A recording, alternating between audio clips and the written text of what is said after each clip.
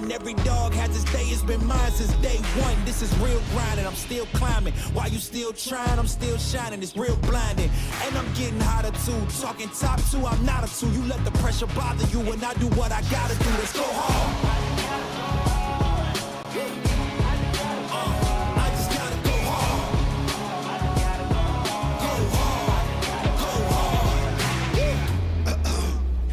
Coming close to me, flow is on atomic. I'm starting fires through poetry. The hardest out, staying loyal, no falling out. And if you step into the court, be ready, we ballin' out. Yeah, the coldest of teens, they know what we bring. Don't try us. Ain't no in between. We go for these dreams in silence. Hard work, don't mistake it for magic. We been shooting in the gym. This is target and practice. Yeah. And I'm just getting started, getting my feet wet.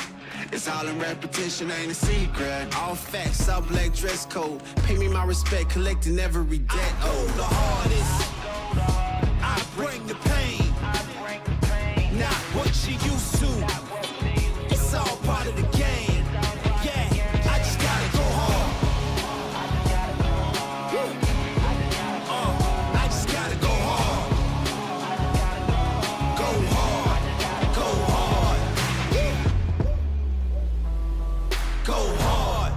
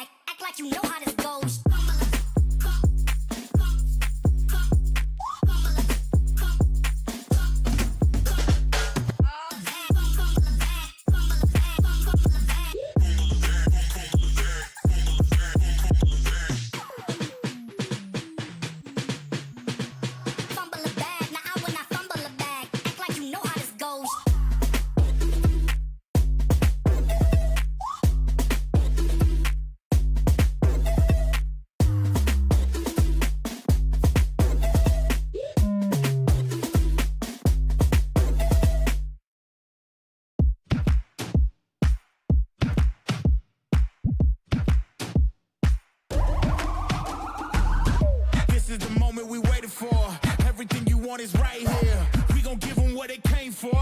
We gon' take it up from last year. Shoot 'em my shot, boy, I'm long range. Me and the team on the same thing. Stay down, never switched up. Only thing changed was the game. I'm in the zone now. Nothing can change what we on now. When I pull up, know it's going down. Foot on the gas, ain't no slowing down. Aiming for greatness, no settling. Kick down the doors, they won't let me in. Taking no else, yeah, I gotta win. Watch me kick down the doors, they won't let me in. Who running the game now? Foot on the gas, can slow down. No, my team, we holding it down. We know we running it now. Watch the game change. Watch the game change. Watch the game change. Watch the game change, yeah.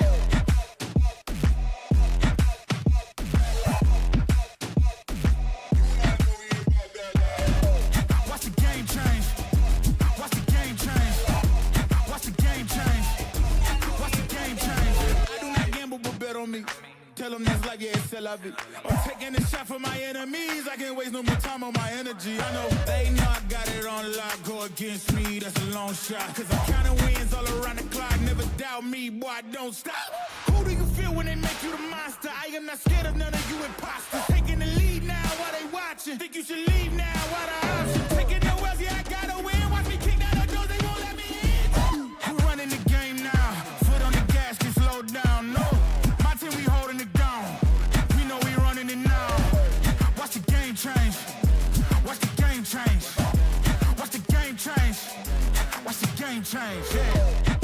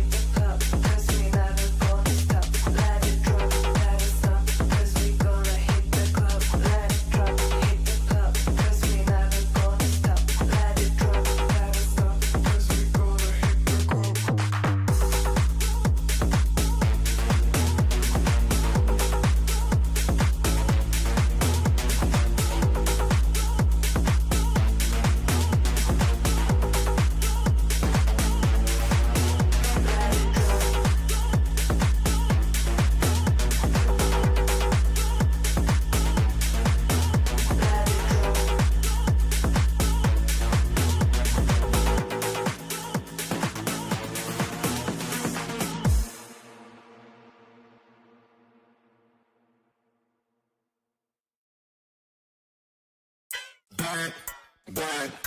Keep bringing it back, back, back. So I'm bringing it back, back. Keep bringing it back. That's all my swinging.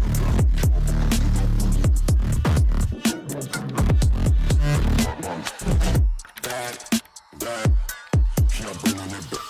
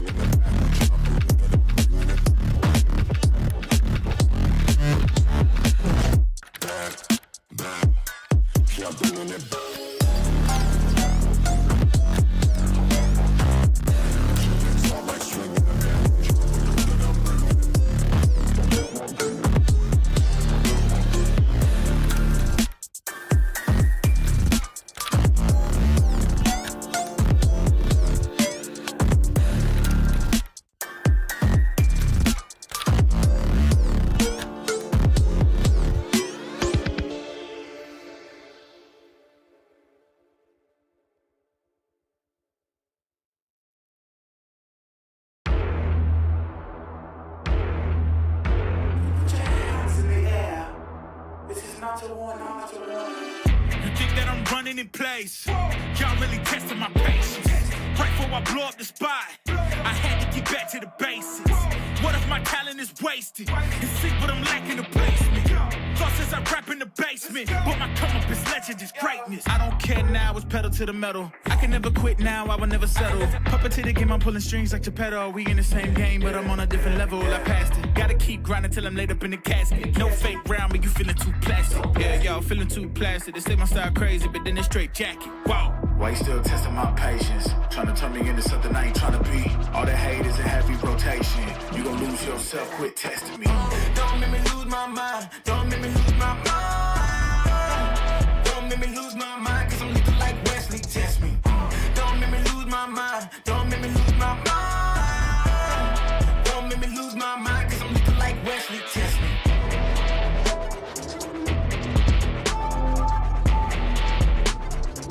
Cause I'm looking like Wesley, test me.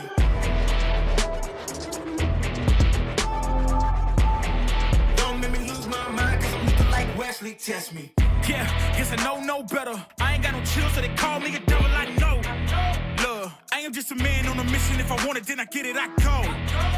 And if you're trying to test me a beast, you gon' need Liam Neeson. The chance that you taking is flagrant, you're testing your luck. If you think you make it out, then you're sadly mistaken. Careful what you putting your stake in, cause I ain't got no patience and no limitations. You trying to figure me out and I know I don't make sense, but no one's there when you call like you trapped in the Matrix. You need to take a break from it, I think you should take 6. Cause yes, I hold a throne and no one else can replace this. The pain will only go deeper the harder you chase it. I'm the greatest that you ever met, it's time that you face it, so tell me. Why you still testing my patience? Trying to turn me into something I ain't trying to be. All the hate is in heavy rotation. You gon' lose yourself, quit testing me.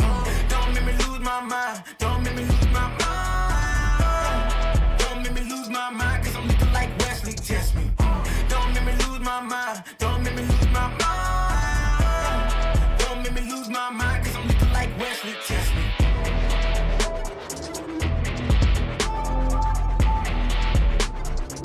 Cause I'm looking like Wesley, test me.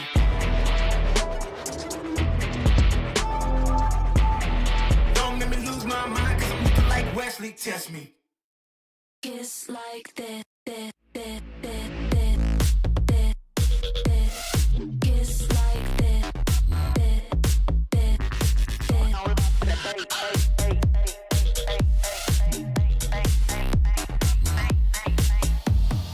Kiss like this, kiss like this, kiss like this, kiss like this, kiss like this, kiss like this, kiss like this, kiss like this, kiss like this.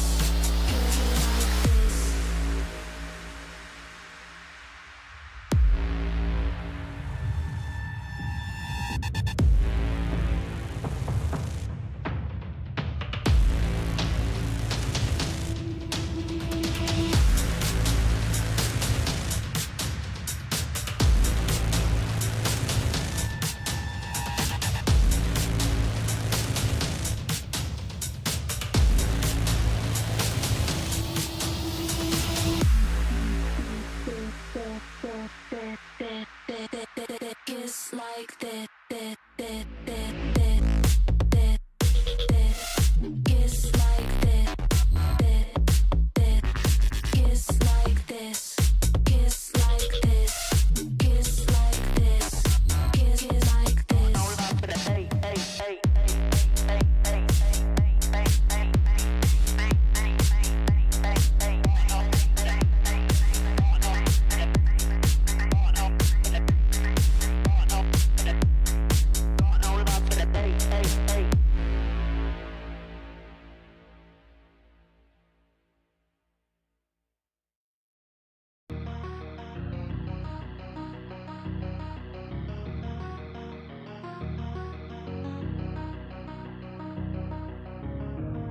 We can come back, till the time is gone.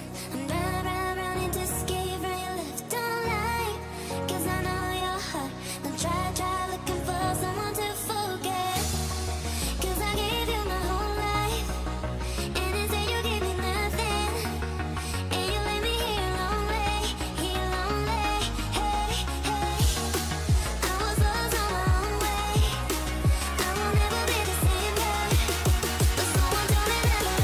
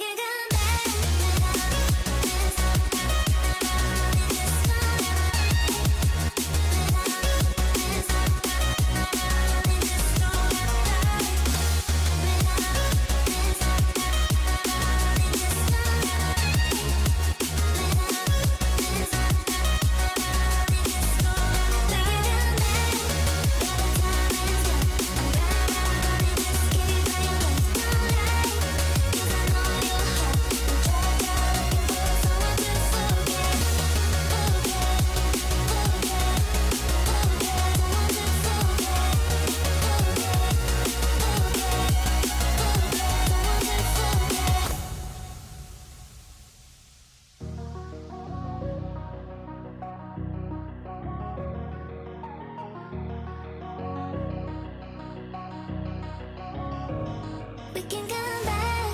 Better time is gone. I'm running to escape from your love. Don't lie, 'cause I know your heart. Don't try looking for someone to forget. 'Cause I gave you my whole life, and instead you gave me nothing. And you left me here lonely. Hey, hey. I was lost on my own way. I will never be the same back. But someone told me never love fate, never love fate. We can come back.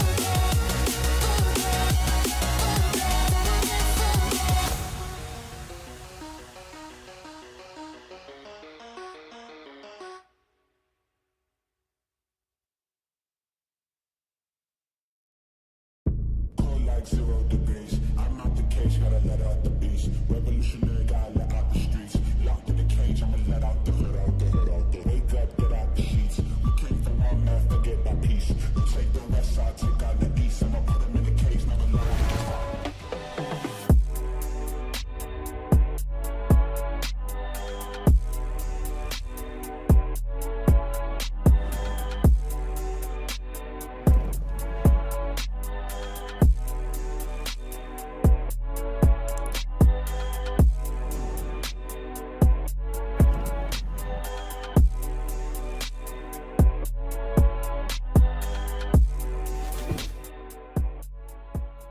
What's in store for Hellcup this time?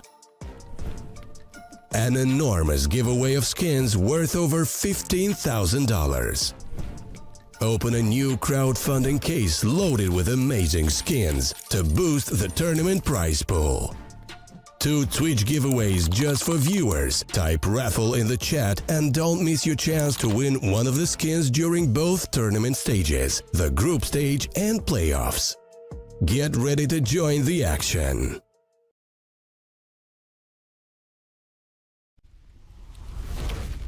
Hello everybody, welcome in here. We are continuing on with the Hellcup into Group D for today. And yeah, the Counter-Strike, I suppose, never really stops here in the Tier 2 for sure. It is myself, Scrib, and Neokai to bring you the action for this one. Yeah, looking a little different, I suppose, coming on to the broadcast. If you're a mainstay of Tier 2, we're going for that Movember look. And I don't know, I think, you know, we both look a little bit younger at the very least. We can take that. I've de-aged about 5 years, I really feel. But yeah, I mean, it is weird. It was like, this is the first time where like doing Movember actually felt like it was a difference because I actually had some facial hair.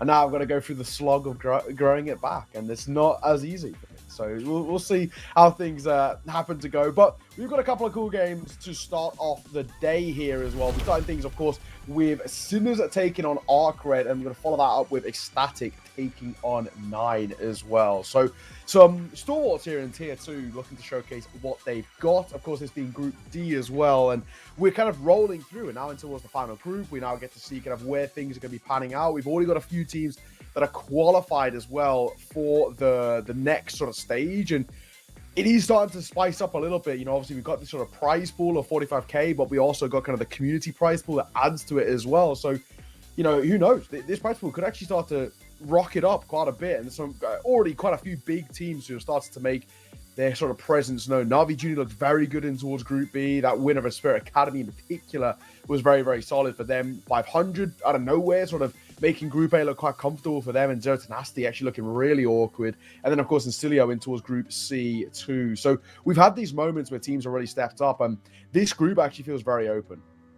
Yeah, absolutely, man. I think that there's, you know, good potential. That second game could be a bit of a banger for sure. And, you know, I think that there's an awful lot of savagery kind of going on at the moment with the way that this system is. 2 losses and you are indeed out. So there's a lot of work that has to come into this first game in particular. 9, I think, will be an exciting team a little bit later on to check in with. But for this opening matchup, it's, again, maybe a little more of a favorite lean in this one. Sinners looking, I'd say, decent at the moment. We've definitely seen them look better, but still a good-looking team and some very recognizable names at the moment within Tier 2. They've stuck together for a while. That's one of the things that the Sinners do maybe over other teams at their kind of level, is they really don't make changes all that often. Is that down to the region?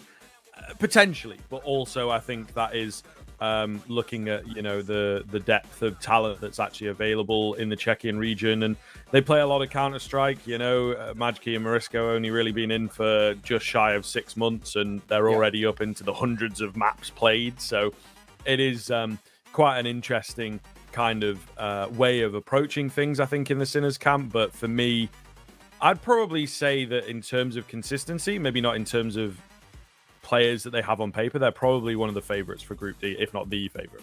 Yeah, I mean, this and aside, at times have had incredible streaks, right? They've really been able to showcase themselves as sort of one of the best teams in Tier 2. But the other thing is they go from these real hot streaks to incredible slumps. So that's the thing with Sinners for me that feels really, really awkward. I mean, it's worth looking as well if anybody wants to really showcase just how up and down this team are. Just go and look at them on HLTV and their kind of world ranking as it kind of developed across the span. So it's like 2020 onwards.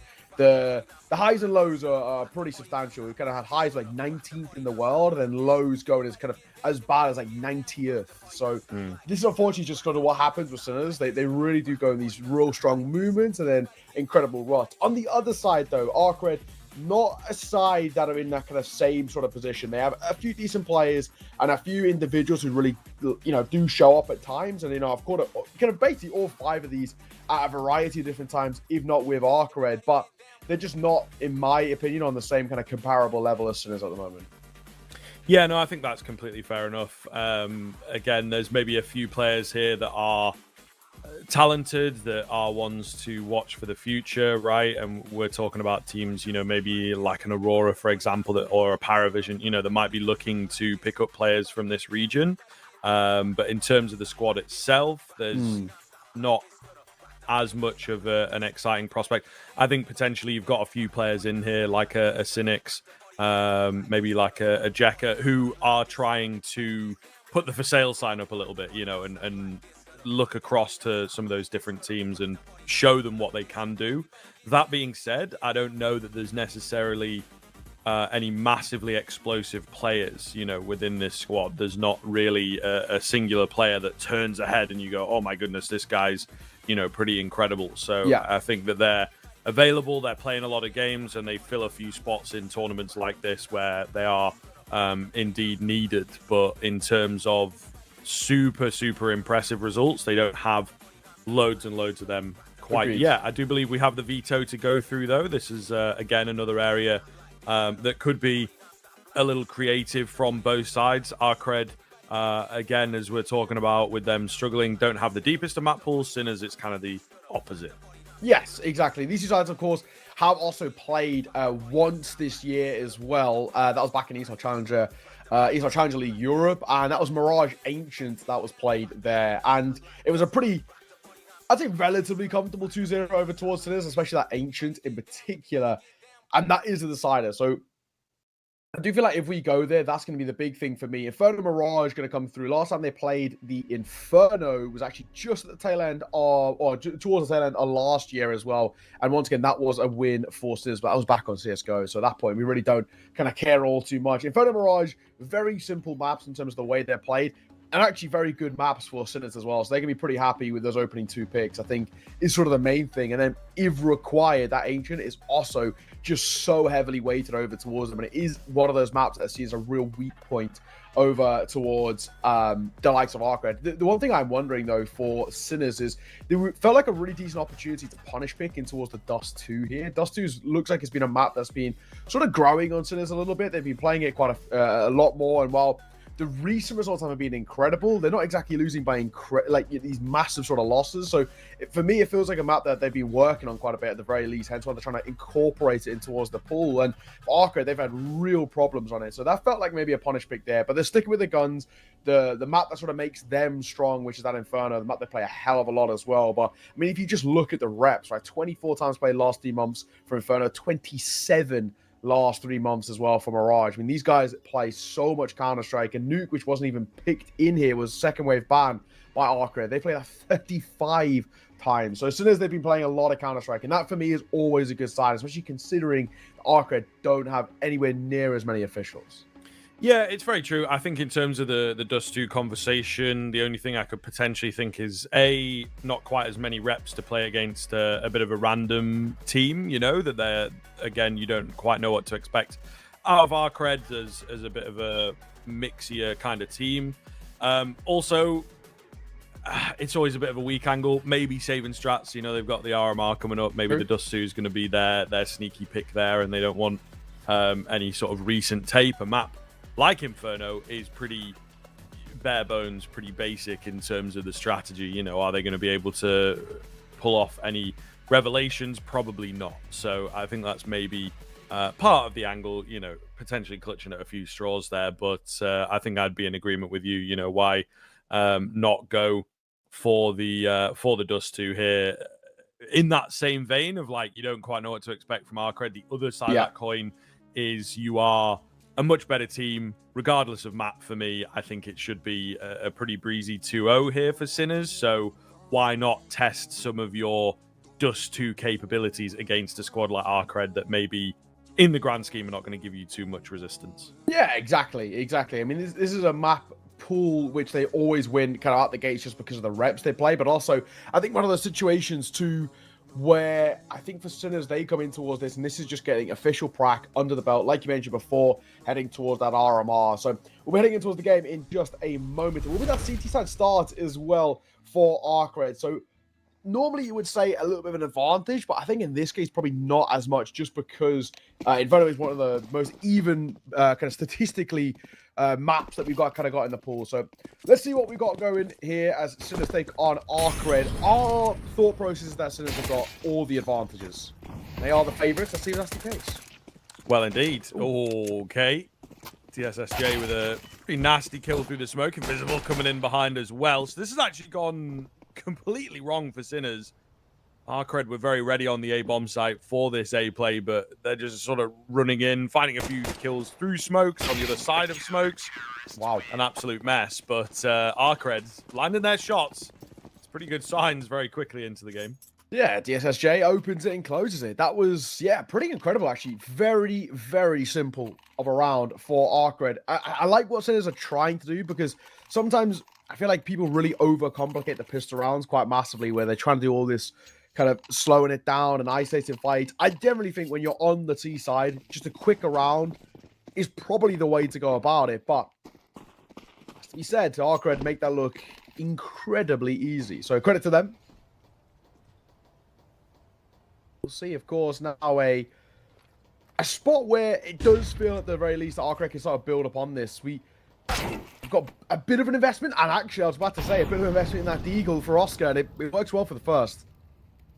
Yeah, we'll see. It could be damaging here if they play their cards right. First kill is always nice. MP9 goes chasing, and it's a good find from Jekka, actually.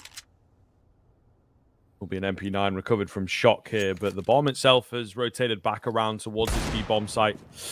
Instead, that was a little close, wasn't it? Through the corner of the wall. Not quite the frag, but making presence known, kind of being annoying here. What is the game plan for the T side? They really are just playing it loose, playing it fast, as you shouldn't around like this, but keeping the pressure on constantly here. Yeah, Jekka playing around car as well. Not quite committed to mini pit, but in that sort of area. 40 seconds, time ticking. Molotov pretty perfectly placed as well to try and split them up. It can't get the kill, but the trade should be good. Oh, hang on. Into 2 versus 2. And this is actually quite rapidly slipping out of contention here. I'm a little worried. Me too. Oh, Cynics, big find. Really big find, in fact. So we'll see. Marisco, he's got time on his side.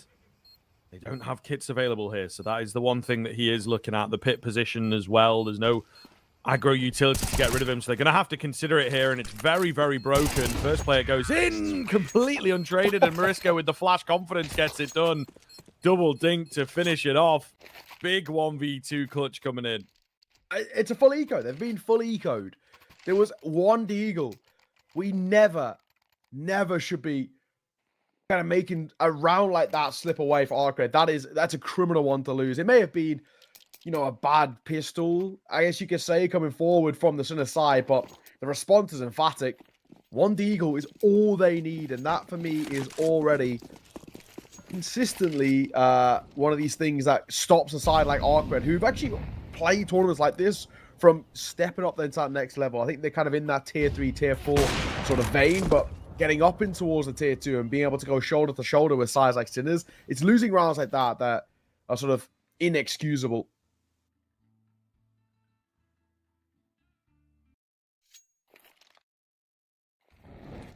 They will be kicking themselves. But they managed to get their hands onto something serviceable in this next round. So we'll see if Arcred have got any sneaky strats for us. Oscar is out, ready to go. Not quite fast enough, spots the edge of the player, but that's ultimately no good. With the AWP revealing itself, the B contingent will go pushing down. So they're going to try and find space over there. There's actually nobody around in the end. Jekka is hanging out over here. I think he facilitated one of these stronger rifle buys, so he doesn't have much to work with of his own, trying to put up his best defense there with the smoke. Meanwhile, Mac-10 wins its fight, but they've made their way down Banana, looking to try and overwhelm here. There is one that has slipped the net, just getting in behind. Timing is decent, but unfortunately finds himself all alone. Oh, he's really threaded it in here. Could indeed take out the planter, but whether he wins the round or not is another question. I think he's also been spotted there just on the edge. B-Stick will lose his head, but the trade is instant, so Sinners, they fend off the force. All right, good post-spawn. It has to be said as well. Upgrades to be taken there too. Going for that M4 towards the AK. Nice little, small little cherry on top. But yeah, for Sinners, making sure that off the back of winning an eco, make sure you don't get sort of forced back in your favor, and that now gives them a lot to work with. We can't really buy here for Arcred. At the very most, maybe one upgraded pistol for DSSJ or Cynics, but it looks like even they're not going to go for that. So it should be a pretty simple third put on the board. Oscar, the AWP in play. Just keeping an eye out in case anybody's run boost across. Going for a stroller stack, but over towards mid. Anybody swings out, they might be in a bit of trouble. Also, if they just were to go towards B, it'd be an empty site. Oh, Oscar. Of all the guns to swing out, you don't want it to be him. He's got the AWP. Just go, fellas. Just go towards B. Oh! We're feeding here. Yeah, a little bit. Madsky, yeah, shuffle it. Whoopsie daisy. They can actually throw it away here if they want to. They can throw it out just behind B-Stick. You can throw it over the ledge. Make sure there's no guns to be collected, bar the Mac-10. I don't know, man. He kind of wants to take a fight, I think. Yeah. He's hoping to maybe bait them in ever so slightly. Does have to be careful. I mean, if another player goes down, I think this ends up being too costly of a round at the end of the day. They don't really fancy it, though, as soon as he reveals himself. So they're going to try and trap him in banana-wise and then cut them off via CT. So it's a nice idea here from Arcred. I think Sinners will be savvy to this one, so safe exit for the T side.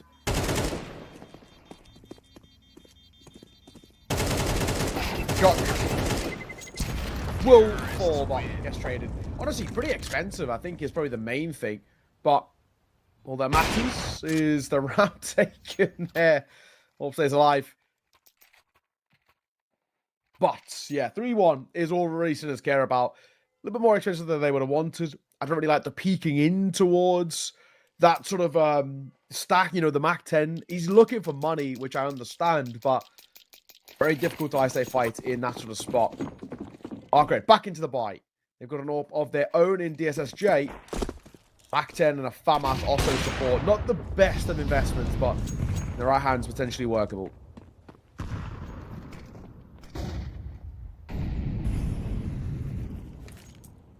Hanging around here on this shoulder peak.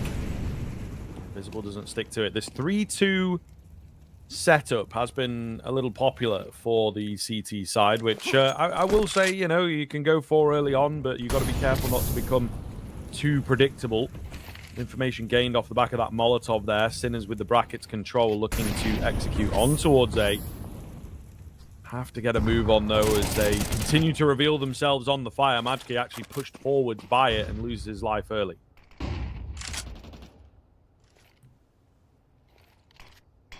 He's thick. Sprayed through the smoke. He does a lot of damage. Yeah, Checker's pretty fortunate to be alive. That nade, yeah, it will actually trickle down perfectly. The Checker is seen off and it brings the numbers back level. For the time being, we'll see. Invisible back end of the site. Nice find from him. Going to call upon the rotations. Just kind of needs to stay alive here. He has definitely been spotted. Gets taken down as well. Shug moving through.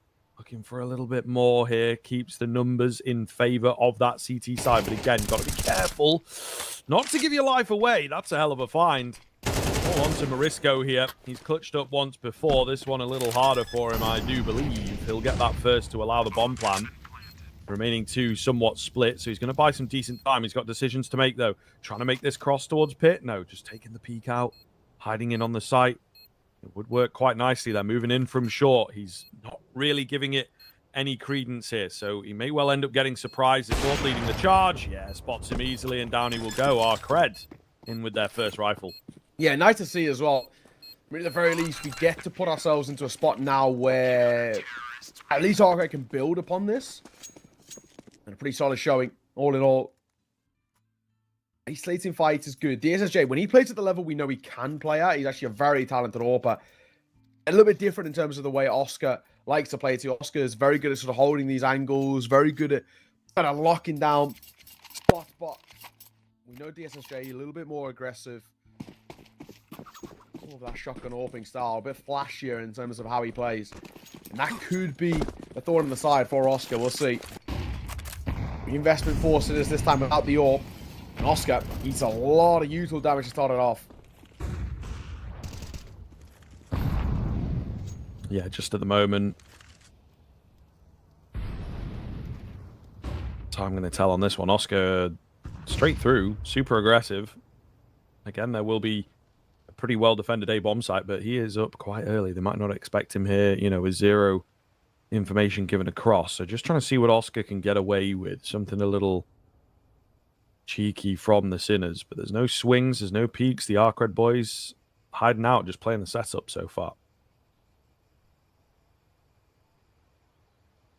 Oscar waiting. Got a pretty advanced angle here, but the setup is just so good for Arcred. One towards back box, Invisible playing up in towards Cold Sarah. It's such a difficult spot that they're in. It's actually, they don't really need to move here. Onus is on Sinners. This is very strange. Very weird looking round at the moment. But Oscar's got, you know, such deep control. I mean, it's very well played in that sense. Meanwhile, Morisco has also managed to sneak in on B. He takes the kill. I thought we were going to go in for a knife. Not going to happen now. The only thing is they're moving into the entirety of this Arcred side, so it could go south. It has for a moment, and there's Shug comes in with 3. They're very, very distracted out. He's actually found all the kills in this round for his squad, but a big 3-piece through that smoke down to the 1v1. Not a lot of time. Shug just got to hide, and Morisco guesses the wrong corner. What a round coming in. Huge ace from him as well. Absolutely brilliant stuff. Yeah, they just don't expect him on 2 separate occasions just to go for a smoke. It's sort of ridiculous in a way that he gets so much leeway. Nobody's holding for him.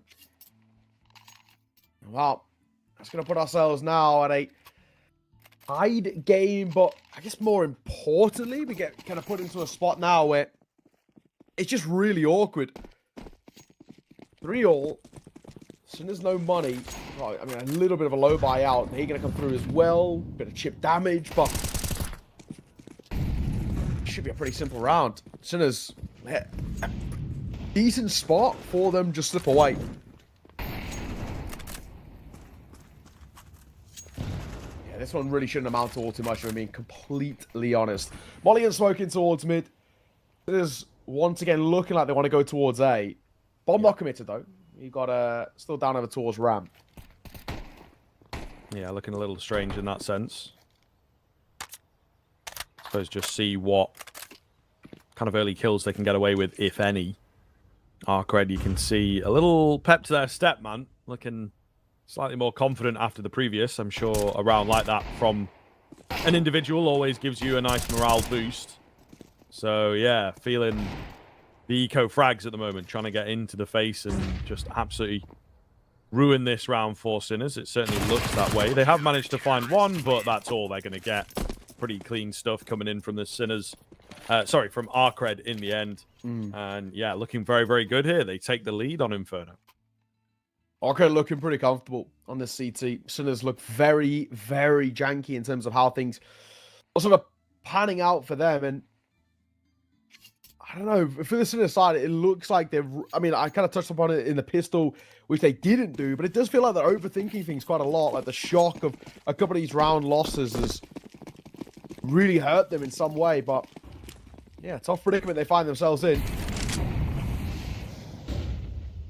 Briscoe should get cleared by Shug here. He will. Good banana control, but the trade is decent. Yeah, not a bad start. Meanwhile, in the apartments, Majki had the right idea, just could not quite execute. Jekka with the MP9 will take him down.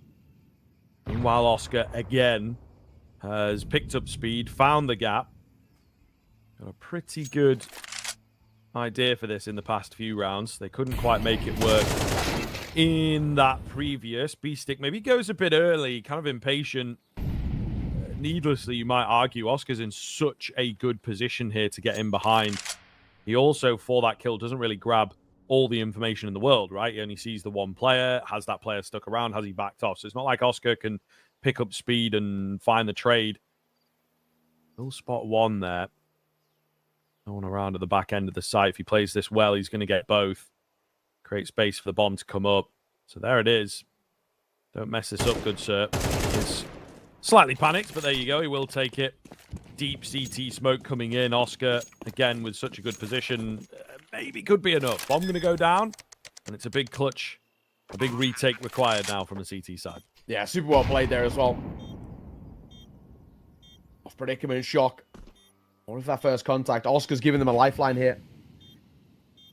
It's just about, can we make this work for us? One spot crossing in towards Coffins and a pop shot coming through. They now know both coming via CT, but it's just about whether they cross in towards Coffins, or actually whether they even give this a go. It looks like the answer's going to be no. The SSJ is getting out of there. Shock's probably going to go soon. He wants to survive. The bomb radius is pretty extensive, but the round is won.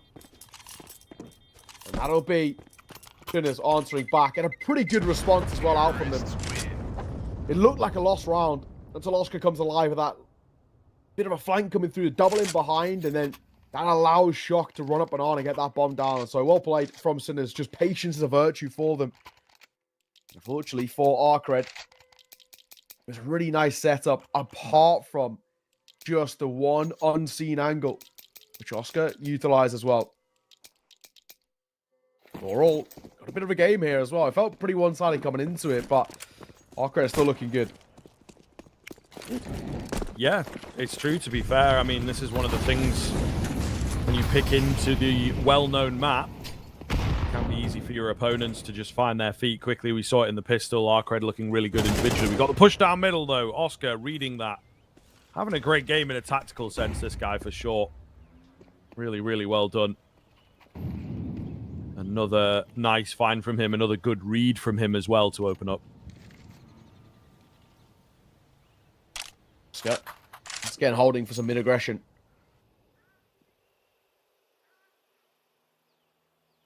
He's going to play up close behind the smoke. I mean, they've got a pretty advanced angle here. Start playing up. Another smoke going to come down, though. A minute on the clock, that's going to chip away a lot of the time to work with here, but even still.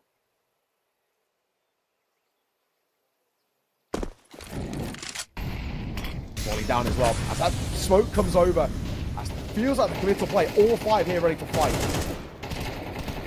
Getting a little crazy, to be honest with you. Cynics will manage to get one. Shug also in there. It is kills going back the way of Sinners, however. Bomb going to be recovered here. 30 seconds left on that clock. Get the plant down.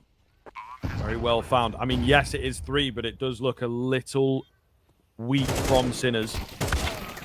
See what they can find here on this retake. Oscar again has managed to thread himself in behind, and DSSJ watching for it. Thankfully takes the shoulder peak, doesn't go too wide at all. Oscar still looking to get the better of him, gets no scope down. B-Stick wins the key fight now into the 1 versus 1 against the pistol. Can't hide away though, unfortunately. Didn't quite get the read on which side he was coming from, and DSSJ with that kit makes it look easy. Yeah, I mean, pretty ridiculous as well. I think for Sinners, if that no scope doesn't connect, they win the round, right? But I think even still, we've probably got to play that just a little bit more passive from the Sinners side. Just buy it a little bit more of the clock. It was so far ticked already. Yeah, not to be. Arcred respond well after losing a round in which they definitely shouldn't have. Back the other way.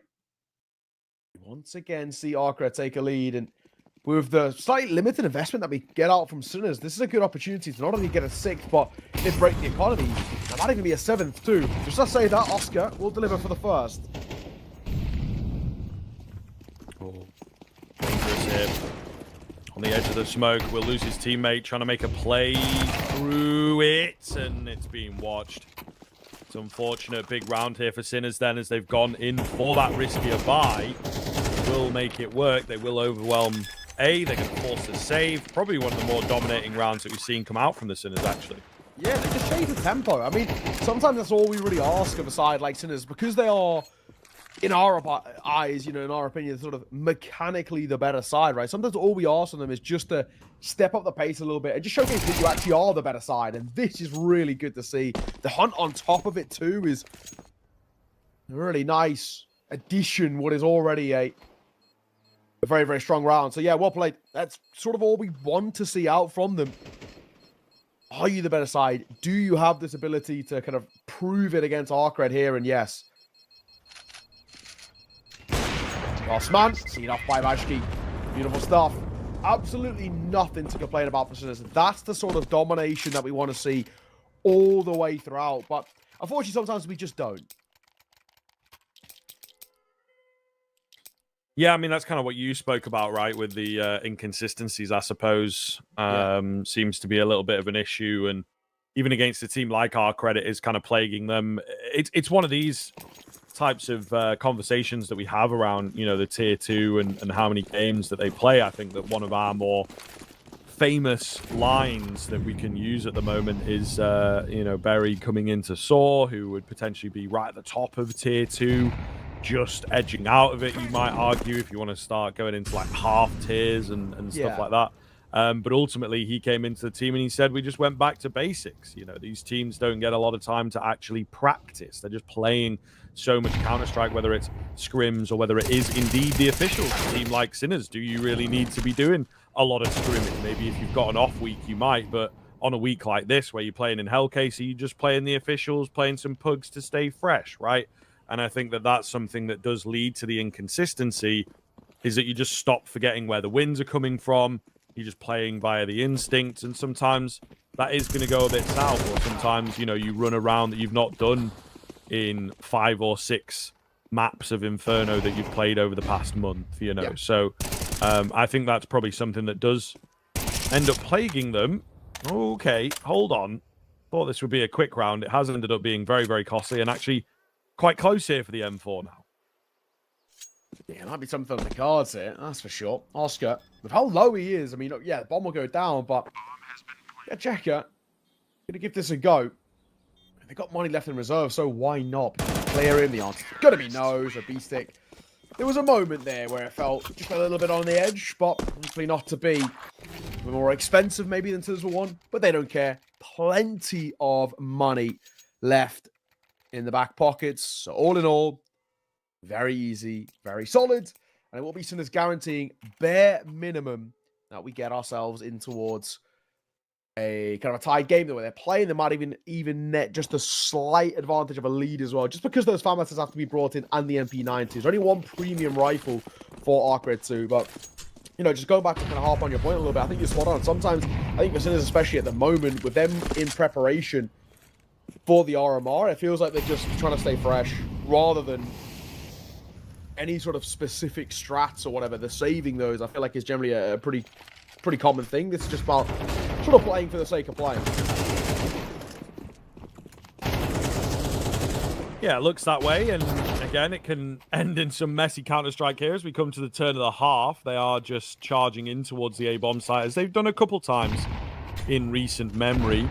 Of course, on that low buy, managed to make it work. Shug with good timing, however, will surprise them. They definitely were not expecting another man to be in on that site. He's going to drop that bomb, leave it all down to Oscar.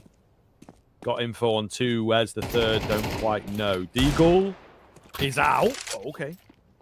Pretty nice onto the first. Yeah, definitely puts the fear into Shug as he looks to back away and play this 2v1 cleanly, but the smoke comes in from where?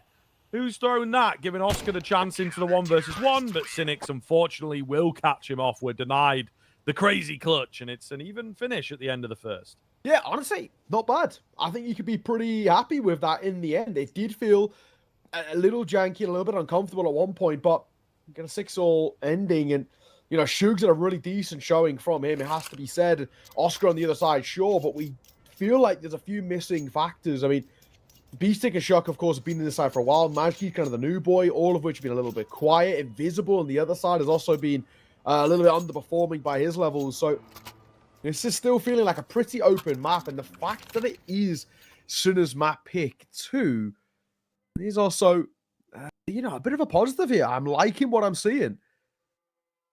I'm potentially maybe a little bit concerned as well. Arcred, they do play a little bit of a looser style of that T side, and that potentially could even catch this side off guard. Yeah, it does seem as well. We've not really mentioned it too much because I suppose he was sort of benched and already in the team, kind of. Yeah. But I think Shug is coming in for Vert, who's like, a relatively recent addition. Not quite sure what's going on there. Teams at this sort of level. Is it a stand-in? Are they going back to using him full-time? We don't rightly know, so it's kind of difficult to speculate on. But at the very least, I think this comes as a surprise for Shug himself that he's playing here today. They've potentially asked for his assistance, and yeah, he's doing really well, playing sort of a free game and taking over a little bit. One of the big reasons Arcred are able to keep it even. Very true. Yeah, jack up. We'll start things off. Pistols have been good for Arcred, and that isn't changing. Already not a good start as Majki gets clipped. So you already feel a little bit of nerves brewing as well for the Sinner side. You don't want to lose that pistol and then go on like a bad deficit starting off in towards this half. They lost the pistol to start it off, but they did win the eco. You can't bank on that. It's such a rarity. Oh. It's a nice find, Oscar. Nearly gets taken down on his way out. B-Stick, meanwhile, in the pit. Doesn't get too greedy here. Well, Red gets that smoke down before the molly comes in, but it's not going to make too much of a difference. DSSJ on the P250 is the one that does the damage. He does the work. Just going to be Marisco. Nice find on the edge of the smoke. Going to need a few more of those, of course. Trying to follow some traces through said smoke. Eventually just out-glocked, as he will indeed go down. So, Arcred with both pistols here could be a really big deciding factor at the tail end of the game. Pretty true. This is actually one of those things which is a kind of maybe a little bit of a worry for us. It's in the side. Pistols don't look all too cleanly set up in the way that they are. So yeah, a bit of a worry for sure. We are gonna get that force buyout. You know how I feel about them. Not a huge fan, and this could be the thing that either makes or breaks us. If they lose this, that's Arcred up to 8, then probably the 9th as well at that point. Losing track of the game, you're running out of chances. Yeah, not good, man. Not good at all. They've got to watch themselves It can very, very quickly get out of hand. 5-7. Of course, spamming away, nothing on the end of it. But these are the kinds of rounds where the Sinners' individuality that we've talked about can really take over the game here. And they look to just fully stack the A-bomb site now. This could be very, very devastating, actually. It's a big call. Definitely a big call. Still, a waiting game. It's about whether they get given those opportunities, about whether the bomb just has a little look in towards Banana, which it does feel like the pack are. And unfortunately, this gamble stack might actually end up working against them. Ooh.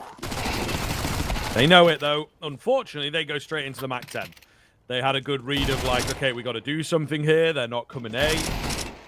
But yes, the MAC-10 is now set for the ace, in fact. You might just get it if B-stick is incredibly low. I mean, yeah, you'd never expect all 5 to be on A, but that is indeed the case. Where is this last man? Cynics doesn't quite know. He's hunting far and wide for his ace. No, he's going in the corner. Not quite sure. He's still moving over there. Yeah. So I don't know. Interesting. Yep. It's a precious MAC-10, mate. It's been blessed.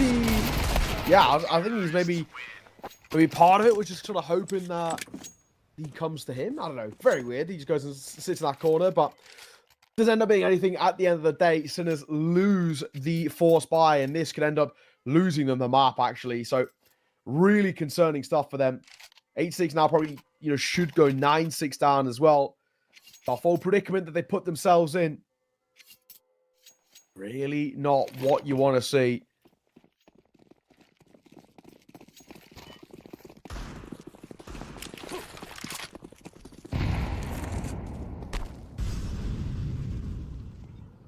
Yeah, dangerous here. Very, very dangerous indeed. I mean, Arcred, we did not completely written them off, but close enough. Didn't really believe in them to take this map at the very least. And they are threatening it here. So, Sinners. Yeah. The dangerous C word, the consistency, definitely escaping them here. And Inferno is again letting them down. So the CT defense, once it gets going, is going to have to be really, really clean indeed. Nice find from Shock. Certainly slowed them down for a moment. Scaring them ever so slightly. Gets himself another. Doesn't have any more support. The bomb's still not here. He gets another rounded headshot. This could be actually on. Oh my, that was close. Felt like he's done it, but not quite. Molotov going to make his life awkward here. Not afraid of the flames, but he will fall to the bullets. And Risco to do it all. Tough ask as well. Deagle, no armor. Versus 3 and smoked out to make matters even worse. I don't even really think there's anything to pick up.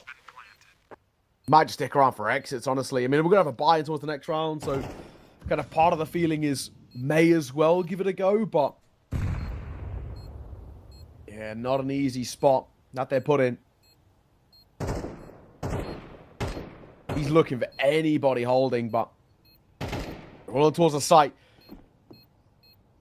This one is done. It will be Arcred up to a 9th and getting closer and closer to taking this map. I'm incredibly concerned. He's going to go late. Doesn't have a kill, so it doesn't make a difference. An exit kill is what he'll get.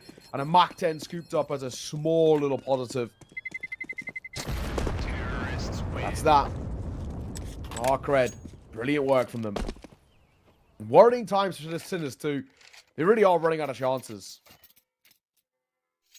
Yeah, looking very, very impressive from the Arcred side. So Sinners, as you mentioned, got their work cut out here. I'd be curious to know what they have in store, and again, this is their pick, and we didn't question it massively, but enough that we were like, okay, well, what's happening here? What is the logic behind this? And I said, man, Inferno, Mirage kind of falls into the category that can be a bit of a dangerous pickup, but trying to lay down the law quickly here with the rifles as they move down Banana for a 2-for-1. Looks like they should be able to get away with that as well. Pretty solid, confident, in-your-face kind of start, and if Banana is an area that Arcred can't deal with, it could be very problematic.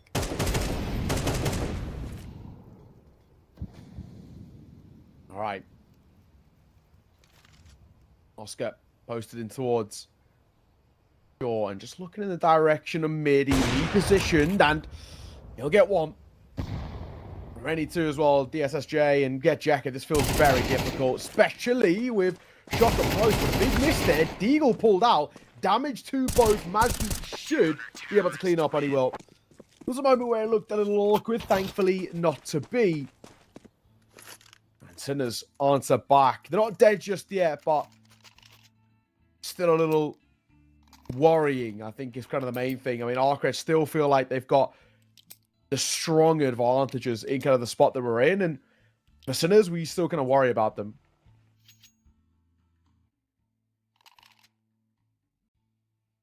It is very possible. Attack coming in. The mighty Arcred. What do they have planned? What do they have up the sleeve here? As, you know, we'd maybe called them out as a team with not loads and loads of depth. Yeah. So, potentially cooking something up on the fly. Still got the guns, so it's not like it's going to be, okay, we're on the eco, what smokes are you throwing, let's go A fast. I think there may well be a bit more to it, but again, this banana area needs dealing with quickly. All right, let's see. Attack ball's done.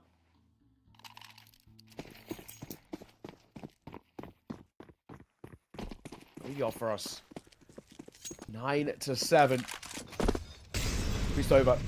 It's now posted, doesn't spot anything. Should confirm a little bit of that banana presence. Double Molotov going to come down too.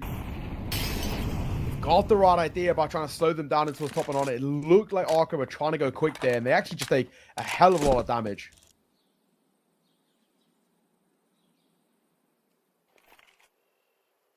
Morisco creeping forwards. Is there a flash to come here? The answer is yes, but they go just in time.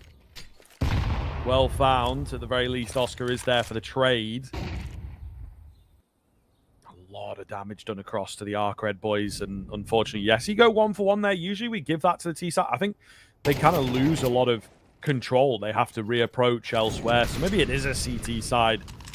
Small victory. Of course, the way that it works is your numbers have to be redistributed. Sinners opting to go for the 3 on A for now. Is the bomb going to dedicate to A, though? Looks like the answer will be yes in time. So Sinners in the right place at the moment. Doc. Being a little active here. I like this. Might actually catch Sugar off goal how low he is. Oh, but Shug.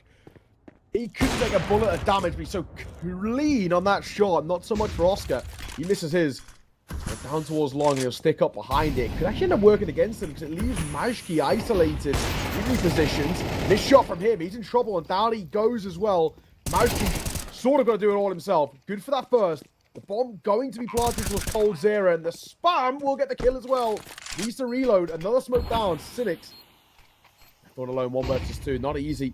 And Majki just buying time for B-Stick to rotate in as well. I don't know if he knows he's on towards Cole's Zero box. He's got the right idea. B-Stick looking to clear, swinging a fine, and actually a really good hold. I think Majki does it expertly there. Yeah, this is where they are again, you know, maybe showing some of their prowess on that Sinners side of things. CT side going to be difficult to get through when you've got players stepping up in that fashion. Oscar playing really, really well, but as you say, Majki maybe the more standout player there. I think Oscar will always be a problem on this Sinners team. Certainly, you know, worth looking over, worth looking back at. I think how well he has played over the course of his career. I think there were some sort of personality issues, bit of a what if question mark on him, but considering he's 33 years of age, I think he continues looking good. And there's not an awful lot of players, I think you'll be surprised, especially in the AWPing role, how well they can play. What's gone on with the nades? Oh no, Invisible melts himself. What is happening?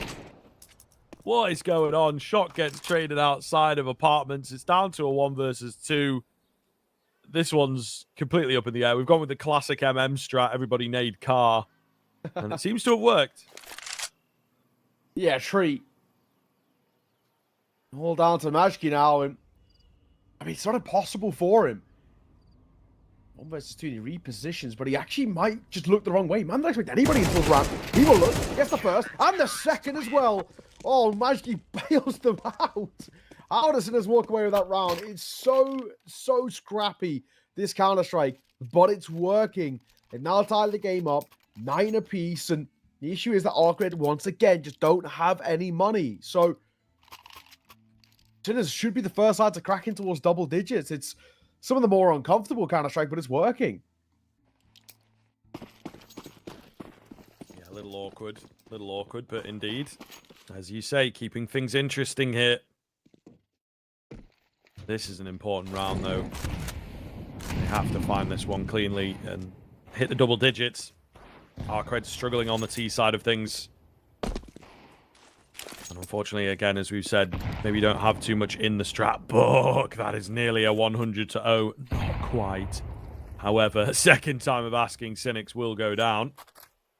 So there you are. Nade play from Sinners is nice and strong.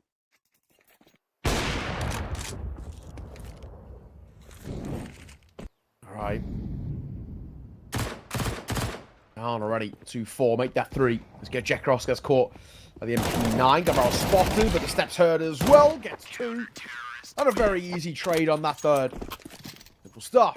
And it will be already where we see just enough to work with for Sinners, making sure that that one is pretty inexpensive.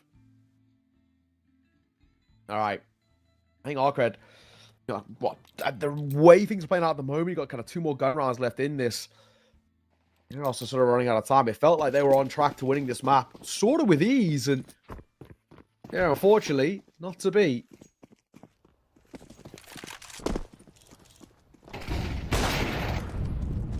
Oh. Okay, it's one way to kick things off, I suppose.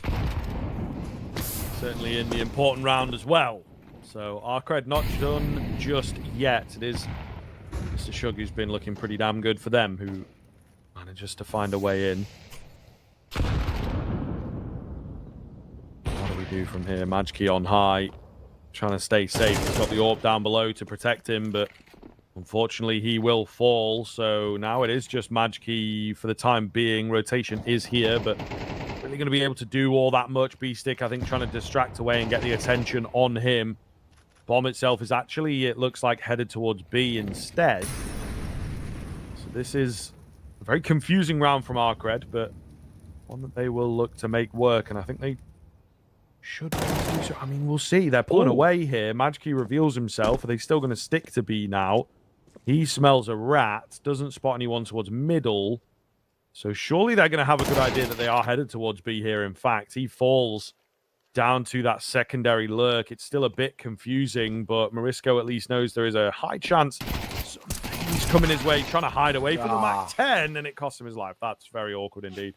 Yeah, he probably actually just should have just committed to the fight itself. B-Stick left all alone. I'm actually surprised he's even sort of going near this in a way, because of that radius as well. He has to really hightail it. I mean, I guess he wants to stick around for exits because he has money, but is he going to be the right idea? Is he going to pay off? I really doubt it, how low he is. Good response out from Arcred. Going to be tying this game up. Just about who, if anything, staying alive. I mean, I was going to say, it looked like he was going to try and give it a go, but I don't think he would have got too far with it. 10 all, and with only the 1 casualty, it's a pretty good round to be taken for Arcred. A bit of a worrying one as well for Sinners. Just when they start finding success, it immediately gets thrown back in their face, and kind of keeping things pretty competitive. Double MP9 gonna have to come through as well for Sinners to kind of facilitate this buy. It's not a nice space to be in. It's a pretty tough investment to work with.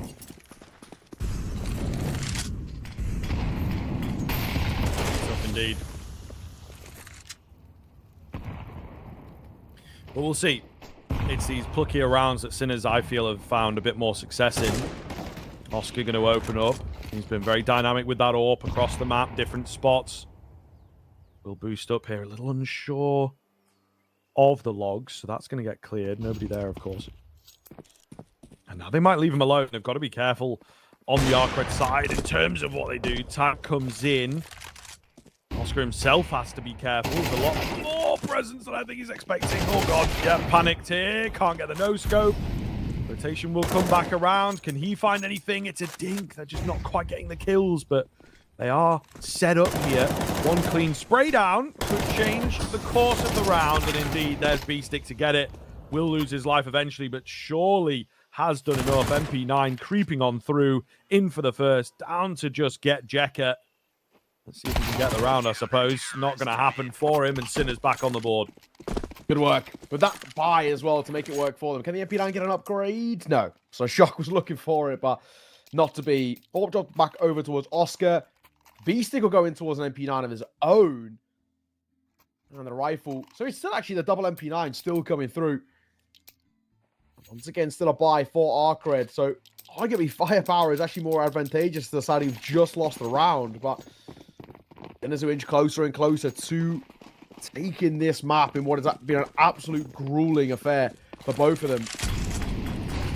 Even still, it might even be the case if it's the full 24 are needed. Hey, possibly, man.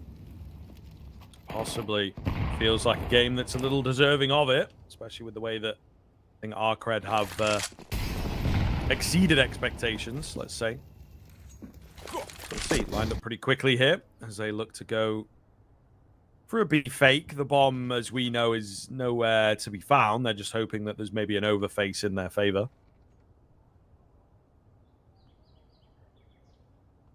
Still holding away.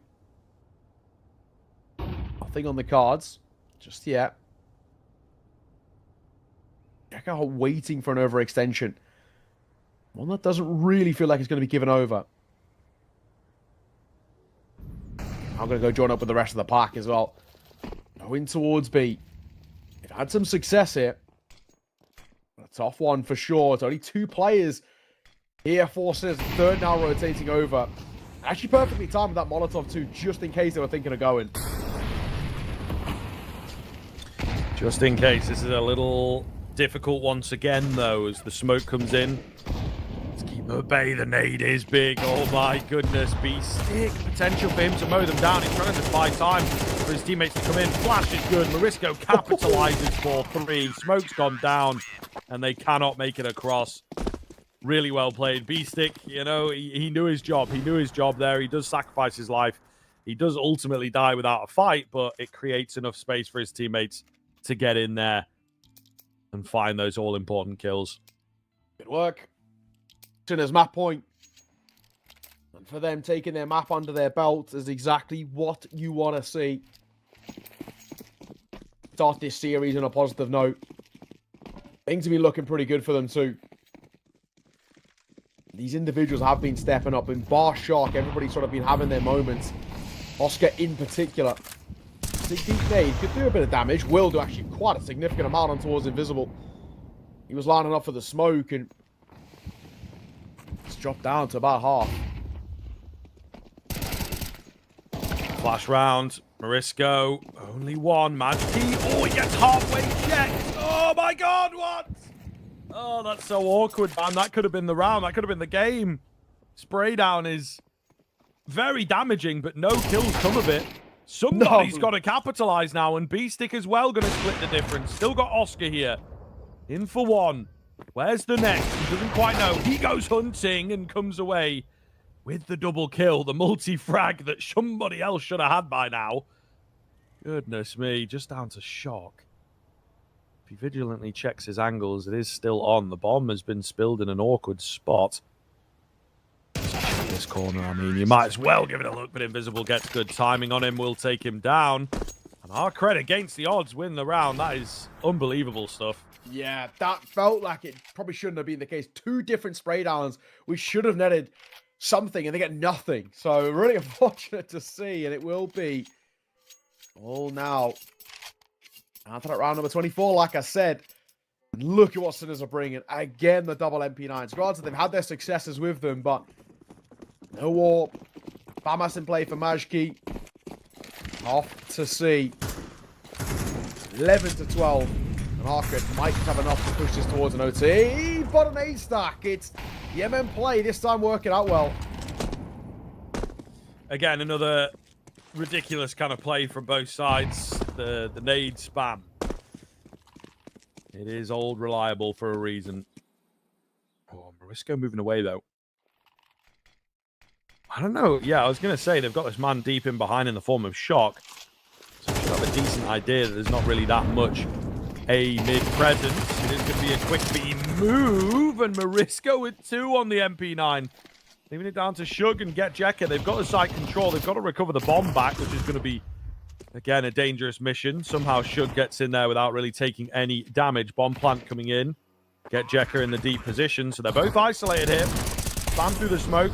Quick move from Oscar as he goes unchecked. And Jekka now has been revealed. Not looking too good at all. Looking for an isolated fight. Not going to happen. Down he goes. And Sinners all the way down to the wire. Certainly not as deep as we were expecting. But they will manage to take it in the end. The Inferno goes their way just about. And the way that history, of course, is going to be written here. Not going to remember maybe how close it was. Just going to remember the fact that Sinners did indeed manage to take it. But it wasn't clean. It was not pretty. No, it wasn't. I mean, it was some of the more uncomfortable Counter-Strike, but I guess all that matters here is that Sinners take it, right? And I think they can now go in towards their kind of opponent's map pick with a bit of confidence under their belt. It was really scrappy. It was very uncomfortable Counter-Strike, and I think, you know, it is that easy argument that you spoke of about saving strats. It does feel like that's the case. I know Sinners have a deep map pool, and I know they have a deep strat book. We didn't really see that many strats there. We didn't see any kind of pocket plays or gimmicks on a map in which they played a hell of a lot. That just felt very basic, and it was down to who can hit their shots, who can just be the one to step up in a big moment and get a multi-kill. And I think, you know, thankfully it kind of worked for them, but the issue is that I think they get fortunate as sort of, no offense to them, that's Arcred, right? I think if they're coming against a little bit more of a better side, they are going to get punished there. And yeah, it was a little bit uncomfortable. Thankfully, they didn't need to kind of expose too many of their strats, but yeah, it did feel very janky in terms of the kind of Counter-Strike we were getting. All that matters, though, map win, and now they can head in towards their opponent's map pick with, you know, a bit of confidence under their belt. You know, they got that Mirage coming up. It's another map in which they play a hell of a lot too, so I don't too worried. No, I don't think so either, to be fair. It should be a relatively kind of interesting look here. And I don't know, a great map coming in from Arcred. I think a lot more game than we were expecting out from them. But at the end of the day, this was a good map. A good map for sure. An exciting map of Counter-Strike. We'll see if it continues to deliver in this series. Sinners, maybe a wake-up call for them. We'll see. Could be the fire up their backside, so to speak, moving into that second map. But we are going to take a break here, folks. Stick with us. We'll be back soon.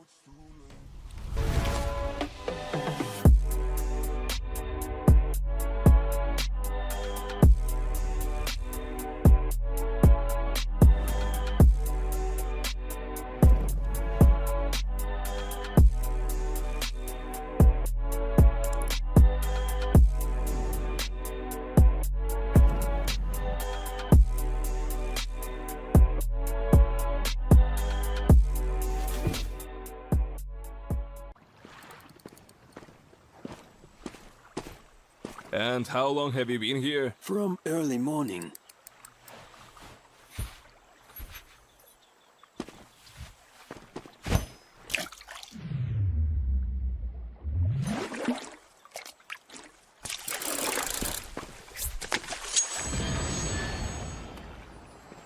Take notes, kids. Hey, was that a bait? Will you share? Hellcase, don't miss your luck.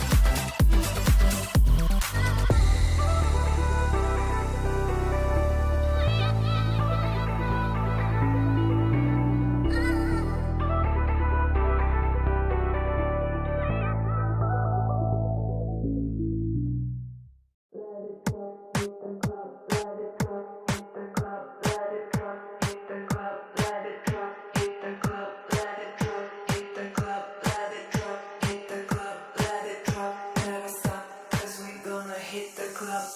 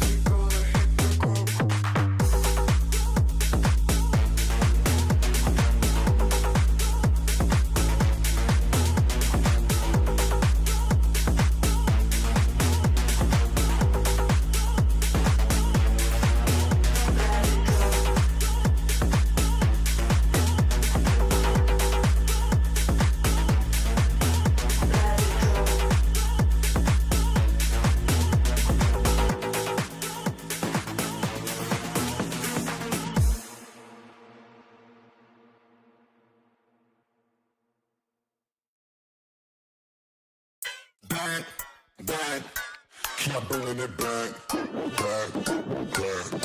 See that ball? Back, keep bringing it back. But you can fall like swinging the back,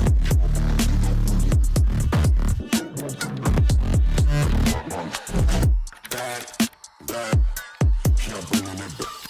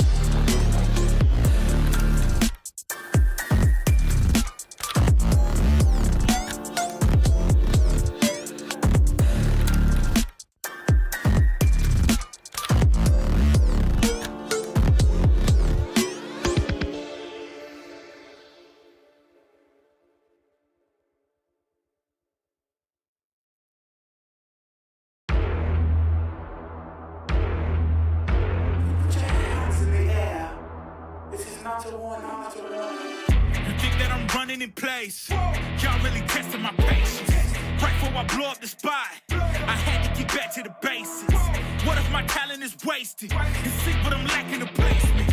Thought since I rap in the basement, but my come up is legend, is greatness. I don't care now, it's pedal to the metal. I can never quit now, I will never settle. Puppet to the game, I'm pulling strings like Geppetto. We in the same game, but I'm on a different level. I passed it. Gotta keep grinding till I'm laid up in the casket. No fake round, but you feeling too plastic. Yeah, y'all feeling too plastic. They say my style crazy, but then it's straight jacket. Wow. Why you still testing my patience? Trying to turn me into something I ain't trying to be. All the hate is a heavy rotation. You gon' lose yourself, quit testing me. Don't make me lose my mind. Don't make me lose my mind. Don't make me lose my mind, cause I'm looking like Wesley, test me. Don't make me lose my mind. Don't make me lose my mind. Don't make me lose my mind, cause I'm looking like Wesley, test me.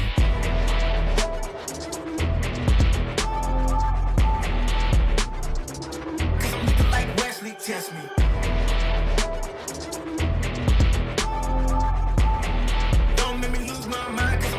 Wesley test me. Yeah, guess I know no better. I ain't got no chill, so they call me a devil. I know. Look, I am just a man on a mission. If I want it, then I get it, I go. And if you're trying to test me a beast, you gon' need Liam Neeson. The chance that you're taking is flagrant. You're testing your luck. If you think you'll make it out, then you're sadly mistaken. Careful what you putting your stake in, cause I ain't got no patience and no limitations. You trying to figure me out, and I know I don't make sense. But no one's there when you call like you're trapped in the Matrix. You need to take a break from it. I think you should take 6. Cause yes, I hold a throne and no one else can replace this. The pain will only go deeper the harder you chase it. I'm the greatest that you ever met. It's time that you face it. So tell me, why you still testing my patience? Trying to turn me into something I ain't trying to be. All the hate is a heavy rotation. You gon' lose yourself, quit testing me. Don't make me lose my mind. Don't make me lose my mind. Don't make me lose my mind, cause I'm looking like Wesley, test me. Don't make me lose my mind. Don't make me lose my mind. Don't make me lose my mind.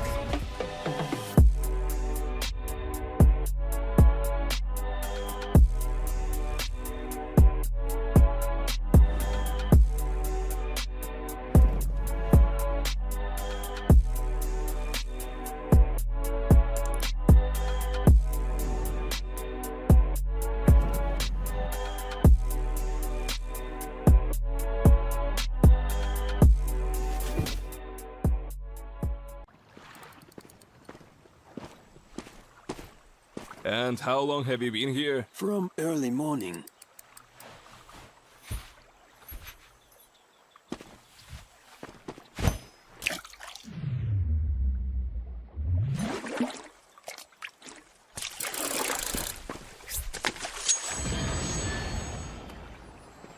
Take notes, kids. Hey, was that a bait? Will you share? Hellcase, don't miss your luck. Here we are with Map 2, ladies and gentlemen. A close first, as we expected Sinners to really come away as a clear favourite for today. But not the case. Not the case. Our cred, particularly Shug, looking very, very good, keeping it close. Will be kicking themselves.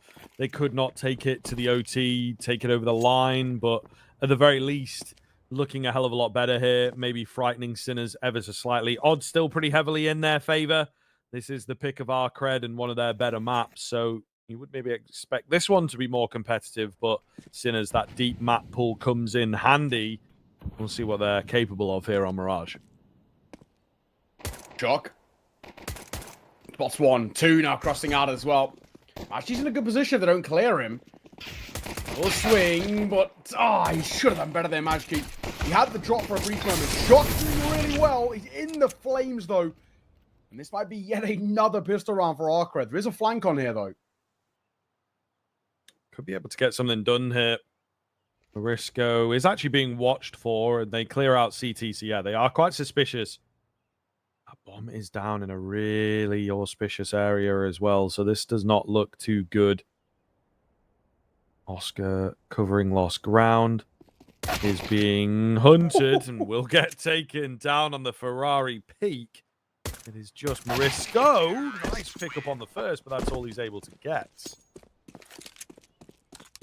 Has to be said as well, for Sinners, pistol rounds are still a bit of an issue for them. We've got to clean these up without a shadow of a doubt. That's still something that they look very uncomfortable with. There isn't really any rhyme or reason in sort of how they play it. But yeah, tough predicament, that's for sure. once again for Sinners. We're going to go for that force buy. Didn't work out last time. We're going to see if it goes again, but scout out for Oscar. He's pretty good with those. MP9 for B-Stick and a few Deagles.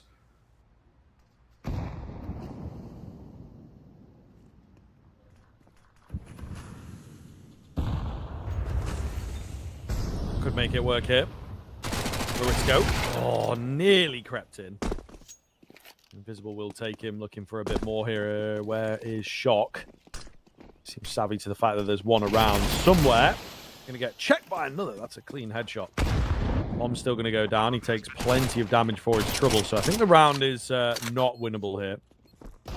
Are they gonna recognize that on the Sinners side? Are they gonna try and still go for it? It looks like it will be the latter, and you can see it's not easy for them. Still keeping those guns low, maybe trying to deny some away. Oscar does get his hands onto a MAC-10, has to pull off the reload, can't trade cleanly, but gets some money in. So we're keeping it going here. There's just not a lot of time. Just got to play that bomb. Ultimately, oh, I think they might just have got it. It's going to be a bit close, but I think Majki might just have got it here. Oh, we'll see. I don't know. I think it's right on the edge.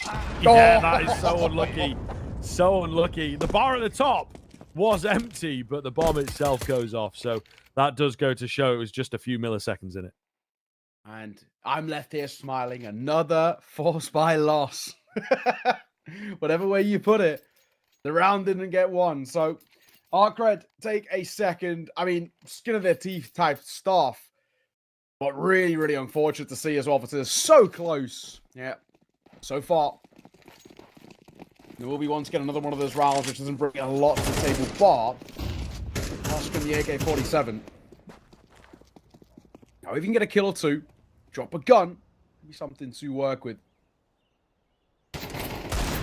Spotted. Pop shot from Marisco. Doesn't have the armor, so needs to be a bit careful here. Can't really afford to take too many, if any, tags. Oh, that's not nice. Majki burning down as he tries to escape. Marisco hanging around here. Could find a head if he plays his cards right, but nope. Takes one in the head himself. Mr. Oscar, AK in hand. They are still aware of him. I think they're just kind of looking to avoid him. Meanwhile, Shock's discovered the bomb. And a dink, but just can't get a kill. We're getting a little unlucky here on the Sinners side.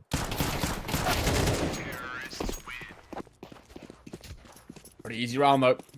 Despite the bits of potential damage that was there for Sinners, nothing really comes to fruition. So, yeah, pretty simple all in all. And it will be 3-0 start for Sinners in towards their first gun round. Does feel like it needs to get off the ground basically immediately, but we'll see whether that is the case. Arcred, even if they get something as simple as this gun round in their favor, already basically puts us in the spot of saying that this is a good first half for Counter-Strike. East side on a pretty CT-sided map. Not a bad spot to be in.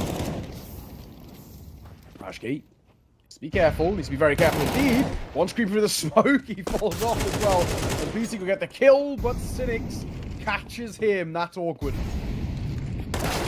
Very awkward indeed. Majki going to go down. This is looking good from Arcred, man. Oh my goodness. Get Jekka rolling the heads and just able to walk away completely unscathed here on the T side for the most part. Really, really clean stuff. Final kill comes in and Arcred's dominating the A-bomb site there. This is worrying signs for Sinners. They started off very slow on Inferno as well. So this is crazy. Sinners are looking really awful at the moment. Wouldn't mind just seeing a pause maybe coming in towards the next gun round, maybe. To slow things down a little bit. Quite a rapid pace where seeing Arcade just pull away. Pistols, force, and gun rounds all going in their favor. The triple threat for Arcade right now. And Sinners, on the more preferential side of CT, cannot seem to do a thing.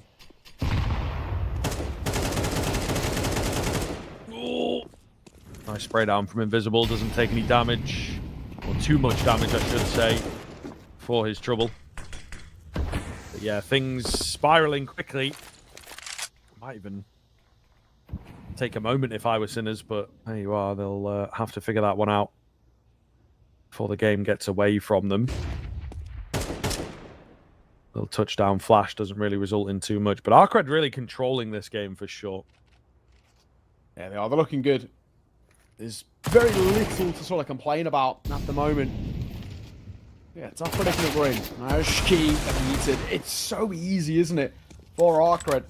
And not really having to do anything too special, but it's slotting itself in towards the kind of the place we need them to be without breaking that much of a sweat. And that for us is a bit of a worrisome time. Oscar can get right with this 5-7. My hands can be pretty good, but invisible. What a clearance. Okay. Arcred looking kind of unstoppable. No real resistance as yet. They did have that super close defuse, so, you know, that's potentially something that is affecting the Sinners game, the Sinners mental. That's maybe the only thing that I can look towards here, but this is a really, really solid look. Sinners got to bounce back pretty aggressively, to be honest with you, and give us a CT side here, because yeah, it is just getting to that point of a scoreline where it's like, right, is this recoverable? Are you playing catch-up the whole game long? Magikey with an early move nearly does get caught, but both sides able to fight another day.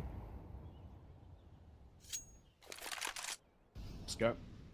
Take this Orb Sing in a pretty good first map. He was the main point of firepower for Sinners, as he quite usually is. We need some others to start stepping up. Beastic drop a smoke as he starts to hear that Yuto get dropped through. He goes on high, does well for one, and damage on towards the second, still gets traded, and Shug finds a gap.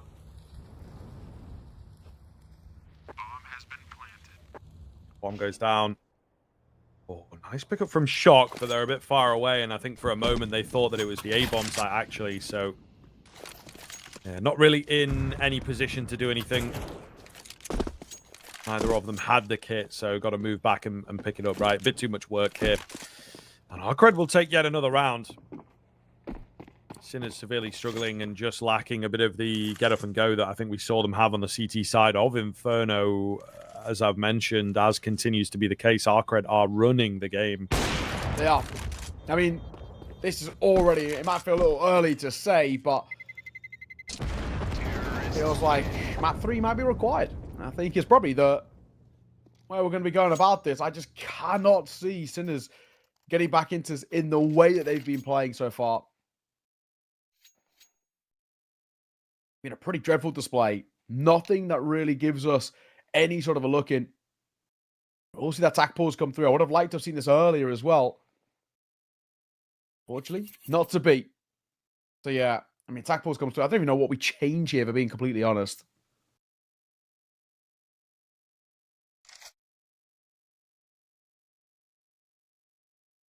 Yeah, I mean, maybe we do just have to, again, see some presence in from the Sinners side of things. That's usually the bare bones ask of a CT side that's struggling. It's like, are we getting aggressive in ramp? We're getting aggressive down middle. Those are kind of the two areas, right? We might see something a little more creative in this round. I think that, yes, the timeout comes in, but it's not actually for this round. It's for the next one. This one is probably going to be your half buy, you know? Yeah. So we'll see whether they employ any of that. Maybe they test the waters with some aggression in this round, but it looks like not. It looks like they will just go for the standard setup. The sort of thing to consider here is that they put both the saved weapons together. So that's maybe your kind of key difference is the fact that the A-bomb site is what they believe in, what they look to mainly defend, and it would indeed be correct. Shock here at triple. Oh, flash comes around. Well timed. Looking for a bit more. Going to get it as well. Nice and free here as he keeps them coming nearly into that fourth. He gets some damage off, but not quite. Oscar is here, however. And, well, they thought it was potentially free passage in towards the A-bomb site. They would indeed be wrong. Down they go. Orc going to be saved through. AK as well. Doesn't quite make it into the hands. Oh, there you go. Okay, B-Stick does actually get onto one. So Sinners with the unlikely round, but just ultimately a good read for them. Yeah, about time we see Sinners do something well, right? I mean, that's the main thing. We just have not seen enough out from this inner side, but that at the very least gives us a bit of a positive where we can fall back on that side. Right now, this is how we're going to get in towards this. This is how we're going to start to find ourselves into a sort of strong position. I was saying, we basically have to see Sinners completely turn things on its head. Oscar, nice find. Quick, aggro AWPing, finds DSSJ.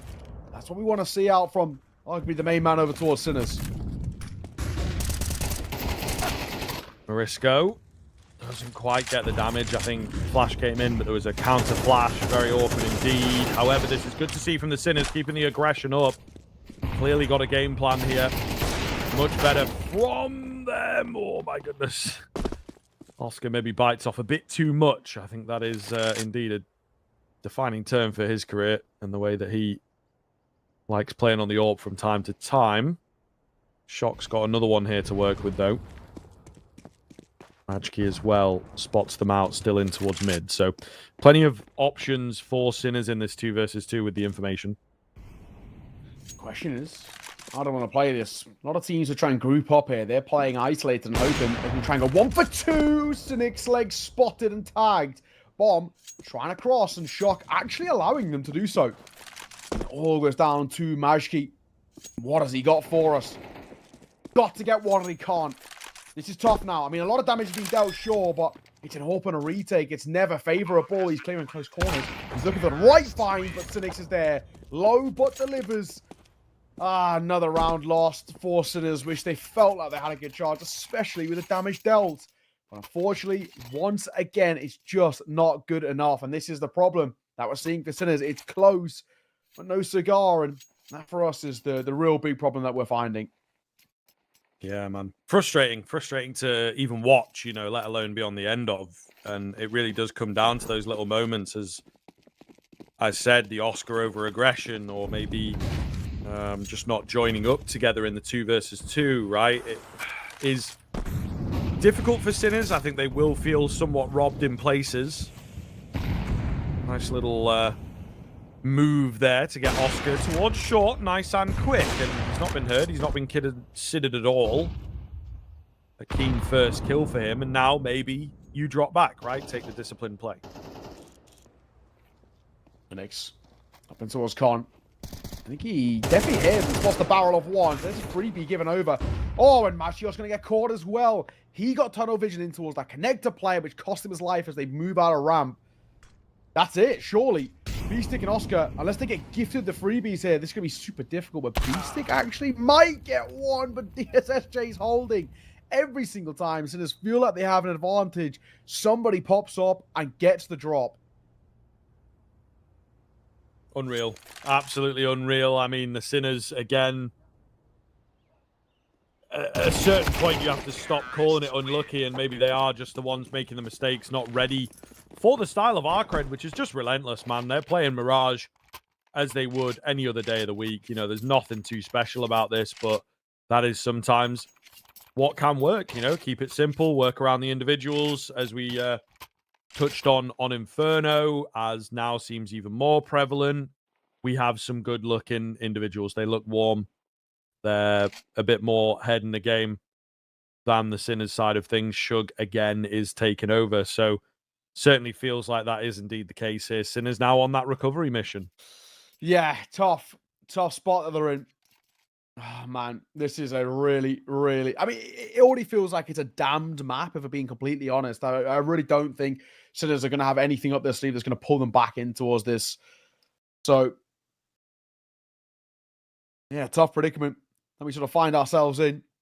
Another pause, and I mean, is anything really going to change? I don't know, if I'm being completely honest.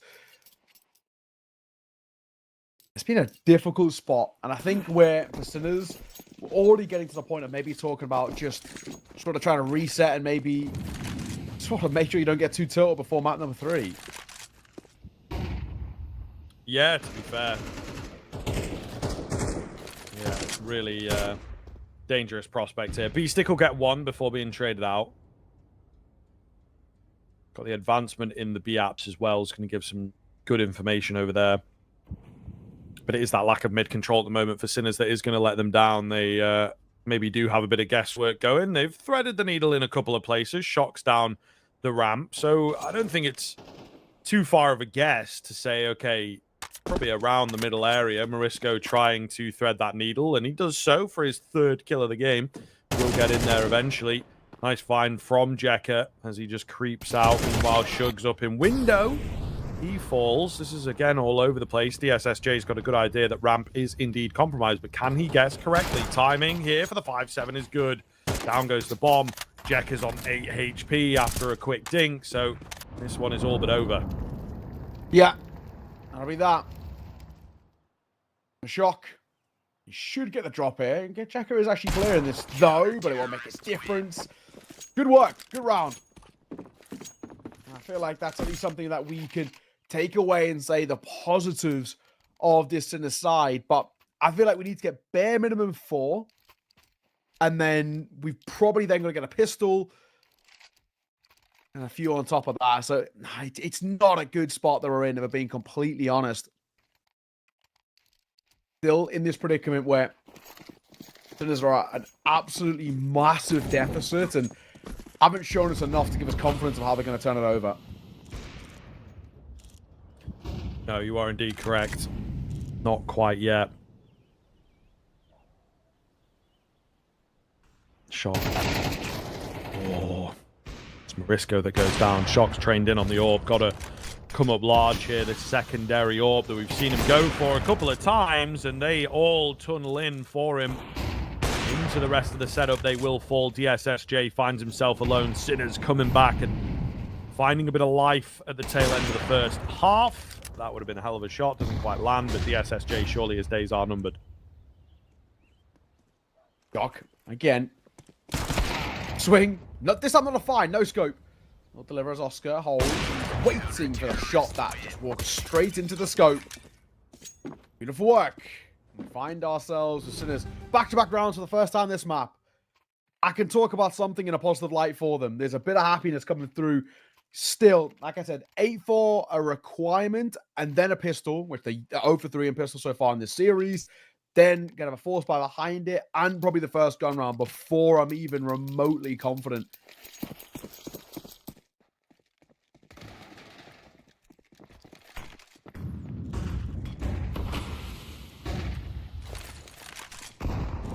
Early nades. Laying down here. It's a lot of aggression towards middle from both sides. Good timing from both sides as well as they meet each other. Morisco can't do the damage. Trace is certainly not seen, but heard. As AK will unload and take him down. So a nice early start here for Arcred. Oh, shot from Shug. The shot gets deleted. Majki. One in towards Ram, one in towards Khan. He does need to be a little careful.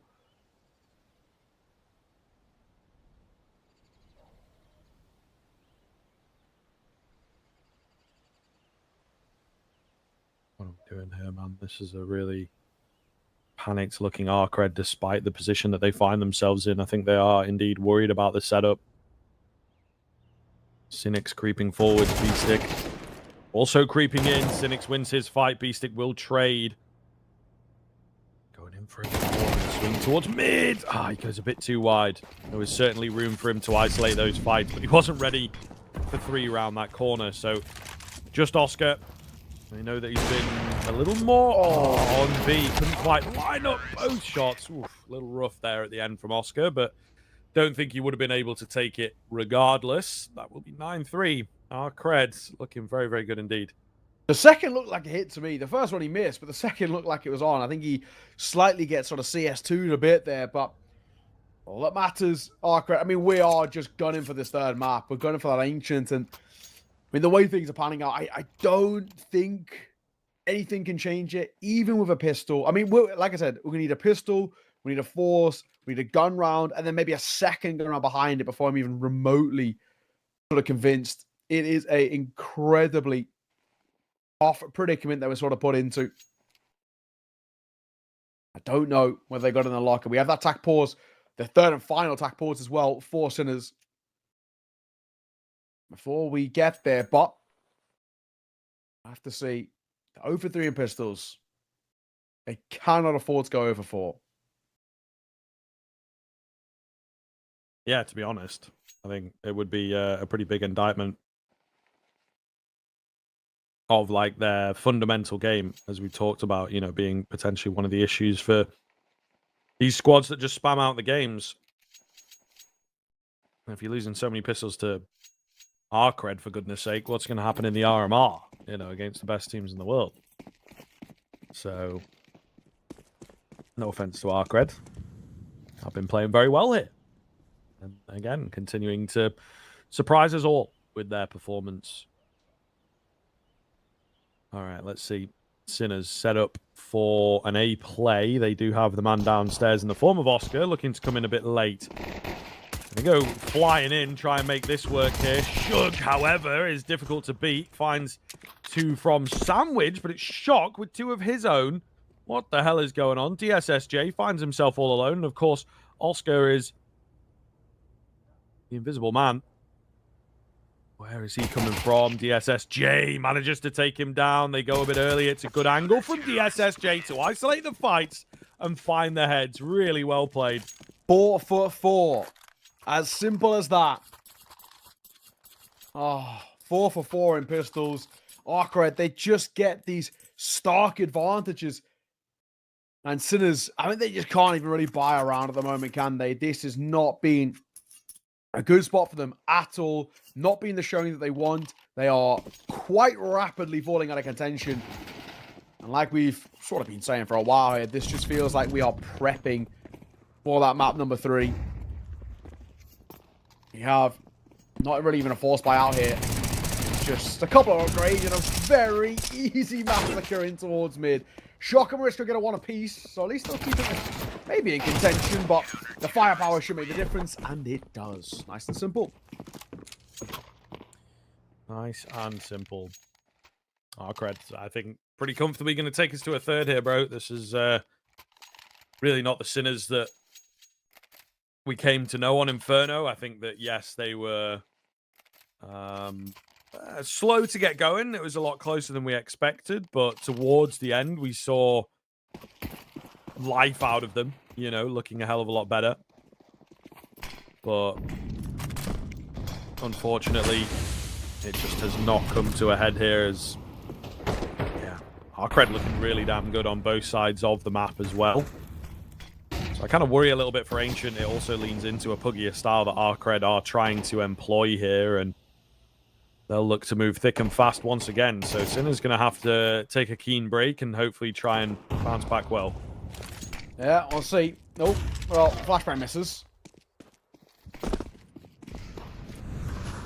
Invisible. Still gets the first. Nice and simple. And Arcred, the 12th is looming with this opening kill. The mix needs to be a little careful. Trying to reposition. He actually does manage to get down, but still needs to be a bit careful. He gets towards the site. The reposition so good as he catches Majki for another spot just ahead. The Molotov will force him away into the grasp of Morisco.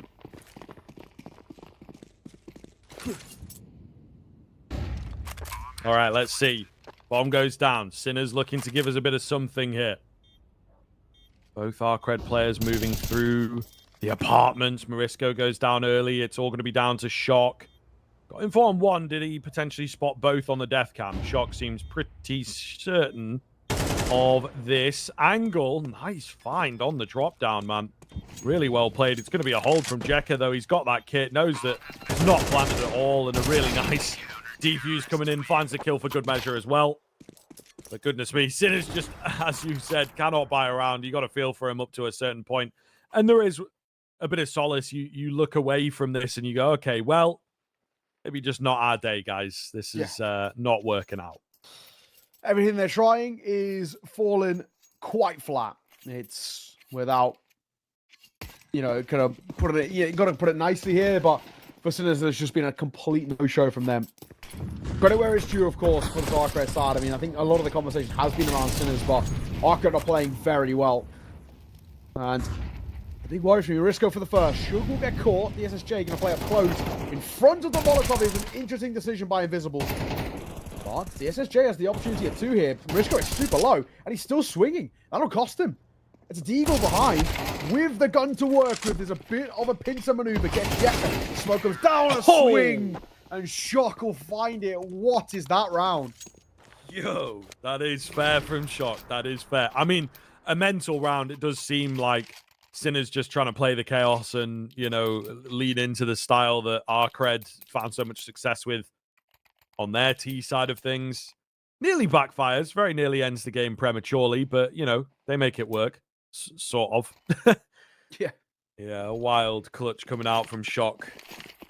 He's been the one consistent factor, maybe the only consistent factor for Sinners. What does it really matter in a game where you've only got 4 rounds, though? You know what I mean? It's like how many of those kills have actually mattered in the end. Oscar going to charge forwards. Again, we're looking at another quick round as the Sinners try and take a leaf from their opponent's book. CZ nearly gets the better of Magki. Not quite. This is so awkward. Player etc. somehow still alive. The SSJ coming in with the keen headshot. Leaves it all down to Magki. And unfortunately, I don't think Sinners can do it as well as Arcred did. Down goes Magki. There goes the map. And my goodness, an absolute spanking coming in as Sinners only able to pick up 4 rounds. Yes, maybe not their pick. That's about the only thing we can lean on, but it's a map that they really enjoy playing. They usually play to great success. So I don't think we expected only 4 rounds coming out from them. If anything, I expected things to swing into that 2-0. Might have been another difficult fight for them, but that is really, really out of character for Sinners. Yeah, they were, you know, to put it lightly, they were woeful, right? I think there was absolutely just nothing on display which gives us any sort of positives.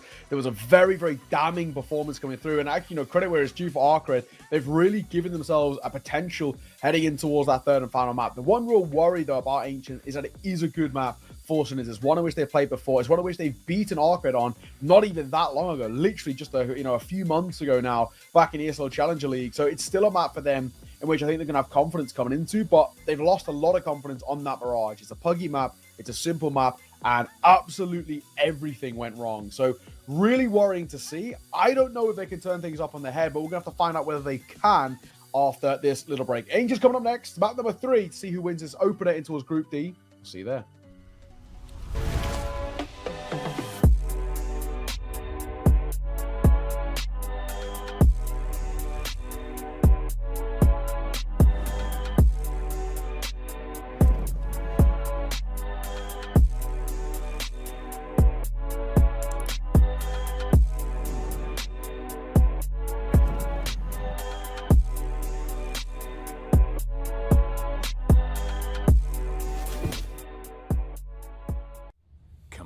It's almost yours.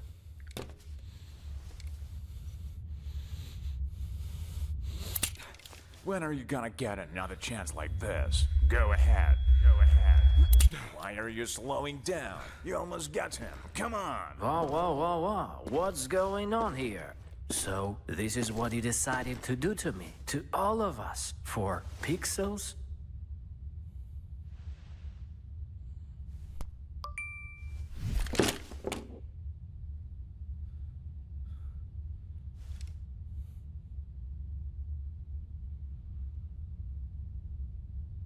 Fuck you and your Roland.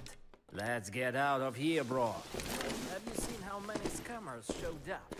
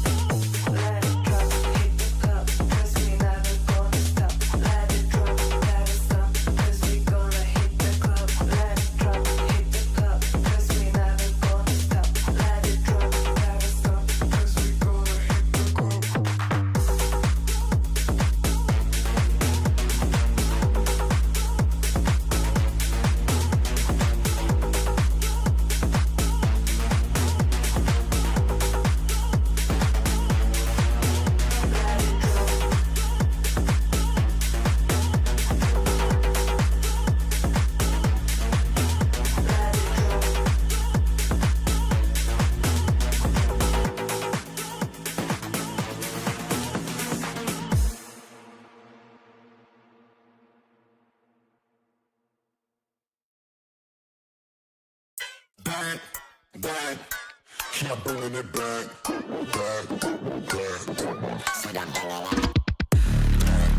back. So I'm bringing it back, keep bringing it back. It's all like swinging it back.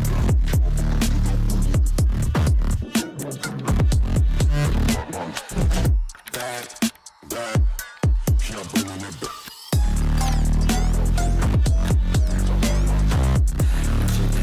Swinging it back.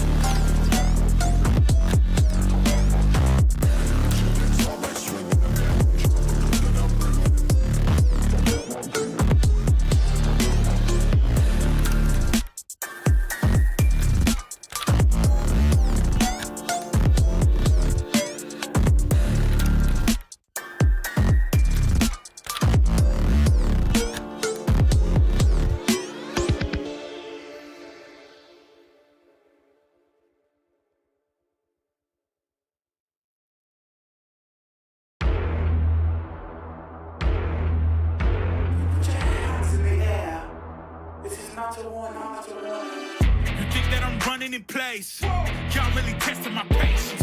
Right before I blow up the spot, I had to get back to the basics.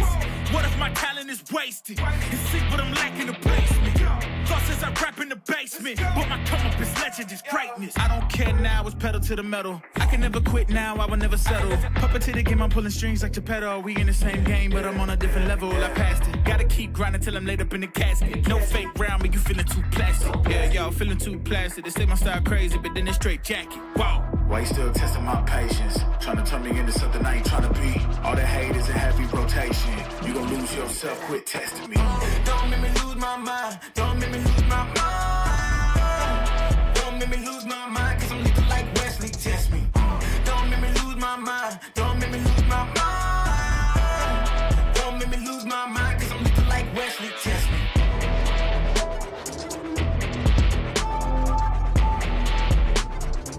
Cause I'm looking like Wesley, test me.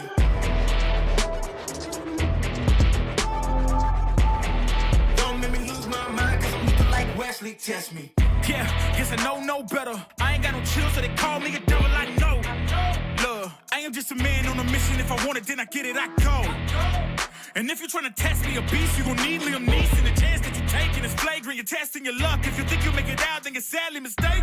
Careful what you putting your stake in, cause I ain't got no patience and no limitations. You trying to figure me out, and I know I don't make sense. But no one's there when you call like you're trapped in the Matrix. You need to take a break from it. I think you should take 6. Cause yes, I hold a throne and no one else can replace this. The pain will only go deeper the harder you chase it. I'm the greatest that you ever met. It's time that you face it. So tell me, why you still testing my patience? Trying to turn me into something I ain't trying to be. All the hate is a heavy rotation. You gon' lose yourself, quit testing me.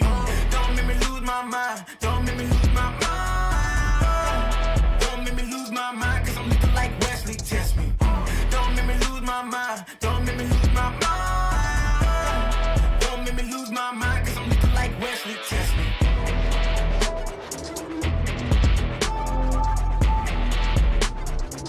Cause I'm looking like Wesley, test me.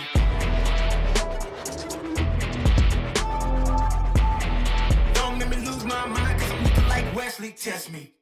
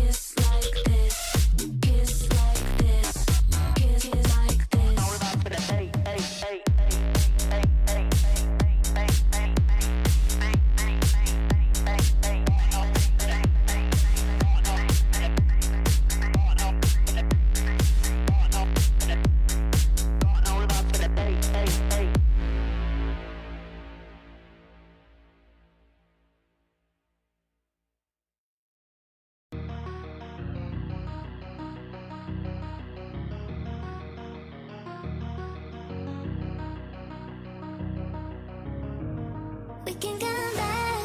Till the time is gone. I'm running to escape from your left. Don't lie, 'cause I know your heart. Don't try looking for someone to forget. 'Cause I gave you my whole life, and instead you gave me nothing. And you left me here lonely. Hey, hey. I was lost on my own way. I will never be the same girl. But someone told me never to say. Put it together, I suppose.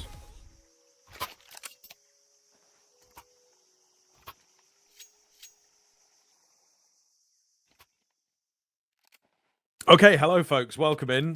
Getting started a little abruptly here, as it would seem the players in a rush to get into this one. So, as they do sometimes, but there you are. It's good to see.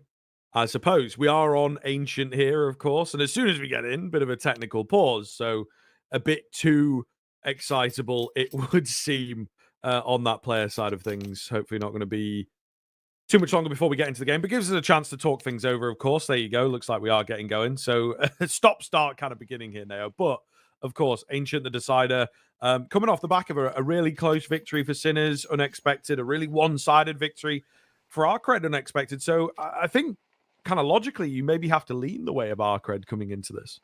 Yeah, I mean, exactly. I think, you know, I said at the start of this that I felt like it was going to be 3 maps. If it did go towards an Ancient, that it was very favorable over towards Sinners. I don't know if I fully still believe in that at the moment. This is the issue. The Sinners side have just looked a little uncomfortable for my liking. Pistols have always eluded them as well. 1 for 1 in the trades. And actually, Arcrex don't commit to the fight there. They get donor control and they just dip away. Looking a little weird here. Beastic going to try and take a head towards middle before they fully commit in, and he has taken one and split them. So a really awkward looking round now, as they don't want to dedicate the bomb in, feeling that they may well have been spotted. That is indeed correct. So pretty smart play for them to pull back. They catch Beastic getting too deep into it. Shock just about manages to make it round the corner. Keen headshot onto the first, but he's able again to drop away and, just keep them distracted. Bombs dropped in a really awkward spot. Oscar going to move around here and try and get another head. He misses his opportunity, takes damage, and will go down. So it's all on to Shock to clutch this one. Once again, into a 1 versus 2 to try and win a pistol. Off spot that we are in. Shock. Will the SSJ clear him? Not effectively. Bomb will go down into the 1 versus 1. Is this finally getting the pistol for Sinners? 0 for 4. Trying to avoid 0 for 5. It's a waiting game. Shock does not have a kit. So it's all about buying time. We don't need to peek Sinners. He's so low. He needs to be a little careful here. Shock trying. He needs to now reload as well. And there's the fight. 0 for 5 in pistols for Sinners. They just can't win one. Everything is going wrong when it comes to starting off each and every half. Yeah, it's difficult. Very, very difficult for them to deal with. But ultimately, maybe a part of their game they've got to work on. Really, really troublesome. You would have expected them, to take this game. And if you play well, if you play quick, you can get the 2-0, get yourself secured into the round of 16. But, man, Sinners really making life hard for themselves. They're not going to force up into this one again. That, to me, with a team that has been forcing pretty commonly, that speaks towards, some worry. They want to get those rifles out as soon as possible because they just can't afford to be letting those rounds slip away. No. Oh, I need to be a little careful. You will get caught, but thankfully the rest of the team come forward and make it look pretty easy. That'll be that. And that'll be only the 1 casualty. Mac 10's getting quite a few kills, means money in the bank, means a pretty simple second on the board. Not falling flat to the eco as it did right all the way back on Inferno.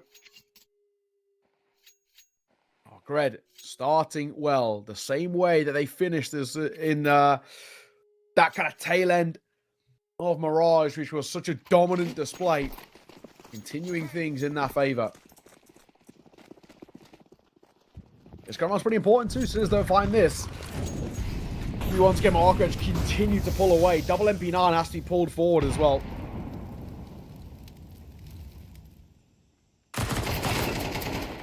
Oh, Marisco, right spot, maybe not quite the right weapon. Big damage early on here, but can they really do anything with it? Shock and Majki in good positions to maybe try and capitalize. Majki sticking around here, trying to get one around the corner. Doesn't happen for him.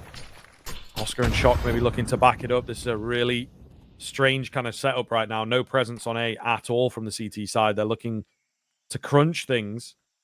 They get good timing. Could certainly work for them. Shock to find one. Oscar does go down. They now know Shock is there as well. So a good spot if the teams play it well. But Shock has thread the needle, creeps underneath to find the double kill. All of a sudden, things swing pretty heavily in favor of Sinners. That's true. Shock. Doubling back. He's got a good position as well. Even just going 1-for-1 here could be huge. But he can get Jekka. Not going to clear this. Also going to come down. He did get that one that we asked of him. Already, no complaint in that sense. Bomb down. Spam not good enough. 1 versus 2. Yeah, Jekka, he's looking to isolate as well. It might just work out for him. Here's the first. He actually slips in towards Cave. Shock allows him to do so. Little weird. Jekka. One keen headshot is all they need. A lot of clutches go in the way of Arcred in this series. Shock! Not going to check cleanly, but he still manages to get it done. Hands onto the kit. And the kit on the bomb will give Sinners their first. Goodness me, it is awfully close, but maybe luck is starting to turn its favor. That's it. Sinners, they need that elusive C word that we were speaking about in that previous map, a consistency. We have to see it come forward here off the back of that gun round 1. The only issue is, though, on the other side, we do see how with a bomb plot alone, Arcade have no issues with that reinvestment. So no real problem to them to be able to go back in towards a true buy and also kind of where they can set the tone themselves once again. To keep an eye out for. Arcade are very good at responding off the back of a round loss, as they did plenty of times throughout maps 1 and 2, in particular map 2.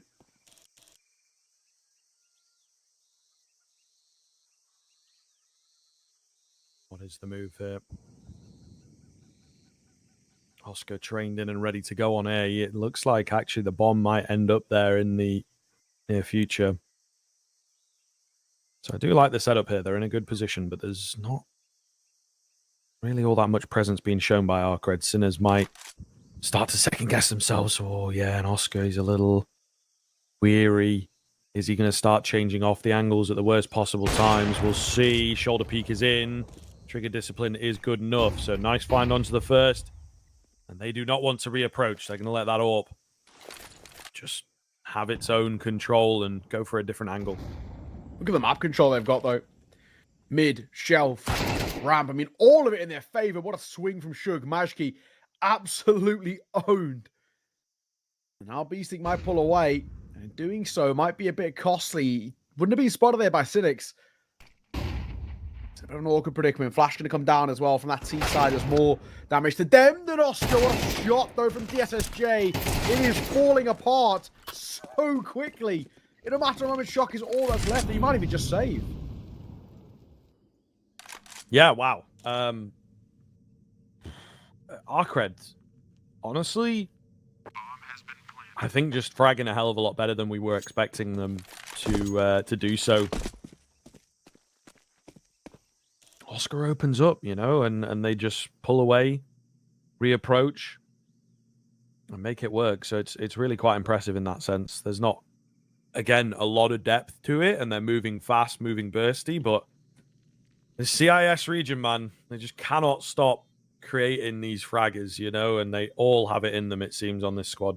It's true. It's very true. Shock. He will at the very least keep himself and an AWP alive as, I guess, a small silver lining. It is a hunt. Right idea, but not the right find. Shug can't see him off. That'll be that small little thing that they can fall back on, but it's still brilliance out from Arcred. And like you said, they're so good at responding off the back of a round loss, just going straight back into the wards the next without a loss in confidence and without any sort of worry. Great work. Can't complain about this at all. There's a lot to discuss about this in the side who really just feel so janky. Mac 10. Oh, it's just hunting for the frags. First jumping, the second on the run. Already a lot of cash.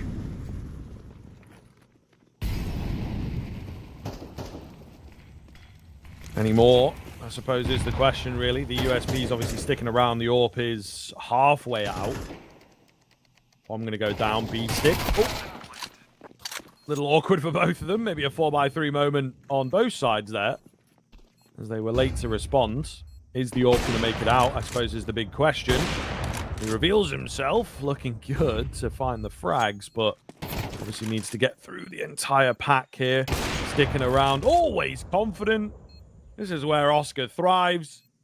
Takes 3 with him, and you know what? That's a lot of damage. That is an awful lot of damage. I think he would have been confident to buy into the next anyway. Yes, maybe Sans AWP, but if you can find another one here, he's going to be sort of halfway turned. That's unfortunate. Could glass cannon it? I don't know if I'm a massive fan of that, but some really nice shots and some big expense. Very true. Got a bit to like, at the very least. So, once again, at a spot where we've seen a hell of a lot of success off Arcred, a bit of that consistency that is always something that's good to see, and obviously the big worry for us has just been about how plenty of issues have been arising. Oh, not a good start. Shug for 2. He afforded an aid, but I mean, arguably in terms of mid-control job done, but an Oscar given a chance at a freebie, which he takes. Does indeed. Been enjoying himself an awful lot here, I think. Just having some fun with it, playing loose, playing fast. Can he get himself involved in this 2 versus 2 now?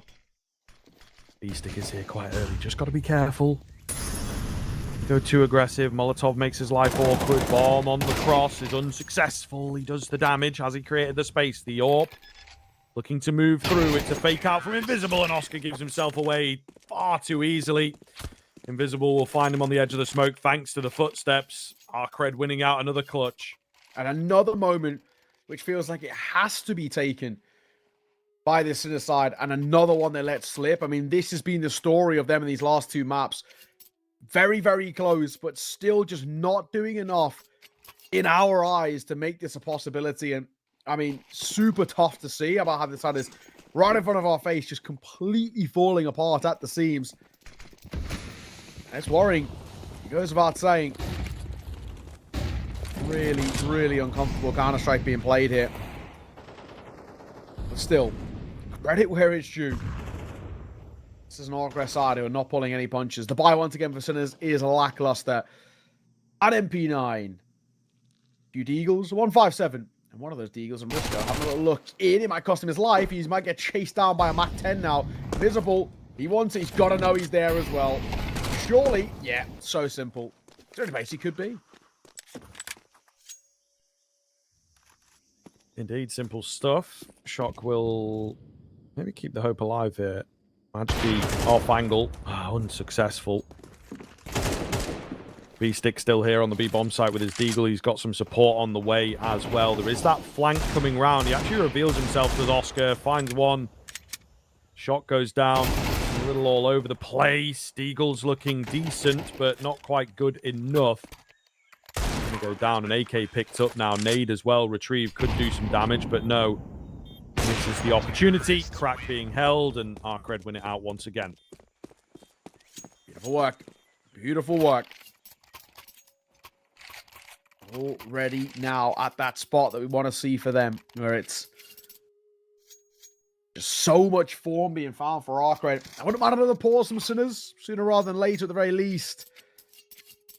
It does feel like an awkward display that we're seeing out from them. Running out of time, running out of chances. Something's got to give.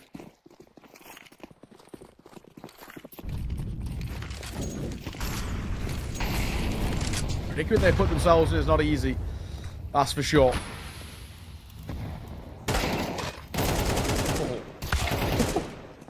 Clean finds. Actually, a few more from the Sinners side of things, though, to be honest with you. Okay, Madge Key coming alive here as Arcade have tried picking up the pace to try and get away with that. And they've actually brought it back into a 2v2 briefly, but Oscar, he moves so quick with the AWP, man. Such a good sense of timing on when he can peek. The 1-2 punch there sees it off, and Sinners will get their second. That's for sure.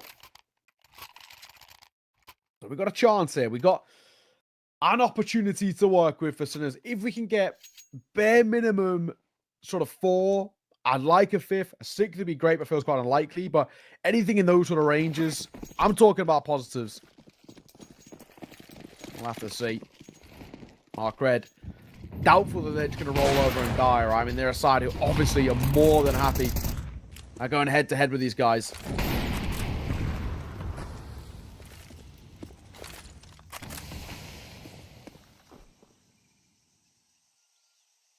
All right, let's see. Is there a recovery possible? Sinners kicked off well, but not quite sure at this point in time. Whether Arcred can find a way back in. They do have this decent weaponry, but they're lacking that utility. 2 flashes and a molly. What do you do with that, really? I think a contact B, maybe. See what you can get away with. See how deep you can get those AKs in, perhaps. It feels like a good shout, potentially. Might just be the move. Contacting towards mid. That's the first. What a call. Mariska should spot them out as they start to move up. They're going to go for the boost here, though, so they can catch him. He spotted them, whether it's via the radar or just the edge there, but it's enough for him to pull away.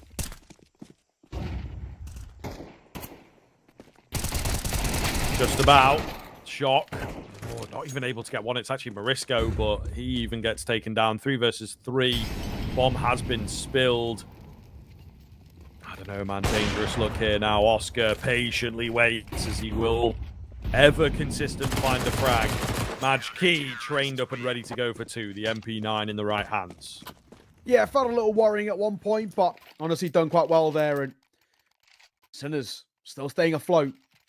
We said we needed that magic word of consistency. It feels like this is maybe the type of place to get it, considering that well, there isn't going to be a lot to work with in terms of finances for Arcred. But at the very least, gives us something to work with. 6-3. It's a scoreline. Should be made 6-4 as well. Just a few things to fall back on.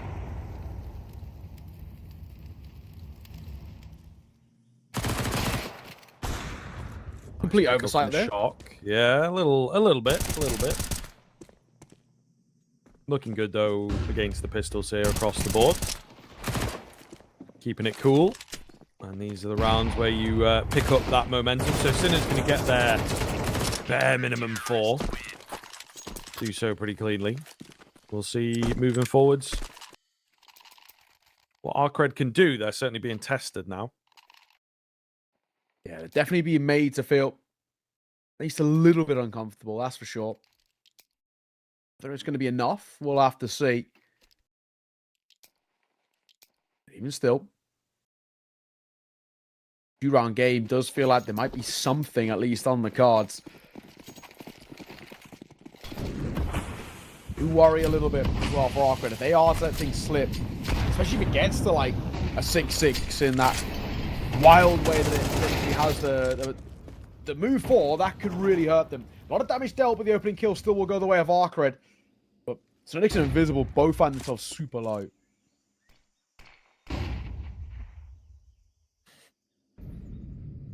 Just for the time being. This next kill could be everything. Which way is he going to swing? Oh, spam this guy's Morisco.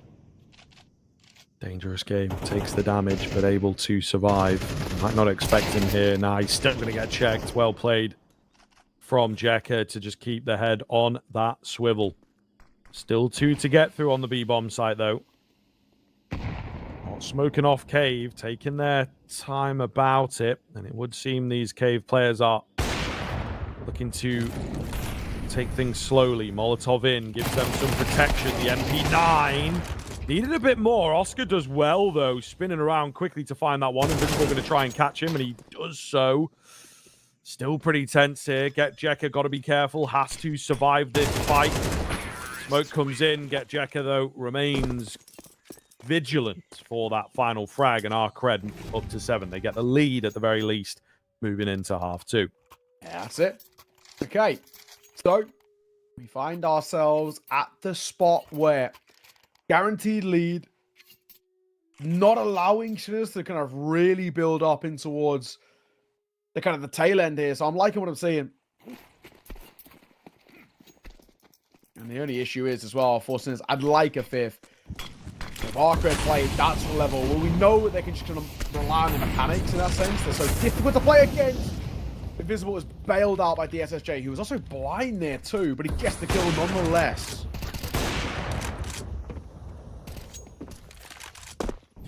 Nice finds from DSSJ. Invisible holding the extremity, so looking good here for Arcred. Match key, not in your wildest dreams, sir. He will go down there. Shock, the only one left now, 1 against 5. Arcred again are beginning to run the game. Will the flip change things, or will it remain the same? I mean, of course, they're looking to go flawless in the pistols here now. So if they can do that, I think Arcred are in with a real chance of taking this. That's true. 8-4. If they get the pistol, as is sort of kind of expected, I want to say, just because, you know, when you're 5 for 5 in pistols, stats-wise, it says it should go their way. For me, that's when I then probably look at this and say, that's going to be the main thing that says going to look back on and say, this is the issue. If we had got even just like 2 out of 6 pistols, might have changed a few narratives, might have had a couple of different conversation points, but it's just not been the case. We will get the Julies out for Shug and Cynics. Glocks. Oh, and a good start for Get Jekka. It might be 6 for 6 after all. Yeah, man. Looking likely. DSSJ. Oh, just got to be careful there. Does drop back. Get Jekka's the one to drop easily. Cynics on the Julies here, moving in fast by a Cube. Got a bit of support as well. Flash comes around. Oscar not thrown off, but it's enough to give confidence to the Julies. DSSJ goes flying in. Absolutely ridiculous. Oh my goodness, the kill feed lights up, and once again, it is Arcred to come away with it. They cannot stop losing the pistols, it would seem. And another, you know, no real sweat off their brow. So very, very consistent in this fact. You now start to worry for Sinners. 6 for 6, man alive. Just so many problematic things that we can talk about for Sinners, but obviously in particular, pistols have been one of the easy ones to talk about. Gun rounds are still been a big issue for them, sure, but yeah, man, that is not exactly the side that you want to see. Arcade up to 9. That alone might be enough. We do see Sinners going for the buy. I don't even hate this, just taking some level of a gamble. It looks like we've got nothing to lose here at this point. First fight, good. In favor of Arcred as Invisible lights up on towards Mashki. Simple stuff there.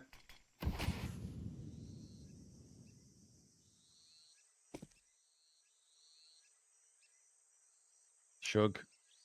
Trained. Ready. Oh, the spray down is good in the end.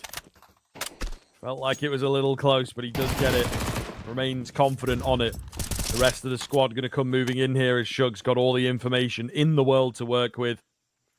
This is looking all too easy now. Bomb hasn't yet gone down, but there's not really anyone around to stop it. So they will get the plan. That's about all they've got on the Sinners side. 2 versus 5. Hell of a thing if they can pull this one off. No utility. A bomb side famously easy to retake here. Marisco fails his job. Oscar, double spray down. That's about all you can really ask. And they will get traded. They will lose it out. Arcred continue holding on to their lead. Yeah, it's nice to get a bomb plant, sure, but I just don't know really what more we can ask for them. They're getting close in a couple of moments. But again, you know, even with that bomb plant and the lost bonus, the buy is still going to be awkward. Do we sort of once again try and go for an investment here? I don't know. Some teams would just try and keep forcing until it breaks, but it has been a really, really good display. Arcred, 6-round buffer that they now hold. And chances are absolutely dwindling here for Sinners. We are going to go for a hero AK for Oscar. And then just a few upgraded pistols around him. Putting it lightly, it's a big ask now for Sinners to get back into this. Everything thrown in Arcred's favor, though, has actually just been so easily mopped up.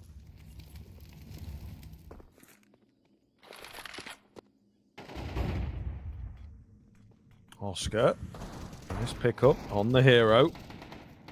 Gonna need a little bit more as they have lost one through the smoke, but maybe remaining present. You know, it is obviously important here for the Sinners side of things. Oscar does go down though, as does Majki. Good finds from Get Jekka.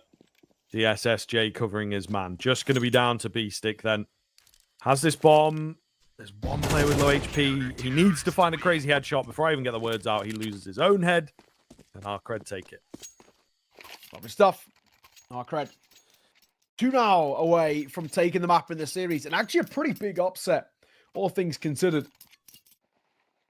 And that's where we get to see them continue showcasing that either they don't play as much Counter-Strike, they still have something up their sleeve. As soon as, you know, we've sort of made maybe some excuses for them in a way, talking about saving shots the armor or whatnot, but I do think they are excuses, right? You know, we touched on it, we said it's a bit of a loose argument.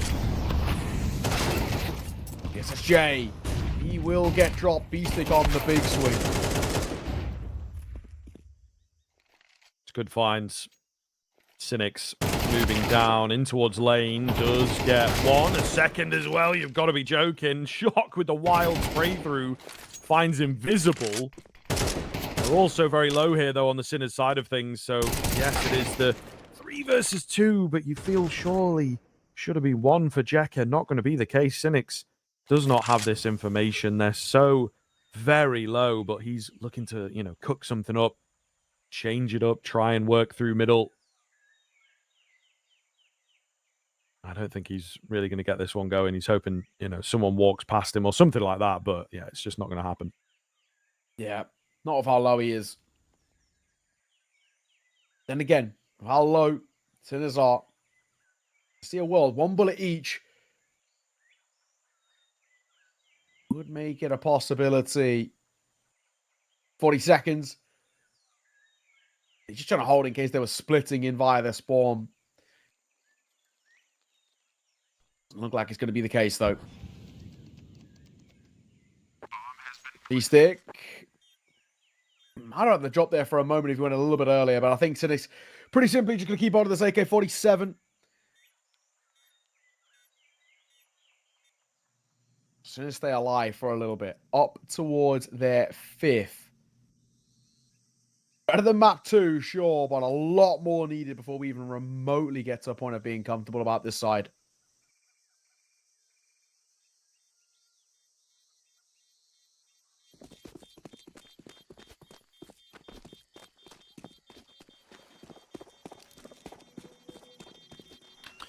Alrighty then.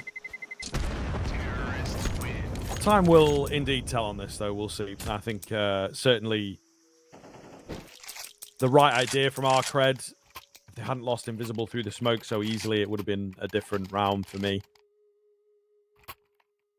So just looking to move through the motions and, you know, take it in their stride. Not quite worrying just yet, as you say. A lot more convincing required from the Sinners side, but I certainly do think that it's within them. You know, I don't want to talk them up too much and talk about overhyping the comeback at this point, but I certainly do feel like this team could be capable of it.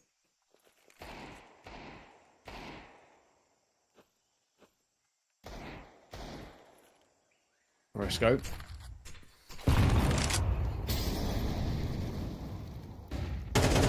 This was on close to the 5-7. Oh my god.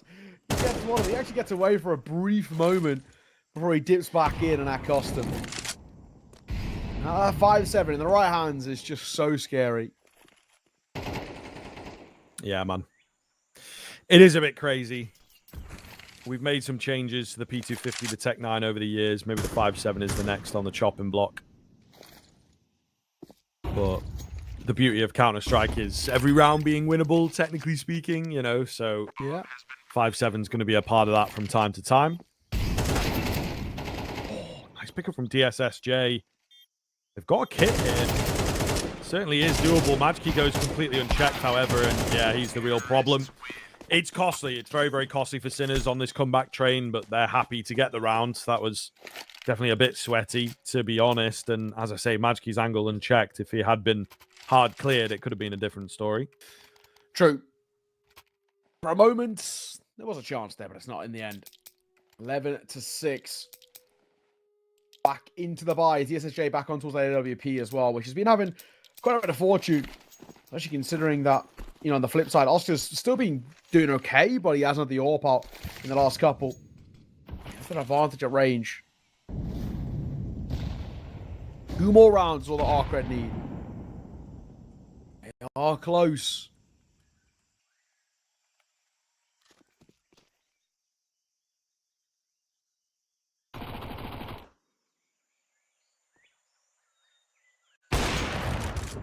There it is. SSJ, clean find.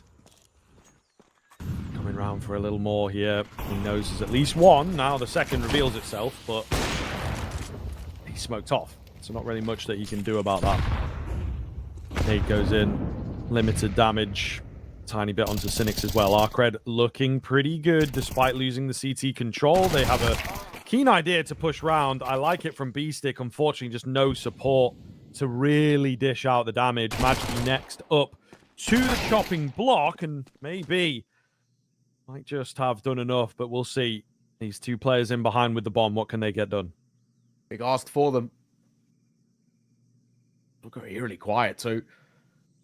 Shock and Marisco just waiting for an overextension from Arcred as they're looking for information, which, you know, is the right call for this. Unfortunately, I don't think anybody's going to be walking towards their trap just yet. The one player near is via Donut. And time's starting to tick. They've got to make a move here. Not sure, he doesn't need to peek. He does. Play his spot. It's swinging towards CT. Goes the way of Cynics. And that's surely got to be it. 1 versus 3. 10 seconds. Plant can probably come through maybe if he wants to stick it, but would it net the round? It doesn't seem to be the case. He does stick it. And he can't even get the shot as well. Tries for the one tap. Misses that. Cynic sees it off. And Arcred find themselves 2-12. Double the rounds of the opponent. 6 to close out the map in the series. Sinners on track to go into that loser's bracket. Yeah, man. I think surprising us all if that is to be the case, particularly in this fashion. Their pick, super close and very one-sided on Mirage. Pretty one-sided here. I think not even getting close to double digits is, yeah, kind of an egregious performance from them. Arcred, 160th in the world, basically. Like, it really is a surprising result in the worst possible way. Sinners disappointing this afternoon.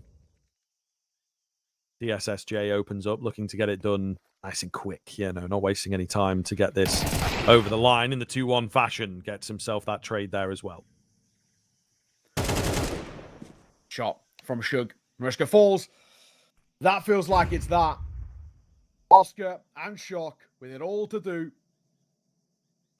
In this sort of 2 versus 4 spot, I just don't see any world in which this is making its way here. 6 rounds of difference. 2 lifelines, of course, that Arcred have got in their favor. Shock making a move to go and join here. Might go up towards ramp. He's looking for a gun. He just can't find him. There it is. M4 to work with. Better than nothing, but the SSJ is holding this angle.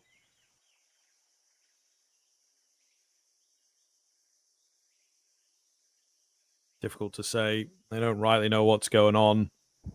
The bomb site, as you mentioned, is probably the most vulnerable. Shock got to be careful here. Oh, yeah, just edges his way in, aware of the angle and its existence. However, making it across is not going to be easy. Oscar takes Cynics. Still got DSSJ to kind of deal with. Molotov isn't really good enough to stop the bomb plant from coming in. Little nervy here from Arcred to get the game closed out. Oscar goes digging in. DSSJ ready for the fight, but Oscar's trained in. Shadow spotted. He can take his time onto the pistol, but Oscar's too fast. Can he get any more here? Given the opportunity for it. 1 HP as he'll take another round the corner. Could you imagine? But it's enough for Shock to see it off, and Sinners will survive the 2-on-5. How have they won that? How have they actually turned that round on its head? Credit where it's due. But that is absolutely ridiculous that they actually walk away with that round and now have something to build off. Yeah, pretty insane the spot they were kind of put in there, but we now find ourselves, we can potentially slowly give ourselves a bit of an indication.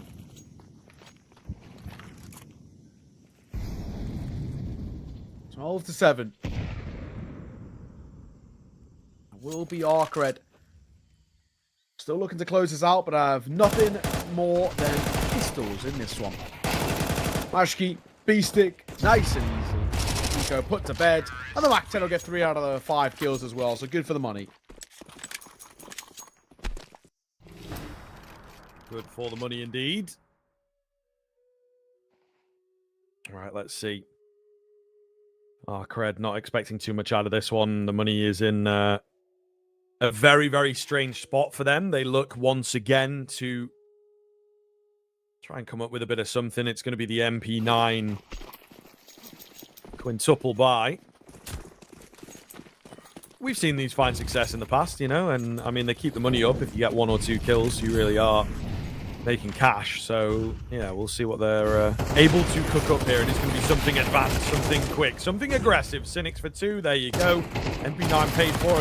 Is there any more available? The answer will be yes. And we're actually now into a dangerous scenario. The bomb has to bail.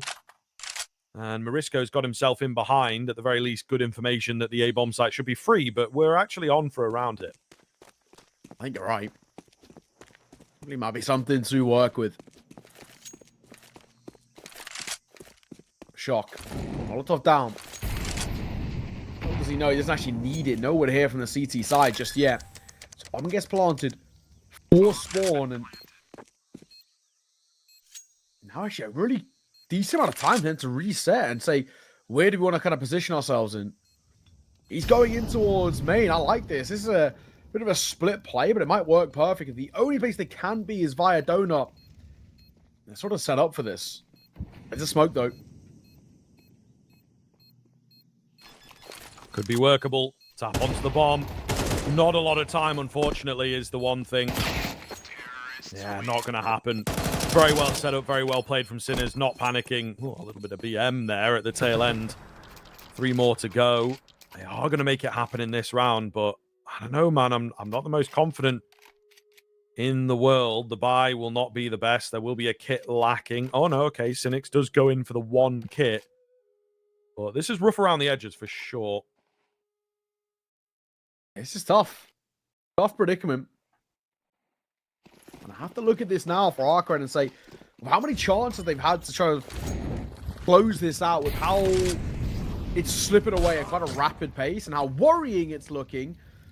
A bit of onus got to be taken from them. There's the onus from DSSJ for that first one towards Oscar. Flash over. Cynics doesn't want anything. He doesn't realize we're actually up close here. He needs to be a little careful. It's not going to come down. He then drops on his own. Invisible get caught. Molly and a smoke down for him. The Molly's ticking as well towards B-Stick in this 4 versus 4. Getting a little wild out here.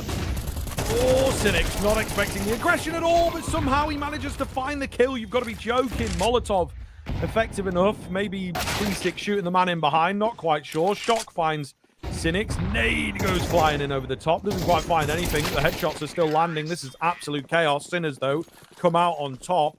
Arcred just not ready for that kind of pace at all. We said this is already feeling like we could have a little bit more life behind this because Arcred are falling flat. Their money is starting to dwindle, and we're already starting to see where the Sinners side are getting back into this. You know, we already had kind of the full 24 and towards that map number 1. That eventually might even be the case here once further. Arcred have gone for a small investment. 1 MP9, a few upgraded pistols. There should be Sinners finding 11. Yeah, for all intents and purposes, man, bringing it all the way down to the wire here. Mega close.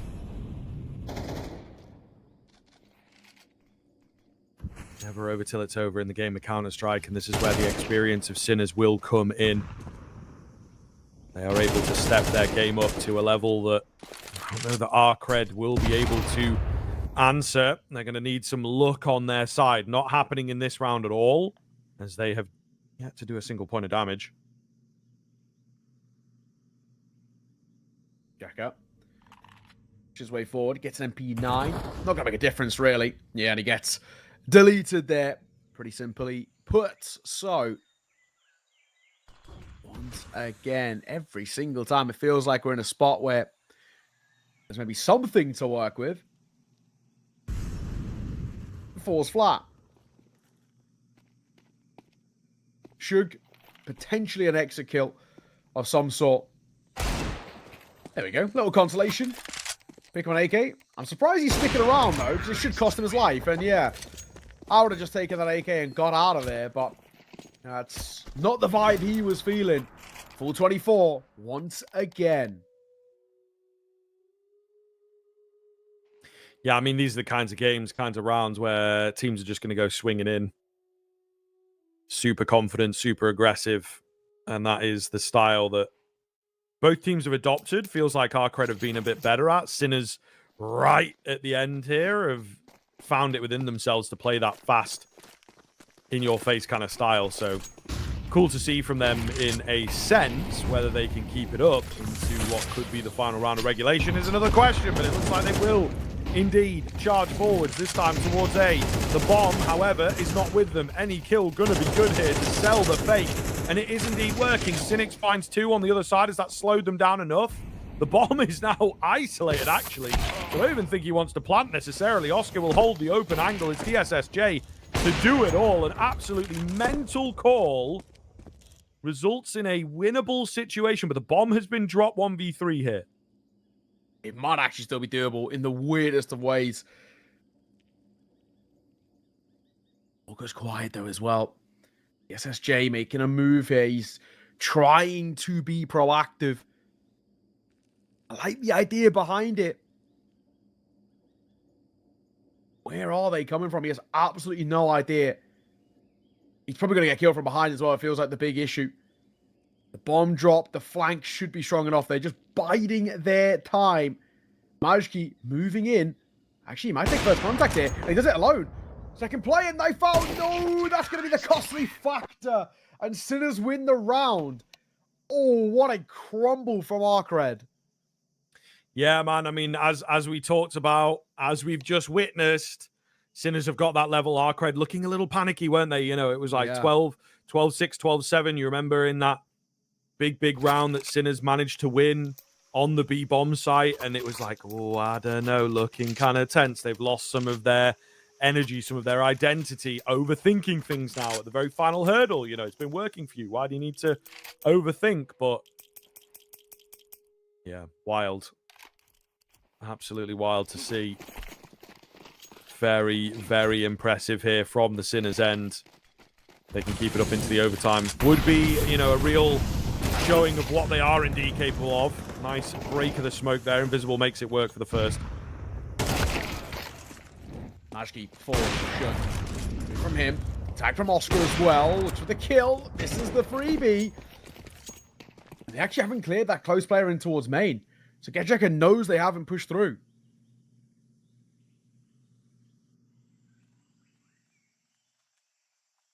Okay, this is strange. What can Sinners do from this position? Right now, just slowing things down.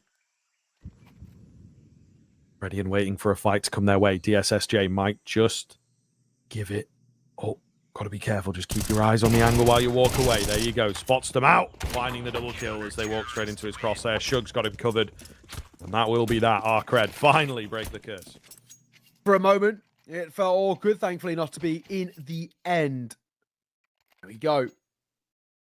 Arcred, they've been looking for that third team. It's the classic as well. They've been looking for the whole time. They get towards overtime, they finally get it. Question being, though, the Sinners, who did such a good job of bringing themselves back in towards this game, doing such a good job in terms of the, I guess, resurgence out for them. And they used up all their energy. Sometimes it can happen. Just burn out a little bit. Invisible, good for the first. Cynics also keeps numbers in their favor.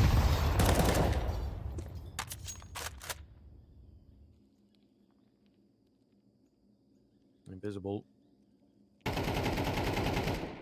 Looking to find another here. Oscar's not going to check him. And he does come away with it. Big find. Trying to panically get another gun. Yeah, he knows his days are numbered there. So at least trades out the information, but will lose his life for his trouble.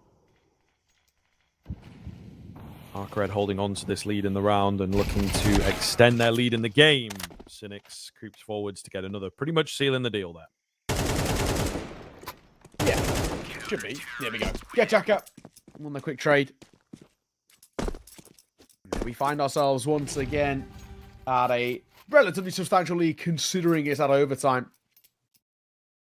And the spot that we're in, 2-round buffer, and Sinners, they did such a good job to bring us towards overtime. Now very quickly falling flat. This is where we get a little concerned. If I could go 3 for 3 on this CT side, pretty tough.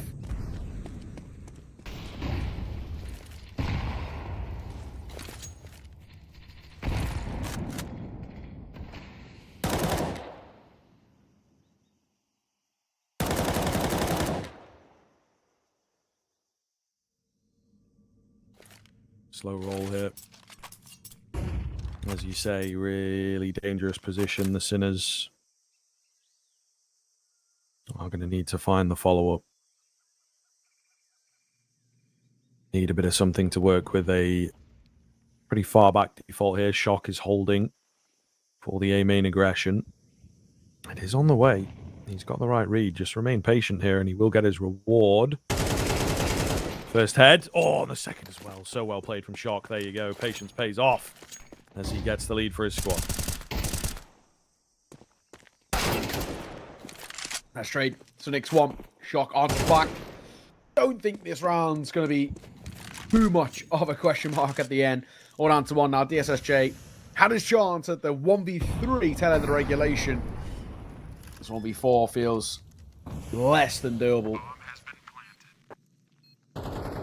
He's holding a little bit, but I don't really think too much is going to come from this at this tail end. May as well give it a go, of course. Nice shot. We'll give him that credit. Molly's at his feet. He doesn't really have a chance here. Time ticking already. And actually doesn't even have a kit, so that's the look for him here. Oscar finds. And Sinners at least get one of the 3 rounds here in overtime to keep themselves afloat. It is something. It is that silver lining. It's still an advantage to Arcred. And I mean, you know, it was this first half where Arcred found a lot more of the success. So really not a good look in that sense, as they do have to be very, very careful here. We'll see. Pressure is most certainly on for Sinners in particular.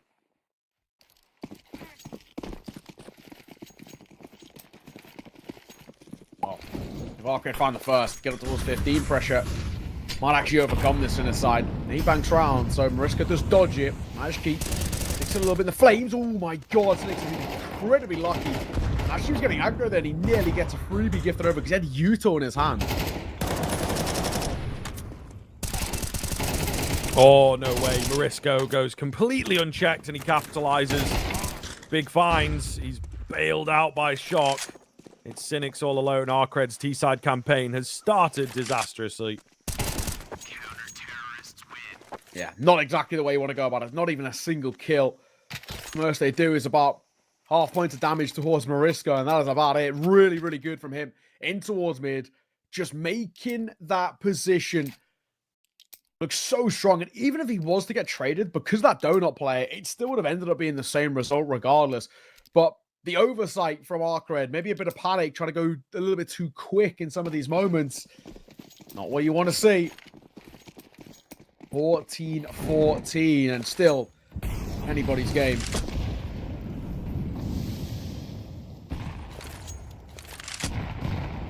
Yeah, it definitely feels that way. Which way is it going to swing here, I suppose, is the big question of the day.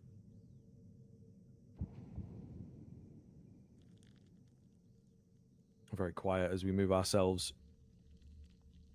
into the latter stages of the first overtime. Are we going to need more? You know, that is kind of the question I think everyone's going to be asking here, and with how close it is at the moment, feels like it could certainly be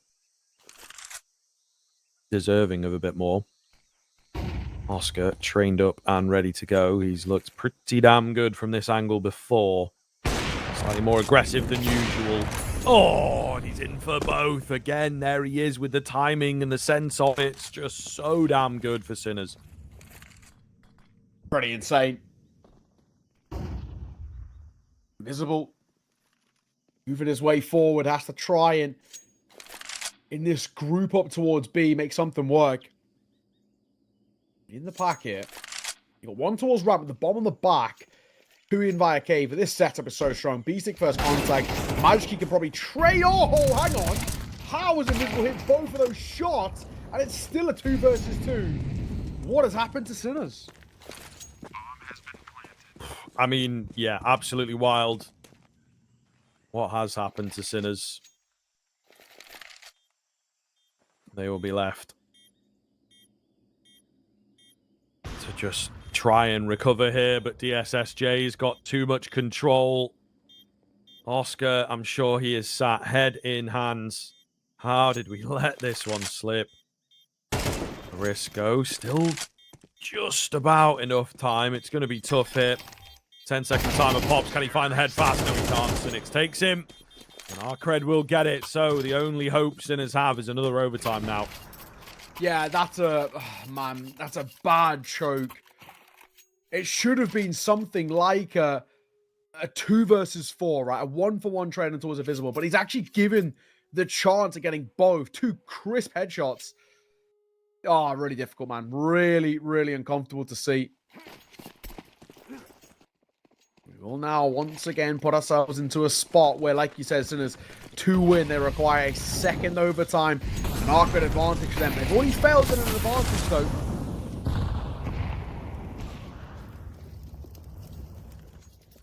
That's fine. DSSJ, as he drops, Oscar still believes. Still believes. Again, the big man doing the work. Dragging them through as much as he possibly can. He's got a sense of it here towards middle. Is he going to commit? Is he going to pull off at the wrong moment? Still ready and raring to go. This is, again, really, really quite tentative. It looks like Sinners will be taking us to another overtime, though. Shug, the only one left. His position revealed. Bomb to recover. 4 to get through all by himself. I mean, 5 in total. Surely not, you say. Hoping for a fight, for an opportunity. As soon as he's drawn in, though, he will be double swung. And that is yet another overtime here from the Sinners. Yeah, these two sides, inseparable, but sort of not in a good way. The Counter-Strike's actually really scrappy. And a very uncomfortable spot that we put ourselves in. We head in towards yet another one. It still becomes pretty impossible to predict where we're heading.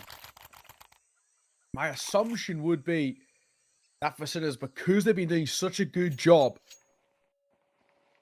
you know, they're at the very least, you know, as they've been staying alive and continuing to kind of come from these moments of behind, if they can just go 2 for 1 in this first half, I actually feel like they give themselves a really decent chance. Yeah, really, not exactly the level of Counter-Strike we want to see. Both sides making a lot of glaring errors. No, it is true.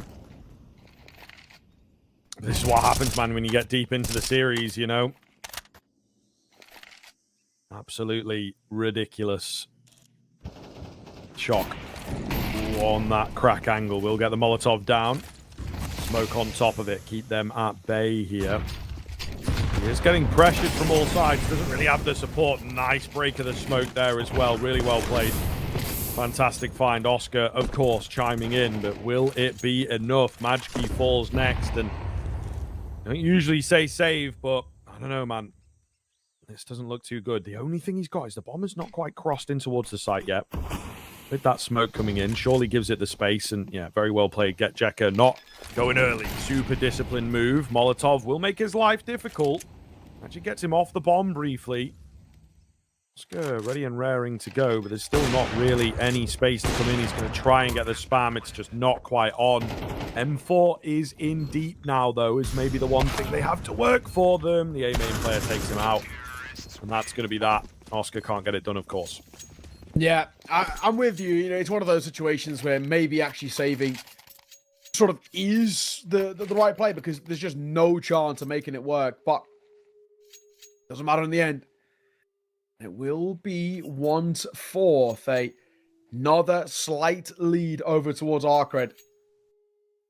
They struggled to capitalize upon them on this Ancient, though. That's the big thing for us. Keep making life incredibly difficult when it doesn't need to be. Let's see. Oh, I jumped across the wall. I spotted DSSJ. What a shot, though. Oh, what's going on there? Shock will absolutely demolish them. What a catch, what a find. All over each other there. Middle, it looks comical. Maybe not all that funny for Arcred. Still definitely a recoverable position, but yeah, that's a mess. That is an absolute mess for sure. Shock has to be careful now in the donut area. Good timing. Spots one. Could get himself another hit. Find this ace if he wants. Robbed, but surely done enough. Jekka looking for the fights. Turns at the worst possible moment. Surely not going to find this one. Yeah, Oscar makes sure to absolutely take him down. And it will be Sinners taking it. That's skin of the teeth stuff in the end, though. It is. Tied square. 1-4. Like I said, Sinners 2 for 1 in this first half, and I believe they have the chance. That's the one for me. If it goes the other way, if Arcred go 2 for 1, it still could end up being any sort of a game. We could even see this go towards a third OT, because that is just the issue that we've sort of had with this Arcred side. They've had plenty of opportunities. They were 12-6 up, and they couldn't close it out there. Do it with only the 1 round advantage makes you believe maybe not. Roasted takes a lot of damage, that Molly. Shot the AWP. He is quite literally playing with fire by sticking around. Speaking of, bit of fire in the bellies of Sinners here as they look to again get aggressive. Big nade damage. This 5v4 looks really damn good. Majki going in aggressive here. Will lose his head. Oh my goodness, man. Again with the aggression. Again with the chaos. B-Stick looking to follow up on his teammate. Holding the angle instead of pushing into it. Keen find from him. Leaves DSSJ to do it all. Feels pretty impossible, especially with how low he is. 1v2, though. We're going to completely count him out. But no, not just yet.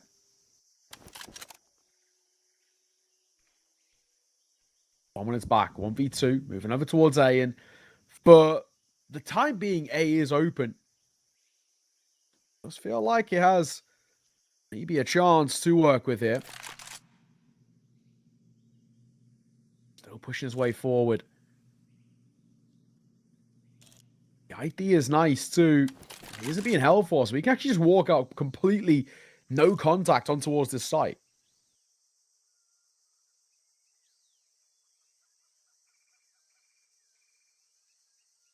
Yeah, not looking too good. Oscar. There he is. Finds the frag as DSSJ making an attempt for sure, but not quite good enough. It will be Sinners just squeezing out the lead. So kind of a reverse of what happened in the first half of our first overtime.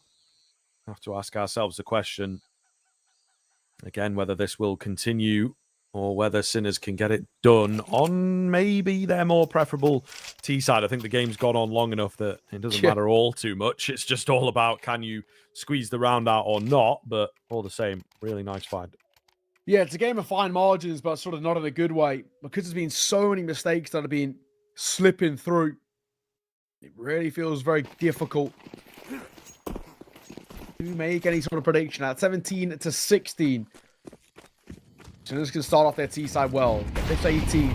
That pressure onto Arcred might kill them off. They've always been playing from the leads, from the advantages. This might be the first time where things don't go in their way. The spam from Match is really good. And Marisco will add to it as well. The trades are perfect. That is mid-control. That is an isolation of fights. Last man. I'll get Jekka known about. 1v4 turn 1v3 feels impossible. You would say so, man. We'll see, though. Yeah, unfortunately, not going to happen for him. Tried to pick up the pace. Tried to just get in aggressively, but will not happen. Things not looking good here. As it is indeed going to be that map and series point for Sinners. Man alive. 12-6 at one point, I believe. Absolutely insane that Sinners have been able to roll this all the way back. A very, very impressive showing from them here this afternoon. And, well, you do beg the question, where has it been? Still not over quite yet, though. Arcred got 2 in a row required. Visible. And a difference here. Swing and a fine on towards Majki. We started things last time. This time, not to be. Eastic starts moving his way forward as well. They've seen proactivity from B, so they start to react towards A. Yeah, it's a little bit of something.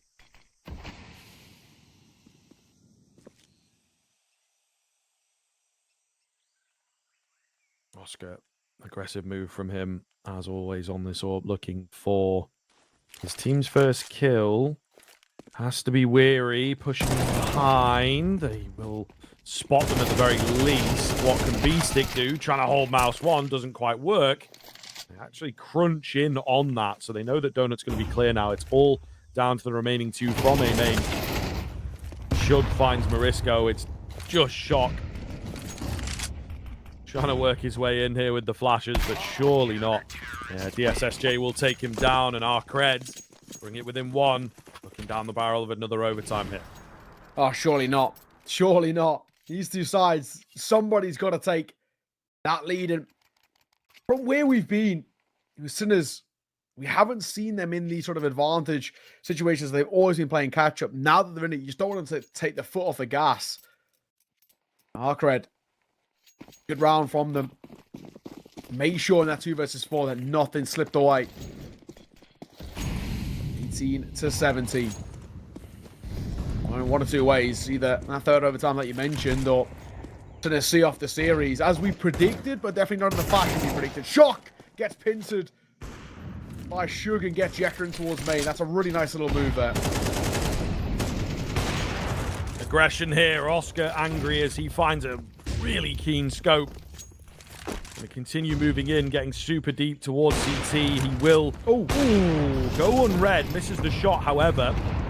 They're ready for these cave players, though. Oscar keeps him coming. Absolute chaos as Arcred just trying to throw everything at this. Not going to work. And Sinners do take it in the end. A quick exit coming in.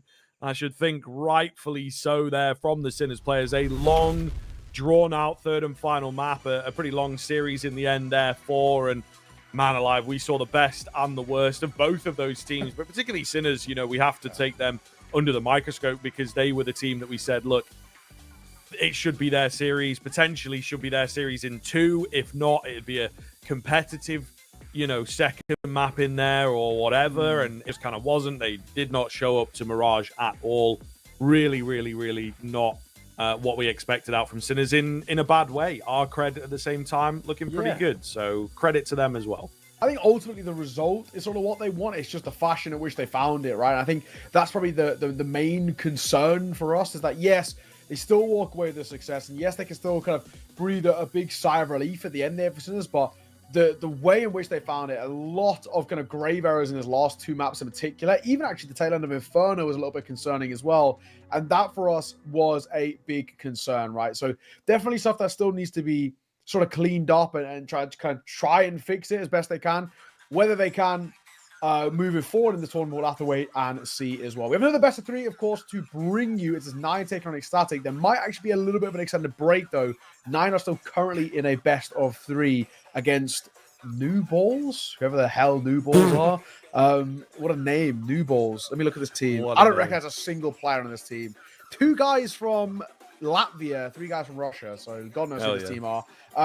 Still higher ranked than the guys we just seen, though, so that says a lot. They're still somehow actually higher ranked than the likes of Arcred, so is what it is. But we have to wait for 9 to finish that game, so we might have a bit of an extended break, so sit tight. This is a good time to go get a drink, something to eat, and all the rest, and hopefully we'll see you as soon as.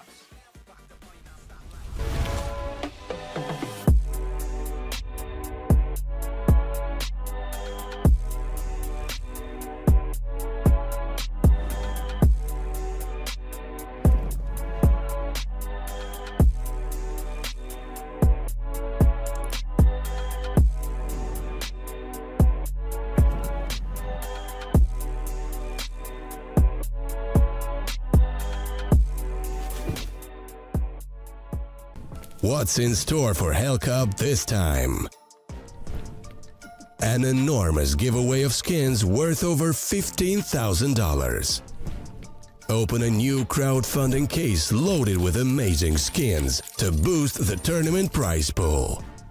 2 Twitch giveaways just for viewers. Type raffle in the chat and don't miss your chance to win one of the skins during both tournament stages, the group stage and playoffs. Get ready to join the action.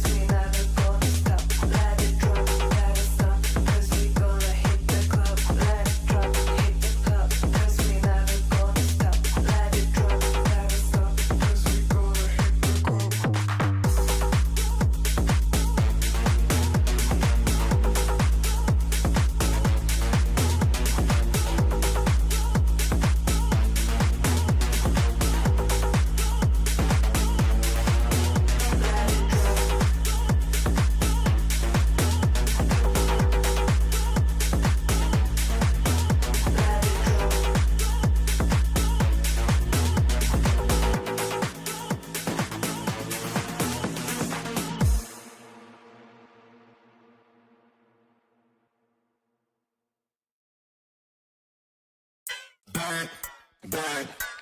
Yeah, bringing it back, back, back. So I'm bringing it back, yeah, bringing it back. But you can feel my swinging.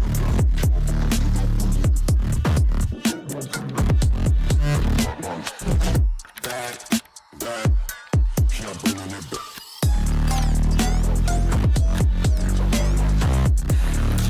Like swinging the back, and I'm bringing it.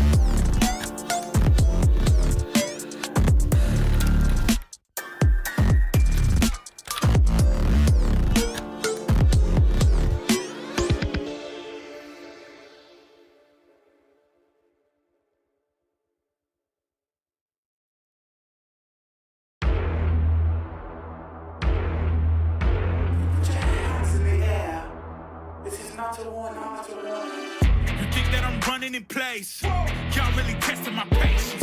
Right before I blow up the spot, I had to get back to the basics. What if my talent is wasted? And see what I'm lacking to placement. Thought since I rap in the basement, but my come up is legend, is greatness. I don't care now, it's pedal to the metal. I can never quit now, I will never settle. Puppet to the game, I'm pulling strings like Geppetto. We in the same game, but I'm on a different level. I passed it. Gotta keep grinding till I'm laid up in the casket. No fake round, but you feeling too plastic. Yeah, y'all feeling too plastic. They say my style crazy, but then it's straight jacket. Wow. Why you still testing my patience? Trying to turn me into something I ain't trying to be. All the hate is in heavy rotation. You gon' lose yourself, quit testing me. Don't make me lose my mind. Don't make me lose my mind. Don't make me lose my mind, cause I'm looking like Wesley, test me. Don't make me lose my mind. Don't make me lose my mind. Don't make me lose my mind, cause I'm looking like Wesley, test me.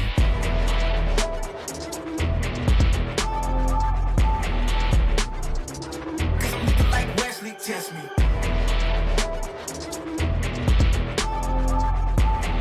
Don't make me lose my mind, cause I'm looking like Wesley, test me. Yeah, guess I know no better. I ain't got no chill, so they call me a devil, I know. Look, I am just a man on a mission. If I want it, then I get it, I go. And if you're trying to test me a beast, you gon' need Liam Neeson. The chance that you taking is flagrant. You're testing your luck. If you think you'll make it out, then you're sadly mistaken. Careful what you putting your stake in, cause I ain't got no patience and no limitations. You trying to figure me out, and I know I don't make sense. But no one's there when you call like you're trapped in the Matrix. You need to take a break from it. I think you should take 6. Cause yes, I hold a throne and no one else can replace this. The pain will only go deeper the harder you chase it. I'm the greatest that you ever made. It's time that you face it. So tell me, why you still testing my patience? Trying to turn me into something I ain't trying to be. All the hate is in heavy rotation. You gon' lose yourself, quit testing me. don't make me lose my mind. Don't make me lose my mind. Don't make me lose my mind, cause I'm looking like Wesley, test me. Don't make me lose my mind. Don't make me lose my mind. Don't make me lose my mind, cause I'm looking like Wesley, test me.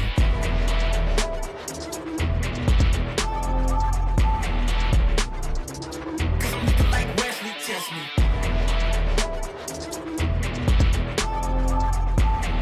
Don't make me lose my mind, cause I'm looking like Wesley, test me. Kiss like that. Kiss like that.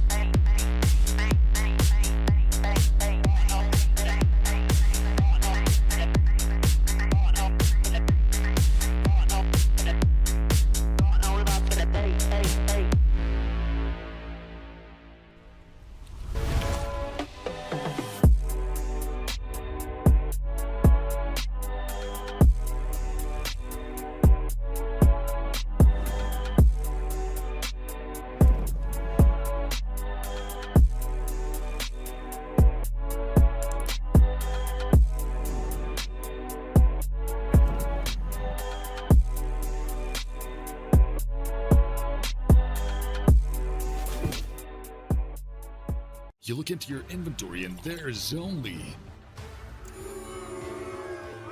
It's time to forget about this garbage. Here you will find everything to play with really cool skins.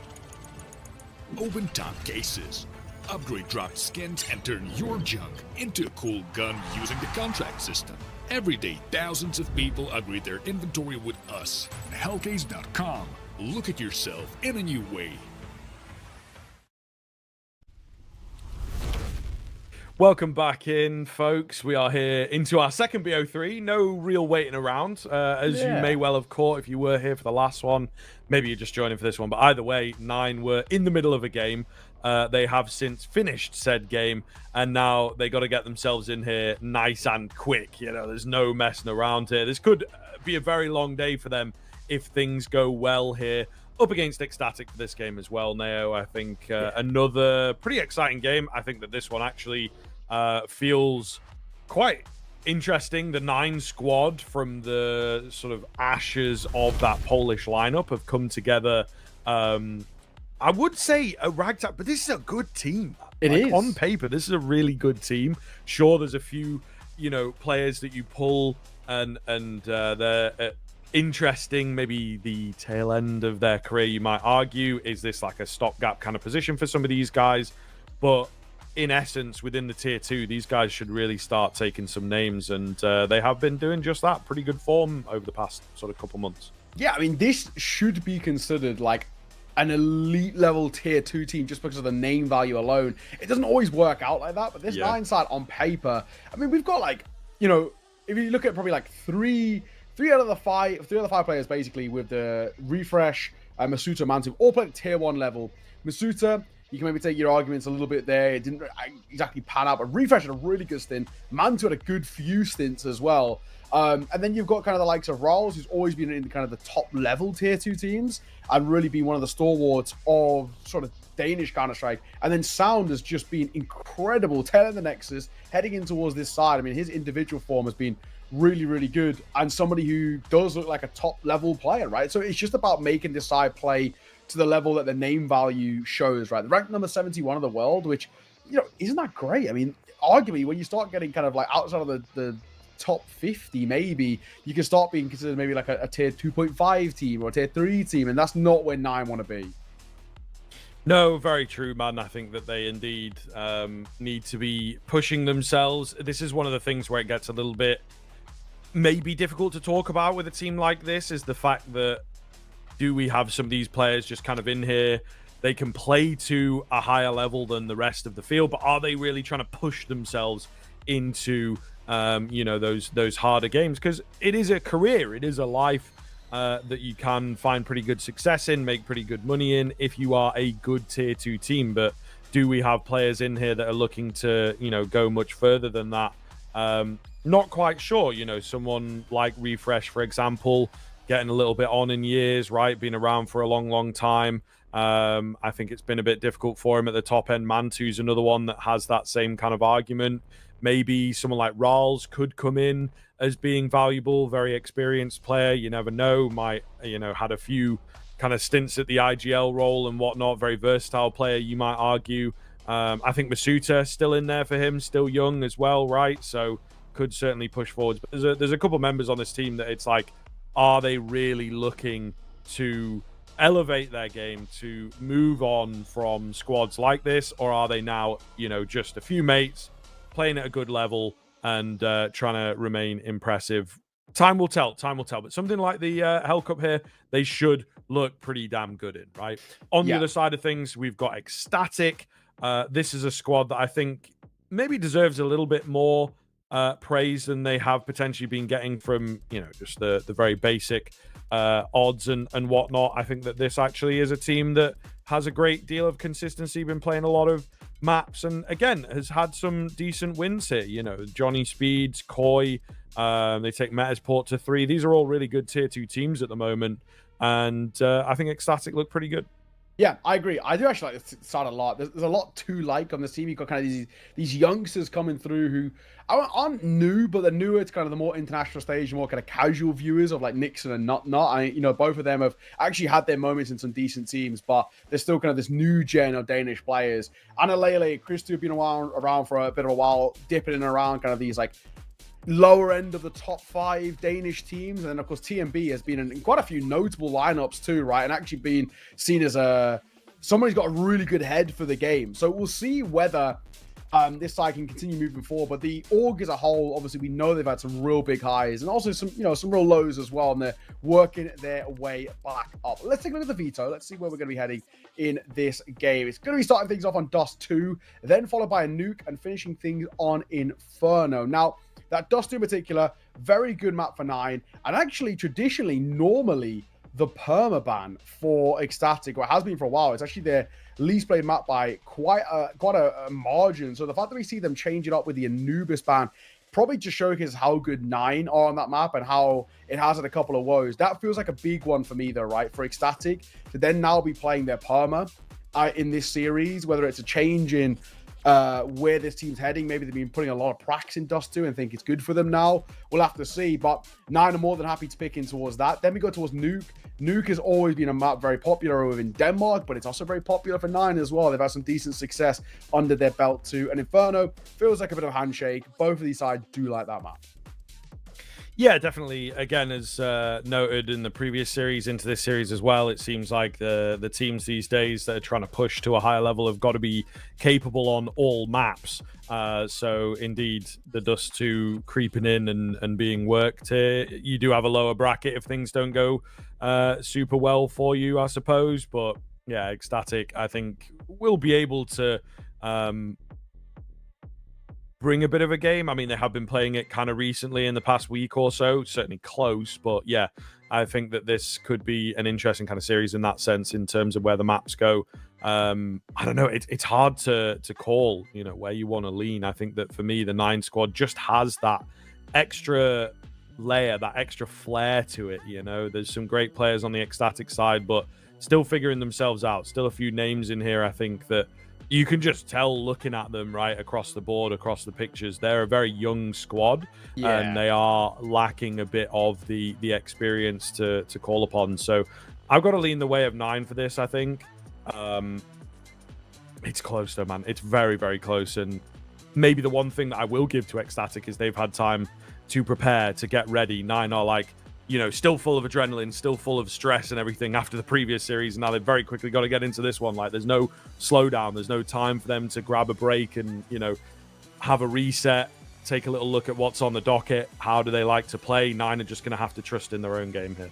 Yes, exactly. I mean, this is where I think it's going to come down to just how players feel in the server, and whether maybe even something as small as whether fatigue has a factor over towards this 9 side, just because of the lack of break and whatnot. But yeah, I'm with you. My expectations that 9 are the favorites coming in towards this one. They're the side that I'm going to personally be sort of looking as the favorites. And I also feel like they have a really good chance of actually making it a 2-0 just because of how this veto is. So let's see how things pan out. These are all kind of 2 head-to-heads. Masuta has been in some really good form, which is, I'm glad to see as well for them. Let's get the show on the road. Dust 2 is where we're going to start things off. Ecstatic on the CT side, 9 on the T side. Okay. Let's see. 9 looking for a B play. Utility comes over the top as they show themselves. No P250 here to deal with the long-range angles. So, yeah, this looks pretty good. They're very, very ready on the CT end of things. Analele will eventually go down. Maybe needed one more out of him to just secure the round fully. Flash is good. Damage is there. Crystal can't quite find it. So we will get a bomb plant out here, he says. Almost denied. Not quite. So much damage from Crystal. Surely enough done for the rest of the squad to get it. That does come close, as Raul finds too. I mean, TMB was just spamming the edge of the smoke like, yeah, it's all good. He'll walk into my shots eventually. And then he did. So that could have gone a bit sideways. TMB maybe a little lazy with that fragging attempt. All the same, Ecstatic will get it. Yeah, all that matters is exactly that, right? The fact that they do get that pistol over the line. Bomb plant is good for 9. Can mean a buy. And a very, very quick round to come forward. Okie dokie. This could be quite an interesting game. You're an incredibly slow, especially those final 2 maps as well. Very, very slow in that previous series. This one out the gate is considerably quicker. And that might be the story of what we get here in this series. These two sides. A point to prove it. Flash onto Crystal. And Nixon as well, but they make it work for the trade isn't bad though. Little chaotic. Oh, that's the big find. Masuta gets TMB in the back. That's one of the M4s dropped as well, so could make a pretty big difference here. Man advantage, all that good stuff. 9 showing as a little side of their class, you know, the advantage they have in terms of the fragging power. Masuta trying, failing to creep in. Still looks good here. Analele will be traded. Cristal got to be very, very careful here, and he knows it. His position known about. Wow, Mansu with the spam takes him down. That is most unfortunate. Nut. All by himself here, 1 versus 2.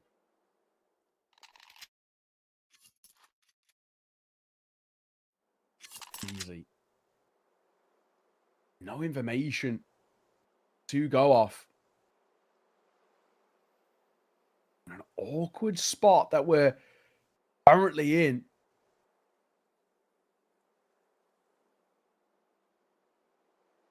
Rahul's moving his way forward. Scout, but opting for the P250. Doesn't want to pick up the gun, just want to make any noise just yet. Not until at least they cross. And actually, not unfortunately for him, he's actually moving away. Does have a kit, does have a flash, but goes the wrong way. They do plant for him, though, in a weird way, but it's inside of the smoke, so it's all right. Nut. Immediately eliminates 1. Oh, up in the air. Can't get the second. Mantu lucky to be alive. That is a gun difference for sure. Holy hell. Very, very close indeed, but 9 immediately bringing the danger game to Ecstatic. They will be really, really, really aware now, I think, of what 9 are capable of. And yeah, great showing in from some of those individuals. Bit of luck in there with that smoke spam to bring it into the 2v1. All the same, Ecstatic now, what do? They've got a force. Let's see. Got a scout. The upgrade is not exactly the best. Just shows you how one bomb plant alone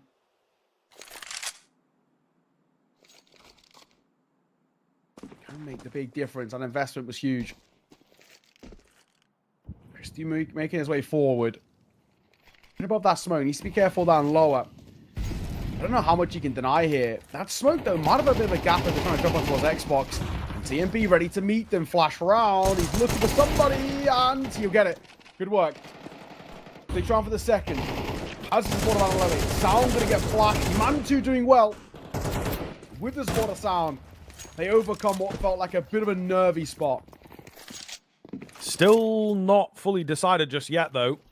Scouts rotated around, and not here's all the information here, so at least Cristal's going to have a bit to work with, moving quickly as well to try and get into a decent position and deny them away. Has he been heard here? I would imagine so. They still dedicate to it. Nut, meanwhile, on the long rotate, sees a dead body, picks up, it's only a Mac 10, not quite enough, is it? But could come back, could be handy. 30 seconds left, Cristal ready to go here.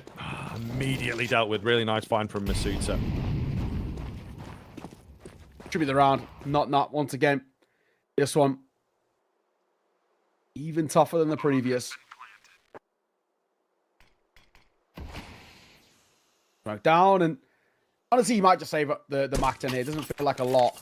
Actually, upgrades to the AK. So yeah, save it, keep it alive, move forward towards the next. There won't be that much around it, unfortunately. So maybe gonna try and hope that we can see some pistols be used as a bit of a human flashbang. I think the investments are going to be pretty minimal, all in all. If they can keep it alive until the round following, that feels like worthwhile. All in all,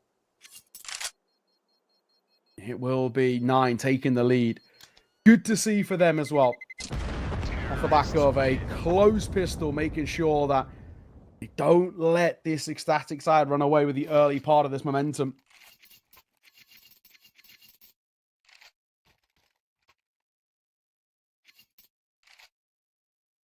For Ecstatic, I'm looking to see whether they get any upgrades. We do see TMB in towards a 5-7 at the very least. That's something. I think the rest of the team probably not as much. One flash going to be dropped over towards Anna Lele.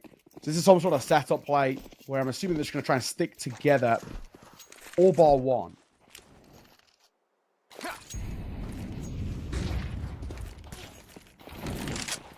Yeah, I suppose we'll see. Kind of together. Little bit of info gather. Kristau actually finds his kill. So now it becomes quite dangerous. We've got to be careful that they don't go too over the top. TMB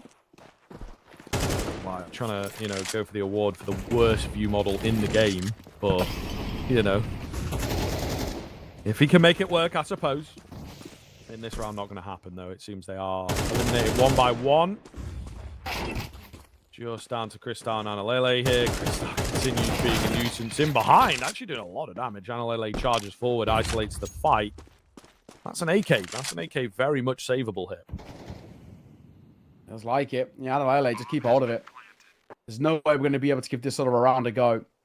Yeah, just would be nice. I think he might have been spotted there, though. The longer he sticks around, the more precarious this spot ends up being just because of the move coming through all the way from spawn. And actually might just be a wrap all the way in towards upper tunnels. Not the easiest of spots to try and save for Analele. If he doesn't cross the doors here, he should be okay, but he's moving in towards a bit of a dicey spot. Player towards car. Rawls should hear this. Oh, and should spot him out, but he missed out that freebie of an opportunity. Analele desperately trying to stay alive, but he does a good job of it. On towards Rawls. No one else around there as well. But actually does get given the luxury of keeping the AK alive. Good work. Nice work. And that's at least something to go off. But even still. Is a 2-round buffer for 9. We go back in towards the buy for Ecstatic. Chris doing towards the AWP. Was that AK saved and a couple of rifles around it. It ain't bad. Interesting as well that Analele drops it over too. Rather than dropping the M4, he'll not the best man for the job. That slightly more premium rifle. Potentially. I suppose we're about to find out, really. Just bring down a little difficult. Nixon doesn't really do too much.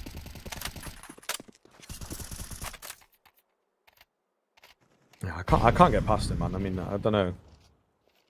It's not great. They looked okay in CSGO. You know what I mean? Like the Quake view models. But in CS2, there's just something about them that feels... Yeah, because they move, off. right? Yeah, I think so. Oh, Rawls gets a little lucky. Analele was after him. Advantage looking good here for 9. Refresh down below. Just got to be careful he doesn't go too wide. In the same vein, he's being robbed of a bit of information. It's a nice Molotov. Really well read. Refresh just being a nuisance, drawing attention to himself to try and draw those players away from long at the end of the day. That opener as well for 9. They do pump the brakes for a moment. Once again, a contact play seems to be the idea. Smoke will come down. TMB. He's playing along this. The flash isn't good enough. It's actually gone past him is the issue. The flash doesn't really do as much damage. Nixon does really well. Keeping it alive. Rawls rolling in here. Got to find this kill. Can't get it done. Man 2 alone. Being headshot, but hardly any HP. He's caged off from both sides. He's coming close here. He just cannot land the bullet. Kristau doesn't really care about his low HP, so if he can take the long player, maybe we'd be on, but not cleans him up. Ecstatic with a big find. Not bad. Not bad at all. Ecstatic. I don't feel like that round is really done well by Nixon. He just does a super good job. Even just that opening double, uber important just to make sure that I don't get spacing towards the site itself.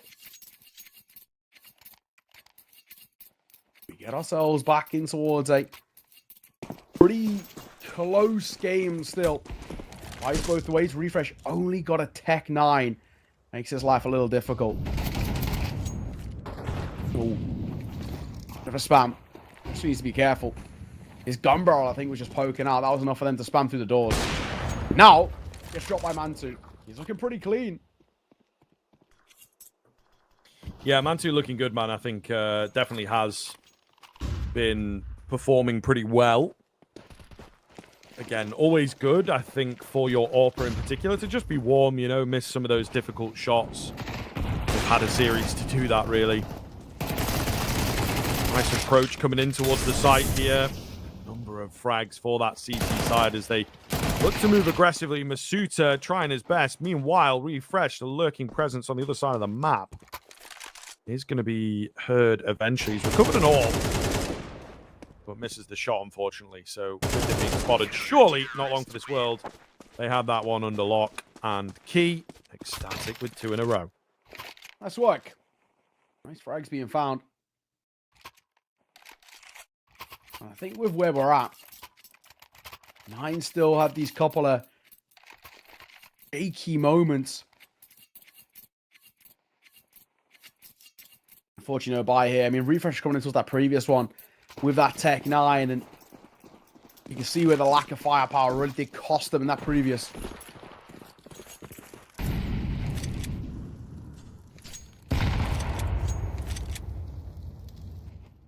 Suter. Leading the pack, it seems. Got a Molotov down. They can't cross out just yet.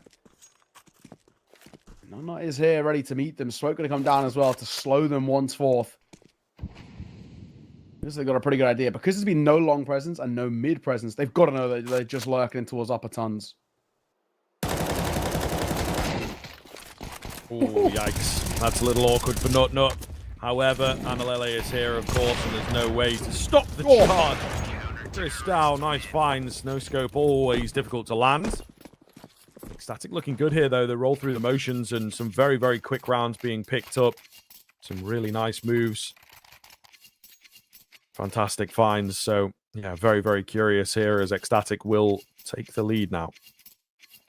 Looking good on the CT side. On their opponent's map pick. You know, we were saying that if they're playing this, what is traditionally their perma, there has to be a reason behind it. They have to have been using it in the pracs or sort of something of the sort. And I don't think that's the case. They don't look bad on this map at all.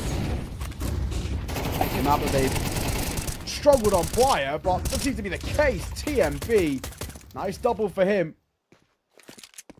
That's the way it's gone. He was looking for an upgrade, but it actually spilled the other way. Thankfully, he doesn't get punished for it.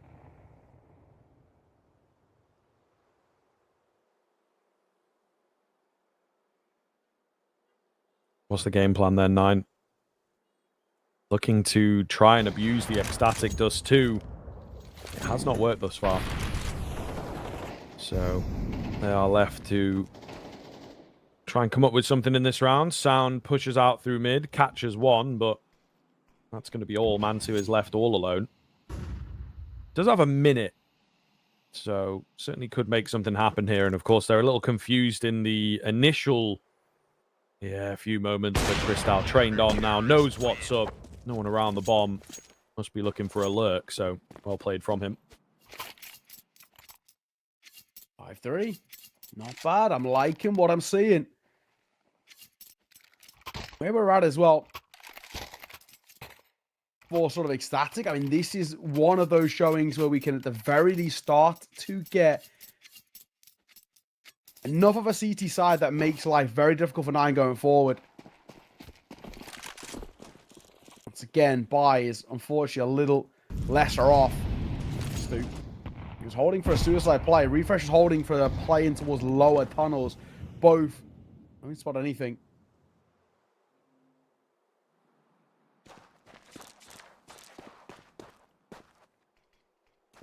Fresh.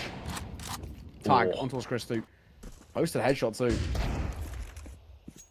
Yeah, really nice find down LLA up close here, so he's going to hear all the footsteps, knows what's going down at the moment. Decent idea of where they're at and what they're up to. Nade goes in. Tiny bit of damage, just slightly too late, and he loses himself. Scout and a Deagle headshot is not a nice way to go. Man advantage 9 here.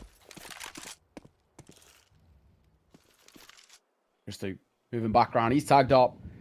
He needs to be very careful.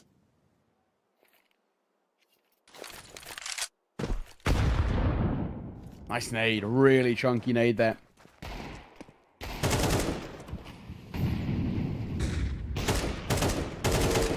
TMB, good spot for him. Flash coming round in just a second. Gonna need to pick up a few here. He's backed up by his man as well. Very well played from TMB to just wind things in. Make sure he doesn't go down early.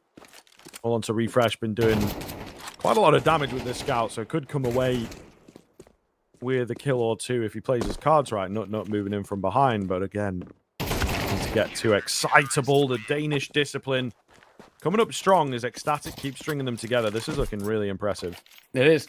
I'm actually liking how they're approaching it too, because they definitely come in towards this as sort of the underdogs just in terms of the name value, but ranking-wise, they're a bit of a better side. Their form's been a little bit better too, and they're not showing any respect. What has been a pretty good 9 side in terms of when they first came to fruition. They were seen as one of those scarier ones. And Ecstatic with a young core and a lot to prove. Looking very experienced in the server at the moment. Despite their tenure being obviously not as much. No, I'm not going to play up close here. Normally good for a bit of one and done, so we will need support of Analele if they are to pop on towards B.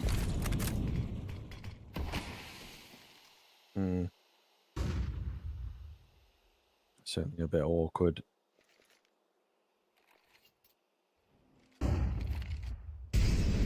Short again remains pretty solid here for 9. Pretty convincing area of attack. Spam doesn't quite find anything. The setup at long is solid, but you know, if they stick to it, if they commit to it, it is going to be an A retake required, all intents and purposes. So no change up, it would seem, from Ecstatic. Yeah, they're pretty sold on their setup right now.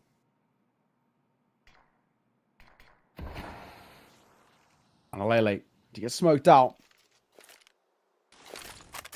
He banks over. Good damage on towards Sound. Reposition. Analele's doing a good job, despite being isolated here, just keeping the pressure on. And a smoke down towards short. He's now going to have to bring over a bit of that support from that deep long hole that they had.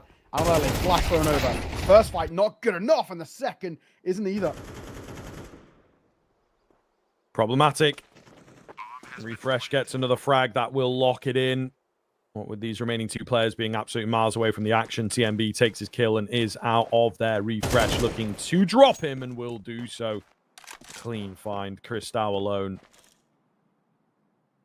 That'll be all she wrote. So 9 back on the board, eventually make it work. You know, they've had a few difficult A takes for sure. But yeah, looking good now.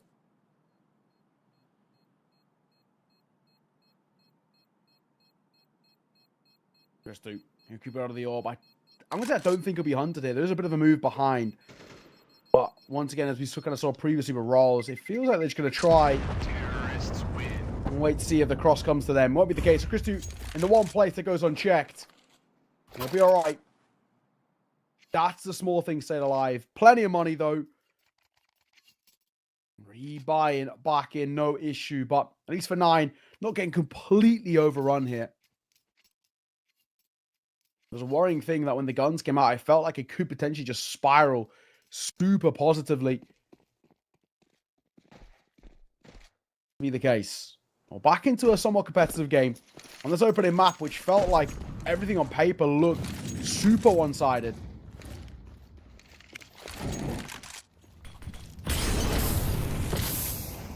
All right, we'll see. We will see. 9 have to keep us convinced, though. Have to keep it going. Needs to be careful here.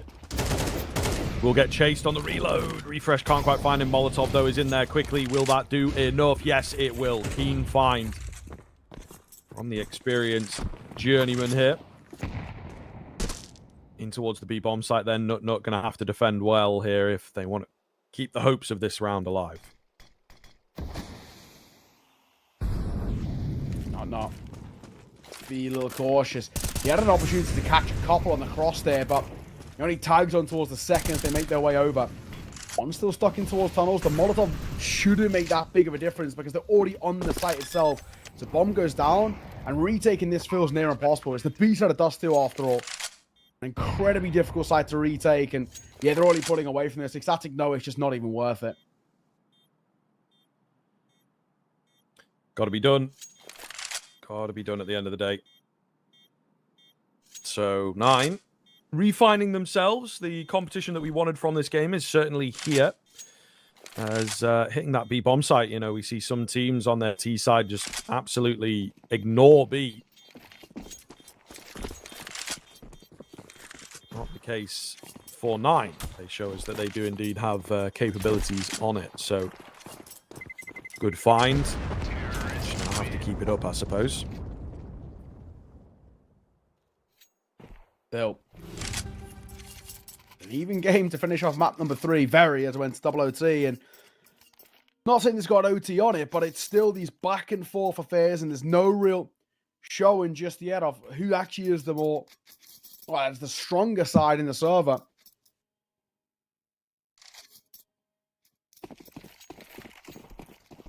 Six to 5, final round of the half. At least with that little bit of the save, we do have that buy coming forward for Ecstatic. Just an MP9's only weakness. In quotation marks, Christu, that is so aggressive. And it works. What a jump, what a find.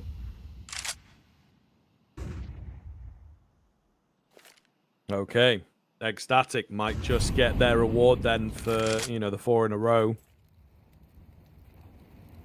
Looking to gain that lead. 9 once again under the cosh. And testing themselves. Mid smoke comes in. There's a lot of rinse and repeat here from 9. Will it be too predictable? Not moves away. Refresh got a good idea here to try and go for this fight. Yeah, it was the right idea, but not knew what was up. Really well read in that situation. 4 versus 2 now. AWP still in play here. So not looking too good. He's come away with 2. Looking to try and take a few more. Analele moving in from behind. Good timing from him. Will deny the final 2. And Ecstatic take that lead. All right. So they get that small advantage. And off the back of the bit of a recovery and the bit of the streak that we saw out from the Danes, that's good to see. On a map in which we have very little tape to go off because, you know, really touching it, it's not a map in which they've been playing a lot at all. Only super recently has this been incorporated towards the pool, but they are 2 for 2 on it. And they've actually taken down one okay side, Rush B. You know, we kind of see they play a few different tournaments, but in particular, the Na'Vi Junior one's actually quite a big pickup. They're a scary side. Caught them a little bit earlier in Hellcup, I think, back in Group C, I think that was. And, or Group B maybe. And yeah, they're a very decent team. Took down Spirit Academy with a lot of talking points around them. And I mean, honestly, this is being one of those maps that, if played to perfection, can be very difficult to kind of come back on for Ecstatic. And maybe they're feeling it a little bit here. Masuta will be the first to fall. So does Refresh.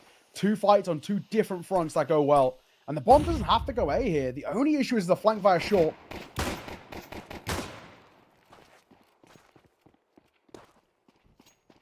Looking to work their way in here as Sound is in behind. Bomb's going to get planted, but it's all about keeping the numbers alive. Did Crystal spot any there towards the top end of middle? It looks like maybe. Analele's got a good idea. Definitely knows now. Meanwhile, Rawls is moving in alone against the brunt of this Ecstatic post-plant. So it's a little brave.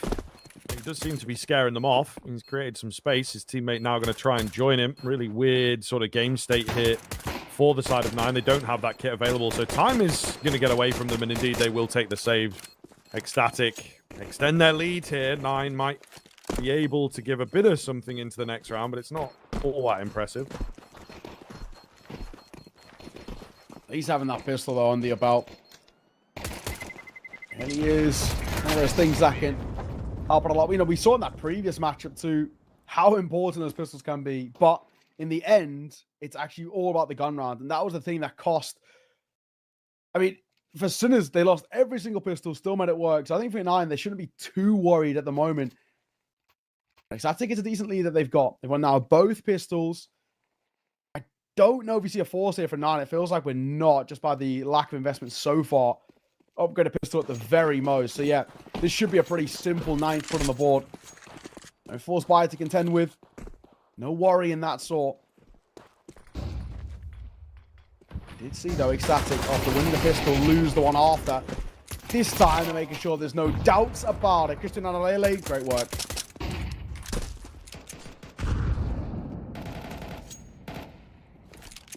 Yeah, looking good here. Should be able to see this one off quite easily and, well, without taking any casualties, hopefully.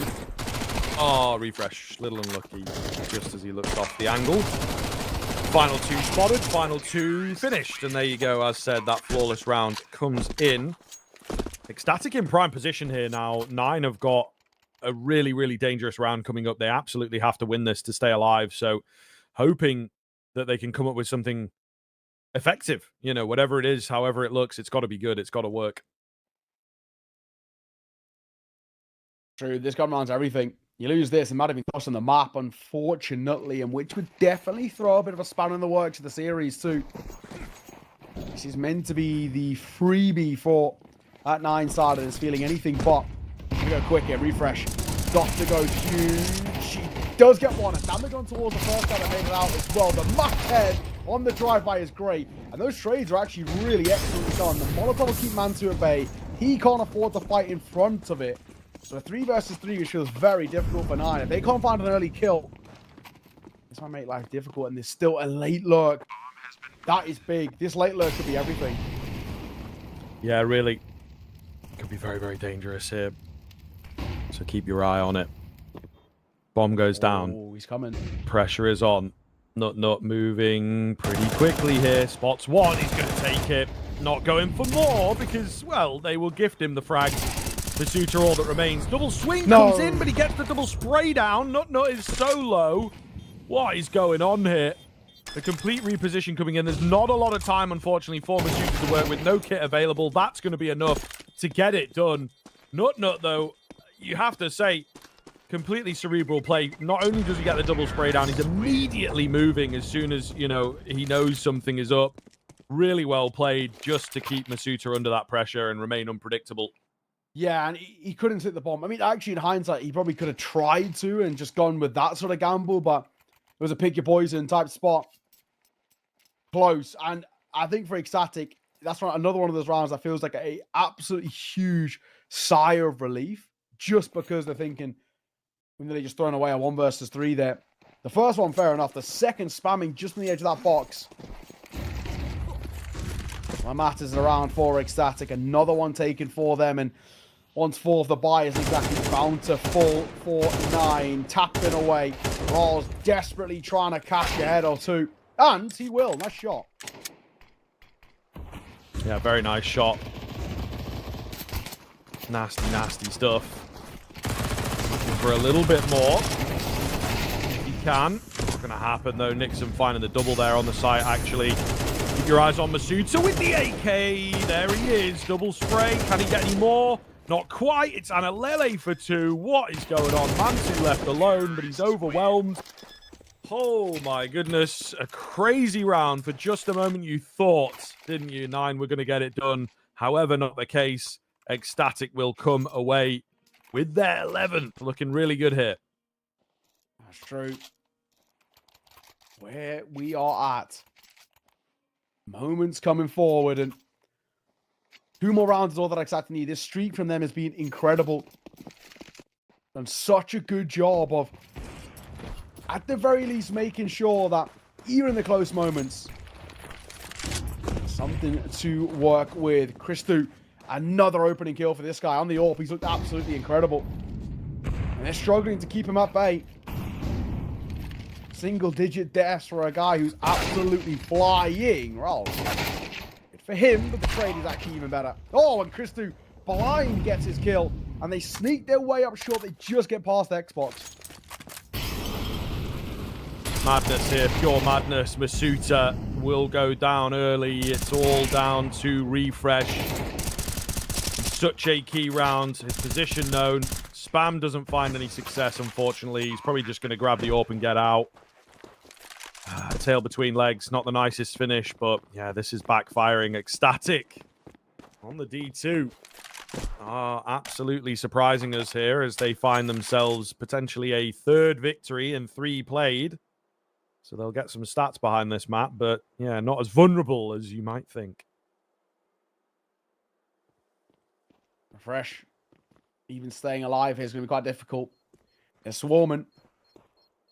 They can fight this at the right time. They should be okay. Tunnel's move actually is going pretty loud. He'll get a shot. He'll reposition.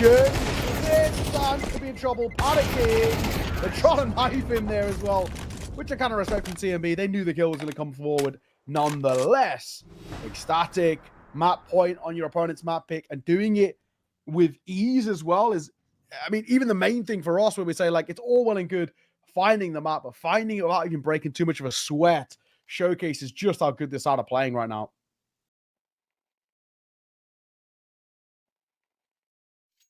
Incredible stuff, really. Yeah, I don't know, man. It's difficult, right? As we said, 9 have come off the back of another series. Fatigue is a big one, but there's also that sort of readjustment into a different game, a different play style. I'm sure that Ecstatic have got a much tighter game, a much more disciplined game than the New Balls, which is certainly one of the names of all time. But, you know, comes off the back of 5 Balls, if anyone was around and remembers those guys. That's what it would seem anyway. I think maybe is that, like, you know, Impala's the player that comes from there, been around for a long time, within the sort of tier 2, tier 3 kind of scene.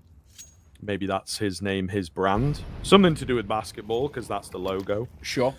But either way, they gave 9 a real tough go of things in the 3-mapper, and I think it clearly has taken the wind and the gas and all those metaphors away from 9. But we'll see here. Cristal. Trained and ready to go. Nade even things up. 3 versus 3. Bomb's got space to go down. Bomb down, and the flank being held by Analele as well. Doesn't always get cleared. It won't this time. Good for the first. All down to 1 man and rolls. He's focusing, you know, the wrong way. Someone here, Analele, keeping attention drawn. Ecstatic. Take map 1 so comfortably as well. That is incredibly damning over towards 9. Their map pick, the punish pick as well, because that is a map in which we know that Ecstatic have not been playing a lot. Up until very recently was a permaban, and look at what they've just pulled off. That's not set up a good light for 9 heading in towards this series now. No, I think you raise a very fair point, sir. They just do not seem to have appeared into this series. We'll see moving forwards, right, whether they can bring it back. Not an awful map in the form of Nuke for them, but obviously one of the better maps for Ecstatic. Going to be a tough run here, but of course we got a break before we get into it, folks. Make sure you stick with us. We'll be back soon.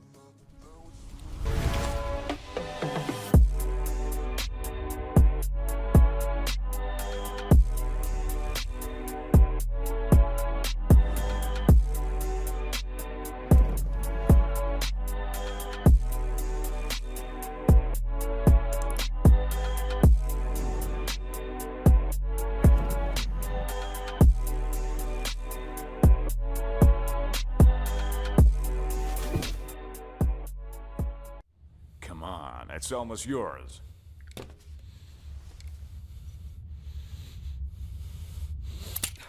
When are you gonna get another chance like this? Go ahead. Go ahead. Why are you slowing down? You almost got him. Come on. Whoa. What's going on here? So, this is what you decided to do to me, to all of us, for pixels?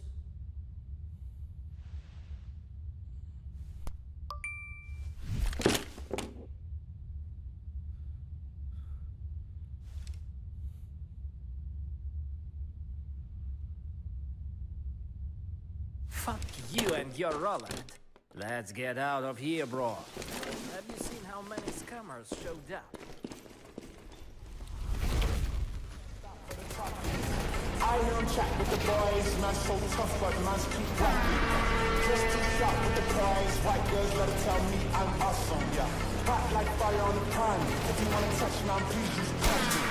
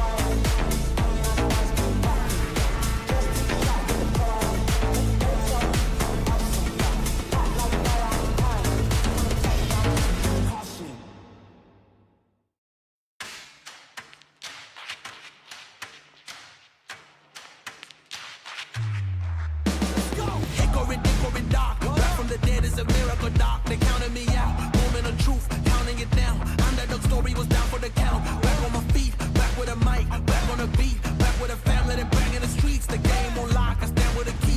Standing my ground, I am planning to flee. Standing my ground, I am planting my feet. Taking a stand, embracing my destiny, shaking his hand. Flipping the script, changing the plans. Up to the top and I'm taking the fans. Making them jump, making them dance. Making them jump, making them dance.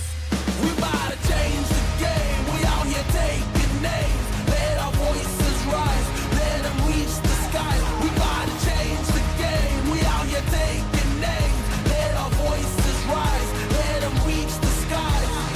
Hickory, dock. Giving them all that we got. Kick on the door. Try to knock, but nobody answered. I'm going hard and taking my chances. I keep it moving. I keep advancing. Keeping it gangster. Getting the perks and I'm happy to earn them. Mr. Ambitious, kill it, I'm vicious. Mr. Determined. Riding the storm and focus on rainbow connections like Kermit. The water on my shoulders, it was a burden. Now I don't notice it, everything turning. Everything shifting, doing it different. I'm floating, I'm drifting. Shout out the slums, round the world we uplifted.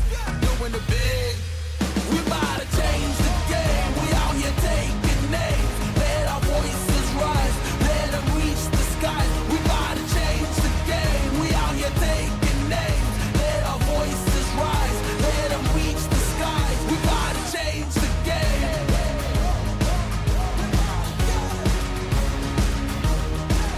We about to change the game.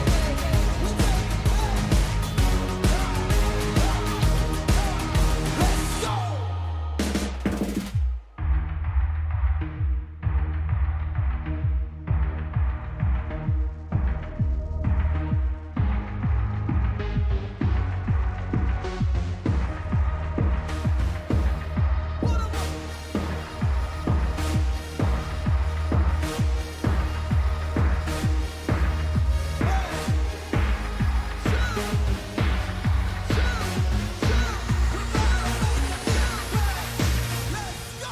We about to change the game. We out here taking names. Let our voices rise.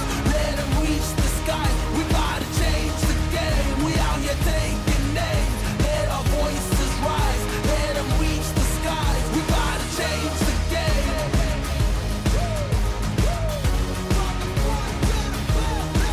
We about to change the game.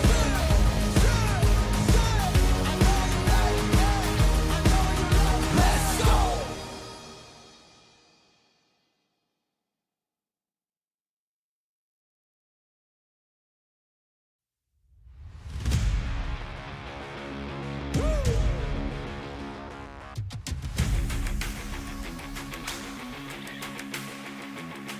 Chill. Hey, chill. Let's go. I was born to kill it. I was meant to win. I am down and willing, so I will find a way. It took a minute, now it didn't happen right away. When it get hot in the kitchen, you decide to stay. That's how it winners made. Stick a fork in the hater on my dinner plate. I walk into the fire like it's just a bit of flame. I switch my style up, watch the money pile up. I'ma get rich or die trying, want me switch lanes. I'm always getting better, I'ma be on 5th place. On this one, then 4 for the next. 3rd, 2nd, 1st, 4th, best. She showing love, give me all the raw energy. Don't stop, go ahead, get it in. Jump, knock, let me in. Huff and puff and blow the house down. Raw energy. Don't stop, go ahead, get it in. Jump, knock, let me in.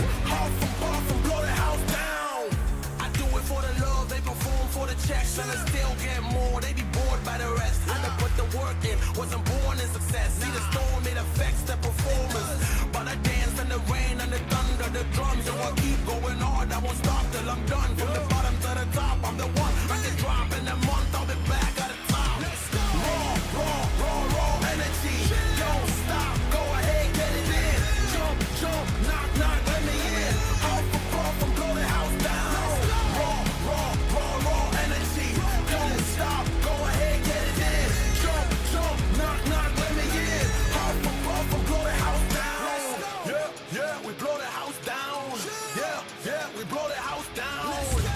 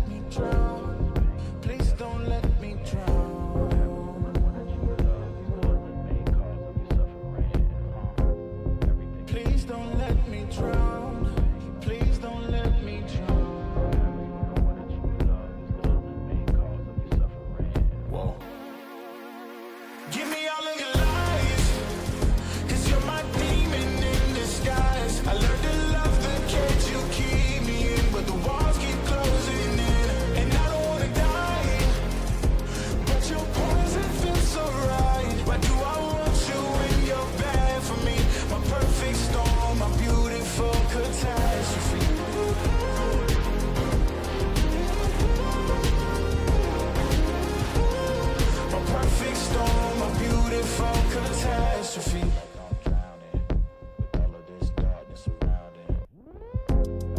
You need me like you need air to breathe. You want me to save you from me. I know that you're trapped inside this wave. Who's gonna save you? Who's gonna save you from me? I can't see you drown. I can't see you drown.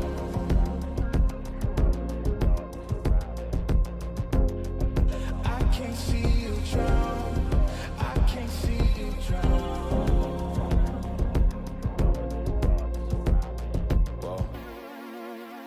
Give me all of your lies, 'cause you're my demon in disguise. I learned to love the cage you keep me in, but the walls keep closing in, and I don't wanna die, but your poison feels so right. Why do I want you when you're bad for me? My perfect storm, my beautiful catastrophe.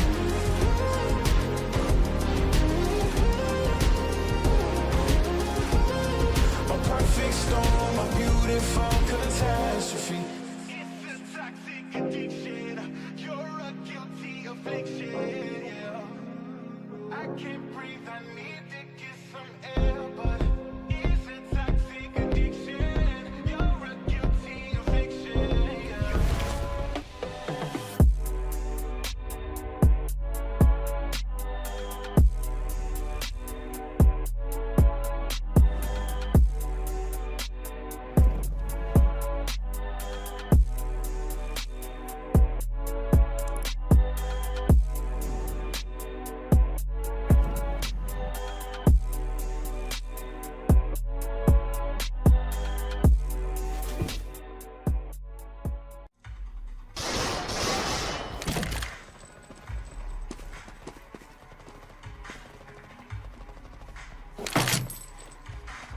What kind of shame is this?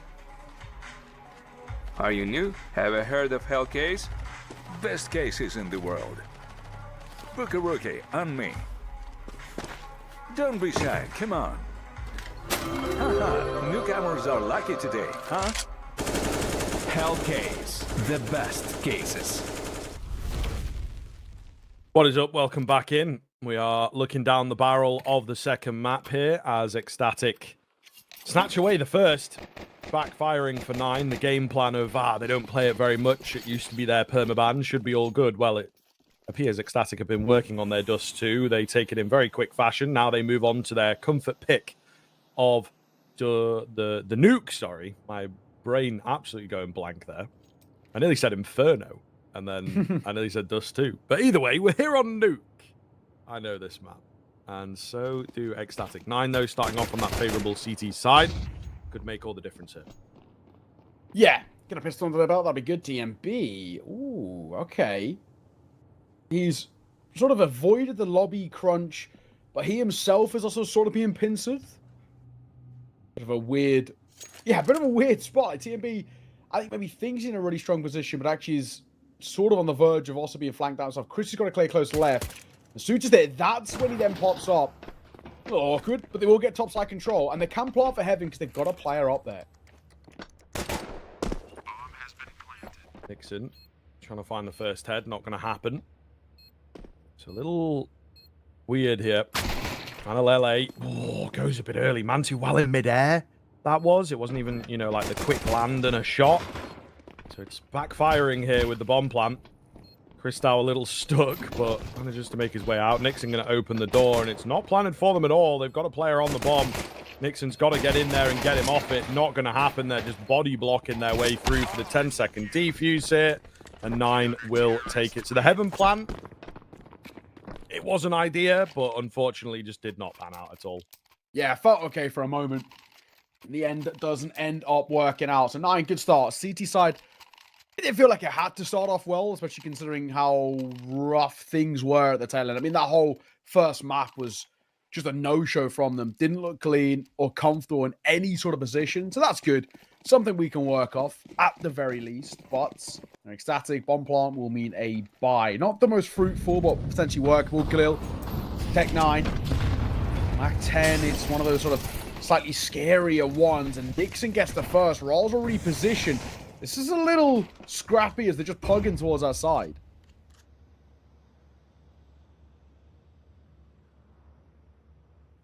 Creeping in through lobby, though. Could be kind of dangerous here. Nixon is not going to be ready for this one. And then they'll have a pretty aggressive contingent downstairs. I mean, we'll see, though. With no information in the lobby, they've actually not gone that deep. Sound is ready. But I don't know that he'll be this ready. And, wow, Nixon actually gets the catch. A complete misread of the situation here from 9. Sound is, you know, down below in a good position to maybe, try and get something done. But the execution is so off. Masuta and Mantu will just save here. I think so. The puggy, scrappy, wild style of play has worked out well. But Masuta will get a couple. I don't think he's not going to pull the rotation back, unfortunately. I mean, he's just looking around any sort of an upgrade. He gets in towards an M4. So that itself is okay, but well done from Ecstatic. Good response. This is the same thing that happened to them in that Dust 2, where take the pistol, lose the kind of force, and it's this sort of back and forth appearance. So we're at. Static still look like that kind of scarier side, and we still also get to the point of being, you know, just a little bit worried about what's going on for 9. Not quite on the level that we'd want out for them. Still got plenty of issues that are rising towards this 9 side, and that's another one of them. Overwhelmed. That quicker style of play doesn't end up working out for them. Oh, yeah. All, we get some level of a reinvestment with that 557. 557 triple M4 is a pretty decent investment as things go. I'd say so, yeah, for sure. Let's see if they can make something happen with it, I suppose. Ready and waiting on the edge of the smoke, but nothing coming towards the A-bomb site. Mantu hidden out in secret. An interesting kind of position, I would say, from Ecstatic. You know, really, really, really far away from just anything at this point. Wait, is that right. Disconnected while he's throwing that smoke? Or is he just like... Oh my god, he has. Yeah, okay. Yeah. Okay. I was going to say, there's no way. I understand a little bit of tilt to stand there for a second or two.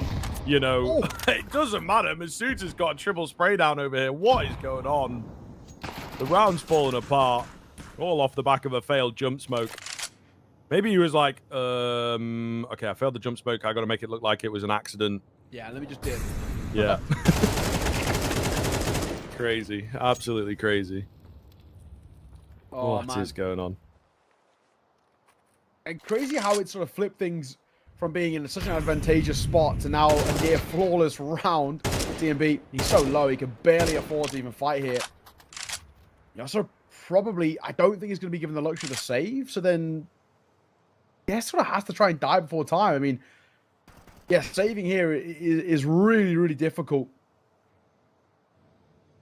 My assumption will be that Nana are going to try and hunt him for that AK-47, but it's not yet. They've given him a bit of space to work with at the very least. There's a bit of a move coming on towards the ladder. Molly over. That one spread on towards him. He's holding. He needs to stay alive. He might have been spotted there. He's going to get knifed. Yeah, I was going to say, they knew he was there. So not only does he die off the time, he also dies to the knife as well to make matters just that little bit worse. Yeah, that's not nice. Not nice at all to be on the end of, but it is unfortunately the way that it goes. So, yeah, just a weird kind of round in general for Ecstatic, unfortunately. Not much that they can do about things, and it seems like, you know, they had a disconnect and maybe just threw themselves at it and were like, okay, well, I guess this is probably not going to be our round. The whole idea of the outside smokes has just completely fallen apart with an unlucky moment. It does happen. It does happen. The fact that it happens in the middle of the round, you know, it's unfortunate. So, yeah, wild stuff. Very, very wild stuff. But either way, we are going to have to wait while Analele gets back in and hopefully some normality returns. Yeah, one of those where it's It's funny to laugh at, but it ends up costing them the round. I mean, would it have made a difference? I don't 100% know, but they feel like they just lost the round regardless of that. But still,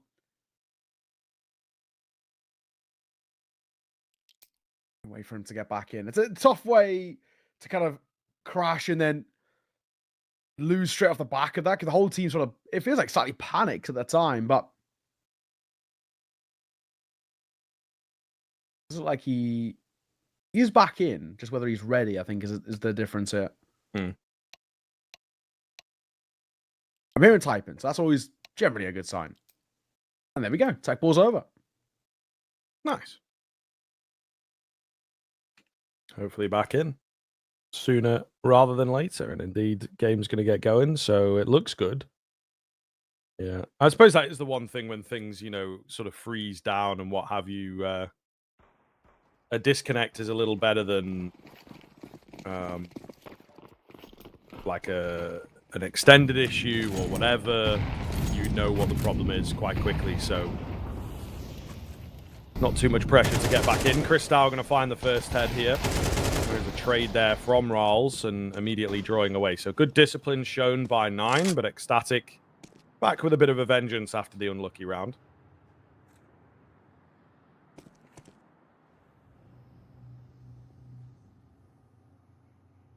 Refresh. He needs to be careful. He could get a couple here. As long as he's patient, because it's Rawls who's basically going to be the information gatherer.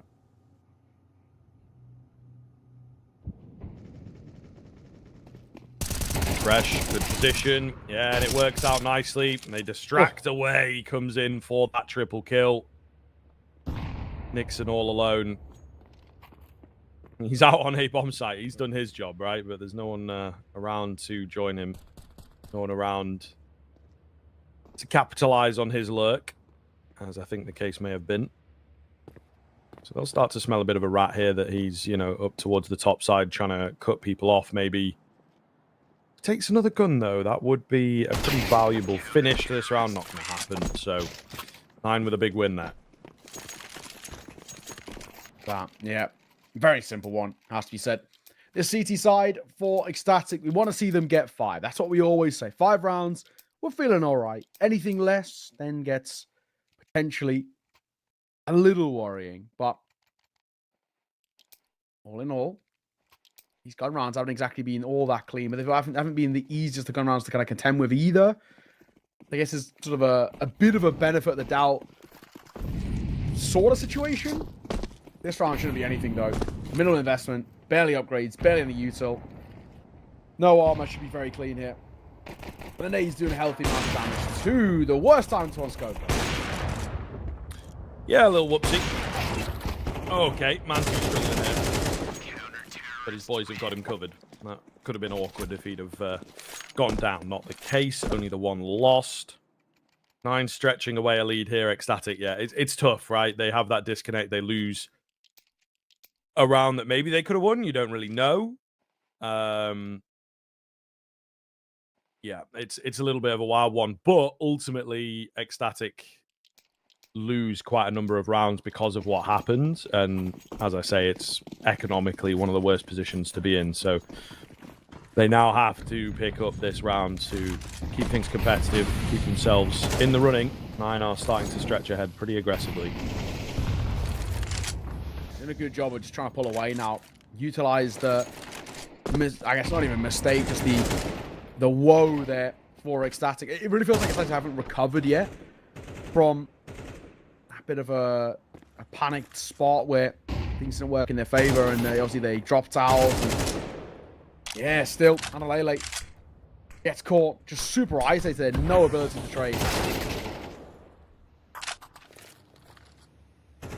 Nice find from Refresh here, looking good as he will keep it going. Another coming in. Refresh taking over the game right now. Masuta spotting them out down below. And Ecstatic stuck for ideas. So we're seeing, you know, complete juxtaposition here from these teams compared to map 1.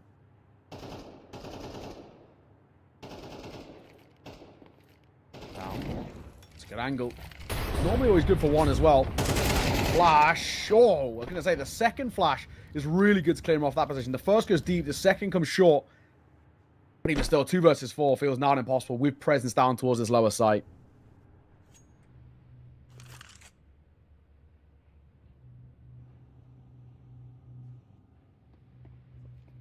Nut crept in. I think gone a little further than they expected here, completely unseen.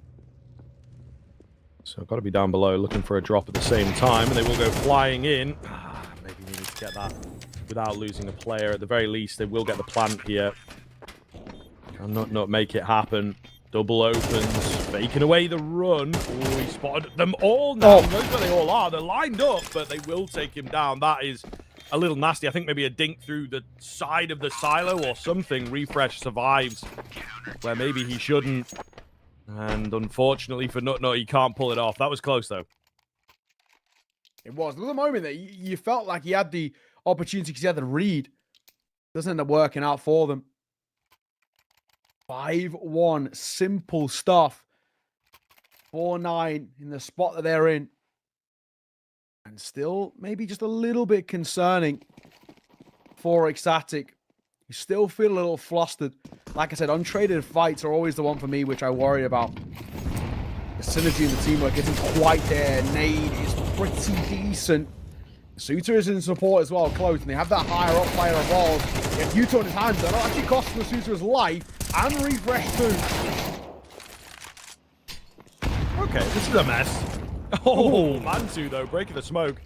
Keen find, but they lose sound up top. And a safe plant opportunity now comes in. Mantu as well, left a little low from his nade plays and the spam that came his way. The AWP in this situation, never really ideal. He's trying to completely reposition, or is he saving? I think it looks like... Oh. He is saving, but he's changing his save spot, I suppose.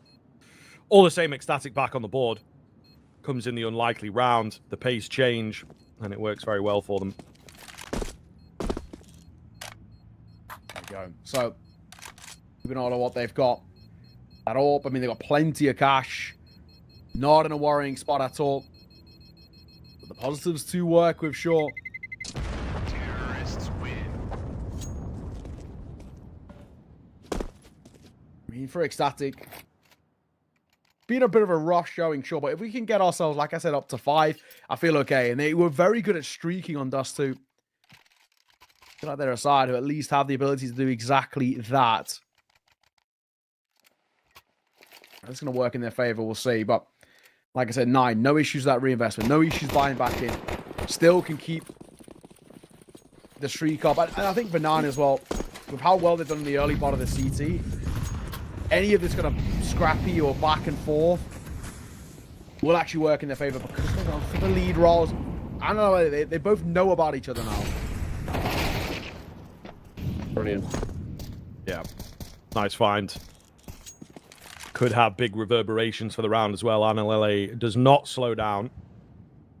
Flying down secret here, so they might just see what he can get away with. This TMB's down, though, with the bomb, maybe via vent. So that's a pretty big deal. They seem to be cottoning on to the fact that, yeah, maybe he has crept down, single opens, smoke comes in. Oh, that's a risky plan, my guy. And he will get taken out by the break in the smoke. That is just wild. Nixon catches one up top. What is going on? I mean, the bomb's been planted. There's still like 3 players upstairs. This is such a mess from Ecstatic. They've got to be careful not to lose control of the plant itself, which they have. Make their way down. It's a tap onto the bomb. Molotov comes in. Another Molotov as well. Oh my god, what is going on? This is absolutely out of control. Crystal will find it with a tech in the end. But what a mess there. So scrappy. And we've somehow made it work in a somewhat positive way. I mean, now we at least can go back in towards it and say that Ecstatic, if they can make those uncomfortable rounds work for them, there is quite a bit to like. Just about, again, as we always say, consistency alpha. Before this T side, they're in a good spot now because that buy having that double MP9 come through for 9. Firepower arguably favorable for them. Early mollies as well. Oh, what a good find for Christo. Refresh just gets caught into main. Something which he has had the luxury of control earlier in this game. Now gets punished for it.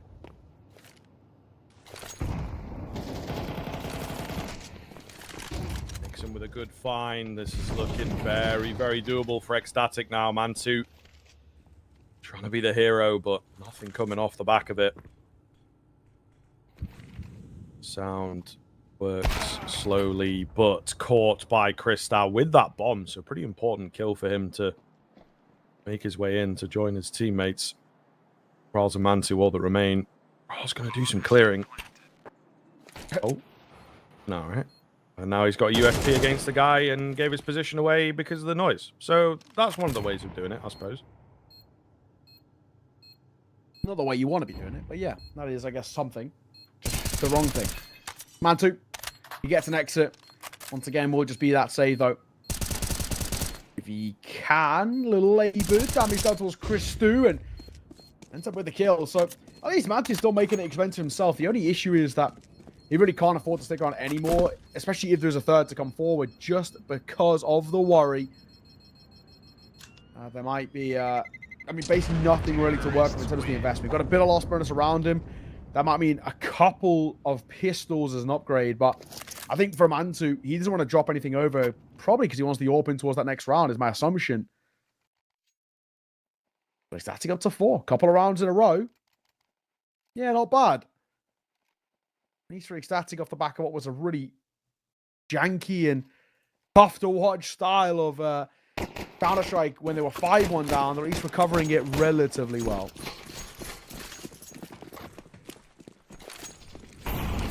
Certainly can be happy here. Can they get any more, I suppose, is the big question. 9 are now the ones as well that have got to find some kind of bounce back.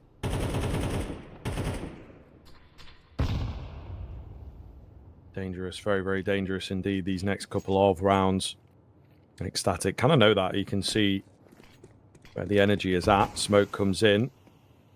Nixon playing very, very nervy indeed as he's trying to find this first opening kill, waiting for some aggression to come his way, and maybe eventually, you know, Masuta's on the edge of going for it.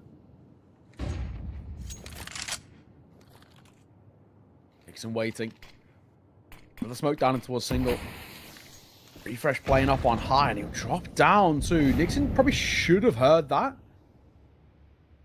That might spur them into a topside pop. Let him drop down. It's just a quick case of they have no clear information of did he actually make his way down vent. They just know he dropped off heart. Yeah, they don't have loads to work with.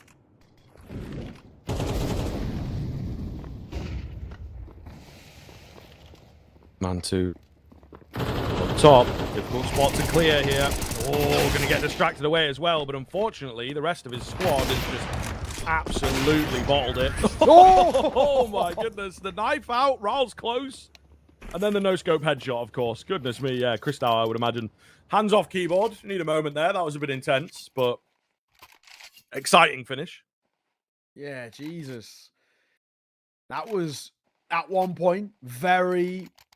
I mean, not doable. I mean, the guy towards top rafters, you know, doing well for a couple there is very good, but like you said, he just needed more out from the team.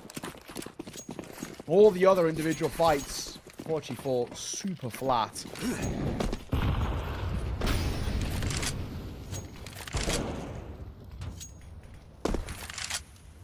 We go on forward once fourth. TMP. That's the low buy. It's actually the 5-7 gets the first and scoops up an AK untraded. Oh, yikes. These are some messy ways to give advantages over. And a Lele also gets swung upon. Wild. Absolutely wild. Ecstatic will be sort of kicking themselves here. This felt like the easier of the 2 rounds to close out the first half. Not over quite yet, but they are making life difficult for themselves. Cristal on your trained in. Nice find. Just taking his time. Of course, got the man with him, you know, not also clearing space. He is the one that may well be unexpected. Sound seems to have a good idea. On the crack angle. This is the big kill, though. If Nut can get this around the corner, then potentially we are on. Will he clear it? The answer is yes. Very well played. 2 versus 2. Still got Rawls in on this A-bomb site to deal with. However, which way is he going to look? Are they dedicating towards A? Don't quite know yet. You know, trying to fake things out, but not a lot of time. Only 20 seconds left to go, and I don't know. I think we need this man down to help out. Yeah, Rawls finds Crystal, drops the bomb at the perfect time. Just nut remaining. Only 10 seconds to get it done. Not going to happen. Surely. Oh my goodness, he might just get the plant here. Rawls is tracking him though, and will indeed take him out. I mean, the plant is something, I suppose. It's true. I do feel like at least having the plant coming forward, at least we're going to talk about a bit of an investment back in towards this final round. I already feel like maybe Excessive's done enough in terms of a recovery, but just a little bit of extra funds on deck and what was, you know, a guaranteed loss there. It's something better than nothing.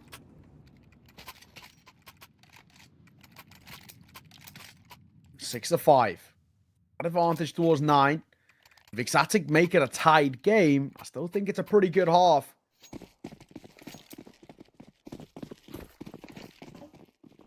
We shall see. We've got rifles out across the deck.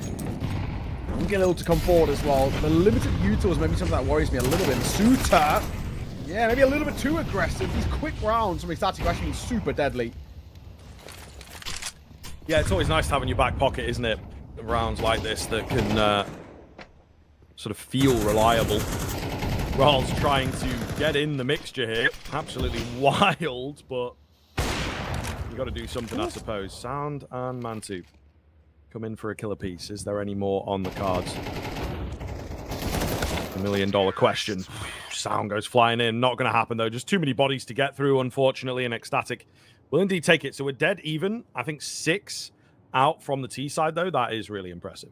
Yeah, I actually think Ecstatic, while it was super uncomfortable, if you look at it in just a bit more of a macro sense, they were 5-1 down. So actually recovering to 6-all feels pretty good as a half goes. It feels like momentum is still actually in their favor. But that alone is something we can work off.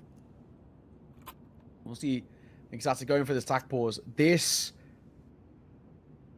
pistol round start things off is incredibly important. If we get Ecstatic in towards the pistol, and they once again spiral as they did on DOS 2, that's when Nine are in a lot of trouble.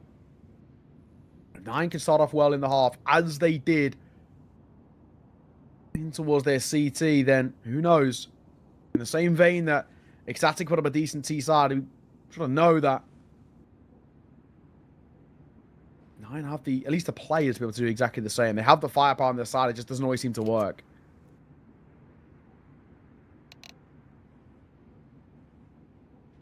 Tech pause concluded, and it turns into a tech pause to make matters a little bit worse there. Yeah, never a fan.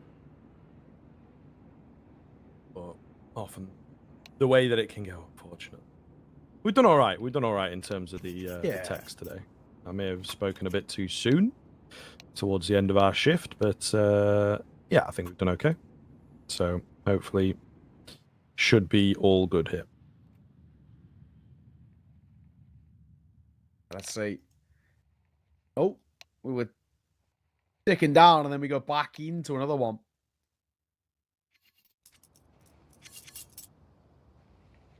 I hate to see it. So yeah, tech pause. Everyone's still in the server. It's the question of where this issue actually comes from. It's yeah, a bit of a weird one.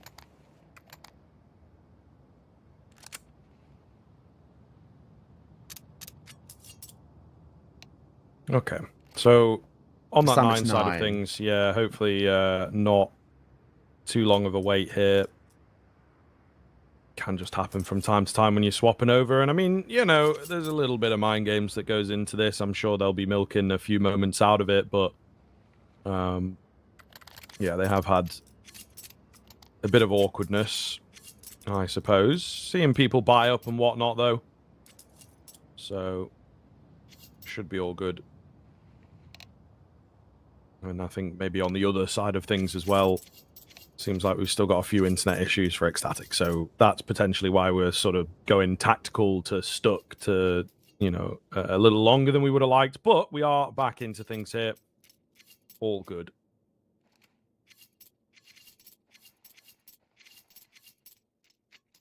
This pistol, like we've been talking about, incredibly important. Let's see what happens. 9 find it. They go back in towards a position of being able to Sparrow quite well.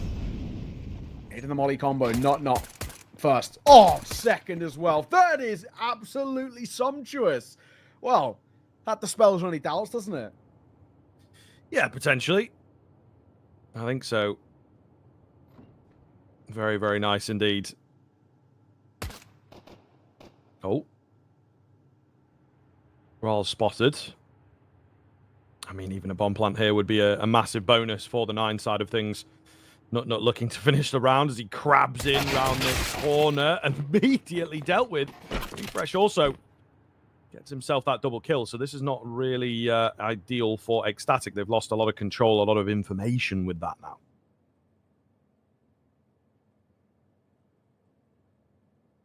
Lele towards our side. Holding for if they try and make a move towards main. He might have the right idea. This is such an off angle. He's going to get cleared though. Oh my god. I thought he DC'd again. I thought for a second we lost him. Last man spotted. With the bomb dropped as well. This feels unlosable, you would say. And they're going to try and swing together, but they're fighting. This is still doable. Raz has given them a chance. Yeah, absolutely wild, man. I mean, we'll see. I still think it's going to be tough for him. But he's looking for the gap. He's looking to find the way in. Not a lot of time to do it is the big thing. They're on top of each other here as well. Oh, down the vent. Oh, no. Oh, he's just like me for real. That is rough. That is rough, my guy. You hate to see it. You love to see it, you hate to see it. You do. Yeah.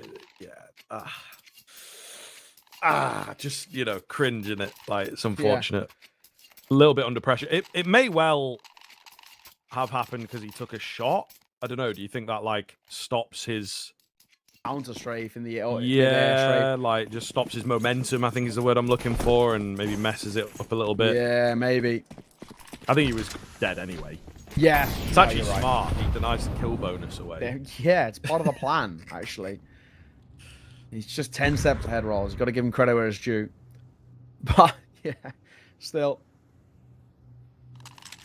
Tough way to lose it, but it will be. 7-2-6. Like we said, having that advantage for Ecstatic is huge on the CT side. One spot toward our side. I don't like TMB sticking around here. Let's fall away. We're low. We do not need to take this fight basically alone. Yeah, a little wild. A little wild for sure. Crystal. Just holding for the time being. Oh, nice find. So what are we doing here? Any more for any more, he says. He's doing some decent damage. I'll watch himself ever so slightly. Molotov forces a fight out, and LLA now in to help. As I think they've gathered enough information to know what is up, to know where 9 are coming from. Glocks do get one. That's certainly not ideal, but it's only the MP9 lost, I suppose. Yeah, I guess it's sort of not the end of the world. You're on buffer, though. That's what we want to be seeing. Ecstatic, making sure that bit by bit we put ourselves in towards a spot where getting closer and closer to the 2-0 here. And for 9, there are plenty of opportunities. And unfortunately, where they... I mean, they're already starting to dwindle in chances. Yeah, tough predicament they're in. That goes without saying. Bit of chip damage I talked about earlier. TMB going through the smoke here. I don't know if he's actually going to continue pushing forward or just stick inside a single door. Yeah, difficult to say, actually. But we'll see. Crystal actually kind of letting them cross in here. He's pretty sold on the fact that they will come his way, and it pays off for the triple kill. Very well played indeed. I figured, you know, he was leaving Mini slightly vulnerable, but he knew what was up. He's seen the round before. And now just Masuta to do it all. 1 on 4. Anything done here, I suppose, is the question. The answer is no. An ecstatic take it. No sweat off the brow. All right. 3-round buffer. No real money to work with for 9. So ecstatic probably should get double digits without too many problems here. Now we're starting to already look what feels like potentially the beginning of the end here, if I'm being completely honest. I'm liking what I see. 9 to 6. Getting a few Tech 9s out. It's not a full investment, but at least they've committed something to it, especially with Rawls going in with the Util.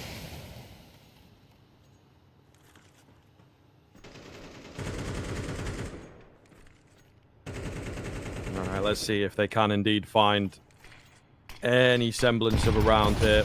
Nut, aggressive. Oh, the nade break flashes are so good. Able to hold it up again. Ecstatic, very ready. Book has been read. Bomb has been dropped. The AK down below, ready and waiting for the rest of the team to come and join him, but I don't think it's going to happen. So, Sound is our only danger man, really. Even then, Ecstatic doing well to keep moving. They seem weary of a flank, aware of a flank, potentially able to catch said flank off guard. So what is the role here? Sound with the flash, trying to make something happen. It's actually a decent flash, but just can't find the favorable fight. Nut takes him out.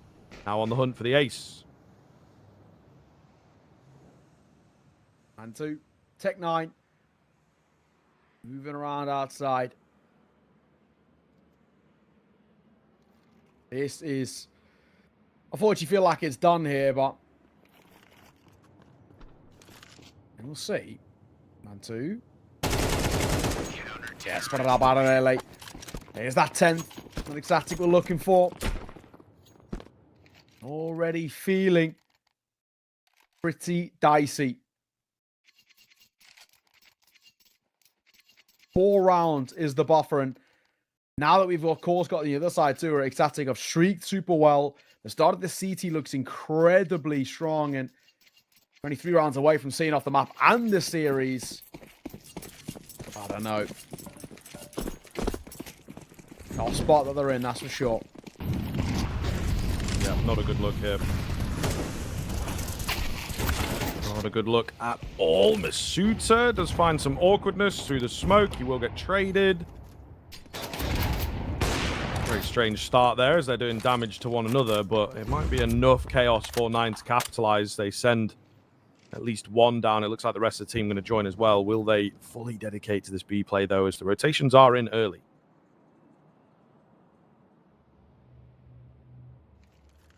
Not holding for this lower side play. They're 4 versus 4. We know he sets up for a couple of really nice moments. It's those pistols in the previous round, lining them up. He wants to try and do the same here. The sound starts to creep his way forward. That looks like it'll be that first contact. He's isolated here. But even something as simple as like a 2-for-1 goes such a long way. Yeah, it's very true.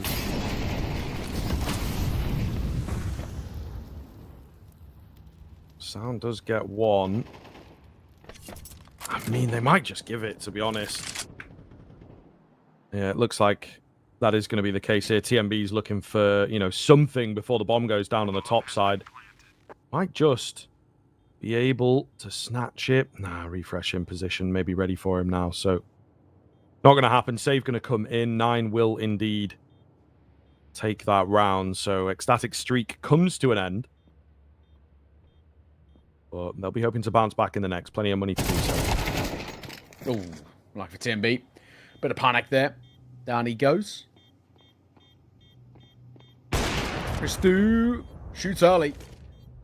Now it's about saving, if he can. The smoke. Flash bang. Up close. Nice shot. Who's about a second. He has the rifle and Nixon above. Christou actually falls there. That's unfortunate. All will be collected. Oh, and then no scope as well by Nixon. I mean, it all doesn't make a difference. It still is around 4-9, but you take the little positives. And, of course, they make the small things work for them, like you still have made it pretty expensive over towards the 9 side. So the small things like that. Pause, though. Money's good enough for the buy. Will be a Galil forward. If Mantu wants Util, he's also got to go for a Galil as well.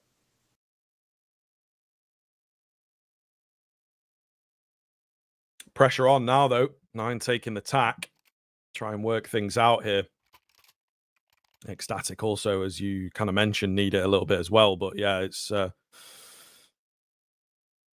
scary prospect. 9 have got to get this one. They've got to string them together, break that bank, which even after this round might not be doable. Depends on saves and whatnot. But at least they've given themselves that all-important lifeline. Where do they take themselves from here is the next question.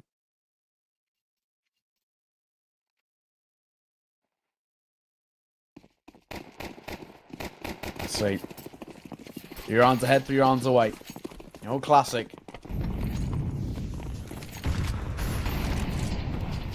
Christu. He wants to be that first point. Contact. One crossed. Couldn't stop him. Still sticking around as well, boys. The flash, he repositioned so well. At the same time, Nut finds a valuable kill. Yeah, really valuable indeed. He's going to chime in, keep it rolling, but unfortunately, T-side finding some kills back here.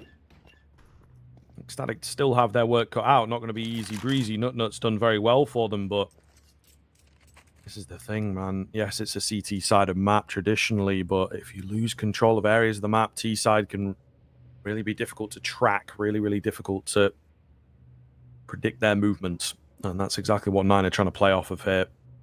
Creeping that bomb forwards, hoping that they could just, you know, find the right spot, maybe catch a player looking the wrong way. That would give them that chance back in. So what is the play? Antu's crept down with this bomb. So a weird sort of game state, right? As they clear outside and then they're going to work their way back downstairs, which I don't think will be expected at all. Really strange look here.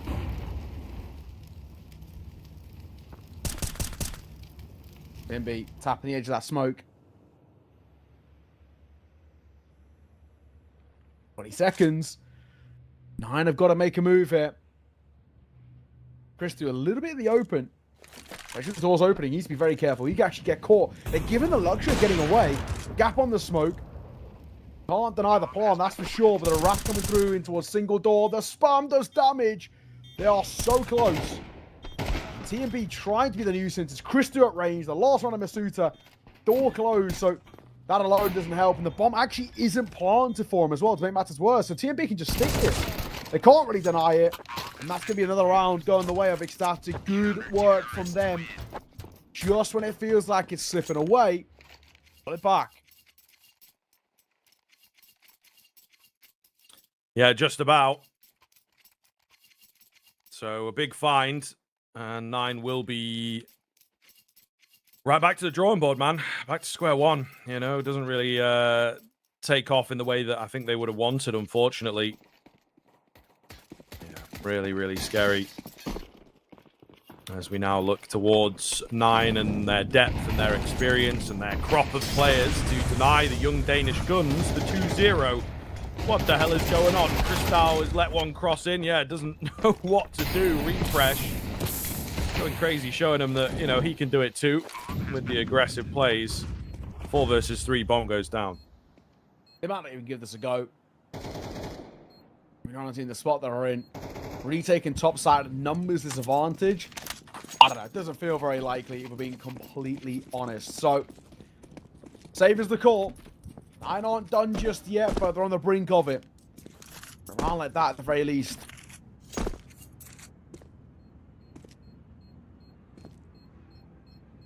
Still have a 9 side who aren't exactly dead in the water. They're still pretty close, but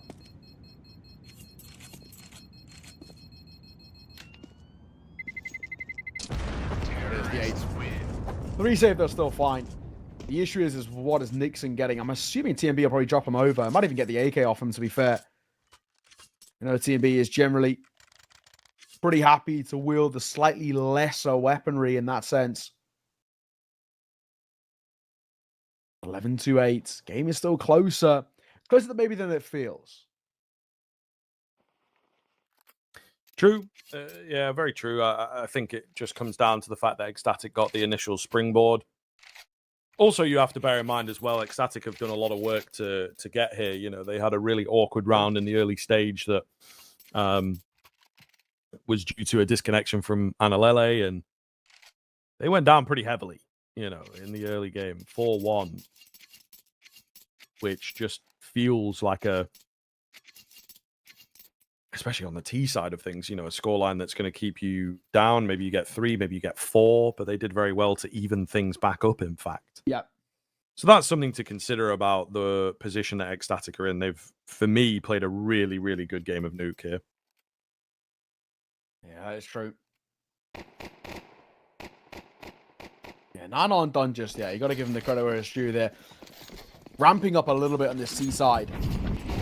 But still. Silo. TMB spawned towards single door. Oh, he's peeked over. I was going to say, no, actually sort of bails him out a little bit there. And Nutmeg goes good for 2. Nixon also step up. And just for 9, trying to do something a little bit quick off the pause. It doesn't work in their favor. Nixon himself doubles down. That's surely got to be the round 1v4. Yeah, Wilds, Ecstatic again, back to it. You know, these timeouts that are being taken may well give 9 a bit of an idea, a bit of a set round going into things, but actually you have to bear in mind the kind of benefit that it can give your opponent even. And, of course, the days that they are able to work through. So we'll see here. Refresh. Don't even know if he's necessarily going to go in for this, you know. Might just keep the AK. I think it's probably the right call. And now you're playing for overtime. Unfortunately, a really big ask for them. I think chances have unfortunately dwindled. And where we've seen time and time again, they put themselves in a tough predicament. Last 25 seconds, it's pretty non-existent here. Like we mentioned, it's just about keeping hold of what we've got.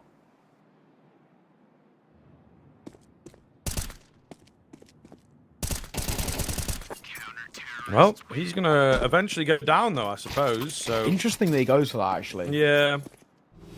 I think when you look at the overall as well, saving the AK is, yeah, really not a bad play. So not quite sure. A little bit of frustration coming in, maybe. They're a tough team to play against, I think, when things are going right for a team like Ecstatic that employ that very tight kind of style that we've been touching on and praising. Maybe it can be a bit frustrating. You know, you want the fights, you want them to peak you, and they just play so disciplined.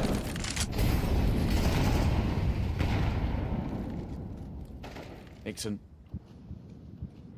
That's upside.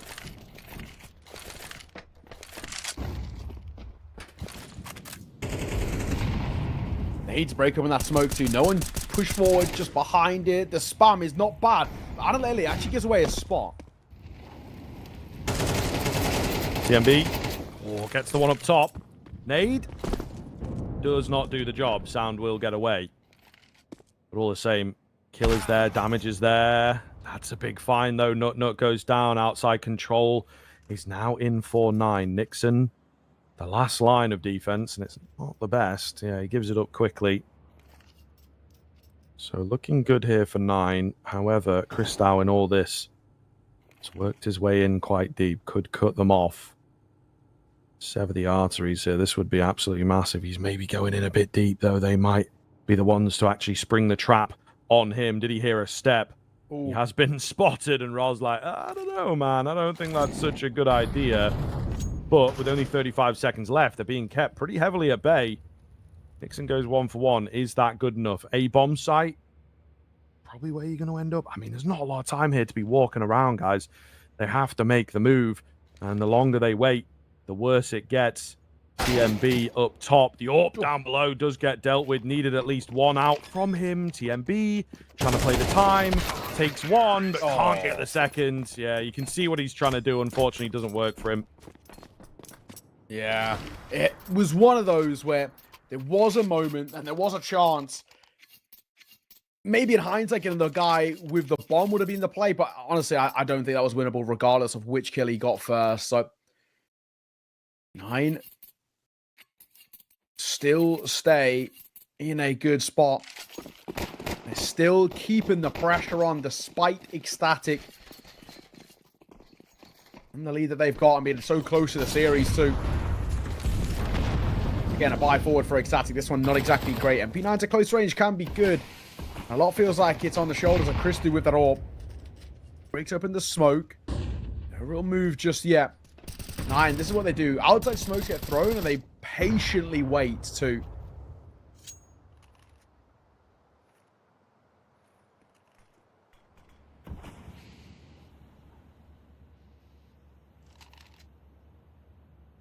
Very quiet around here. A lot of pressure on this one. Ecstatic, the young team, can they close out? Just seen in our previous series, the same thing happened to Arcred. So we're going to be repeating that. 9, meanwhile, finding their groove. It's a little late, but they have indeed found it.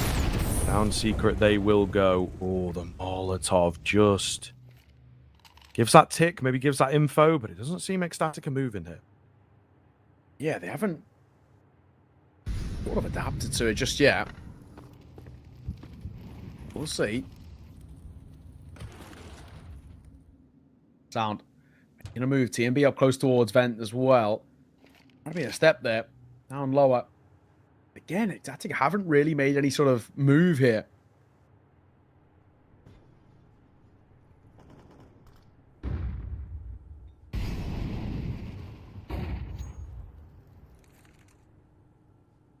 And it quietens way down. 10 seconds left. It's a little tight to get this bomb down, sir.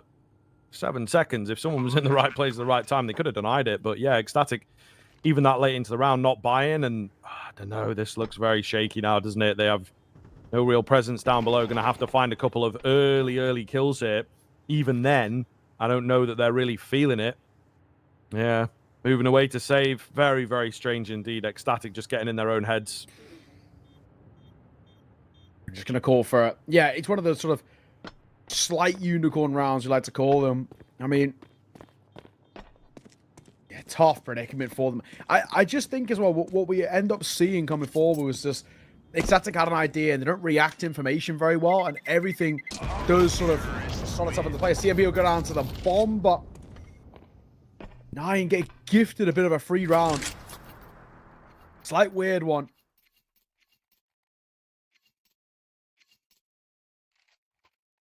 We still stay alive. Now up to double digits. There is a game on the cards here. And it still becomes pretty awkward to call. I mean, it felt like we had no chance of getting an overtime. But the same thing was said when we had that 12-6 earlier. We all know what happened. We still ended up taking that one. So I guess we can't completely count out 9 just yet. This T-side starting to look really competent. Yeah. Yeah, very, very worrying signs for Ecstatic. So I would say they got to do it here. Otherwise, we are going to be in for the overtime. Better late than never, but yeah, they've got to get it done. And LA8 up top, covering off Secret. Meanwhile, 9 have expended a lot of time here, moving back to pick up bits of utility. A lot of tension for them as well. What is the game plan here? Are we sort of faking outside? That looks to be the case. No one really around to capitalize on that. Not in the same way that they did in the previous anyway. So again, even for us, a lot of question marks coming in. Ecstatic do feel a little tentative. And 9, all they really have to do is slow down their clock, and it's forcing over rotations and mistakes. TMB behind and takes a tag. Opening kill just yet. This position has been played quite a few times from Ecstatic.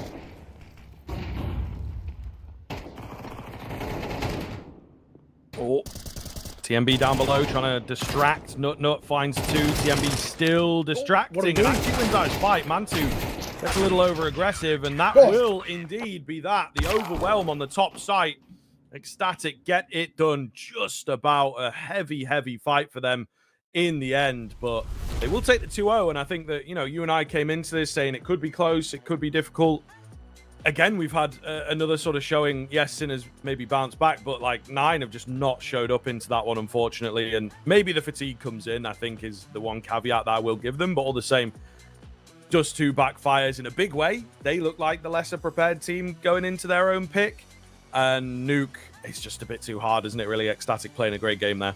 Yeah, it tried to punish, and the punish ends up, like you say, kind of backfiring. I think they had these sort of ideas of what they were going to make out of this series, and it just doesn't end up coming to plan. I think for 9, they did just lose track of momentum so often, and I think, you know, credit is due Ecstatic. They were confident for like 90% of that series, super confident in their fights, really knew, I kind of felt like they were the better side on the server.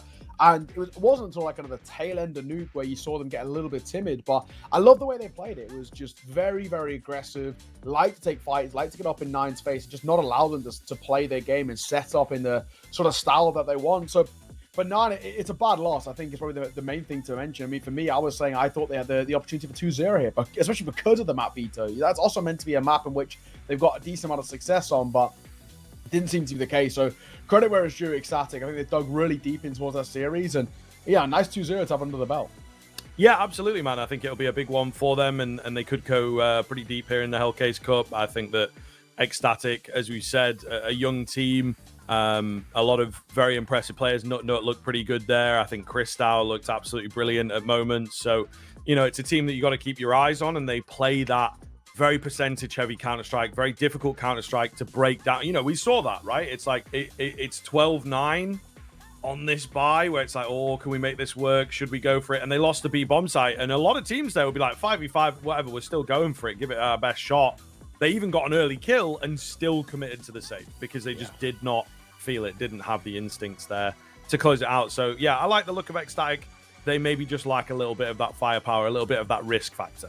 Exactly. What we'll have to see is what they're like against Sinners. They have got them coming up next as their game, right? Sinners versus Ecstatic. Sinners dug deep in their own way. You know, map 3, pulling back from 12-6 down, take it to overtime, double OT and winning it. And for Ecstatic, it's about just making sure they close it out pretty cleanly in the end for that 2-0. So that's us 2 done for the day. I think it's Jay and Dwayne taking over from us for that Sinners Ecstatic game to see off your Sunday. For now, though, we're going to take a bit of a break before that one gets underway. Thank you for joining us. See you soon.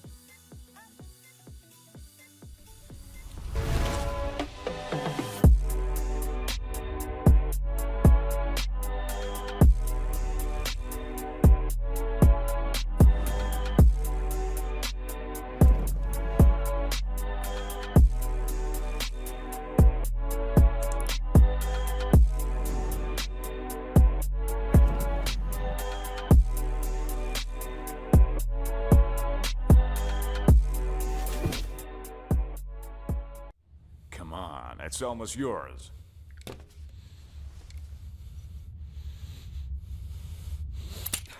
When are you gonna get another chance like this? Go ahead.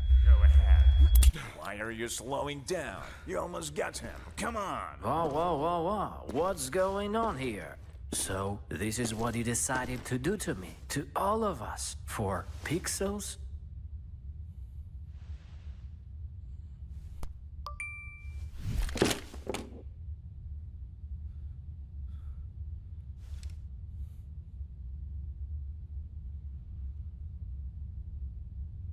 Fuck you and your Roland.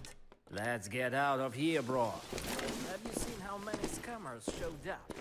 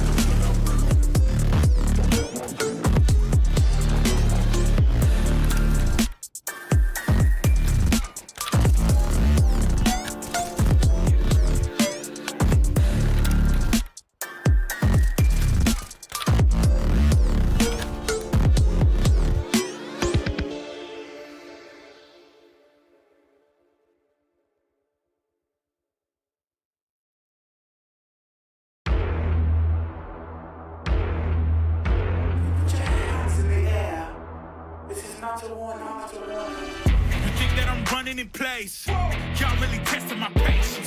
Right before I blow up the spot, I had to get back to the basics. What if my talent is wasted? It's sick, but I'm lacking the placement. Thought since I rap in the basement, but my come up is legend, is greatness. I don't care now, it's pedal to the metal. I can never quit now, I will never settle. Puppet to the game, I'm pulling strings like Geppetto. We in the same game, but I'm on a different level. I passed it. Gotta keep grinding till I'm laid up in the casket. No fake round me, you feeling too plastic. Yeah, y'all feeling too plastic. They say my style crazy, but then it's straight jacket. Wow. Why you still testing my patience? Trying to turn me into something I ain't trying to be. All the hate is in heavy rotation. You gon' lose yourself, quit testing me. Don't make me lose my mind. Don't make me lose my mind. Don't make me lose my mind, cause I'm looking like Wesley, test me. Don't make me lose my mind. Don't make me lose my mind. Don't make me lose my mind, cause I'm looking like Wesley, test me.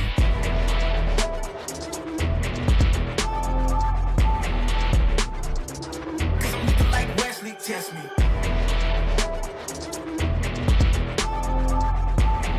Don't make me lose my mind, cause I'm looking like Wesley, test me. Yeah, guess I know no better. I ain't got no chill, so they call me a devil, I know. Look, I am just a man on a mission. If I want it, then I get it, I go.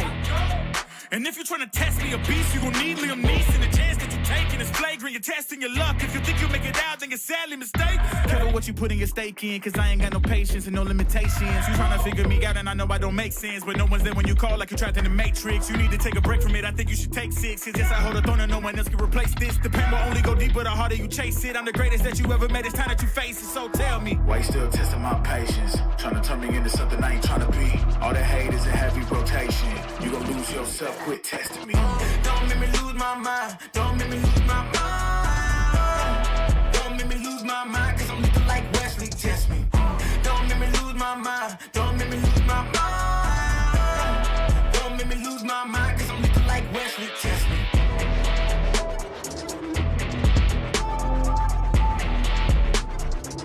Cause I'm looking like Wesley, test me.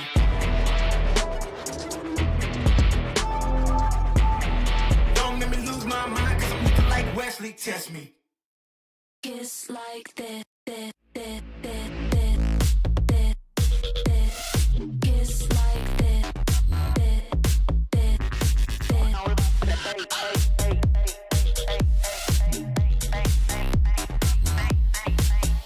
Kiss like this. Kiss like this. Kiss like this. Kiss like this. Kiss like this. Kiss like this. Kiss like this. Kiss like this. Kiss like this.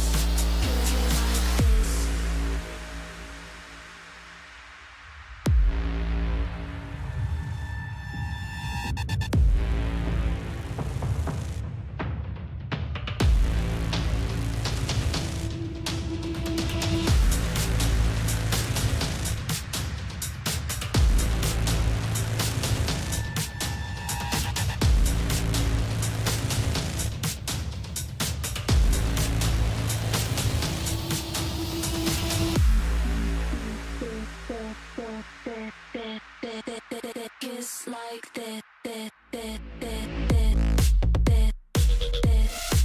Kiss like that. Kiss like this. Kiss like this. Kiss like this. Kiss like this.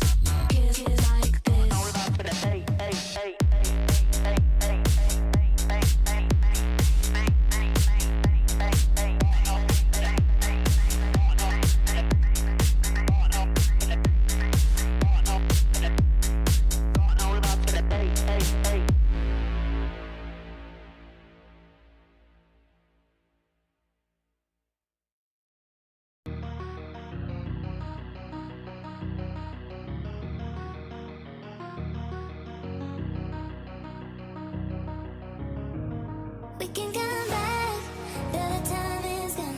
I'm running to escape from your left. Don't lie, cause I know your heart. Don't try looking for someone to forget. Cause I gave you my whole life, and instead you gave me nothing. And you left me here lonely, hey, hey. I was lost on my own way. I will never be the same girl. But someone told me never love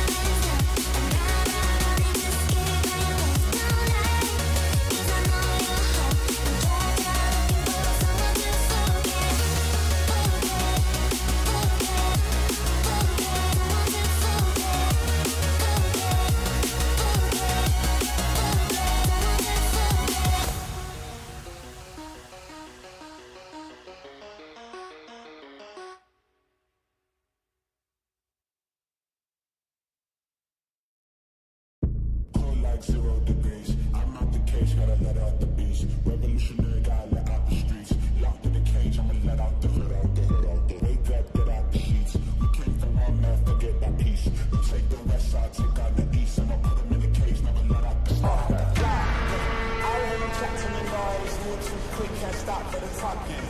I hear him chat with the boys, man so tough, but man's keep walking. Just too sharp with the boys, white girls better tell me I'm awesome, yeah. Hot like fire on the pine, if you wanna touch me, I'm please use caution.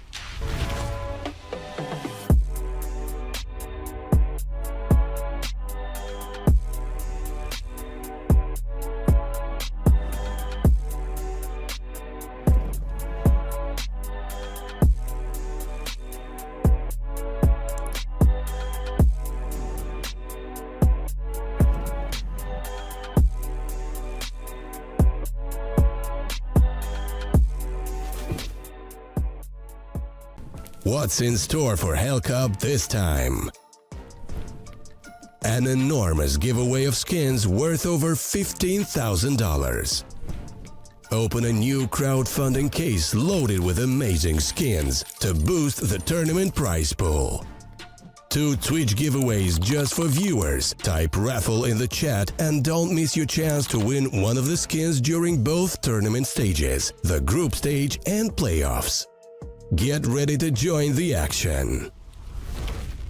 And welcome back to Hellcup, and welcome to our final match of the day as we look to see who is going to be our first team out of Group D and into the playoffs. We've already found 6 of our playoff teams, and now either Sinners or Ecstatic will look to join them among the 7th. My name is DanLJ. I'm joined by Dwayne, taking over from Neokite and Scrib, of course, from the first shift today. And well, for the ones who actually, Dwayne, we get to start in the evening rather than in the morning, and very exciting times as well for these 2 squads, because I can look at one saying that they've at least got the best chance right now of making it out of this group. Indeed, we gave you Neo and Scriv basically as the entree, and we're here for the main event now. Here comes what is potentially maybe a tournament team that we could look on to go for a little bit of a run. I'm looking at Ecstatic's recent run of form, and I'm thinking, right, if they can empower up here, if they can get a good upset against Sinners, maybe we can see one of those deeper runs. And I'm sure Sinners will look at this and say, we're an experienced team in Tier 2, we're a top-end Tier 2 squad, we want to go top seed in the group and push for a deep run here in Hellcup. Well, already they've been able to give out their opening games, of course, for their respective sides so far in today's Group D matches. Of course, it was Sinners versus Arkreds. Sinners took down the Arkreds side. It might have been a bit of a push from 9 as well in the tail end of that second map of Nuke, but Ecstatic took them down in 2-0 fashion. So that will be our final match of the day, and the winners' games, of course. Elimination, the deciders are tomorrow, so a little bit of focus on how well they're going to be doing going into tomorrow's proceedings, as the loser will have a second opportunity to make it into the playoffs. But right now, we are looking at this particular matchup saying that there is one clear and defined favourite, Dwayne. Yeah, there is, but that team struggled in their opening game. I mean, focusing in on that Arc Red one, 13-11 on map 1, go into map 2 of Mirage, which is Arc Red's map pick, and Sinners just get 4 rounds. You go, okay, bit of a wake-up call, right, we'll go to the decider. And then Ancient goes all the way to double OT. So this is certainly the Czech squad that have been tested in their opening matchup, where for Ecstatic, it looked pretty comfortable. Was watching them on Dust 2, looked very easy against 9. Out on Nuke, there was a few survival rounds for the international squad towards the tail end, but closed pretty easily. So if we're comparing at least the opening matchups, I'd say it looks pretty good for the Danes. Yeah, on the day, they do look like the better squad, but only on the day. And that's my sort of key differentiating point between these two sides. And maybe it could lead well to the point that Ecstatic are doing all that they need to do right now to get that confidence on the board and turn that confidence in on the winners match. It's becoming a little bit hotter because there's only been 20 minutes or so since that match had ended as well against the 9 side. But you are taking on a Sinner squad that are going to be at the RMR, that have done great things in the past, and of course, since then have been trying to maintain themselves at top-end level of Tier 2. I will admit that, of course, the result earlier against Arcred, plus some of those first match loss situations we see when they get invited to certain playoffs, have led me a little bit worried to whether they can maintain the top-end Tier 2 spot. We definitely know when they're in good touch, they can threaten titles. And we saw that with how they destroyed teams in the RMR closed qualifiers, how they were able to go back-to-back tip sport local lands getting into the grand final, a grand final finish in CCT series number 8, winning number 11, a top 4 at 14, and then European Pro League into the playoffs straight away. Yellow Compass, they'll be looking for playoffs there. And here in Hellcup, they've previously made it towards top 8. They've made it all the way to the quarters, back at number 9. So this is a team that's goal and expectation is to be a threat in Tier 2, to constantly go for deeper runs. But again, my question is, can they actually maintain it? Remember the last 3 CCT events that they played in, playoff invites, lost to Cybershock, lost to Permitter, lost out to Monty, and you know they're getting better and better as time goes on, I guess you could say. But equally so, this is a Sinner side that are in the RMR. So I don't feel like their main challenges are going to be here in the group stage, but I fear whether or not a deep run is truly possible. It depends really on who those invitees are for me. It very much could be. I mean, I'm even looking back at their opening game against Arcred, and I'm saying, right, well, if that was a wake-up call, then this is going to have to be another one against Ecstatic. This is a squad that have actually been doing very well as of late. It's a team that's been working extremely hard, transitioning some roster changes, moving TMB into the roster, getting rid of, Torsen, basically moving on to a bigger and stronger project of Gamer Legion. So I'm sure that Beastick and the coach of Tom Case are going to look at this matchup and say, we cannot underestimate Ecstatic.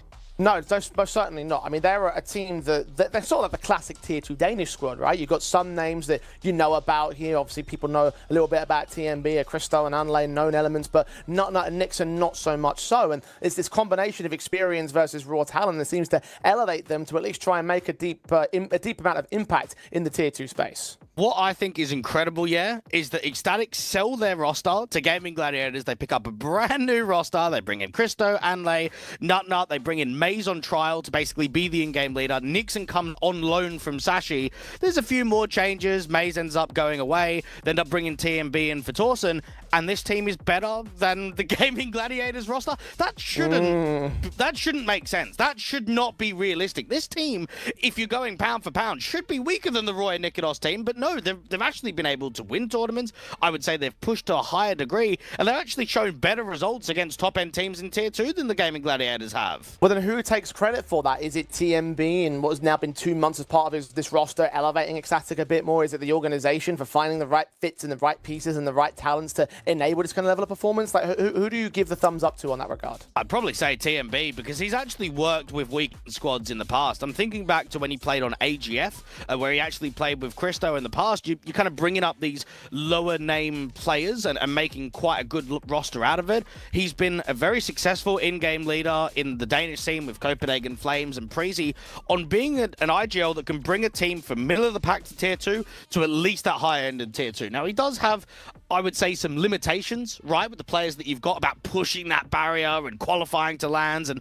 basically being in the Tier 1.5 conversation. But with Christo, Anlay, and TMB as the core three, and then some newer names of Nut and Nixon, I put everything down to TMB to push this lineup to where they are today. Well, look, if anything by today is to go off, if Ecstatic are hitting the hard notes on the day itself, so if they can do the same against Sinners, then this could be an upset for the ages on the Ecstatic side. In terms of how they play into this series, Dwayne, talk me through the veto process. Probably Anubis ban to come in from Sinners, Dust 2 ban coming through from Ecstatic, Nuke pick probably in for Sinners, and, well, Vertigo or Inferno for Ecstatic. We did see Ecstatic already beat out the first match on that Nuke, so going into that for Sinners, obviously knowing that they must have been watching, or they're hoping that they would have been watching that previous game to be able to learn a few things against the Ecstatic side. So their default pick, Dust 2 coming in, Inferno will be a decider. It's actually really weird what Ecstatic have been doing as of late. So Dust 2 had been their permaban for a really long time. And then the most recent week or so, they've started transitioning into banning quite a bit of Anubis and now picking Dust 2 for their first ever time. So we're actually getting a big curveball here. They look at the Sinners side of their Dust 2 and say, okay, maybe it's one of their weaker maps in the pool. Maybe our backroom staff have seen something about Sinners on Dust 2 and obviously how we played against 9 earlier on this morning and thought that was a good punish. You get Inferno as a decider, which, well, if you're looking at Sinners getting tested all rounds in regulation against Arc Red, you'll be very happy to float it there. It does feel like it's a bit of a risk, though, because you mentioned Ecstatic, not typically a Dust 2 prevalent squad. So how much of this is going to hinge on the balance of probability in map number 2? Well, maybe you do need to play risk, because for you and I, we are looking at Sinners being the favorite. We're looking at them being the stronger team with the deeper playbook, with the more quality at that higher end of Tier 2. And perhaps that's Ecstatic looking at the circumstance and saying, okay, if we go into Vertigo, Sinners, well, first off, they're not even going to let us have it, but let's think about the rest of our map pool. Okay, Inferno could be a pick, but let's try and see if we can float that as a decider. Ancient might be another one. I think that map's quite good for Sinners. And then Mirage is also quite a good map for Sinners. So it's probably just one of those circumstances where you want to curve the veto ever so slightly just to give yourself a little bit of an edge, a bit of a surprise against the Czechs. Well, again, they did get a very nice 13-5 over 9 earlier on today, but it's a very different beast to take on the Sinners squad. So Dust 2 may be the point in which this series is won or lost for Ecstatic in my eyes. It does feel, I mean, credit to them in terms of trying to turn their map pool back around and try and play a weakness in as your default picks or as a new pick in the series is, but it's just too early for me to necessarily say that it's a definitive map for them at the moment. It's very true. I will say that most recently they played Na'Vi Junior in the opening game of European Pro League, and that's a team that's looking quite good towards the middle of the pack and now pushing to the high end of Tier 2, and they beat them 16-14 on Dust 2, which is Na'Vi Junior's best map in the pool. So they do have a few results that you can look at as of late and say, okay, a decent one there. The 13-11 was quite close against Rush B the other day, but 13-5 against 9, they had some good momentum in that first half, getting a 7-5 lead. They had quite a hefty round streak at times too, so I'm keen to see whether Ecstatic can actually push on, because, I mean, I look at their recent run of form, 5 out of their past 6 games being wins, and they've actually beaten some decent names, some reputable faces in Tier 2. They've beaten Koi, Gaming Gladiators, Johnny Speeds, and then we've just seen against 9. Now, I'm looking at that core 3 of Koi, Gaming Gladiators, and Johnny Speeds. Between all 3 of them, they have played at a top end of Tier 2.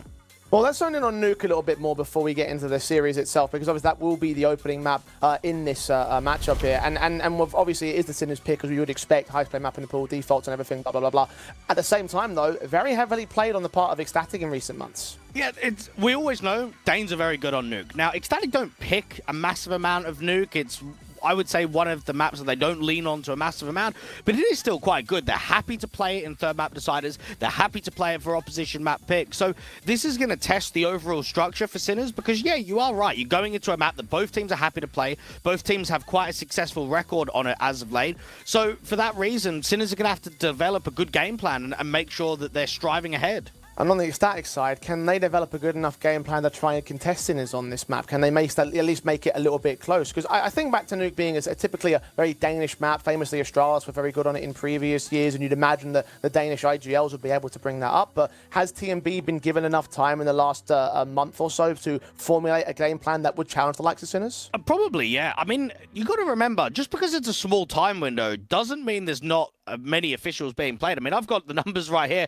TMB's played 19 nukes since joining the team. He's been here for what?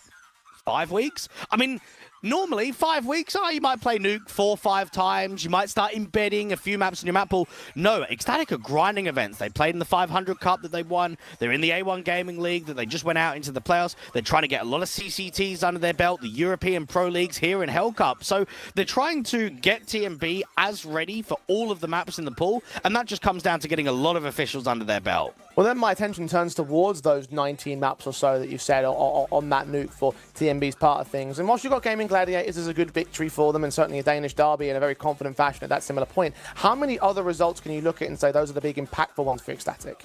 Honestly, I mean, it sounds a little bit troll because it's Verdant that's 142nd on HLTV, but that sort of UK, Irish, European squad have always been really good on nuke, and they beat them only a handful of days ago, and that was a 13-9, so not even giving double digits there.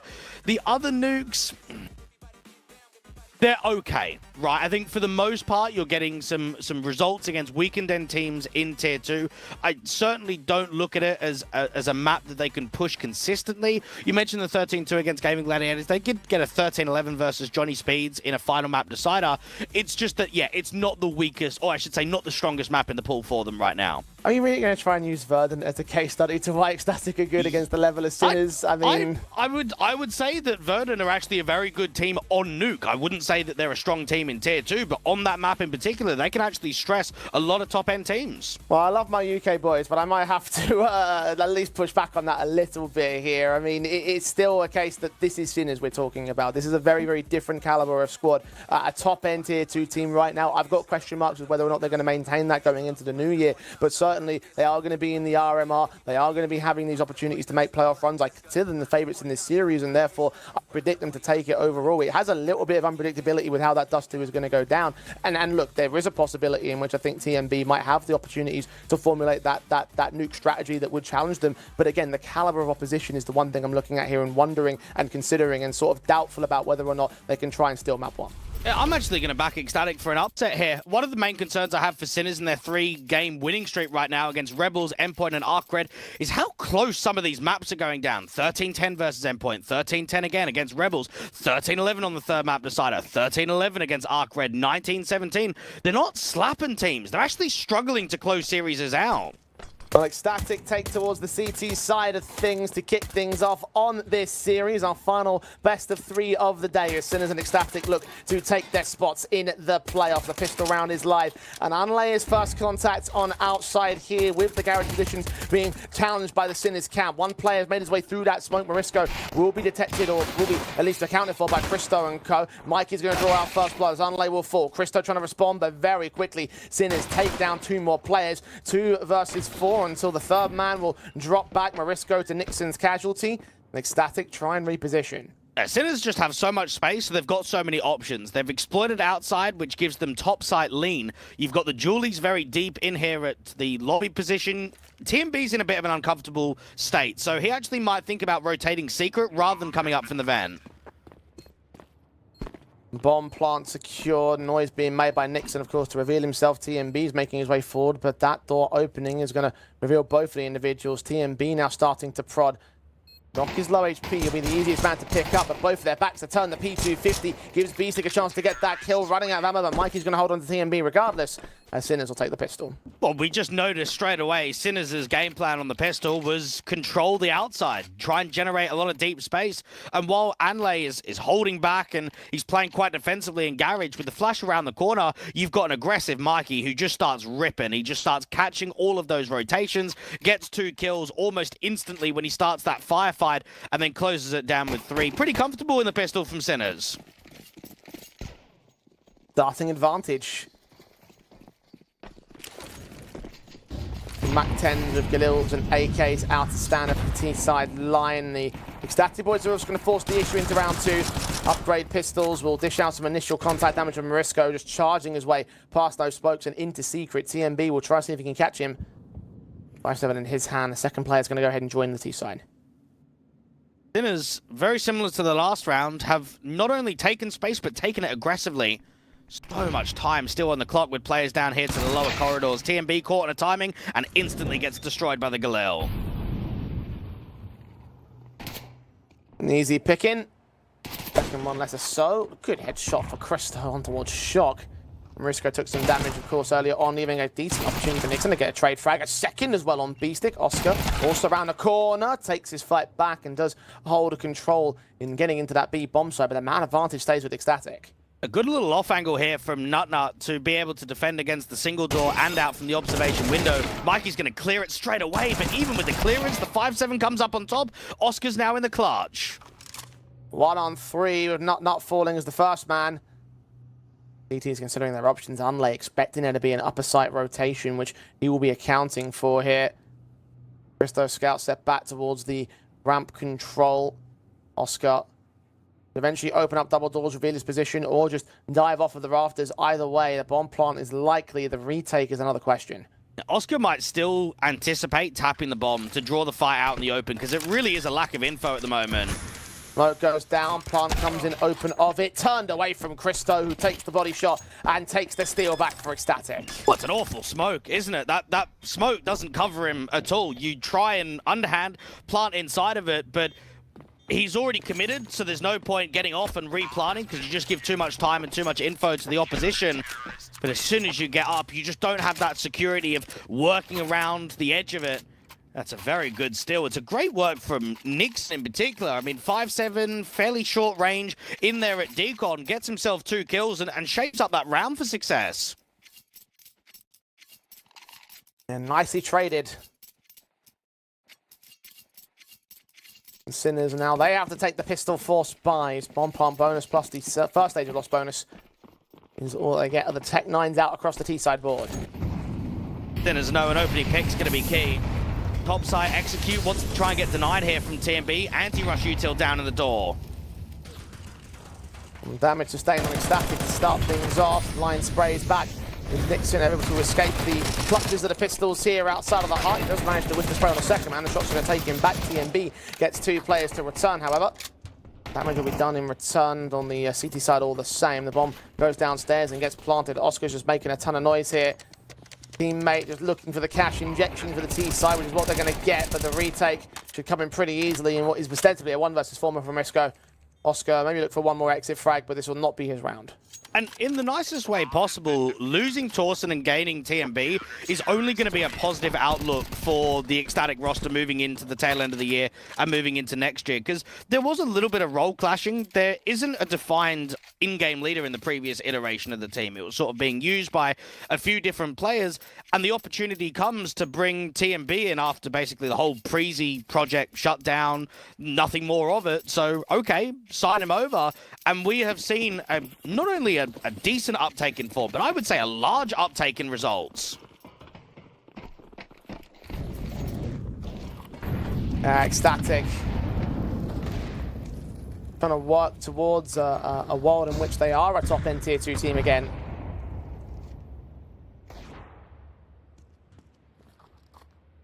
Victory over Sinners would go quite a long way in establishing that, not only to make down a high name value squad, but also to make it into the playoffs of Hellcup for first place of the group itself. It's actually insanely weird and just overall confusing how this organization with different lineups has been successful in Tier 2.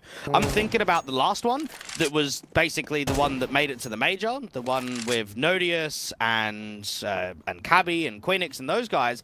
And then I'm also kind of reflecting on the one with Bird from Sky, right? Yeah. Where they had Cabby in the team, they had Zello there for a little bit, where it was sort of a bit Danish, but a little bit European. That team was also a top 20 team in the world.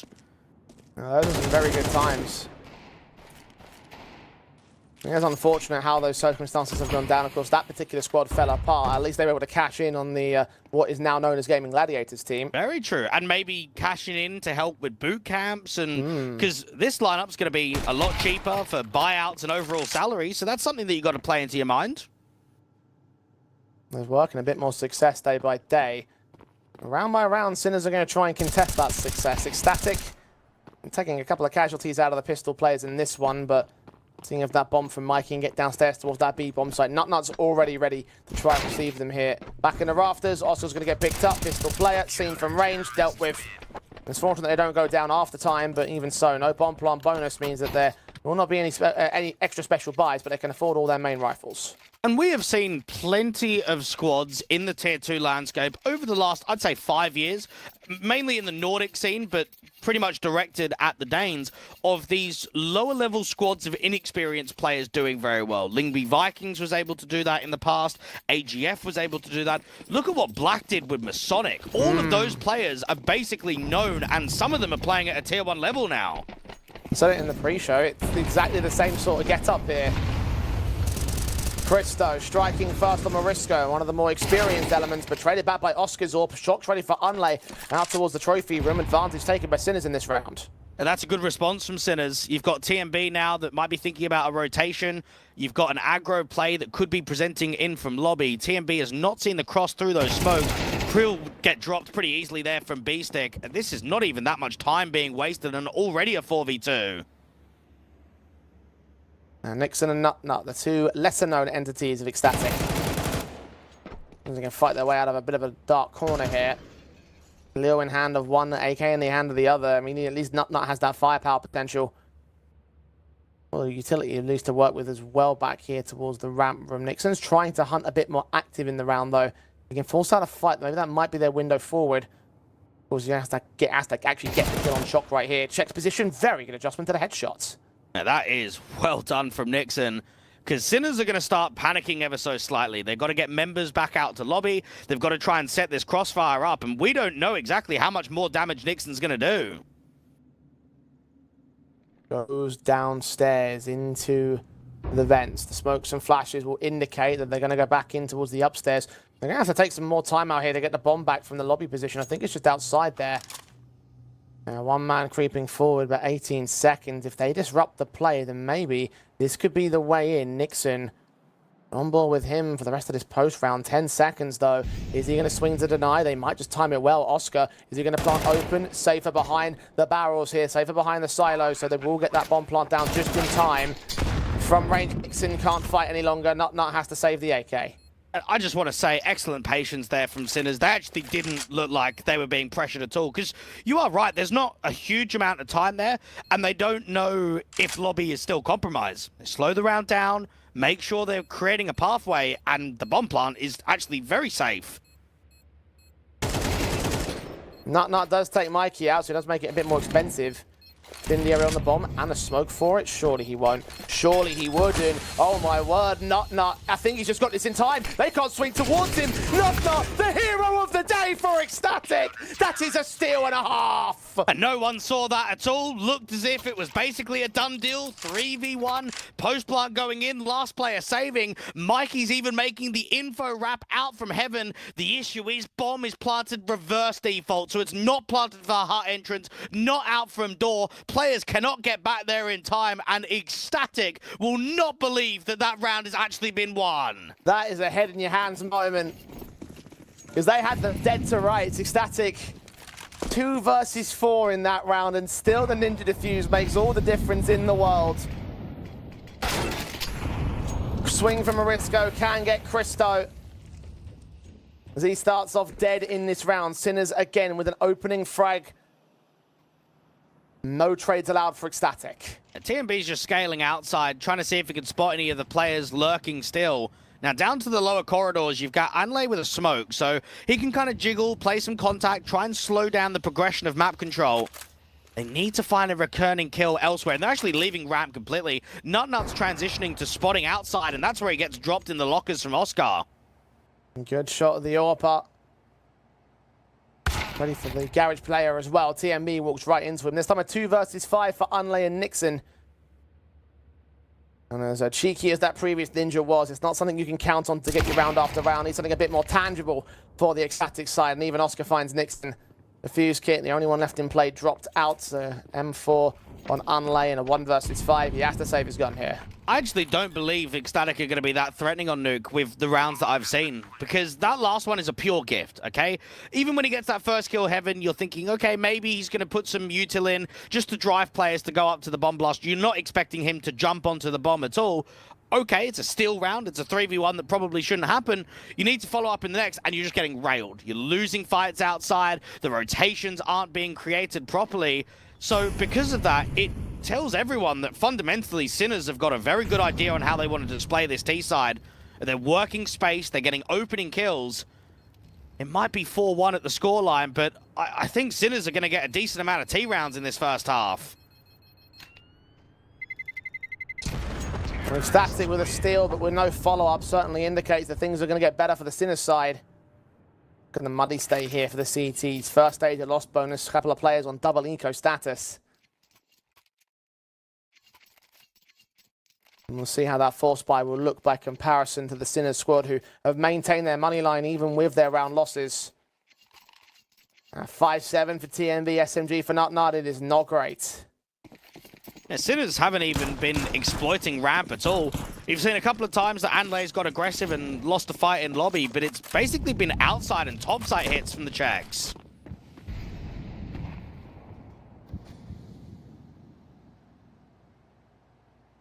Another outside play from Unlay. Mikey, is he going to play right into his hands? Perhaps he might do. Shock has caught Nixon to start things off.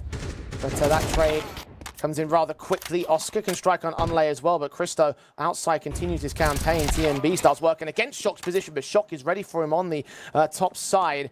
Christo does take Oscar though, so it is a 2 versus 2 established. Even man stances. Home advantages this time for Sinners. And not even 40 seconds into the round, and it's just already a 2v2. We are starting to see accelerated fights being displayed from both teams. The TMB got out there on the T-roof and got punished. Is Christo going to get punished for his overextension in lobby? No, he holds back here at the squeaky corridor. Peeks in, actually he might get punished in the end. Drops shot, Marisco should be close to position, but Christo knows the back away is the best port of call. Triple in for him in this round, he's done plenty.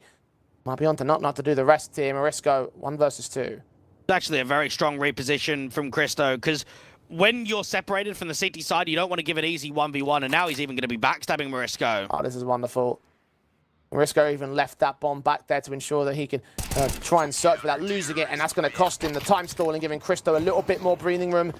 And to catch him on that timing, quick burst, a quadra in the round, and another one back for Ecstatic. I don't often see Christo developing huge levels of impact outside of the AWP, but right there, it was intuition that won out that 2v2. Getting into the right position, working very good timings where you get your first kill just on the edge of the deep lobby position, then you go up T-roof, then you come in from behind. Sinners will have another buy on their shoulders, and Oscar's going to be quite reliant. I mean, he's been involved in quite a few trades on the outside, but maybe they'll need a little bit more from him. 3 rounds to the good on the CT basis. Still looking to find that strong economy line because they're still having 3 SMGs with the 3 casualties they had on the previous. Sinners can bring up their full weapons again. The AKs and the AWP even without the bomb plant bonus. Maybe a reset maybe on the table for the Danes here if they can follow up on this round. The thing they've been missing here, however, the follow-ups on their one individual CT wins. From range, Nut is getting dealt with quickly by Shock. A stray headshot of the AK takes all of ramp room control, and they dive into the B site quickly for it. It's only TMB to resist them. Christo outside may well get Oscar here in his AWP. Then they've walked right past each other, though. No contact established. Unless there's damage being done at this lower bomb site, this probably should be a save.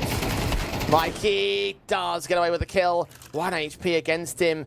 Nixon get the trade back, maybe it works. Christo's been caught elsewhere. Marisco even doubling up towards Unlay, so now it becomes a 1 versus 5. And Shock is ready to receive Nixon, so Sinners respond towards the single round of Ecstatic again. And this is why I enjoy watching Nuke in the pro scene so much, Jay, is that you can be keeping all of your eyes and focus down there on the lower bomb site, right? You're thinking about that contact in the observation window towards the double doors, and then all you need to do is look up at the kill feed and say, oh yeah, top site Lurk's just got 2 kills. Because it is just a map that the cutting of the rotations and the timings just catch players off guard so frequently. Excellent round from Sinners, really well done from them. They're going to keep the buy. It's getting worse and worse for the CT side here. Quick dive down towards vents for Mikey. Nixon taking utility damages. 5-7 will be centralized towards the bomb site. HE's coming in. DNB trying to fight inside that smoke. Shock and Beast to get those kills. Christo can swing back for 1. It's only a 2-for-1 that favors the Sinner side. And Marisco on the lurk towards outside. No one looking at the edge of the smoke at the moment. This could be a good timing for the AK. Oh no, Christo catches him looking in towards the wall, trying to see if he can peek up in a pre-fire angle. Gets punished for it. 3 versus 3 now. Now, Oscar with the AWP needs to try and work in towards lower. Now, there's a couple of options here. Mikey might be able to come up from ramp at the same time and pair together.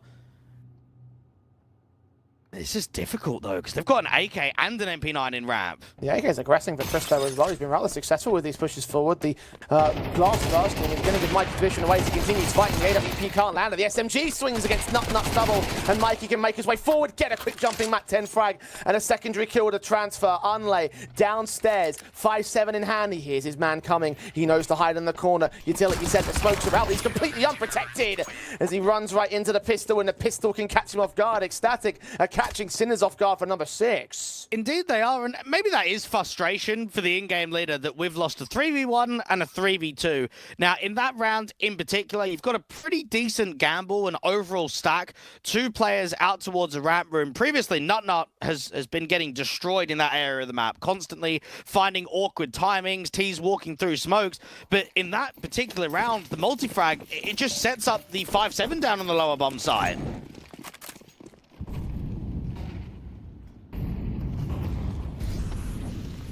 And the end result is Ecstatic, of course, pressing up to minimums at the turn of the half. And still Sinners buy it back. Still they have money to burn. Maybe a back-breaking point could present again for the Danish side as Unlay, confident victory against Beastic when he shot the AWP, missing its flick, and he switches back to the AK. His double is secured. A third man's outside, though. TMB is watching for the boosts. Meanwhile, there might also be a push in from the ramp room. Unlay burns to death. TMB unaffected by that flashbang. A second one comes in, throwing off a little bit more. Christo going blow for blow against Shock. Meanwhile, as they do take control of Trophy and Lobby. 3v2 for Ecstatic. It's been a very destructive game plan for Ecstatic. They are always fighting. They are trying to create chaos in the T defaults. And Shock does as best as he can for one-for-one trade in Lobby, but Sinners are trapped. They've really only got outside room. They can't go back into Lobby here.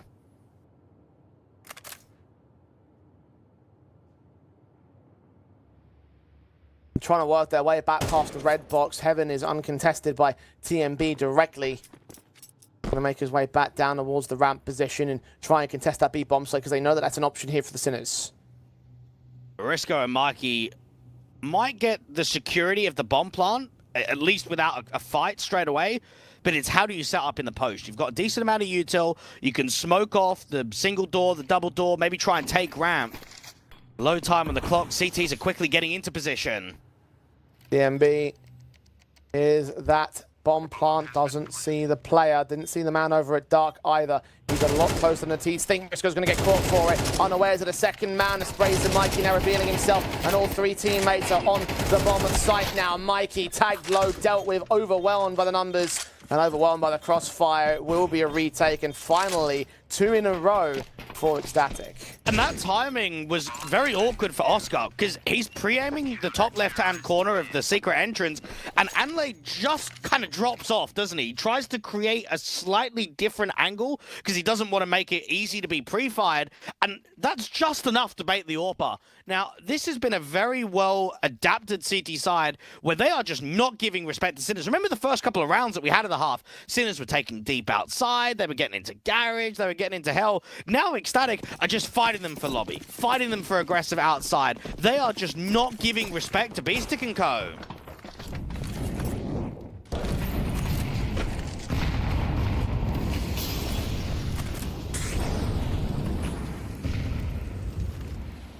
Half advantage for the Danes. Now the broken buys come back in from Sinners despite that bomb plant bonus. It's AKs on only 2.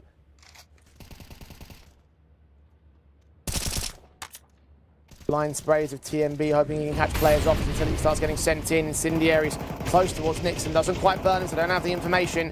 Early damage against the CT side. Stosino's hand sticking forward. Shock's going to get the quick kill. Back to turn towards the AK, but Marisco can overwhelm him. Arne comes up from heaven to get only one pick out of it. TMB trades to a 2 versus 2. Sinners have done extremely well to get this position out, but now they have to win the round here. Both going to go downstairs, in from the vents. Nutnut's going to confirm it. The bomb plant will be secured, and it's a much more even retake. And they don't know if it's a double bluff. They don't know if they're falling down into the vents to commit back up to topside. Oscar's going to try and cut the rotation, but loses the fight to the in-game leader. It's all on B-Stick now. Galil in hand. Weakest weapon of the 3 that are in play. Both coming in from ramp. He's going to try and hide, try and ensure that the vents are uncovered. Hearing both those footsteps now is going to confirm it. Double doors to open to challenge on the diffuser. Tap from TMB. Nutnut's watching. TMB just tries to fake it once. Tap burst comes through. The M4s get out of the way. Nutnut now to provide Overwatch support as they get to the harder cover. The Galil just cannot seem to focus down against the man. And it will be Ecstatic converting some serious streaks now. Indeed, not only have they been threatening in the early to mid portions of the round, but they've looked not comfortable, but they've actually shown good quality in the late round 2vx's, 1vx's against a very experienced side in Tier 2. I mean, we're talking about a core 3 of Beastic, Shock, and Oscar, who basically used to run Tier 2 a few years ago. They were always in deeper runs, always contesting titles. Yeah, they dipped off for a little while, but now they're back, and now they're looking to be in that same position again. And they are 3-8 down on the T side of their map pick. Ecstatic are doing wonderful things right now, and in the last round of the half, they could well make it a 6-round deficit to go into the T side with. Engagements of Marisco outside will challenge onto Unlay first. TMB quickly trades it, tries to blind spray, but that flashbang blinds him off the same. Shot gets involved, and Mikey is taken down to the TK spray down. Christo can line up a kill. Oscar can trade it. Not now known. Takes one back out the fold. Spots B-Stick, sprays through, gets down off the top of heaven, and taps his way to the final round win. A 1 versus 2 for him. And Ecstatic claim that 9-3 half they're looking for. Now, I just want to reflect on a couple of key rounds in that first half, Jay. It started with the 1v3 Ninja defuse that Nutnut had towards the A-bomb side. It continued down with that 2v3 of Nutnut being able to get a couple of kills with the MP9, and then shaping up Anlay for the 1v1 with the 5-7 down on that lower bomb side. And then to close the first half, we get another 1v2 from Nutnut. So we are talking about 3 key clutches being won in a single half. You don't get that often. But are those pivotal crutches that ultimately give Ecstatic what they have at the moment.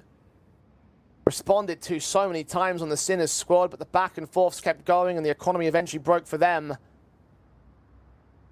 And who would have seen this coming? It is a CT side, but Nuka's not that CT-sided anymore. It's the classic, don't play Danes on Nuke. That's what it comes down to. This has been a tough battle for Sinners. They individually haven't been letting themselves down. They've just struggled with the trades. They've actually been a very cohesive unit, Ecstatic, when it comes to one player dropping, teammate getting the refrag straight away, rotation room for TMB. Been very annoying being that door player, rotating down the vents to deal with the secret players, coming back on, dealing with Marisco on those main splits, but then also putting pressure down towards those lobby players indoor directly.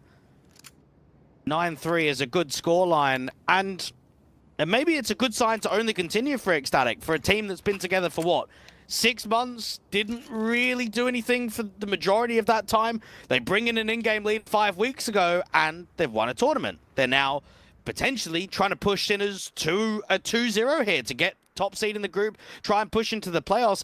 This might have to be a team that's on our radars a little bit more as being a threat in Tier 2.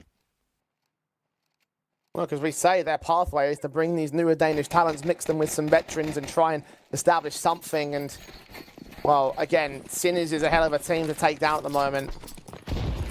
Might be on the day performance, but it's a hell of a day to win. Ecstatic quick into the pistol of the second half. Not just domes Mikey quick. Morisco can't do anything to trade from Heaven. He's got backup up there, but Not's going to follow up on Morisco. A double kill for him, maybe even the triple. He's running out of ammo to make it happen, but he's got plenty of teammates behind him. 3v5, making it 2v5 on the retake. Shock to fall. And there's just no access for B-Stick. He's spammed down by these pistol players. And eventually Nut will get his triple in. Oscar backstabs useless. A 1v5 is pretty much impossible. Yeah, the post-Nut clarity is we should have picked another map rather than Nuke. Well done. Very well done. Because you are right. Ecstatic doing Danish things on a Danish map. And all the Sinners can do is suffer to them. Very good sequences from Oscar. It's a shame that it's completely worthless to him. An ace is found in the round, but it is still Ecstatic to take the pistol. Come on, Oscar. There we go. Oh, no. Lost the pistol. Nah. Anyway, double digits. For Sinners, that does mean that he can get onto an M4 straight away and buy it up and try and just basically beast mode a response straight away to try and get leverage in the second half, but it's such a tough scoreline. Just don't have the rounds to play with at all in this second half.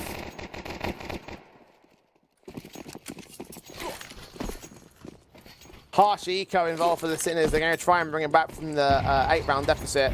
It's surprising that even Oscar has bought armor with, well, from the last round, but not pushing for more. I don't know, I kind of expected a hero maybe. Well, no heroes on the CT side of this one. Oscar's in fact the first player to drop, and no one gets anything out of this round for the Sinners. Ecstatic. Couple rounds to go now before they can take Sinners' own map pick in the winner's game. It is a statement, and it's been back-to-back officials on Nuke where they have shown that they can be extremely strong on it. Comfortable win against 9 a couple of hours ago, and now what looks to be an even better showing. The Sinners don't play a huge amount of Dust 2. It's one of their least played maps in the entire pool. They have got to be really self-reflecting after this Nuke on how they can bounce back in the series. Molly's HE sent in. B-Stick follows up and starts things off against Nut. Low HP for the man, though, as is TMB, also similarly low. The HE goes center of bomb site and just barely catches a lick onto B-Stick. That's good enough for the kill. Morisco has taken one back, and they know of that old presence of Oscar outside here at the garage position, but it's Morisco to swing forward from Mini to get Krista to drop 4 versus 2 situation. Mac 10s versus all the rifles. Ecstatic just did everything in their power to keep pressure on towards outside, but they just keep losing too many fights in the process. Shock, Mikey, Morisco, and Oscar are going to look at this 4v2 and say, let's not even give him a bomb plant. Let's lock him out completely. This is the confident rifle round that you're hoping for to kickstart a second half campaign. Kickstart a second half comeback. Might not be map point for Ecstatic yet, but they are damn well close towards it. Nixon running into Oscar and his AWP, landing the frags. Making sure it's a 1 versus 4 for Unlay now. Sinners will indeed take number 4 to the CT board. And as we get closer to Christmas, Jay, I was just wondering, Nixon is one of the reindeers, right? You got Blitzen. No, it's Vixen, not Nixon. It's Vixen, is it? Yeah, not Nixon. Okay. Close, but not quite. Prancer and Dancer. Is it? I don't even know. I know Rudolph. Dasher, Dancer, Prancer, Vixen, Comet, Cupid, Donna, Blitzen, Rudolph. Oh, he is unreal. That is actually quite impressive. Fair play. For someone who is so bar humbug, yeah, actually it is quite impressive. He's just named all of them off just the top of his head. It's because there was a song and like some animated cartoon movie from back in the day. I'm sure there's plenty of them, just stuck in my head forever. Rent-free. Rent-free, yes. Sinners, 7 rounds to make up. early Christmas present to deliver themselves a map pick against the Ecstatic side. One player's made their way outside already into the bomb site. Mikey is still able to get Nixon, and Christo will also drop to Morisco. 5-on-3, and TMB will get a response. But not much more than that. Bomb been dropped in the open. Players downstairs also working their way forward. TMB is going to get called by B-Stick. Actually, really enjoyed that aggressive challenge that Nixon tries to provide out on the top bomb site. If he gets that entry, it's probably a very different round. TMB can cut rotations outside a lot easier. And Shock is going to get a pretty easy kill here against Nut, and the round is going to fall apart. So there's actually going to be back-to-back gun rounds that we are seeing good, cohesive team play from Sinners, which is really what we should expect. It's just difficult to expect that when you're down by such a margin. Positive signs for Sinners at this moment. Slowly but surely working their way forward as they get another round on the board. 6 more to make up over the Danes, who will be having to go down the eco route for the next one. A bit of a lifeline, a bit of an opportunity, a bit of a gift offered over to the Sinners side. The first time that we saw Sinners participating in the Hellcase circuit was all the way back at Hellcup number 8. And that was when Canny was on the lineup. If you remember him, who used to play in the Czech scene. So B-Stick Shot, Canny, Neofrag, and Zedko.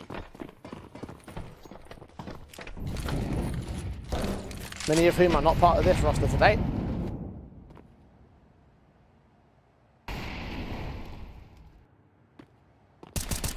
The Sinners make light work of this next round. Very nicely done from Morisco in the outside positions. And I'm loving to build upon their previous campaigns in the Hellcup. Again, fighting for the playoffs, which we came into this series thinking that they were the favourites to try and do so with. Contested by Ecstatic over the course of this one, but surely not for this particular round. Guns will be back out for the CT side. The first time as an organisation that we get to see Ecstatic in the circuit. Surprising, really. When referencing it earlier, some of the top teams that they had in Tier 2, you'd think, oh, maybe they'd be in 10 or 9 or even a one a few years ago. No, first time, debut.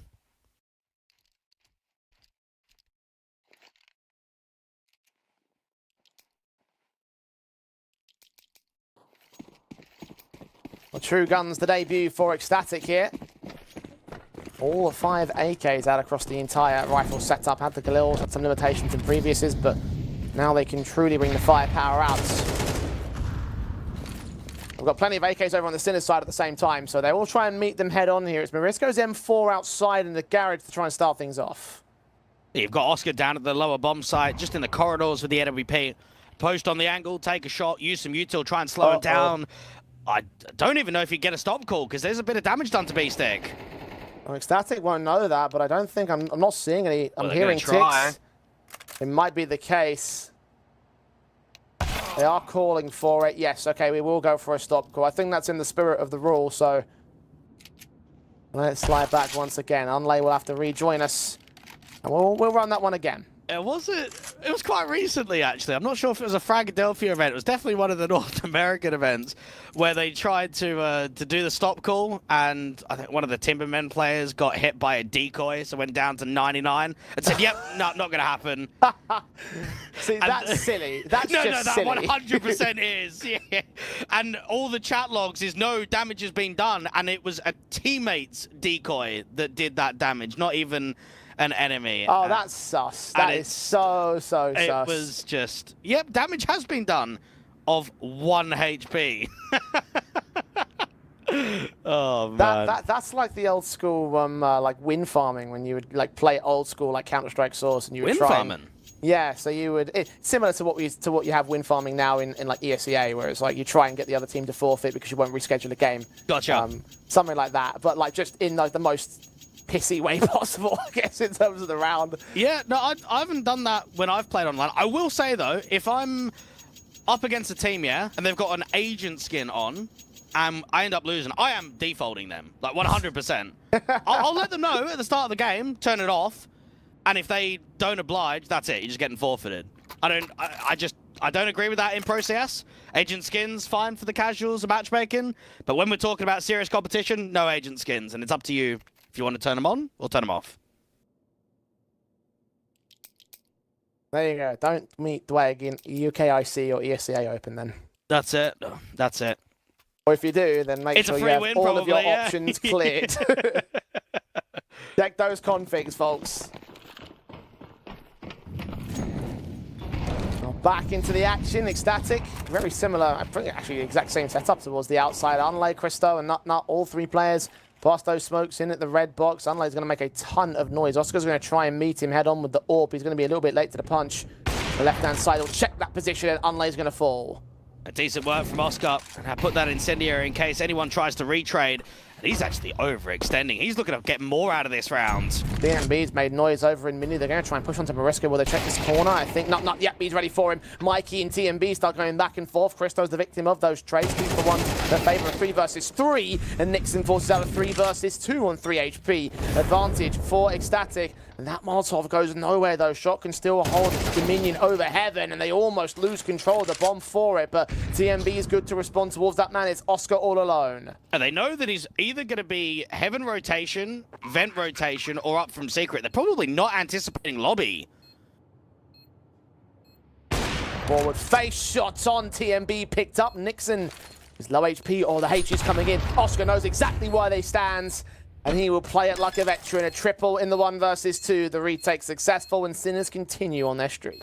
Now, Oscar's numbers might be slightly overinflated to the ace in the pistol that never got one, but he has been performing well with the AWP. And I'm looking at that last round thinking B6's going to be fuming. He is holding from close vent corner, and Nixon has just walked through that door smoke and caught him. That round could have been a lot easier if the in-game leader just deals with that first individual. The Sinners are going to need a massive comeback, but Oscar is showing us right now that if he's required, he's going to be the guy to put up numbers. Even taking away the 5 frags of the ace, he's still got 16 kills. That's top frag in the server for the Sinners. Wonderful position for him to be at, and you are right, just looking at the way that AWP is placing itself, it is not missing. Marisco tagged early by the half buy of Ecstatic as they try to go indoors very quickly. Full play up towards the vent position, seems. 2 players get the dive down. Unlay ready for the lobby crunch. Will take Shock out, so that's a start. Leg shot to 14 HP for that Tech9 player. He'll try and escape and maintain his lifeline. The main core of forces the T-side unit, though. Down on the B site, bomb partly secure. And this is very winnable, especially because they're challenging the AWP aggressively. Oscar has got a teammate to try and trade, and Marisco gets 1. TMB just burning too much to that Molotov. Christo's going to try and backstab against him. Nut has closed the decon door. Behind the smoke, behind the pillar, he looks to try and hold from him. Hear that door getting opened back up once again. Nut still gets Mikey. That's 2 players remaining for the Sinners. And surely when you've done this well in the rifle rounds, it won't be the half bite that you can see to.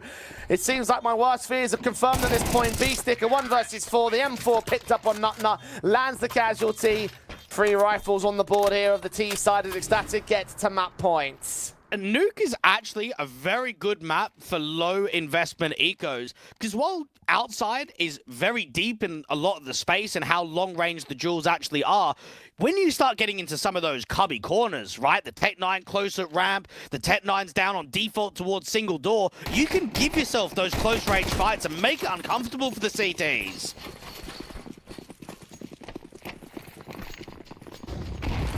The Sinners squad,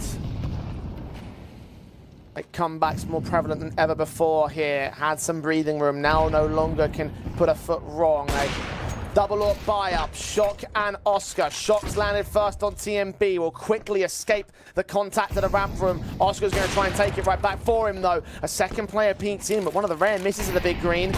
Caught off to that man advantage that maintains here for the Sinners. Well, they know double AWPs, which to me would say topside execute, try and go as far away from those AWPs as possible, but they've got time and they're hoping for a repeat. Nixon is kind of praying and wishing that one of those B players at lower starts making the info and starts walking back up ramp. Shock's not biting at all, he's back at OBS.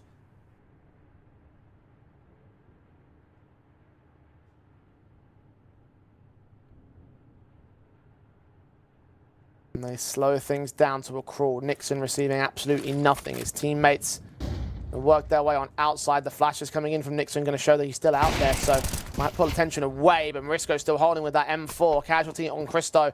And all these remaining players are going to converge upon this B bomb site quick here. The Orbital Shock is still in play and still ready to receive. Jump face attempted. He waits and baits and holds for Nut. Can't quite land on Unlay. That's finding the trade back to the T side, and they'll realise now that the bomb can commit towards the B site plant, but 2-man advantage for the retake of Sinners. And Nixon's going to have to fight against the rotators and fight them quickly. Oh, damage done to Mikey, but not the kill. It's Unlay all alone, needing a full-blown ace clutch.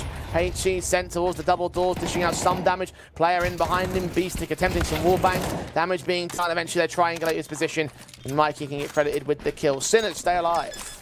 Indeed they do, and I expect that in the back of the minds for the Danes, they know it's only going to be a matter of time, don't they? They know we've already done it on a Tech 9 round. It is going to happen. We've just got to mentally stay strong because we are in for a battle. We are in for a Sinners side that should have probably have gone out by now. With a 9-3 half and losing pistol, you do not expect the game to be played on this deep. Positive little notion for Ecstatic is that with that round being comprised entirely of CT weapons, they invested so little that they can get all their AKs out in full force here. Had the option of buying the AWP as well. Nixon's going to be holding on to that extra bit of cash instead. A double ops remain here for the Sinners squad. Shock and Oscar done well in first contact, and even in terms of the defensives after that. Well held together for the Sinners camp. Nice HEs on TMB to kick off this round. B-Stick to be close for the vent rotation, to also smoke off. Topside execute with Util. Molly's up, flashes, gonna force out a shot from Shock as Mikey looks to try and dive in. 100 smoke is ahead of the squeaky door. Flashbang almost saves Nixon, but the damage on the dink gives Beastic enough kills, so enough damage to get the kill in. Oscar, his AWP will land on TMB elsewhere. 5 on 3 as he continues to suppress with utility out here. Counter flashes, peek forward, and the shot on Nut. Oscar finally being challenged, but not enough for him to go down. He's low HP, the HE doesn't get him. 5 on 3 established. Briscoe outside, even he gets the dink off on Christo. They don't know about the door player regressing. Mikey's just challenging all of these fights. And Ecstatic get themselves in an uncomfortable state. They go for the top site util. They end up cancelling. They go into wrap, and then Oscar's just there straight away. He's just empowering that position with the AWP that just slows them down to then a factor of a 3v5 where there's almost nothing to play with. You've just been locked out of all the pressure points.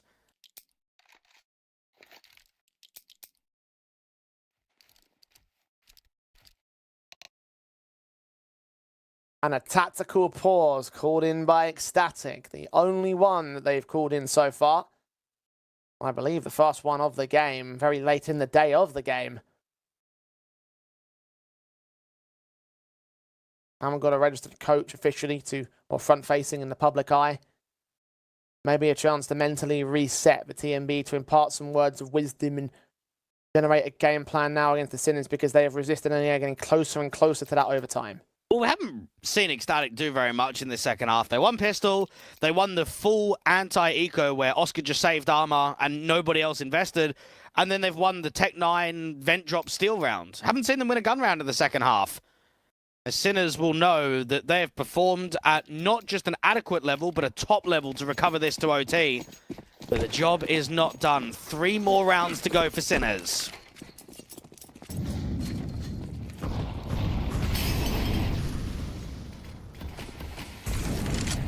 Incendiary ahead of the smokes. Nixon tagged up heavy, but TMB strikes first. He's looking to make his way outside a squeak door as well, Nixon. Mikey in the backside. Finds this fight, but doesn't quite win. Doesn't connect a single bullet. If he had done, the Nixon will fall. And case in point there, when he takes that second engagement, 4v4's established. A good control of the lower position and TMB to cut rotations of any of the CTs that are going to rotate towards secrets. Barnes should get secured. Shocks up.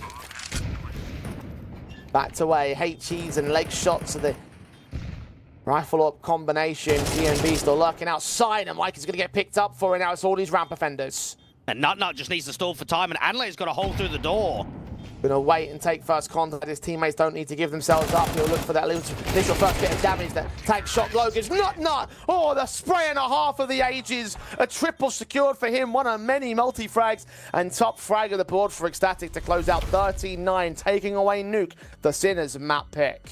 And for you and RJ, we're very familiar with the core of this team, your Christo, Anlay, and TMB, but I haven't seen much of Nut and from Nixon. Nut had the 1v3 of the Ninja Defuse, he had the 1v2 to close the half, and then he has the multi-kill to close. We're seeing more from some of the newer faces, for some of the more inexperienced players on this squad. Indeed, and for them, and not that especially, it's an encouraging line of form to take on a Sinner squad who are definitively top tier in the tier 2 space right now, and actually managed to beat them rather handily for a period of time. Yes, it was a comeback that made the scoreline look close, but there was a long period of time where that scoreline was absolutely dominant. 11-3 was the best case deficit that they had gained there on the Ecstatic side, and again, they've taken away Nuke. That is Sinner's own map pick. Dust 2's coming up next, where things can still look shaky again. Both teams don't play it a lot, especially in the case of Ecstatic, who it was their default ban before, but they wouldn't pick it for no reason. It's very true. Now, I'm not worried about the mentality side here from Sinners because they didn't get owned on Nuke. Those rounds were very close in the first half,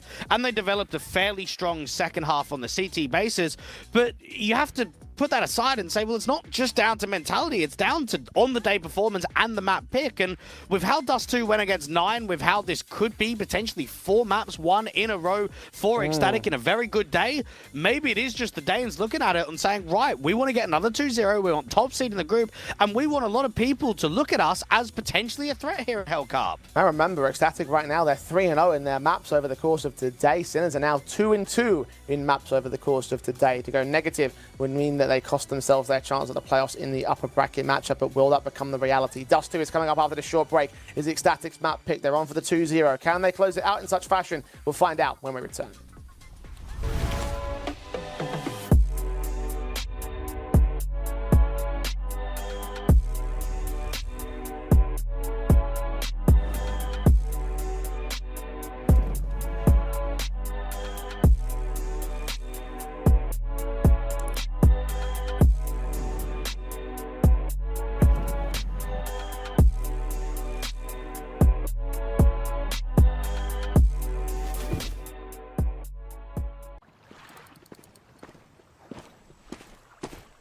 And how long have you been here? From early morning.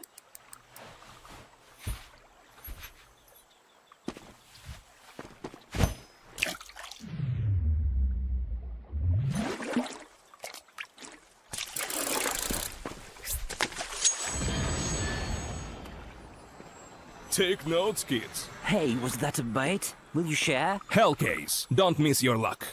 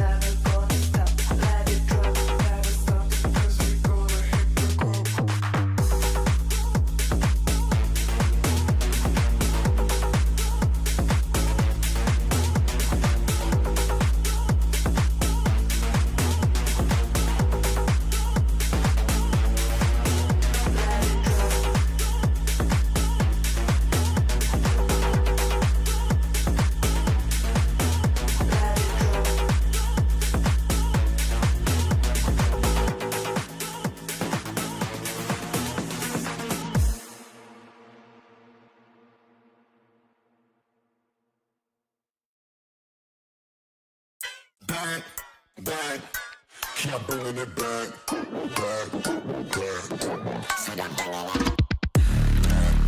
Back, keep bringing it back.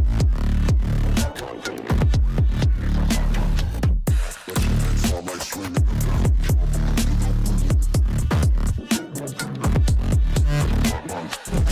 Back, back, keep bringing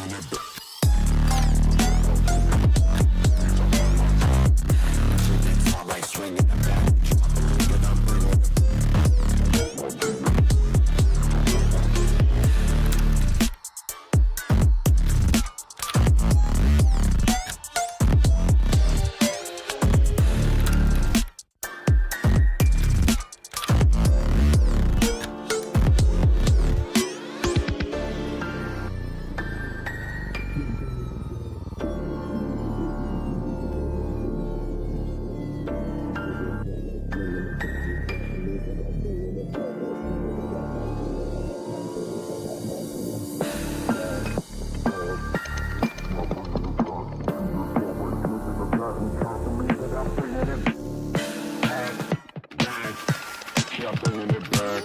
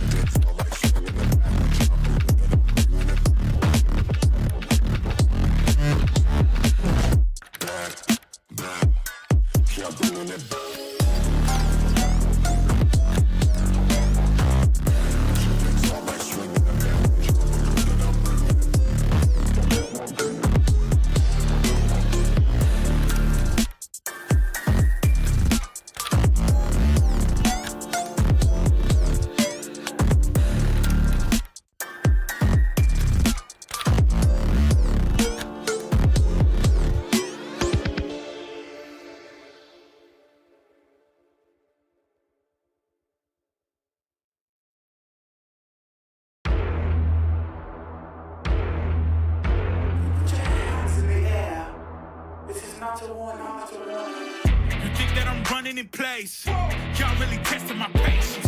Right before I blow up the spot, I had to get back to the basics. What if my talent is wasted? It's sick, but I'm lacking the placement. Thought since I rap in the basement, but my come up is legend, is greatness. I don't care now, it's pedal to the metal. I can never quit now, I will never settle. Puppet to the game, I'm pulling strings like Geppetto. We in the same game, but I'm on a different level. I passed it. Gotta keep grinding till I'm laid up in the casket. No fake round me, you feeling too plastic. Yeah, y'all feeling too plastic. They say my style crazy, but then it's straight jacket. Wow. Why you still testing my patience? Trying to turn me into something I ain't trying to be. All the hate is a heavy rotation. You gon' lose yourself, quit testing me. Don't make me lose my mind. Don't make me lose my mind. Don't make me lose my mind, cause I'm looking like Wesley, test me. Don't make me lose my mind. Don't make me lose my mind. Don't make me lose my mind, cause I'm looking like Wesley, test me.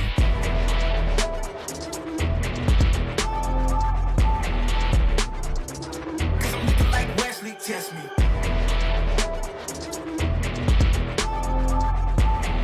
Don't make me lose my mind, cause I'm looking like Wesley, test me. Yeah, guess I know no better. I ain't got no chill, so they call me a devil, I know. Look, I am just a man on a mission. If I want it, then I get it, I go.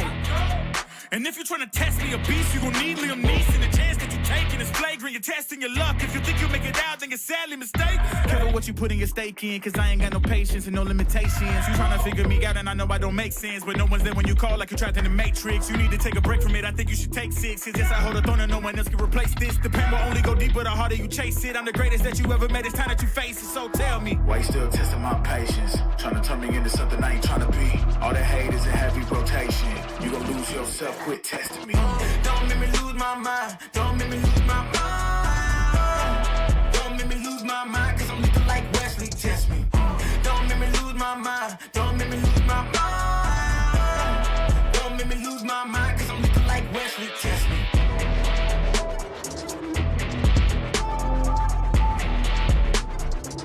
Cause I'm looking like Wesley, test me.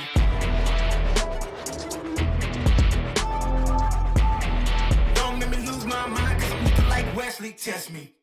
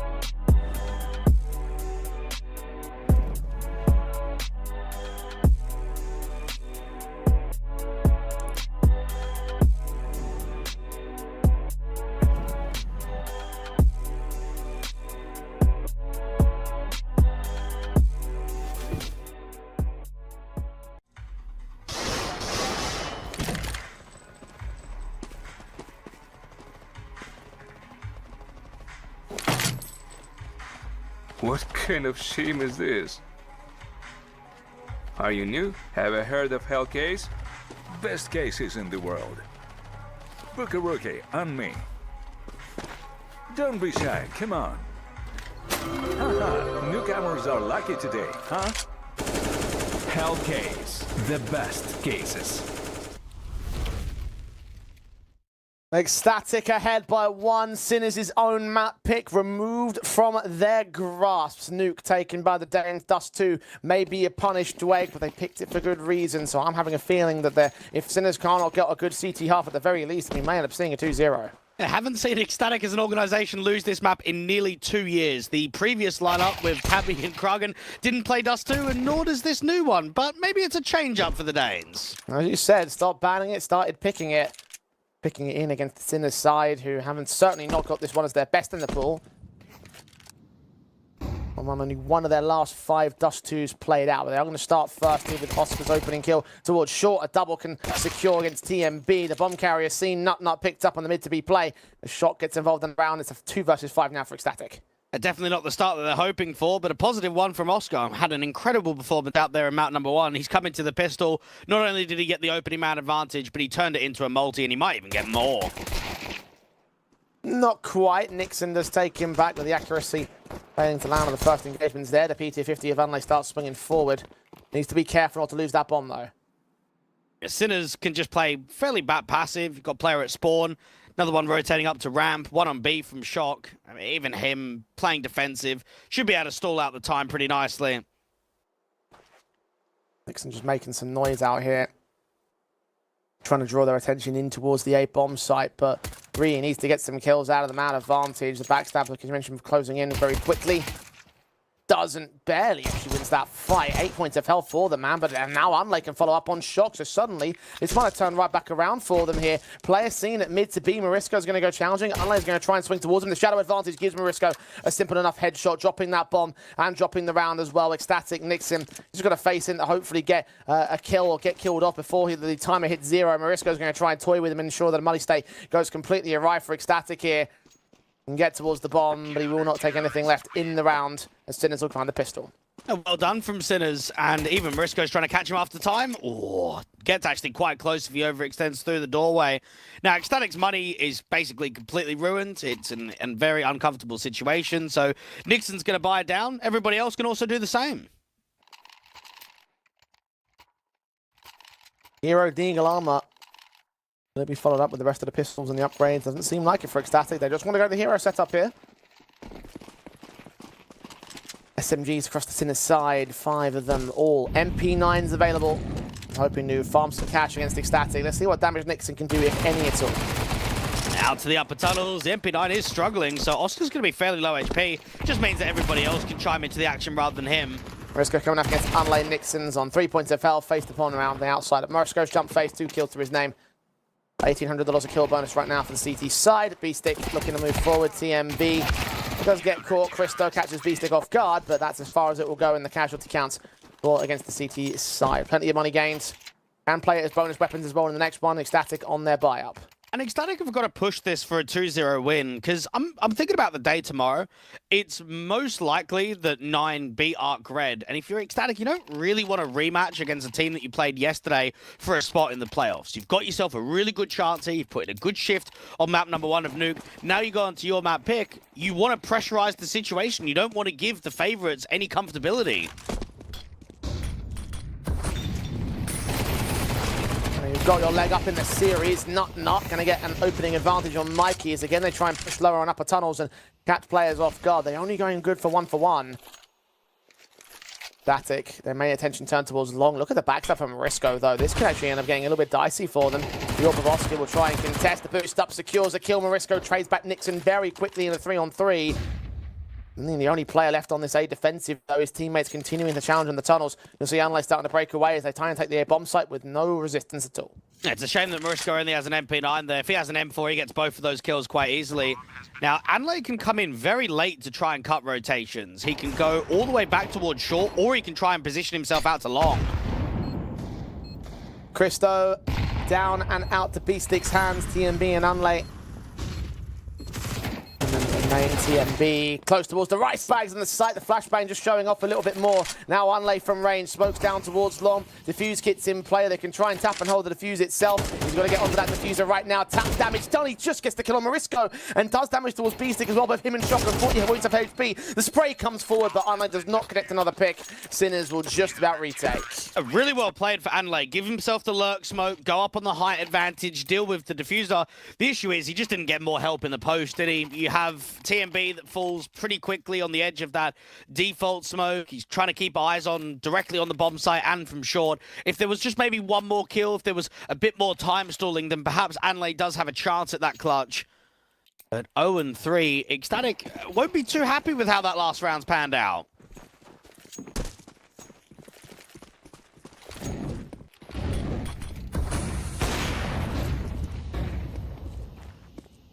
3-0 stances for the Sinners. Ecstatic finding no such luck in the early portions of this matchup. TMB's hero AK Bai will at least catch the opening kill in round 4. B-Stick first to fall, quickly taking all the short access. A-site is kind of opened up here. Oscar will have to adjust from this longer defensive. They're just going to play it retake heavy by doubling up towards long. Now, if Oscar pins himself out to the car, he might be able to keep firing away and hope to find some returning damage. But this does look promising for now for Ecstatic.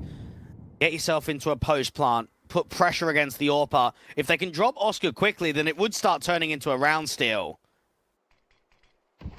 We're starting to turn back towards the site. Flashes and smoke trying to cover off that elbow position still. Oscar lands a perfect flick on TMB. Morisco ready for the potential close lurker Christo. I think they're accounting for this player, though. I think he might have revealed himself. Bombs on site, 4v4. But no relaxes to the rotation because this man is stalling for so much time. So I think Sinner's actually going to go in for the save call here. Christo, Deagle inside the smoke. They're wary of him. Shock finds him. The advantage can ensue, but it might be a very last second retake from the Sinners here. Yeah, Adela's in an off angle to try and deal with these long players. Flashes are coming up high. Sinners need to get a move on. In from ramp, one player engages. Unlay unable to connect the casualty in. Morisco can take Nixon down. Down to 2 players. Are they? Bombs in the open, planted for short. Not enough picked up, and the last player, a Gandalf. All he can do is try and resist. Isolate the first pick. Needs to get the diffuser right now, and he's got the right kill he needs. Ecstatic sacrificing everything, but they'll take the Sinners with them as they get their first round on the board. Now, Anlay might not have been able to win that 1v3 from long, but he's won the 1v4 off of time stalling alone. And you can very easily give half of that round victory over to Christo with the time stalling. How long he delays the B rotations, delays that entire retake. It just means that the long players can't come up first because they're waiting for the reassurance to come up from spawn. And that is what, a hero AK round for TMB with a few upgrades around it, and they have stolen it completely. And Christo is going to follow up with a straight shot on Oscar down mid, a starting advantage for the Ecstatic side. Once again, Sinners made it close. In the previous round will, of course, keep both economies extremely low. All 10 players dropped, so this is a swing opportunity for Ecstatic to start to close the gap for Sinners to try and extend the lead. Unlay and Morisco training against TMB's casualty. Advantage maintained for Ecstatic here. The trading has been excellent today from Ecstatic, and that is a prime example of it. TMB falls, and Anlay is so quick to be able to get the refrag. Shock with the AWB down here on B has just no help. He'll have to play by himself. Shot towards not double up to Unlay. Triple found. A shocking round. And Christo just stunned into silence. There's nothing he can do. Just not even being blinded. Bit of separation with the T players coming out and just no pressure against the AWPer at all. He's looking for that last man. Knows where he is now. Christo can win a fight. Try grab that bomb all the same. Got Mikey close range at the doorway. A backstab closing in for B-Stick. It's all timing right now for Christo. Got to look the right way at the right time. Getting up towards the bomb site, tapping that bomb, forcing Mikey to make a move. He'll plant safer behind the cinder blocks. Eventually caught back towards the tunnels. Switching towards the AWP will catch him with Mikey's casualty secured. Sinners will respond. And that has got to be a frustrating round for TMB because you've got an opening kill of Christo against Oscar down in mid. You've had a 4v3 after Anlay gets the trade against Mikey. There is one player on B. Rotates are so slow. So if you trade out Shock 1-for-1, mate, it's just an instant save. Sinners aren't even sending players out to B, but the anchor with the AWP gets a triple and makes it look extremely comfortable. Hell of a round responsive as well for Sinners. Two players maintain their lives. Eco pistols available for Ecstatic, still trying to keep the fights running as Nut takes Mikey out from the mid stances, but Beastic and Oscar quickly take those two trades back. So there's nothing found outside of the longhouse and in for the mid control. The shot continuing to fire away. His AWP, stellar in the last. Good enough in this one as well. TMB, maybe one exit frag. That's as far as it could go here for Ecstatic. We all know that Sinners used to run double AWPs in Go massively. They were a top team in Tier 2 that enjoyed going for that maneuver. Shock always being the secondary, primary as an anchor position. We even saw a bit of it on Nuke at times, getting both of those AWPs set up. We're now seeing it on Dust 2. And between Oscar and Shock, they are being a threat to Ecstatic. And this is where TMB needs to adapt the game plan on how they can deal with this double AWP sequence.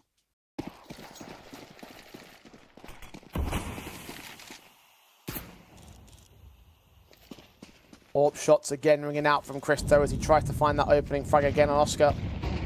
AWP for AWP battle down mid, jump face of the C side, trying to establish the position, trying to establish that connection, that information. Starts walking forward, Oscar.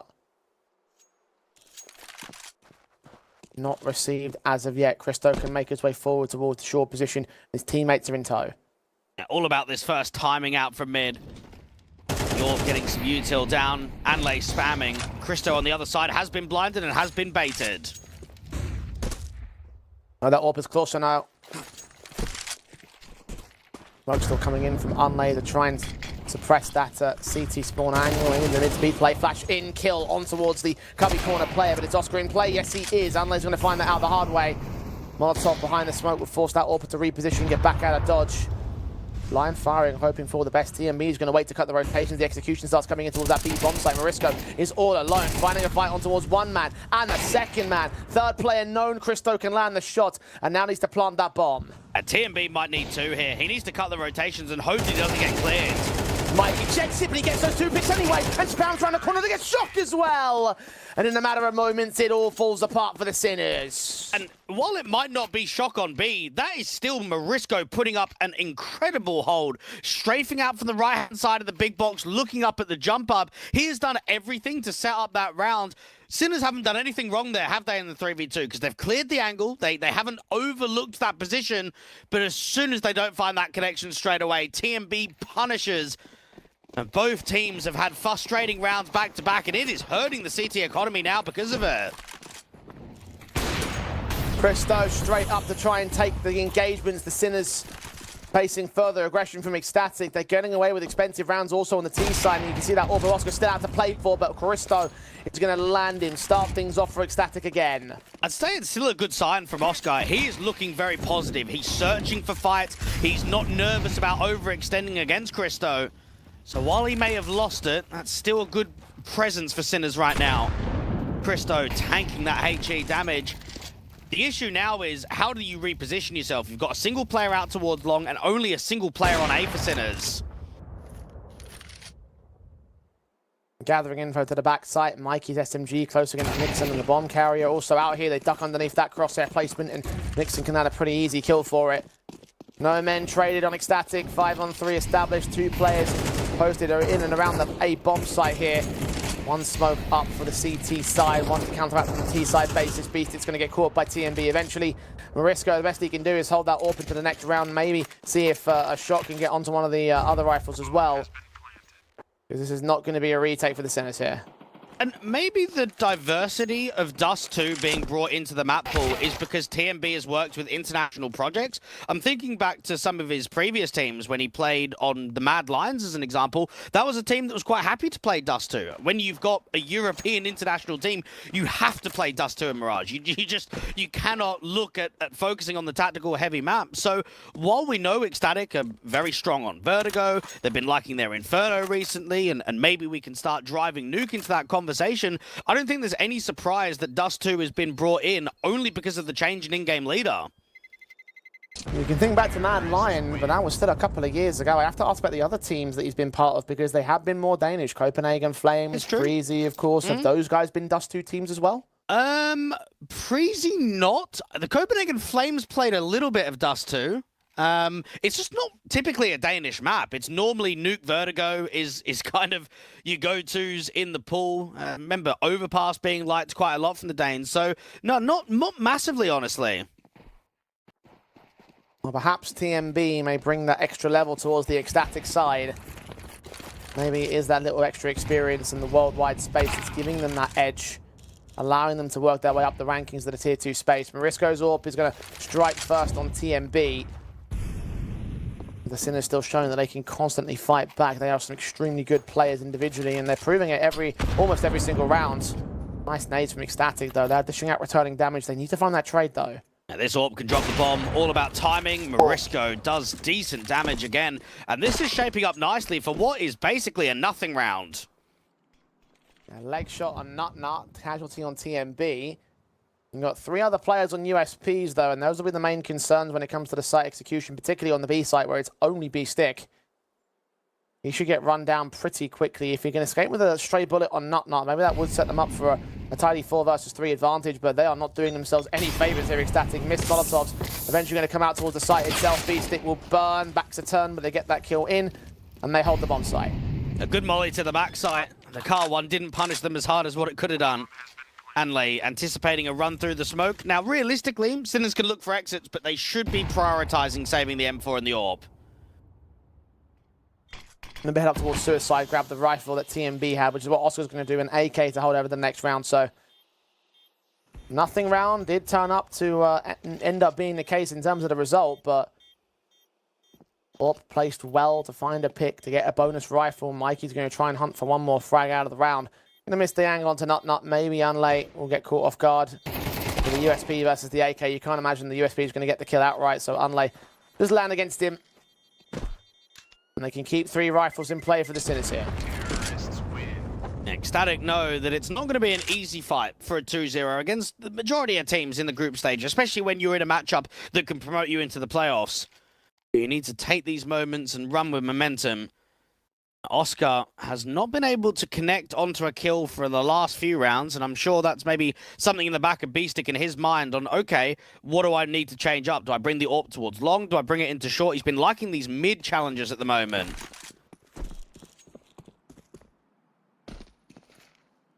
Christo saw 2 players crossing. Information towards that B bomb site, AWP set over towards this short challenge. Morisco, he's going to get the kill on towards Unlay. The flashbang even catching Nut blinded. Well placed from B-Stick, well called by B-Stick. 2-man advantage for Sinners again. And Nut knows that he should have got that trade before the flash came in, because once it pops, there's nothing that you can do there. That is an aggressive move down in the lower tunnels, which may have just closed the round entirely. This is so difficult to recover now in the 3v5.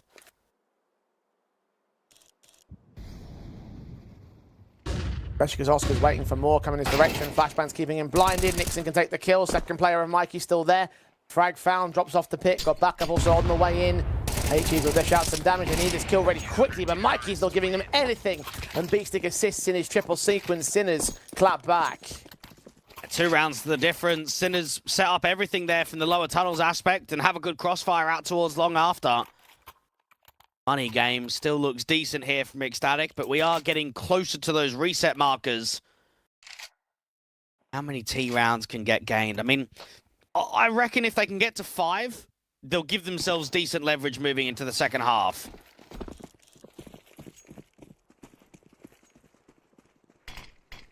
With 2 more rounds left in the half here. Ecstatic do get reset and they'll have probably an 8-4 against their name. Look at the HGs coming in nicely done. Nixon burning. B-Stick and Mikey can get 3 kills between them. Unlay will get one of those trades. But even so, Sinners 4 versus 2 up in round 11. Nut and Christo. They at least have the bomb with themselves, but to fight back into a bomb site is going to be a very difficult ask. And you don't even want to use util from this point onwards, even though you've only got a single molly, because you don't want to give info away. So scaling up short, you might be up against the AWPer from Oscar, who's looked very consistent today. Deep in at ramp. Sinners pinned to get that 7th, and the 8th, like you mentioned, just disallow the bomb, make the economy completely crippled for round 12. Run boost in for the AWP, but Oscar reads it, gets Nut. Christo now up close and personal, needs to get that bomb back to the spawn drop off, which is certainly not an ideal position for him to be at. Morisco's found. Oscar is known about the end of the smoke. finds a fight on Mikey well enough. A third pick, no scope not landed, and the USP comes out for Oscar instead, which will close him down, drop the AWP in the round, drop everybody for the CT side, and make it 7th for the Sinners. They have the half. Ecstatic have a force buy. And now you start reflecting on some of the missed chances, the 4v3 round where they go into B and Shot gets 3 on the AWP without any support at all. If that round goes differently, do we have a half lead for Ecstatic? Do we have a little bit more of a push for them to be a threat?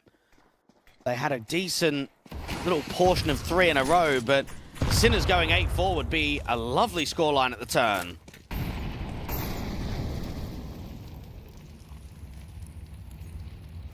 Galils and Deagles. Broken setup for Ecstatic. Not like it's too surprising. We've already highlighted their money problems thus far. Christo is leaning forward as TMB is ready to put some Molotovs out to try and support him on this short campaign. Land inside of that smoke, though, doing absolutely nothing. The HEs will come in from B Stick, do damage to 2 players. Boost up for TMB, does catch him, so that's a casualty. That's away into the A-bomb site. Molotovs won't be able to support too much from Morisco. His utility is useless at this stage. We're going to concede the bomb plant and go for the retake for Sinners. And Mikey's just so deep, and even Nut is looking to try and fight against these aggro short players. Deagle keeping him blindly, pushing forward of that smoke, though, trying to force some space out. In the end, Oscar's going to get that kill. The TMB caught Shock in the meantime, so they're still down to a man advantage. Ecstatic have control. A lot of emphasis sent towards short here as they smoke off that position. Now they've got to turn their eyes towards long. There's a player coming in. The M4 of Mikey found by Unlay in at CT. Morisco can respond, and now Oscar's AWP is posted in at the long entrance. Unlay hearing those footsteps coming in, damage done towards Morisco. The AWP not checking a sight as Unlay gets that kill in. Morisco will get forced out by Nixon, and Ecstatic can take one more to close out the half, but it's still 7-5 up for Sinners. Decent work from the in-game leader, working the Galil, upgrading to an M4, and just overall slowing that round down. Both teams could probably look at how the rounds played out and say we could have pushed for more, but the end result is a 7-5. And for Ecstatic, they are still kind of in the game, aren't they? They haven't completely lost all of that judgment on the threat of closing in 2-0, but a pistol round's going to be key. And looking at them getting pistol, getting to 7-7, looking to try and win that first rifle round, I think it's going to be very important come this second half to start successfully. Now Sinners take their tactical pause. Pistol round of the second half could change the narrative for everything. You mentioned, of course, that for Ecstatic, they're not out of the game, but will that be a prevalent point off the back of a pistol loss with the 9-5 scoreline the Sinners may well gain off of it?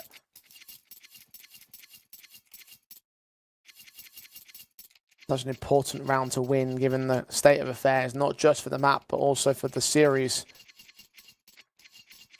Sinners would significantly increase their chances of staying alive in the best of 3. Ecstatic would just bring us back to evens.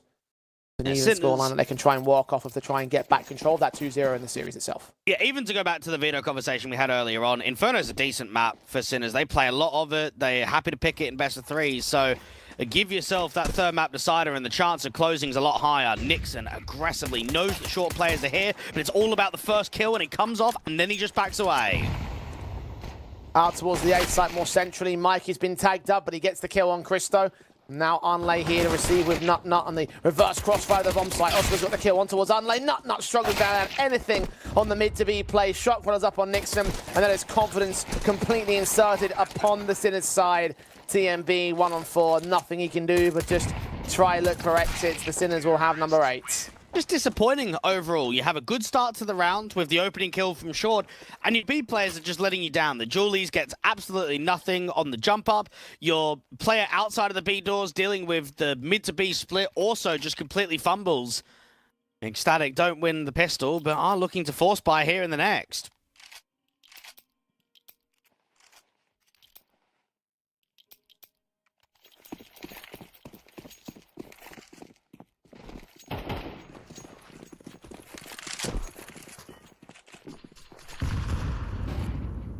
Buy down heavy. CT side. They can use in here. The flash is setting B-Stick up to try to take Christo. He's unaffected by that flashbang. Not like it matters though. Mac 10 straight up. Counter flash of the CTs will drive B-Stick away. Unlay's now posted. Smokes here in the body block, still gets picked up. The Eagle can't quite get his man. Struggling just to get the one frag out of this one for the pistols versus automatics combination. And, well, now NX is going to fall. TMB should get forced away.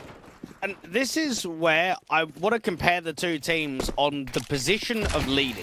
If Ecstatic have got the lead, they're going to be threatening because, of course, you're getting closer to basically getting it over the line.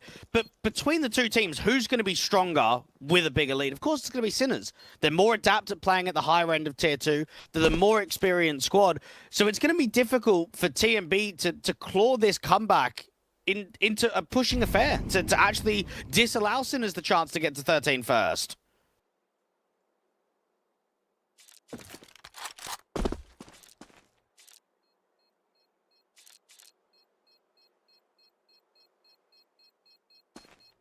Number 9.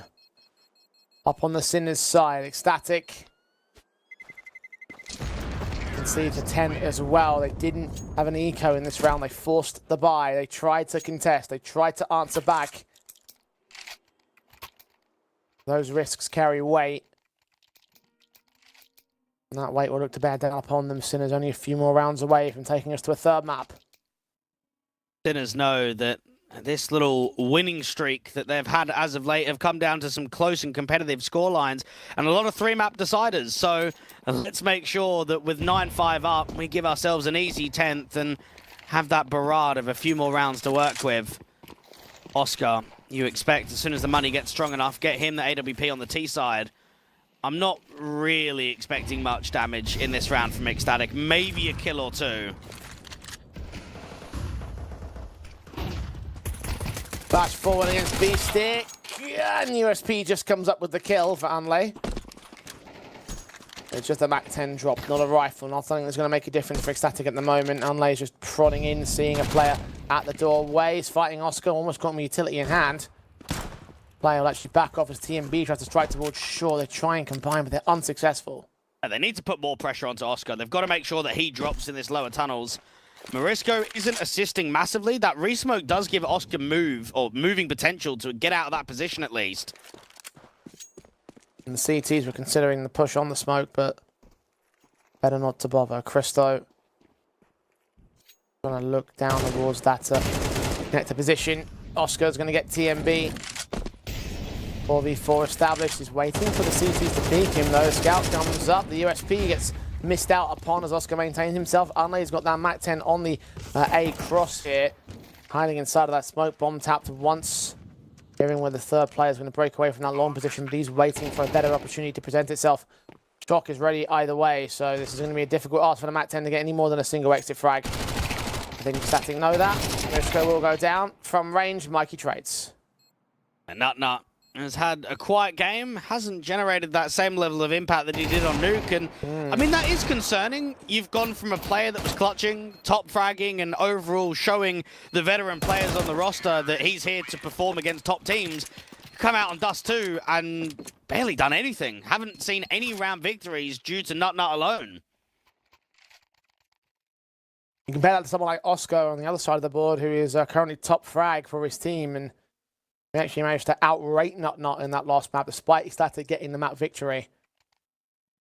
He's carried that performance over. His AWP still looks deadly, and it's going to be out for this round as well. Just to show what that veterancy can do for a player like Oscar and what guys like Nut and Nixon are lacking the most. Experience only comes with time. The Sinners, they've got time on their side. 5 rounds in the lead. Nixon's going to try and reduce some of that time.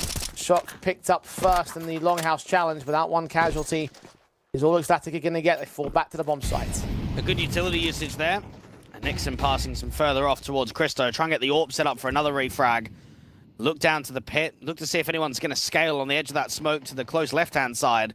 Now, at the moment, Morisco is still outside of the B upper tunnels, waiting to see if there's an info walk and aggression. Everybody else is basically taking long. Moving in from Suicide. She might catch these players off. Oscar's caught a kill on Christo. In the meantime, Morisco, watch the bond. The M4 finds its fight, and now the backstab is a concern. TMB might be low. Unlay's also got concerns of his own to deal with. The only player on the site defensive. He's going to start backing up from short. The tap burst finds Mikey through the smoke and gets the kill against him. The HEs land on B-Stick for damage as well. Oscar Zorb trying to provide support. He gets TMB. Unlay is low and holding back here at Gandalf. Played his position well on the T side. Now can he fend them off on the post plot? And it's B-Stick with a kill on Unlay. Oscar follows up on Nut, and now it's Nixon all alone. Burst fire, damage done. Oscar's also low, but the AWP lands its frag for a quadra in the round, saving Sinners, connecting to 11, and this one is going all the checks today. I am convinced, with just seeing not even all of map number 2, that Oscar is easily the best player in the server. And that is very threatening moving into Inferno. Just the readability of that round. The molly that he throws towards the get right box. It forces Anlay in the open into B-Stick. And just the consistency we are getting from him. We know that he's a top talent. We know he's one of Tier 2's best AWPers. But we are seeing it here right now in this best of 3. Morisco fought upon by Nixon. Unlay moving up with the SMG, aware that B-Stick is out there trying to get the rifle on the high HP player here. As well as they start backing up, Nixon still ready for B-Stick to make his move in. As smoke comes down, the SMG does think damage, but B-Stick comes up with the trade. That's an advantage for Sinners here. B-Stick has worked a lot of those sort of aggressive, lurky moves. We've seen it in the B doors previously, or the mid doors, I should say, towards the CT spawn area. And now we're seeing it in the upper tunnels. Mikey trying to catch a timing on the walk. Didn't quite catch the ramp player. But with so much time on the clock and so much util, this buy-up is looking very unsuccessful from Ecstatic. And TMB goes down to Mikey in the end. Hero M4 in this round. Dealer, Nut. Hear that player coming up towards the bomb site. Can he get the exit frag against him? Can he at least find a pick that might provide an opportunity? No, he's checked out long when Mikey continues walking. Timing awful. And Nut continues to have a bad game here. Unlay just have to save the weapon into the what would be the map point, probably the last round of the game. As soon as they've been on a tear, and Ecstatic have looked completely out of breath in this one. Anlay up against B-Stick will get away with one, but there's no point even attempting the clutch. And now just reflecting back on it, was Dust 2 the right pick? And maybe it's something that TMB and the guys over in Ecstatic will realize, okay, maybe it might be the odd punish here or there, but it's not something that we can consistently rely on. Just to even go through their map pool as of late. The last 3 months on HLTV, they have picked Vertigo 26 times. They've picked Inferno at 15, Ancient at 8, Nuke at 7, Mirage at 1, and then Dust 2 as legitimately not available. Has not been happened before. And yeah, you don't get Vertigo in this one, but could you have not picked Ancient? Could you have not picked into Mirage and at least go into something a little bit more comfortable and still get Inferno as the decider? Well, hindsight is 2020 because we've talked obviously about the Sinners' own map pool in contrast to what the picks could have been there for the Ecstatic side. In this case, obviously it was the wrong choice to make. They tried to risk, it's not paid off. It's not paid off for Unlay's AWP on the B bomb site. Morisco going through Nut as well. 3-on-3 situation. B-Stick ready to cut rotations. They're going to try and look for TMB as well towards the bomb site past the doorways. Christo's AWP jump face still lands against the man. Morisco's picked up an AWP and turned up a triple in this round. The bomb's been left away from the bomb site though. He's going to have to go back and pick it up. Almost land a quadra, but Christo takes him. It's all Oscar now. A 1 versus 2. He's worked these in the past. The bomb not being seen on the B bomb site. Do Ecstatic start getting inside of their own heads? They start rotating. It seems like they might do. Fall into Oscar's hands as he picks up Nixon and starts falling back to the bomb site. They're going to know that the bomb is not towards Oscar's position because it's going to take ages to get planted. And with the time left on the clock, Christo knows that he's somewhere around short. AK picked up, low HP, Deagle of Oscar. 1 bullet was all that will do it. AK checking the right position as Oscar's looking the wrong way. And Christo will get a 4K of his own to keep Ecstatic in Dust 2. I actually have no idea how Christo has won that fight against B-Stick. That AWP is jumping, landed, and then just instantly hit the shot. That should have been B-Stick cutting the rotation, giving Morisco a free bomb site. Bomb goes down, Oscar can cut as well. That round just is basically over from the positions being held, and somehow, some way, Christo just lands a miracle round that holds survival for a little bit.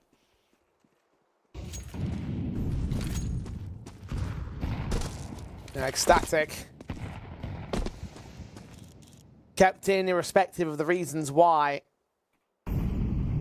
They've got a broken buy in their own side of things. Sinners, similar story, but they've got the better rifle basis. The 2 Galils, the 1 AK versus the AWP.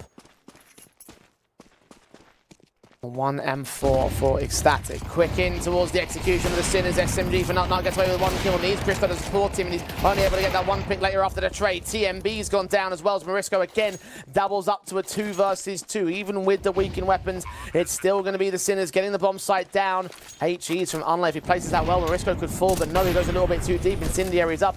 AWP from range, and AWP are close to fend off the retakers. The blind sprays through the smoke, trying to reveal where Oscar is, but they're unable to connect it. You might even see Morisco aggressing. He's caught Nixon through the smoke. Unlay playing around the outside of the site will finally get his man, but now Oscar is ready for the peek forward and for the shot to connect his 23rd kill of the game, and a game for the Sinners side. 13-6 on Dust 2. We're going to Inferno.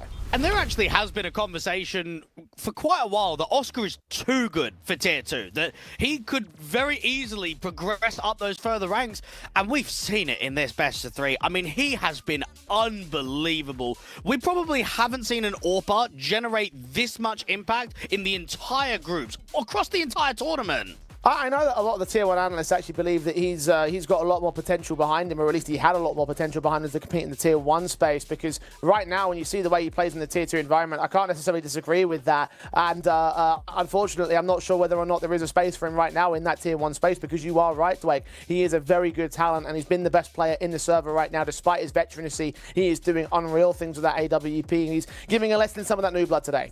Indeed he is, and for Ecstatic it was a few missed opportunities in that first half. You can pinpoint a couple of rounds and say, okay, not capitalizing on shot, getting 3 with the AWP on B, that hurt the scoreline. I don't know what you could say about the second half, though. That it wasn't competitive. There weren't rounds that were even close. It was a competitive start to the map, but the further that we went on, the further we saw the depth from Sinners. We've seen a competitive loss for the Sinners on the first map, but a one-sided victory on the second, and being trading on map picks at this moment in looking towards Inferno, it looks to me like Sinners actually might be the stronger squad at this moment. Will it remain that way? Are there any more tricks up the Danish sleeve? We're going to find out on Inferno, our final map of the series and our final map of the day after this short break. The playoff spot is still up for grabs when we return.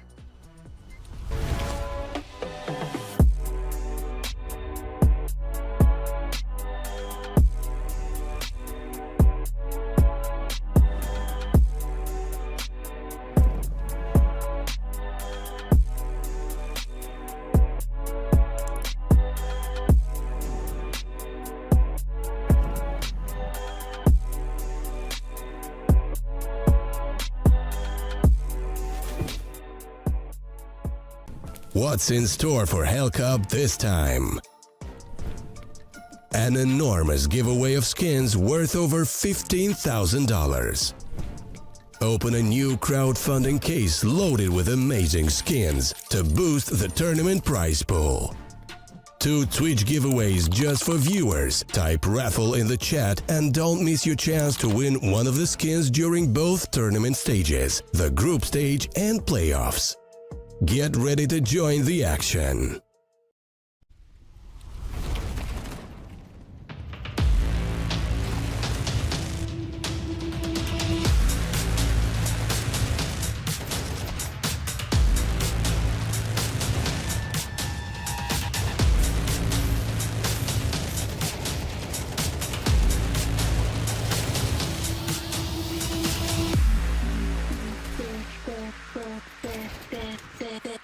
Just like that.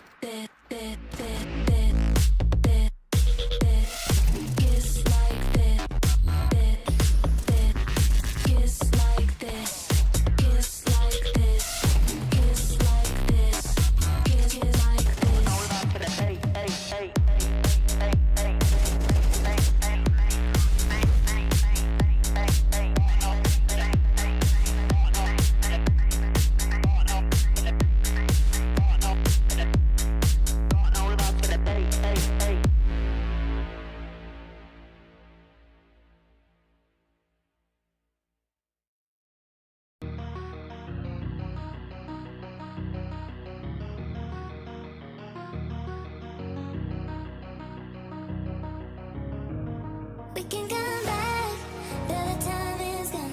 I'm round, round, round into escape from your left. Don't lie, 'cause I know your heart.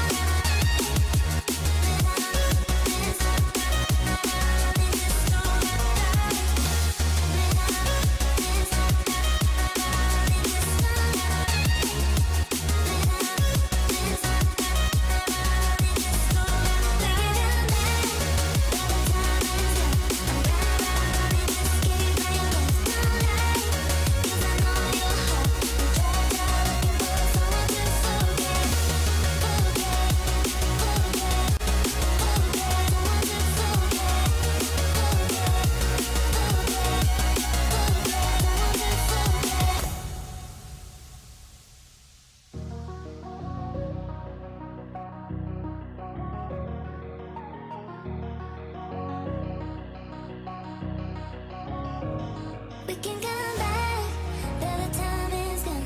I'm running to escape from your left. Don't lie, 'cause I know your heart. Don't try looking for someone to forget. 'Cause I gave you my whole life, and instead you gave me nothing. And you left me here lonely. Hey, hey. I was lost on my own way. I will never be the same girl. But someone told me never love stay. We can come back.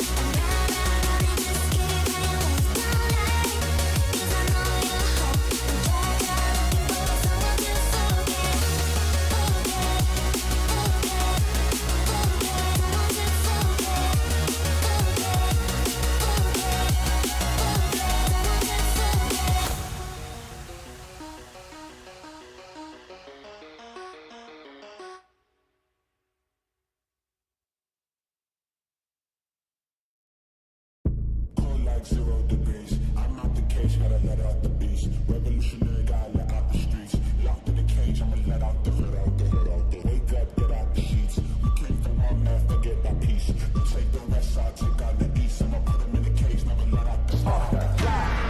I hear him chat to me noise, move too quick, can't stop for the talking. I hear him chat with the boys, man's so tough, but man's keep rapping. Just too sharp with the cries, white girls better tell me I'm awesome, yeah. Hot like fire on the pine, if you wanna touch me, I'm please use caution, caution, caution, caution, caution, caution, caution, caution, caution, caution, caution, caution, caution, caution, caution,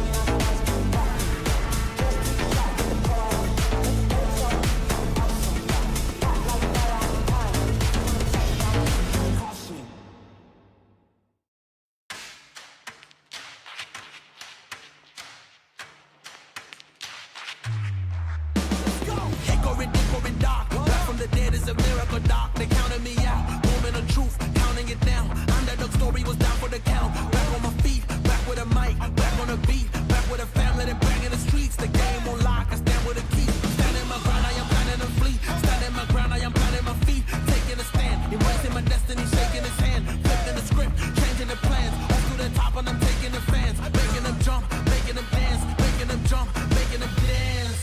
We about to change the game. We out here taking names. Let our voices rise. Let them reach the sky. We about to change the game. We out here taking names. Let our voices rise. Let them reach the sky. Hickory, dock. Giving them all that we got. Kick on the door. Try to knock, but nobody answered. I'm going hard at taking my chances. I keep it moving. I keep advancing. Keeping it gangster. Getting the perks and I'm happy to earn them. Mr. Ambitious, kill it, I'm vicious. Mr. Determined. Right in the storm, but focus on rainbow connections like Kermit. The water on my shoulders, it was a burden. Now I don't notice it, everything turning. Everything shifting, doing it different. I'm floating, I'm drifting. Shout out the slums, round the world we uplifted. Doing it big. We about to change the game. We out here taking names. Let our voices rise. Let them reach the sky. We about to change the game. We out here taking names. Let our voices rise. Let them reach the sky. We about to change the game.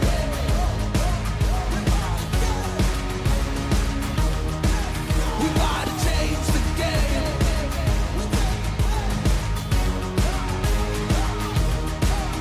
Let's go.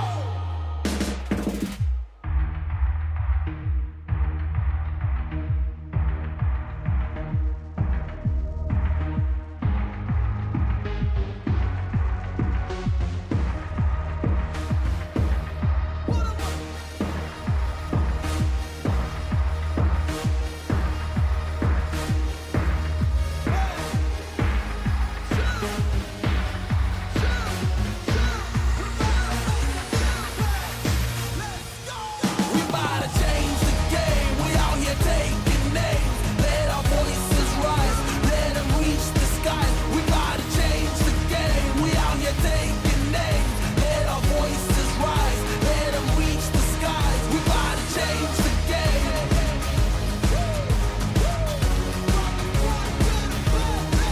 We about to change the game.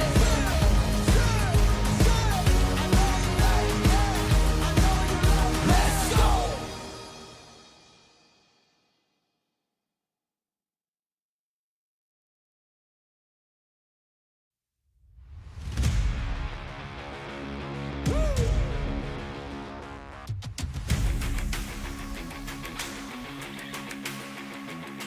Chill. Hey, chill. Let's go.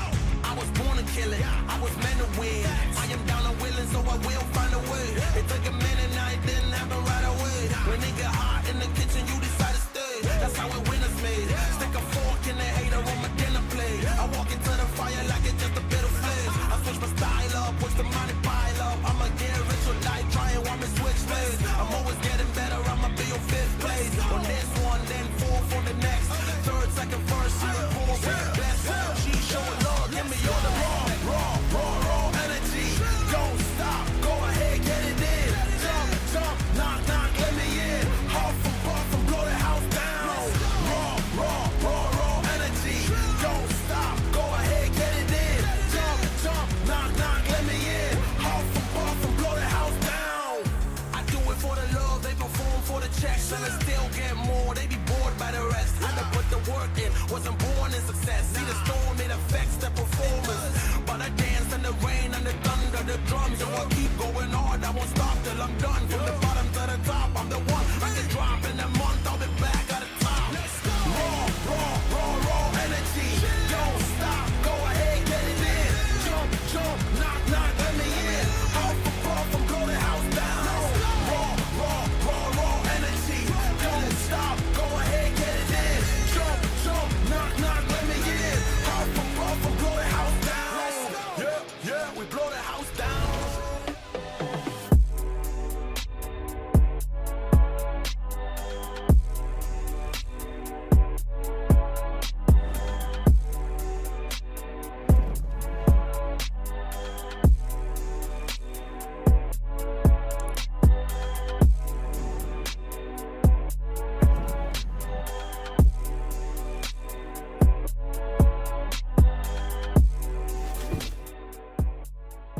You look into your inventory and there's only...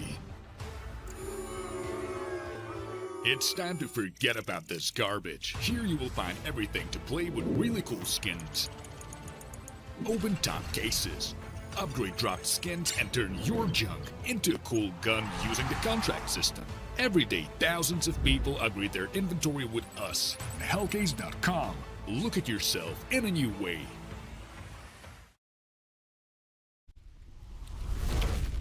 On a returning map, that was from the Sinners side. Dust 2 taken rather handily. The risky punish pick of the Ecstatic Boys is not going as well as they would have wanted it to, and actually made Sinners look a lot more confident coming into Inferno, Dwayne. So as we look towards our third and final map of the series and our final map of the day, give me some quick adjustments. I know you backed Ecstatic coming into this series. Are you still with them at the moment? I don't know. I've been conflicted after that second map, but maybe I don't change my mind. Maybe I do still back the Danes. There's not going to be a lot in it in this decider. Well, it is Inferno, of course, a bit more even-keel territory. You mentioned this as potentially being an alternative map pick to that Dust 2 for Ecstatic, so maybe this could be where they try and thrive. The Sinners will take the CT side start as the pistol round goes live for the final map of the day. Unlay and Nixon are going to lead that charge, but it's Oscar again, MVP of the series in my eyes thus far, to take down Christo and start things off for the Sinners.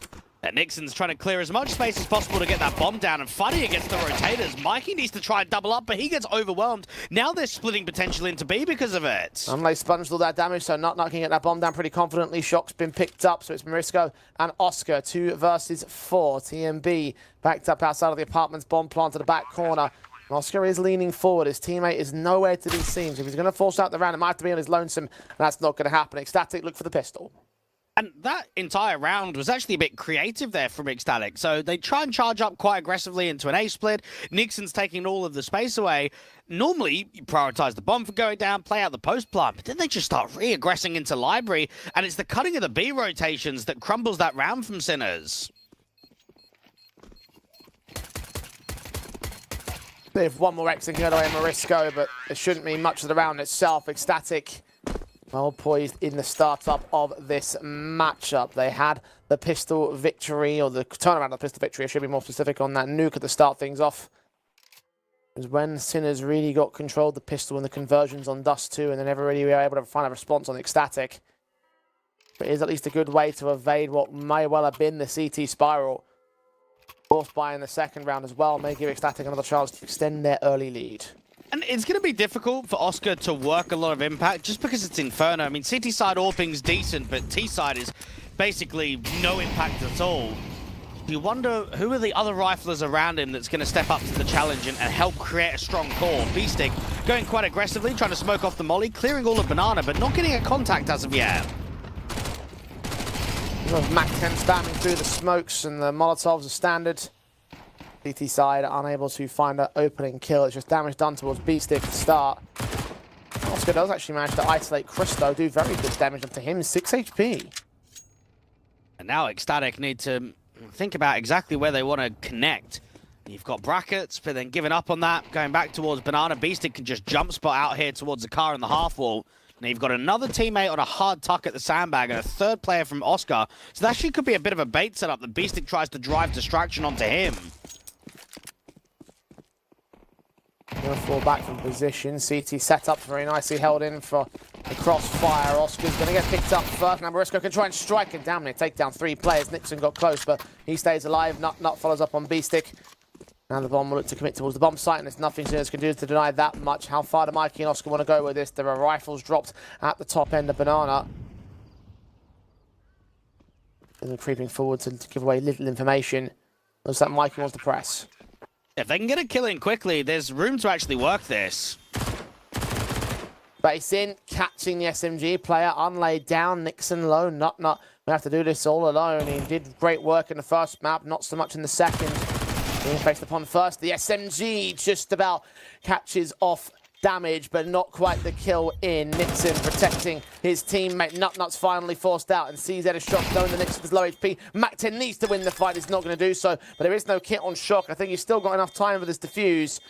Indeed, it looks to be a retake successful for the Sinners. And just the contact out from Banana comes in quite quickly. I would say that Beestick has actually set up an excellent bait setup, and they've been unfortunate to not get more damage. So he sort of takes first engage with the jump over. He runs back and then starts walking back into the angle. So he's hoping that Ecstatic are kind of bit tunnel vision, just focusing on them retreating from the top Banana aggressive position. There was 3 players there, and they still couldn't overwhelm completely. And the Force Buy gets 1, but it was difficult from Sinners.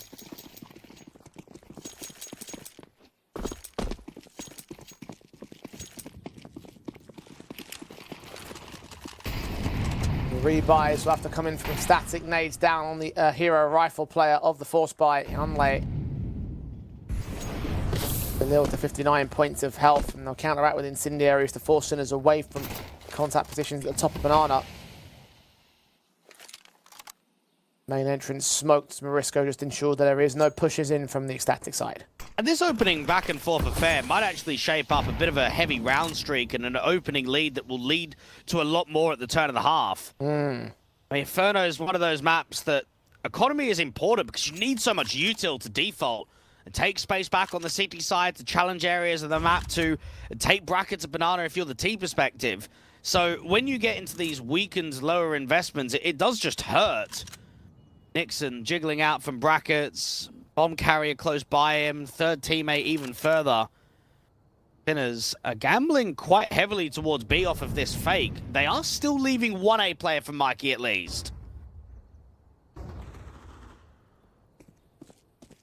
Kill on Unlay to start. Sinners to press on towards the A bomb site. Mikey's M4 held back top of the boxes to fight initially against the contact, but unable to get a kill for it. That HE goes nowhere for Oscar. It's a good thing his teammates there to protect him because TMB was trying to hunt him down, seeing where players are coming in from mid as well.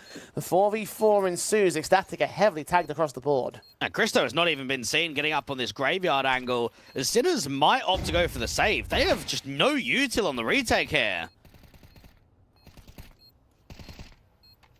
They're going to pick in soon, and they should look to do so. Beestick's been tagged. Morisco finds a fight on TMB, but Beestick and Shock have been found elsewhere. So 3-on-2, making it 2-on-2. Oscar tries to press. He has actually picked up a kit here, so he's going to go with the bomb defuse. Hold it down. Hold the whole thing. Nixon's going to pick up Morisco and finally force Oscar off. He takes Nixon with him, but Nut holds his nerve and holds the round for Ecstatic. Well, Morisco needs to be getting more there, doesn't he? It is uncomfortable because you're alone and you don't have a teammate to crossfire off of you. But when you're a single M4 up against what is upgraded pistols coming up on short, you need to be multi-fragging. Need to be getting 2 kills, maybe even a bit of a damage onto the third, and he just gets overwhelmed without really doing anything at all. And you can't afford that. It meant the 4v4 retake was going to be difficult from Sinners. And that was a perfect opportunity. And gets wasted. Ecstatic get the steal. We go back and forth for the early few rounds of this game. We saw how the back and forth were able to set up Ecstatic to find the reset. You mentioned earlier how it could lead into a streak if they can just break the economy state. That's how they got away with a 9-3 half on Nuke. Going to be similarly confident here on Inferno. Sinners will try and resist that because they'll be forcing back. The war of attrition's not over yet. TMB getting Beestick to start this round though. Yeah, Morisco is defensive on B. The issue is, because of the reset, they just don't have the util on the city side, so you can't block. There's nothing you can do to slow down these executes. Morisco seeing the end of that smoke. TMB credited with the pick.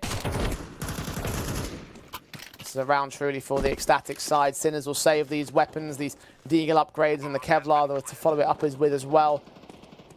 Taking Eco in the next. Ecstatic have finally broken. Sinners ended said war of attrition and will look to extend to 3-4.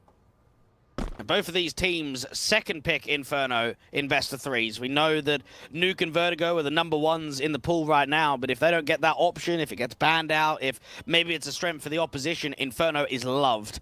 It's been picked 15 times in the last 3 months for Ecstatic and 18 from Sinners. So there's no better way than getting that map as a decider. The issue now is the scoreline and an economy break. You're going to get a 4-1 lead from Ecstatic, which in TMB's mind is a great way to at least say to Sinners, you might be the favorites, but we're coming here for the win. We're pushing for the playoffs.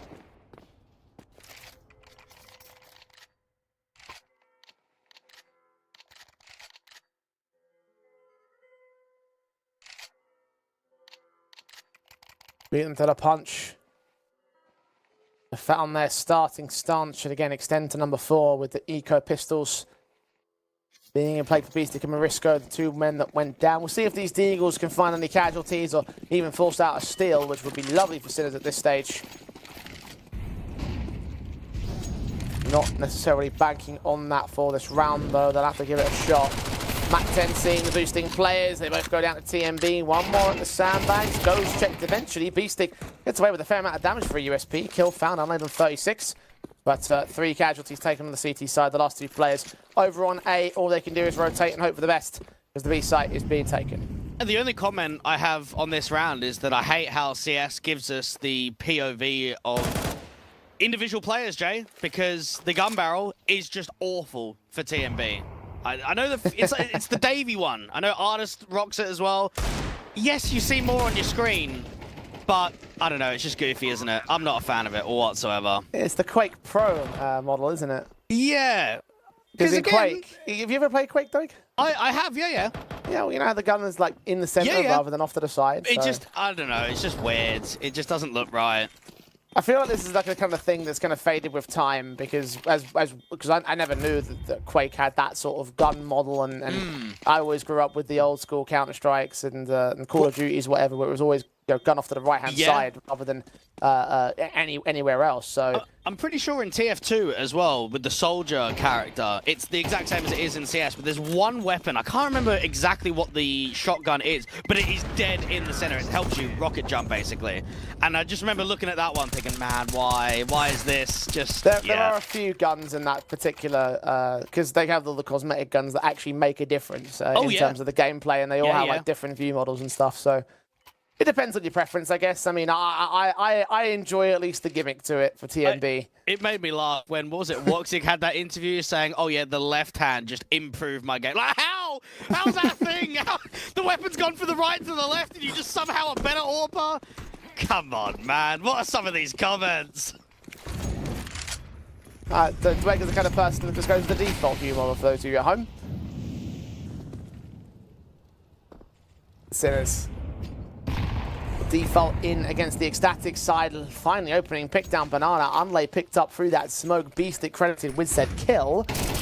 Mike is ready for them to make their way in from brackets. The jump face of TMB inside of that smoke, revealing himself for a blind pass smoke kill. Nixon's called Oscar, but Marisco had his head turned away from the man. Didn't register until it was far too late to save his teammate, but will hold the trade and maintain that man advantage. Not going to try and contest said man advantage. He only gets the 1 kill for it.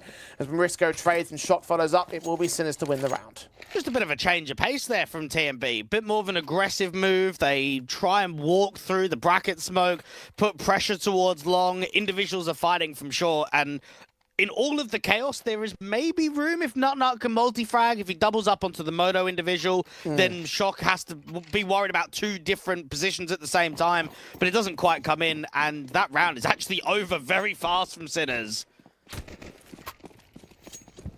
Yeah, that double would have been everything to the Ecstatic side. I'd imagine actually that you probably would trade back Shock in that exchange. Christo, wallbang, headshot through smoke onto Shock. Starting things off just at the edge of the... you can see actually roughly where that bullet had landed on the corner of the wall. First man to fall down mid. Sinners losing map control as well towards Banana. Not nearly as contested in this round as it was in the last. Ecstatic slow it down. You've got retaking nades being set up towards the top of Banana to try and drive some of these T-side players away, while Mikey is still maintaining an aggressive sightline into brackets for a lurk attempt. Ecstatic are being so silent after that opening pick.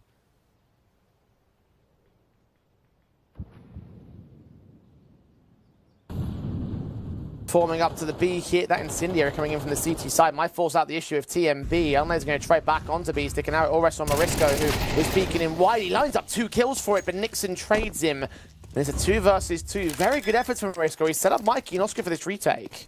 And Nut is going to have to be the one to force a fight. And maybe it's him and Nixon to both get aggressive out here at Construction, because they need to give themselves an advantage because of the low HP. Mikey flashed in, challenging Nixon, low HP, still manages to Evade the bullets here. Not near the corner. Nixon faced upon kill. Found trade. Not going to get landed. Oscar was ready for the secondary peek. And Sinners wonderfully placed themselves into the retake. A retake only because of Morisco's efforts. And that 2v2 gives you a prime example of just overall game knowledge and game sense for Sinners. That is Mikey so ready for the fight on the second player deeper in construction because of that aggressive move. They know that the damage being done onto Nixon. They know they're going to play together. And while they don't quite force Nixon straight away, as soon as that swing comes in from Mikey, it's an easy kill from Oscar. That is clean. And that's what I want to see from Sinners consistently across this map, is just that deep understanding of the protocols and the overall team play that could outclass a team like Ecstatic.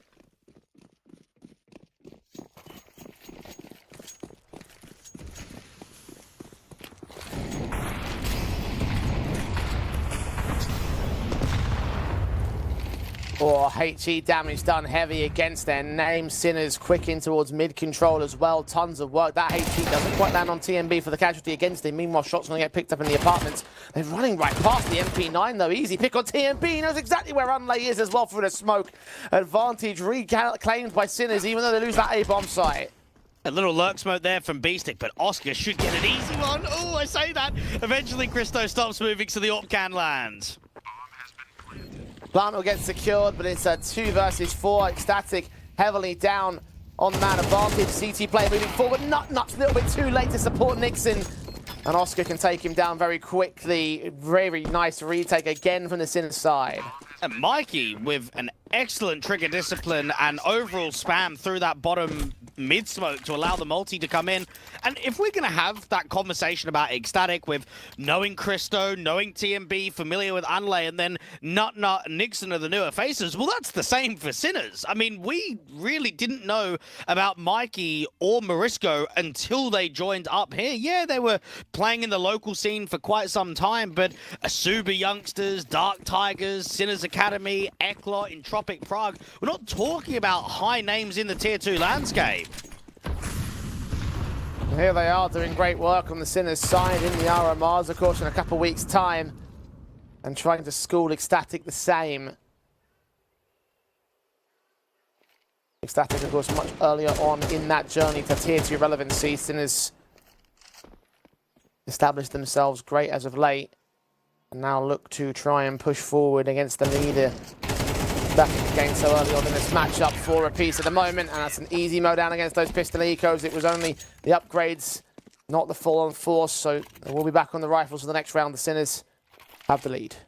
You talk about Sinners going up to the RMR. I remember a couple of years ago in that Swiss round 5 game of the Antwerp RMR between Sinners and B&E. Map number 3, Inferno legitimately going 16-14. I think at the time it was Sinners up by quite a few rounds, maybe 14-10, 14-11, and just couldn't quite close it out.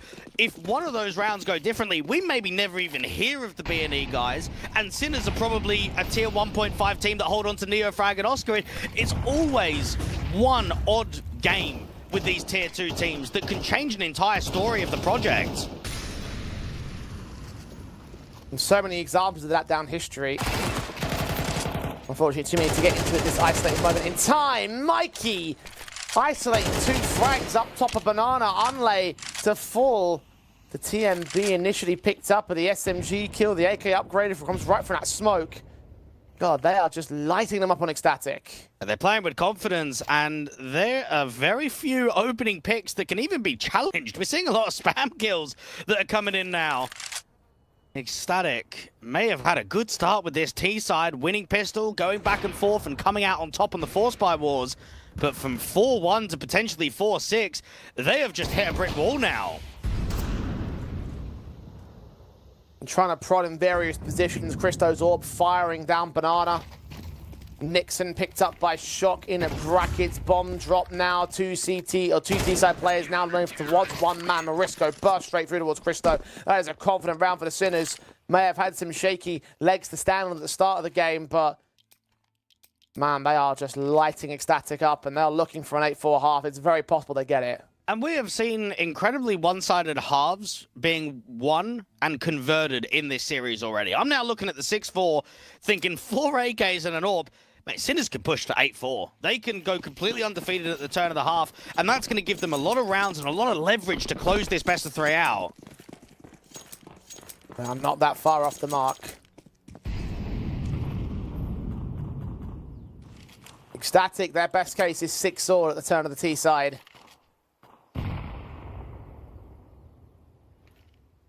These upgrade pistols for round 11 and getting nothing major in the buy state. Quick forward, Marisco, easy pickings with Mikey in support. Fixing an unlay down and out, and there will be no major threat until TMB takes 2 Tech 9 picks. Even surge forward and grab one of these guns here. AK in his hands, his teammate's too far away to recover the second one. Out towards the A bomb site, putting utility down. The bomb's on its way towards the B site though.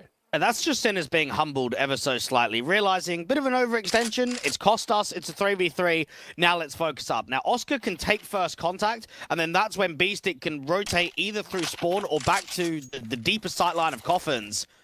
Oscar's also got some decent util, so when he does fire that AWP, he can start dropping util.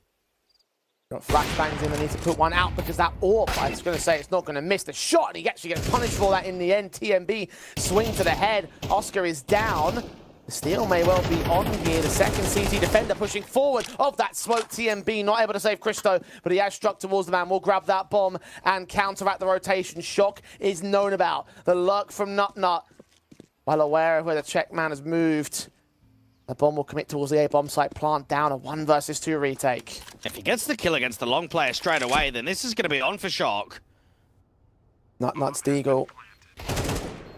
Being first, shot rings out from both sides. Neither player gets killed off. The damage of TMB is more prevalent here. The HG's coming towards the position. We'll tag him to 19. Spray on Nut Nut as well. Tagged heavy. Flash forward for Shock. Trying to force them out into the open, trying to get an angle of vision. As they do stand in the open, as Nut Nut sponges the damage, he'll get the kill in the end.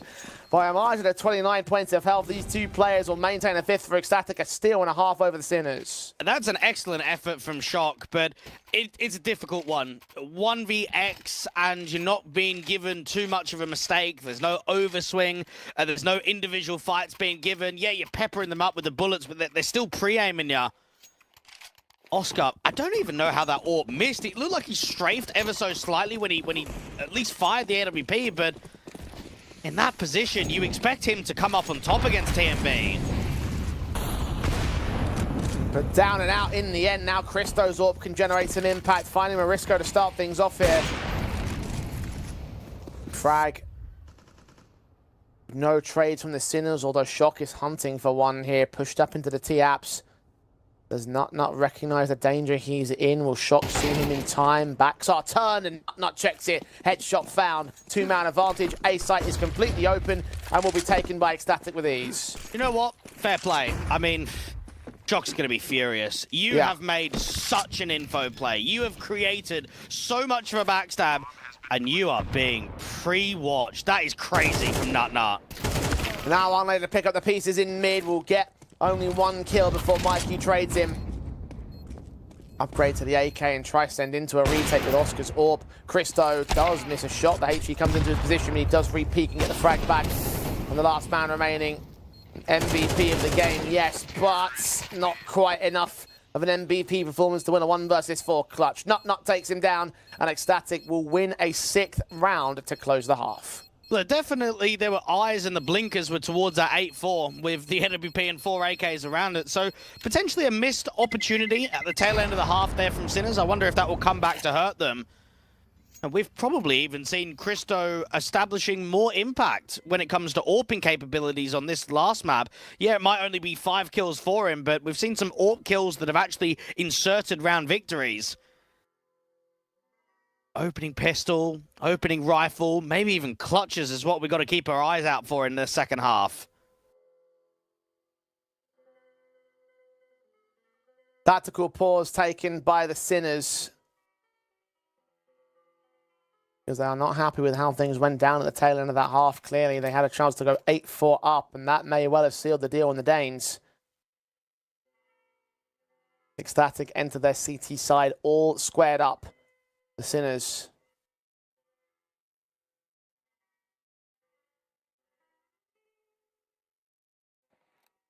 The last half of the series, the last half of the day. This next pistol, decide who looks to take control of the interim.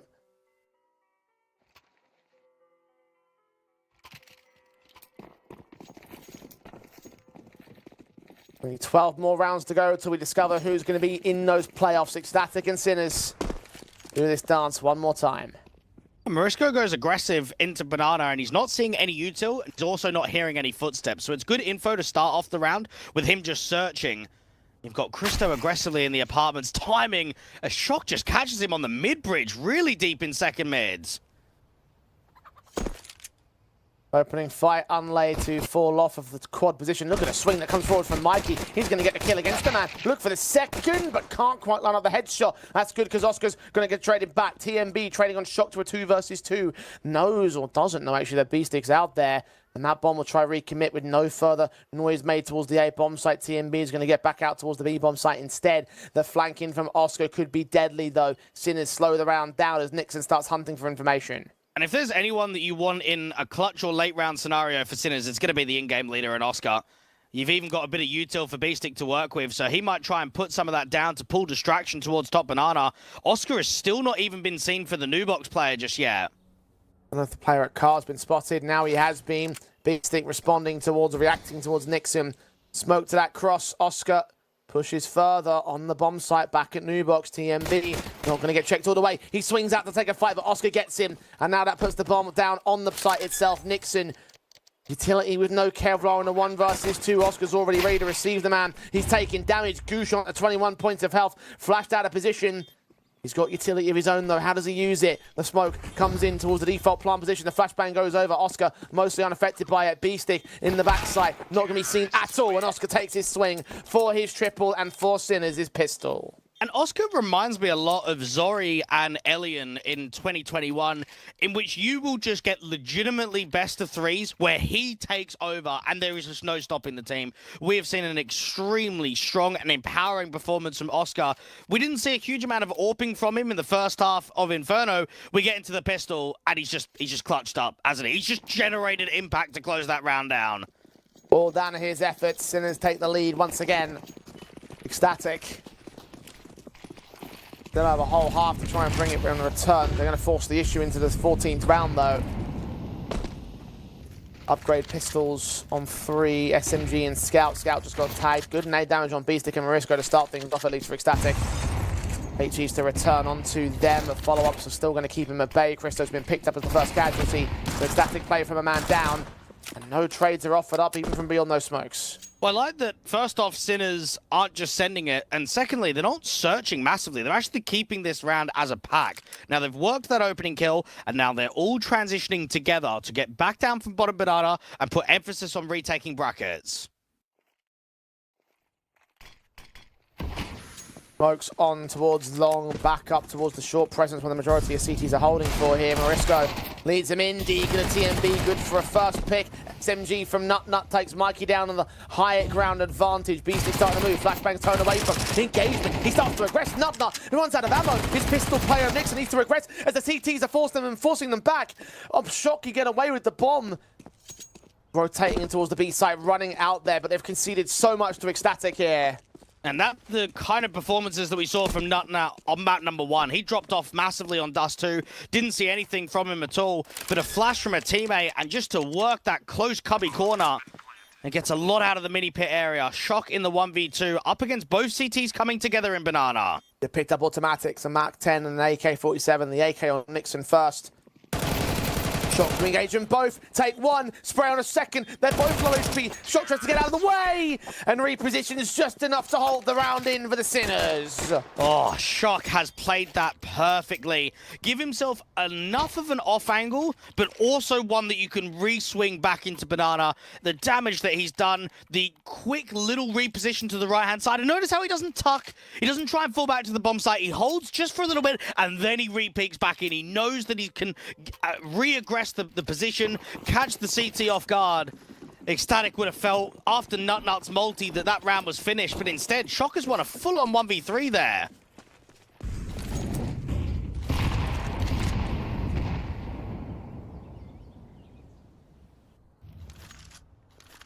Done extremely well with the pressure against him. Ecstatic.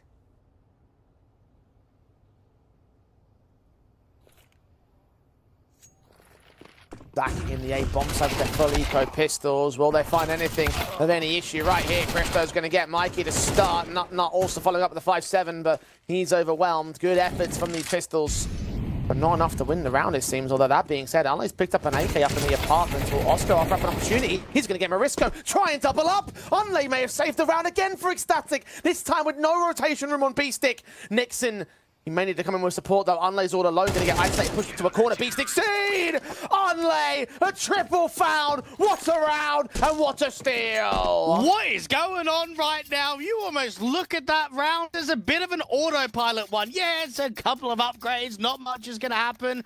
Okay, there's some back and forth trades. Hang on a second. Unlay's got a massive timing. That AK has come up huge, and Ecstatic have won a full-on steal of an eco. Wow, oh wow. Dinners. Stunned into silence once again. Upgrades force the issue back on the T-side basis. Ecstatic want to try and break them. Turn a bit of a streak back to an evens. Or even a lead stance right here and now. They lost their 1 versus 2. Or their 2 versus run, rather.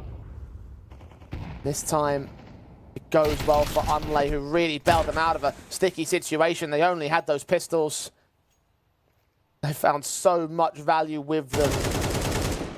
And Cristo will get tagged up in the early portions of round number 16. HG is attempting to come forward towards that border position. Shock will take some damage in return, but it's still a HP advantage overall, although 2 players tagged up on Sinners, only 1 for Ecstatic. Shock is pressing for that kill against the low HP player. He knows that Cristo has to be low. He put a lot of bullets down to him from that boiler position. TMB is going to pick up some further util out towards Banana. He actually doesn't get caught off, and now he hears mass footsteps. Smoke up. Blind sprays, hoping that he can find another kill on the way out of transition. They're going to flash him off position. Incendiaries will try and block them, but land inside the smoke here for the CT side. Rotations coming in real quick for the T line, though.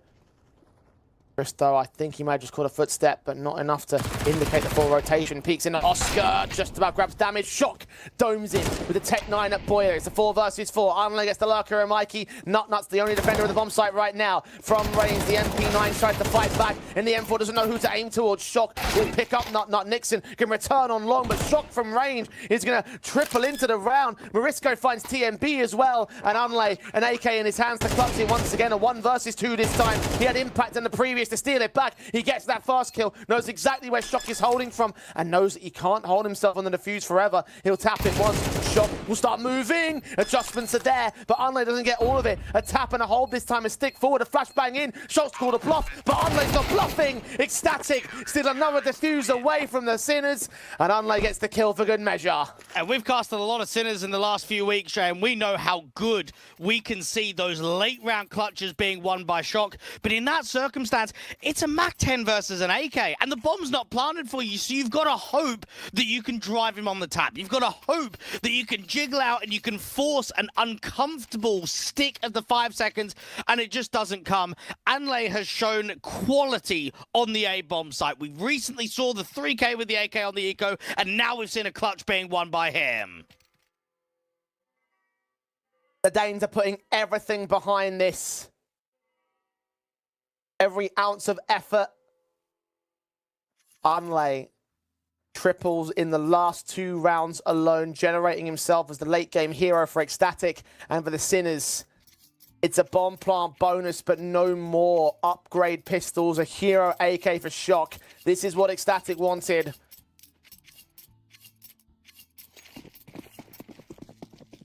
Keep them weakened for the next rifle buy and work off the back of that, keep things confident, hope these Deagles, or ensure these Deagles don't get the full-blown casualties against them.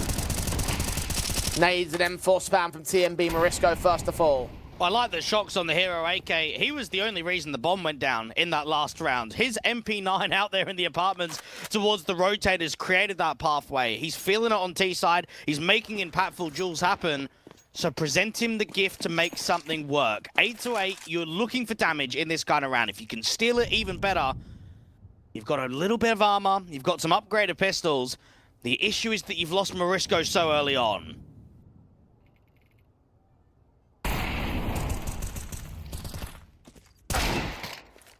Oh, B-Stick punishing TMB's aggression. Finds that M4, can't follow it up. Shot will take back Nixon, and that is going to open up the bomb site entirely. There's 3 rifles to play with here for the Sinners. Yeah, they're going in quickly. And Ecstatic, they've got decent util for the site retake, but the over-aggressive T-side players already in construction. This might be a tough retake from Ecstatic. They're half-hearted. Anlay was considering the save, but he's going to join his teammates. They're charging right forward here. Flash in towards the church. Mikey checked in the corner. Anlay can get Oscar, who was blinded off, but Mikey ready for trades, ready for a double-up. Nut takes him. It's Shockhold alone now. 1 kill found to open up the site.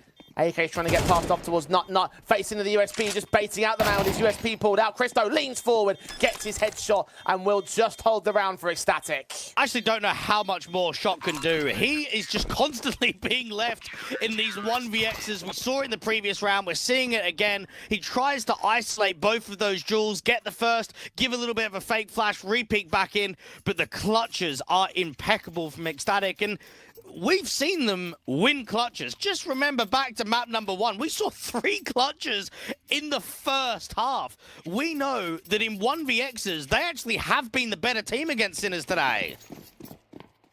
If it comes down to clutch moments, then that again might be the difference maker for Ecstatic. It was for Nuke. It set them on the warpath in this series. If it is the same for Inferno, then it would close the series out in their favor, and they would be bound for the playoffs.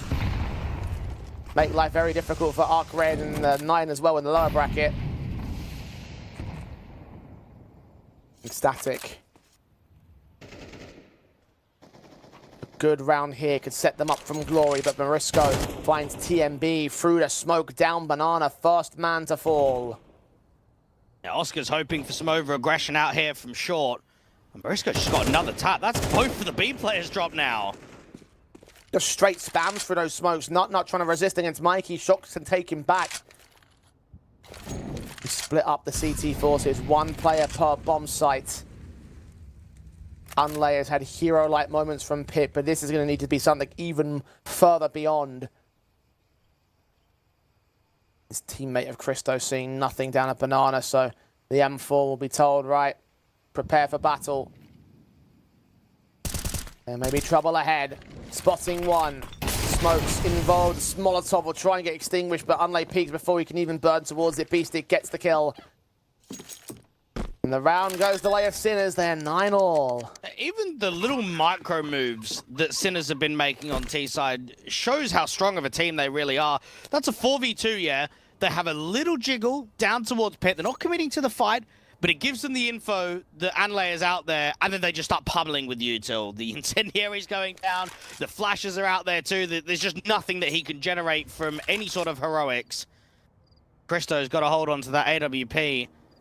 9-9. This, I think, is probably feeling as if it's going to go round 23, round 24, or OT. Just with how back and forth some of these rounds have been, with neither team strengthening their economy float. This should be a very competitive scoreline right to the tail end.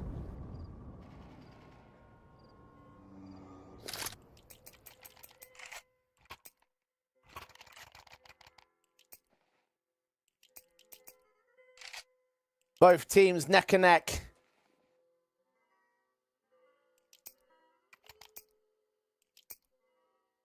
By to break the stalemate for Sinners. Ecstatic 1 to save them at this moment. They had so much damage done towards them in that eco. Is where that back and forth nature, the whittling down of their loss bonus will hit them the hardest. Sinners have the far better buy in this exchange, and they'll know it. Ecstatic do some serious things to try and force the issue against them. Christo's AWP, maybe one of the more pivotal pieces in that regard. He's forced so far out of the arches. Unlay picks up Nixon on the site. Can get Morisco caught off guard of his own right. Secondary pick lesser so. Mikey, pick found easy on the AK. Smokes and flashes in against Oscar. They try and jump face in towards that smoke position. Oscar just spams him down. Nut picked up. Christo falls eventually to Mikey's hands. And Sinners make it a very confident take of the site. A very confident lead as well. That may have just cost Ecstatic this best of 3.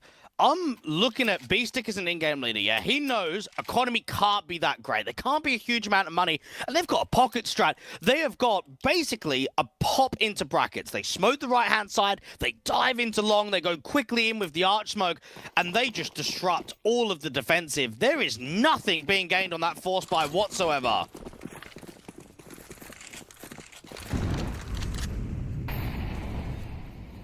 We'll still have one more rifle buy for Ecstatic before we get to the end. Harsh ecos in this round because I know that they can't afford to do much more here. More players on that B side, bit of a unique little boost up crossfire.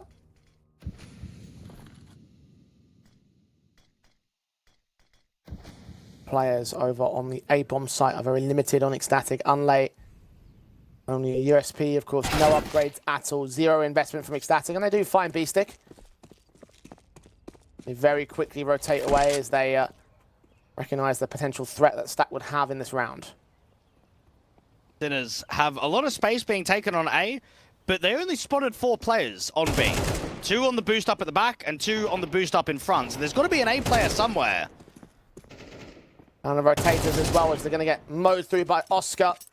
Triple found for him, shock found Anlay, and now Nut. Quickly realizing that it is No Nut November, and he's not going to have much of a chance in this round either. Can't believe you just said that. He's actually tried to one-up me. Yeah, I have one-up you this time, so... Mine was better. I don't know about that one, mate. Should we let the community decide? Should we let the viewers? Which nut joke is a better one? 2 to go, 2 to tie. Ecstatic know that even the buy-up is not going to feature an AWP for their AWPer. So for Christo, is that maybe a concern? I mean, 7 kills, 15 deaths. If you're not getting the big green, how much impact can you really facilitate? TMB, the IGL, has actually proved that he can be kind of high fragging. He's been one of the top performers across the majority of the maps in the series. He's typically a low-rated player on Inferno, but he might have to be required to pull ahead.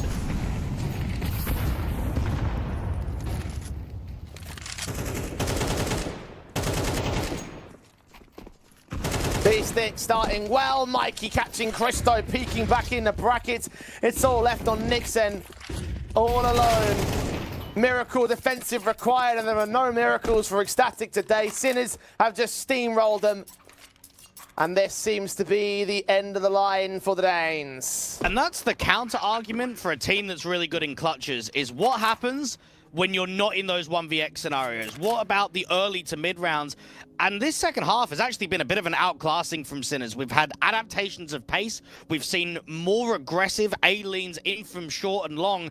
And the A defenders are just getting rolled. They're just getting owned at the moment.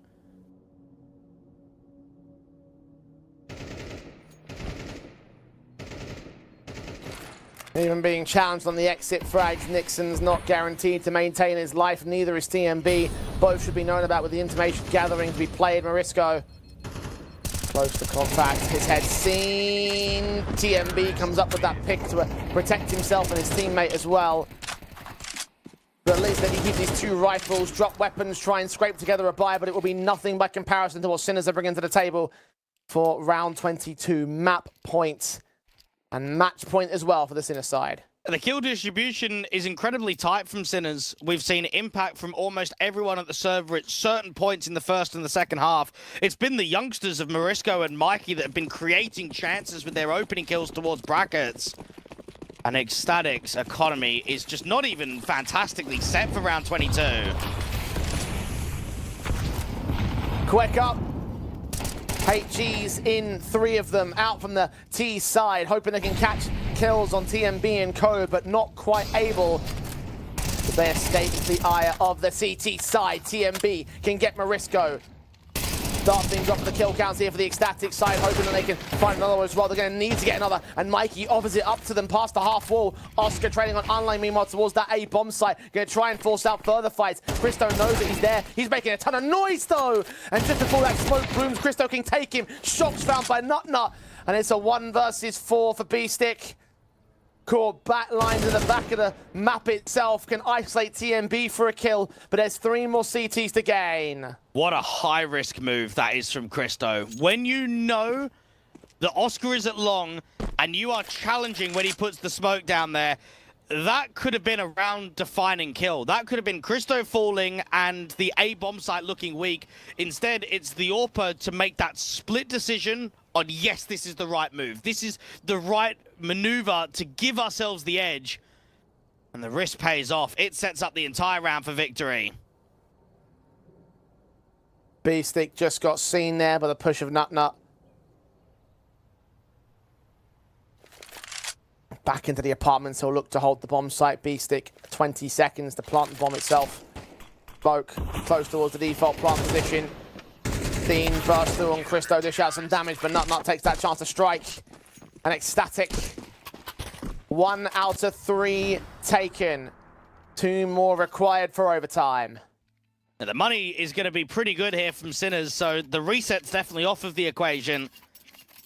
When does Oscar strike with that AWP? We've seen him mainly rifling for the majority of this second half. Hasn't been required to get that big green out. They've just been riding the momentum and the overall economy. That they don't need to invest into it. Ecstatic. Well, they were very much needing an opening man advantage for these next couple of rounds.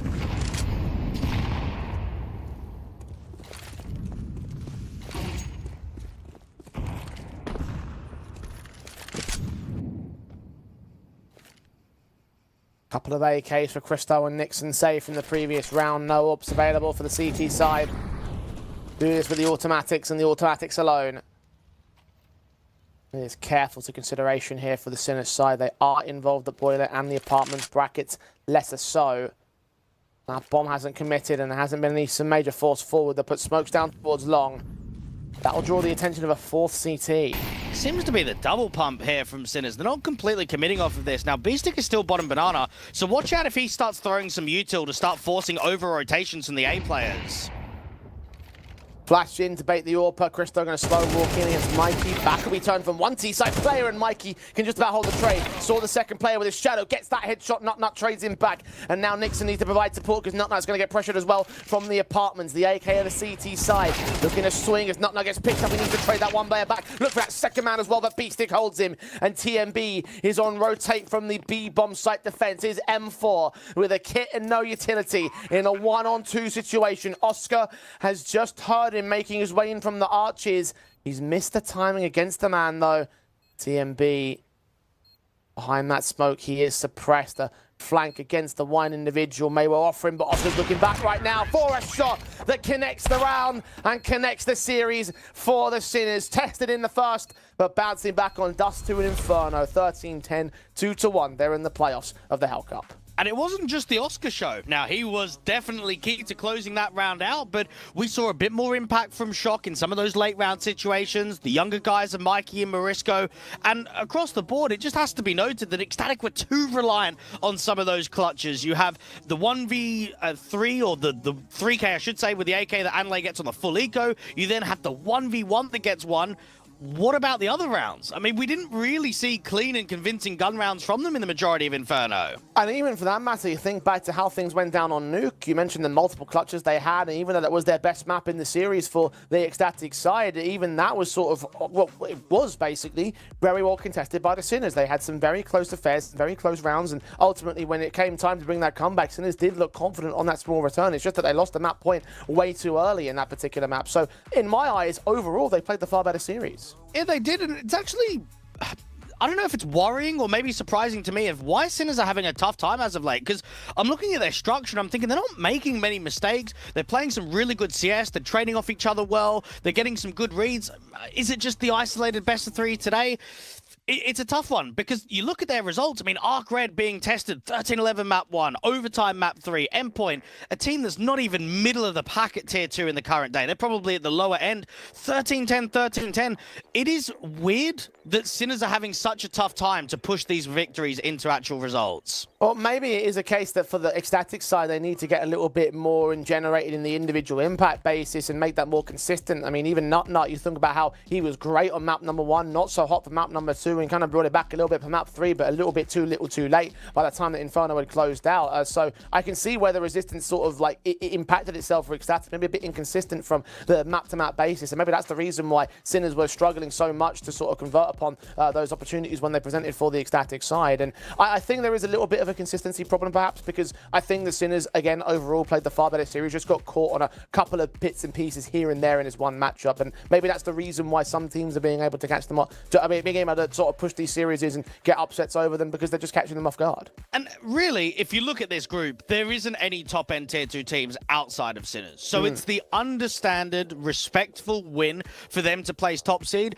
We've seen 9 win a tournament. We've seen Ecstatic win a tournament. We know that they've had stints, but they're not a top-end Tier 2 team. They're middle of the pack that are driving towards that marker. So for Sinners to go top seed isn't a surprise at all. I'm sure Ecstatic most likely will be rematching 9 later on tomorrow, and that would be an intriguing matchup to see, is the result the same? Does it maybe go the other direction? Is it 9 to actually be able to pull off the win? Well, before they get to that point, of course, 9 will need to take on Arcrain in the elimination game in tomorrow's procession. So 2 more best of 3s for you as we look to close out the group stage here in the Hellcup. Dwayne, if we do get that rematch between 9 and Ecstatic, do you see Ecstatic winning it again? Well, I mean, anytime you're rematching with maybe a similar veto with only 1 day in between, I would say 9 probably have the edge, but it would be a contested series. It would be quite close. We'll look forward to all that action in tomorrow morning's matches. Of course, for today on the Hellcup, we are done. Sinners become the 7th team to make it into the playoffs and out of the group stage. So that will be it from us today. Make sure you're joining us back here tomorrow, though, because they are group stage matches that you do not want to miss. Group D to close, and we look forward to how the playoffs will also play out. For tonight, take care. We'll see you tomorrow.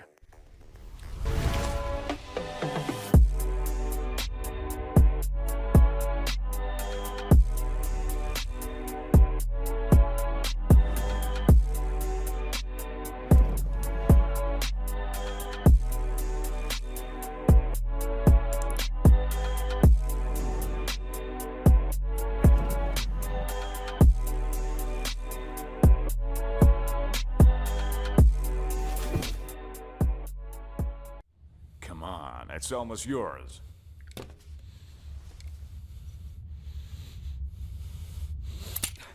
When are you gonna get another chance like this? Go ahead. Go ahead. Why are you slowing down? You almost got him. Come on. Whoa, whoa, whoa, whoa. What's going on here? So, this is what you decided to do to me, to all of us, for pixels?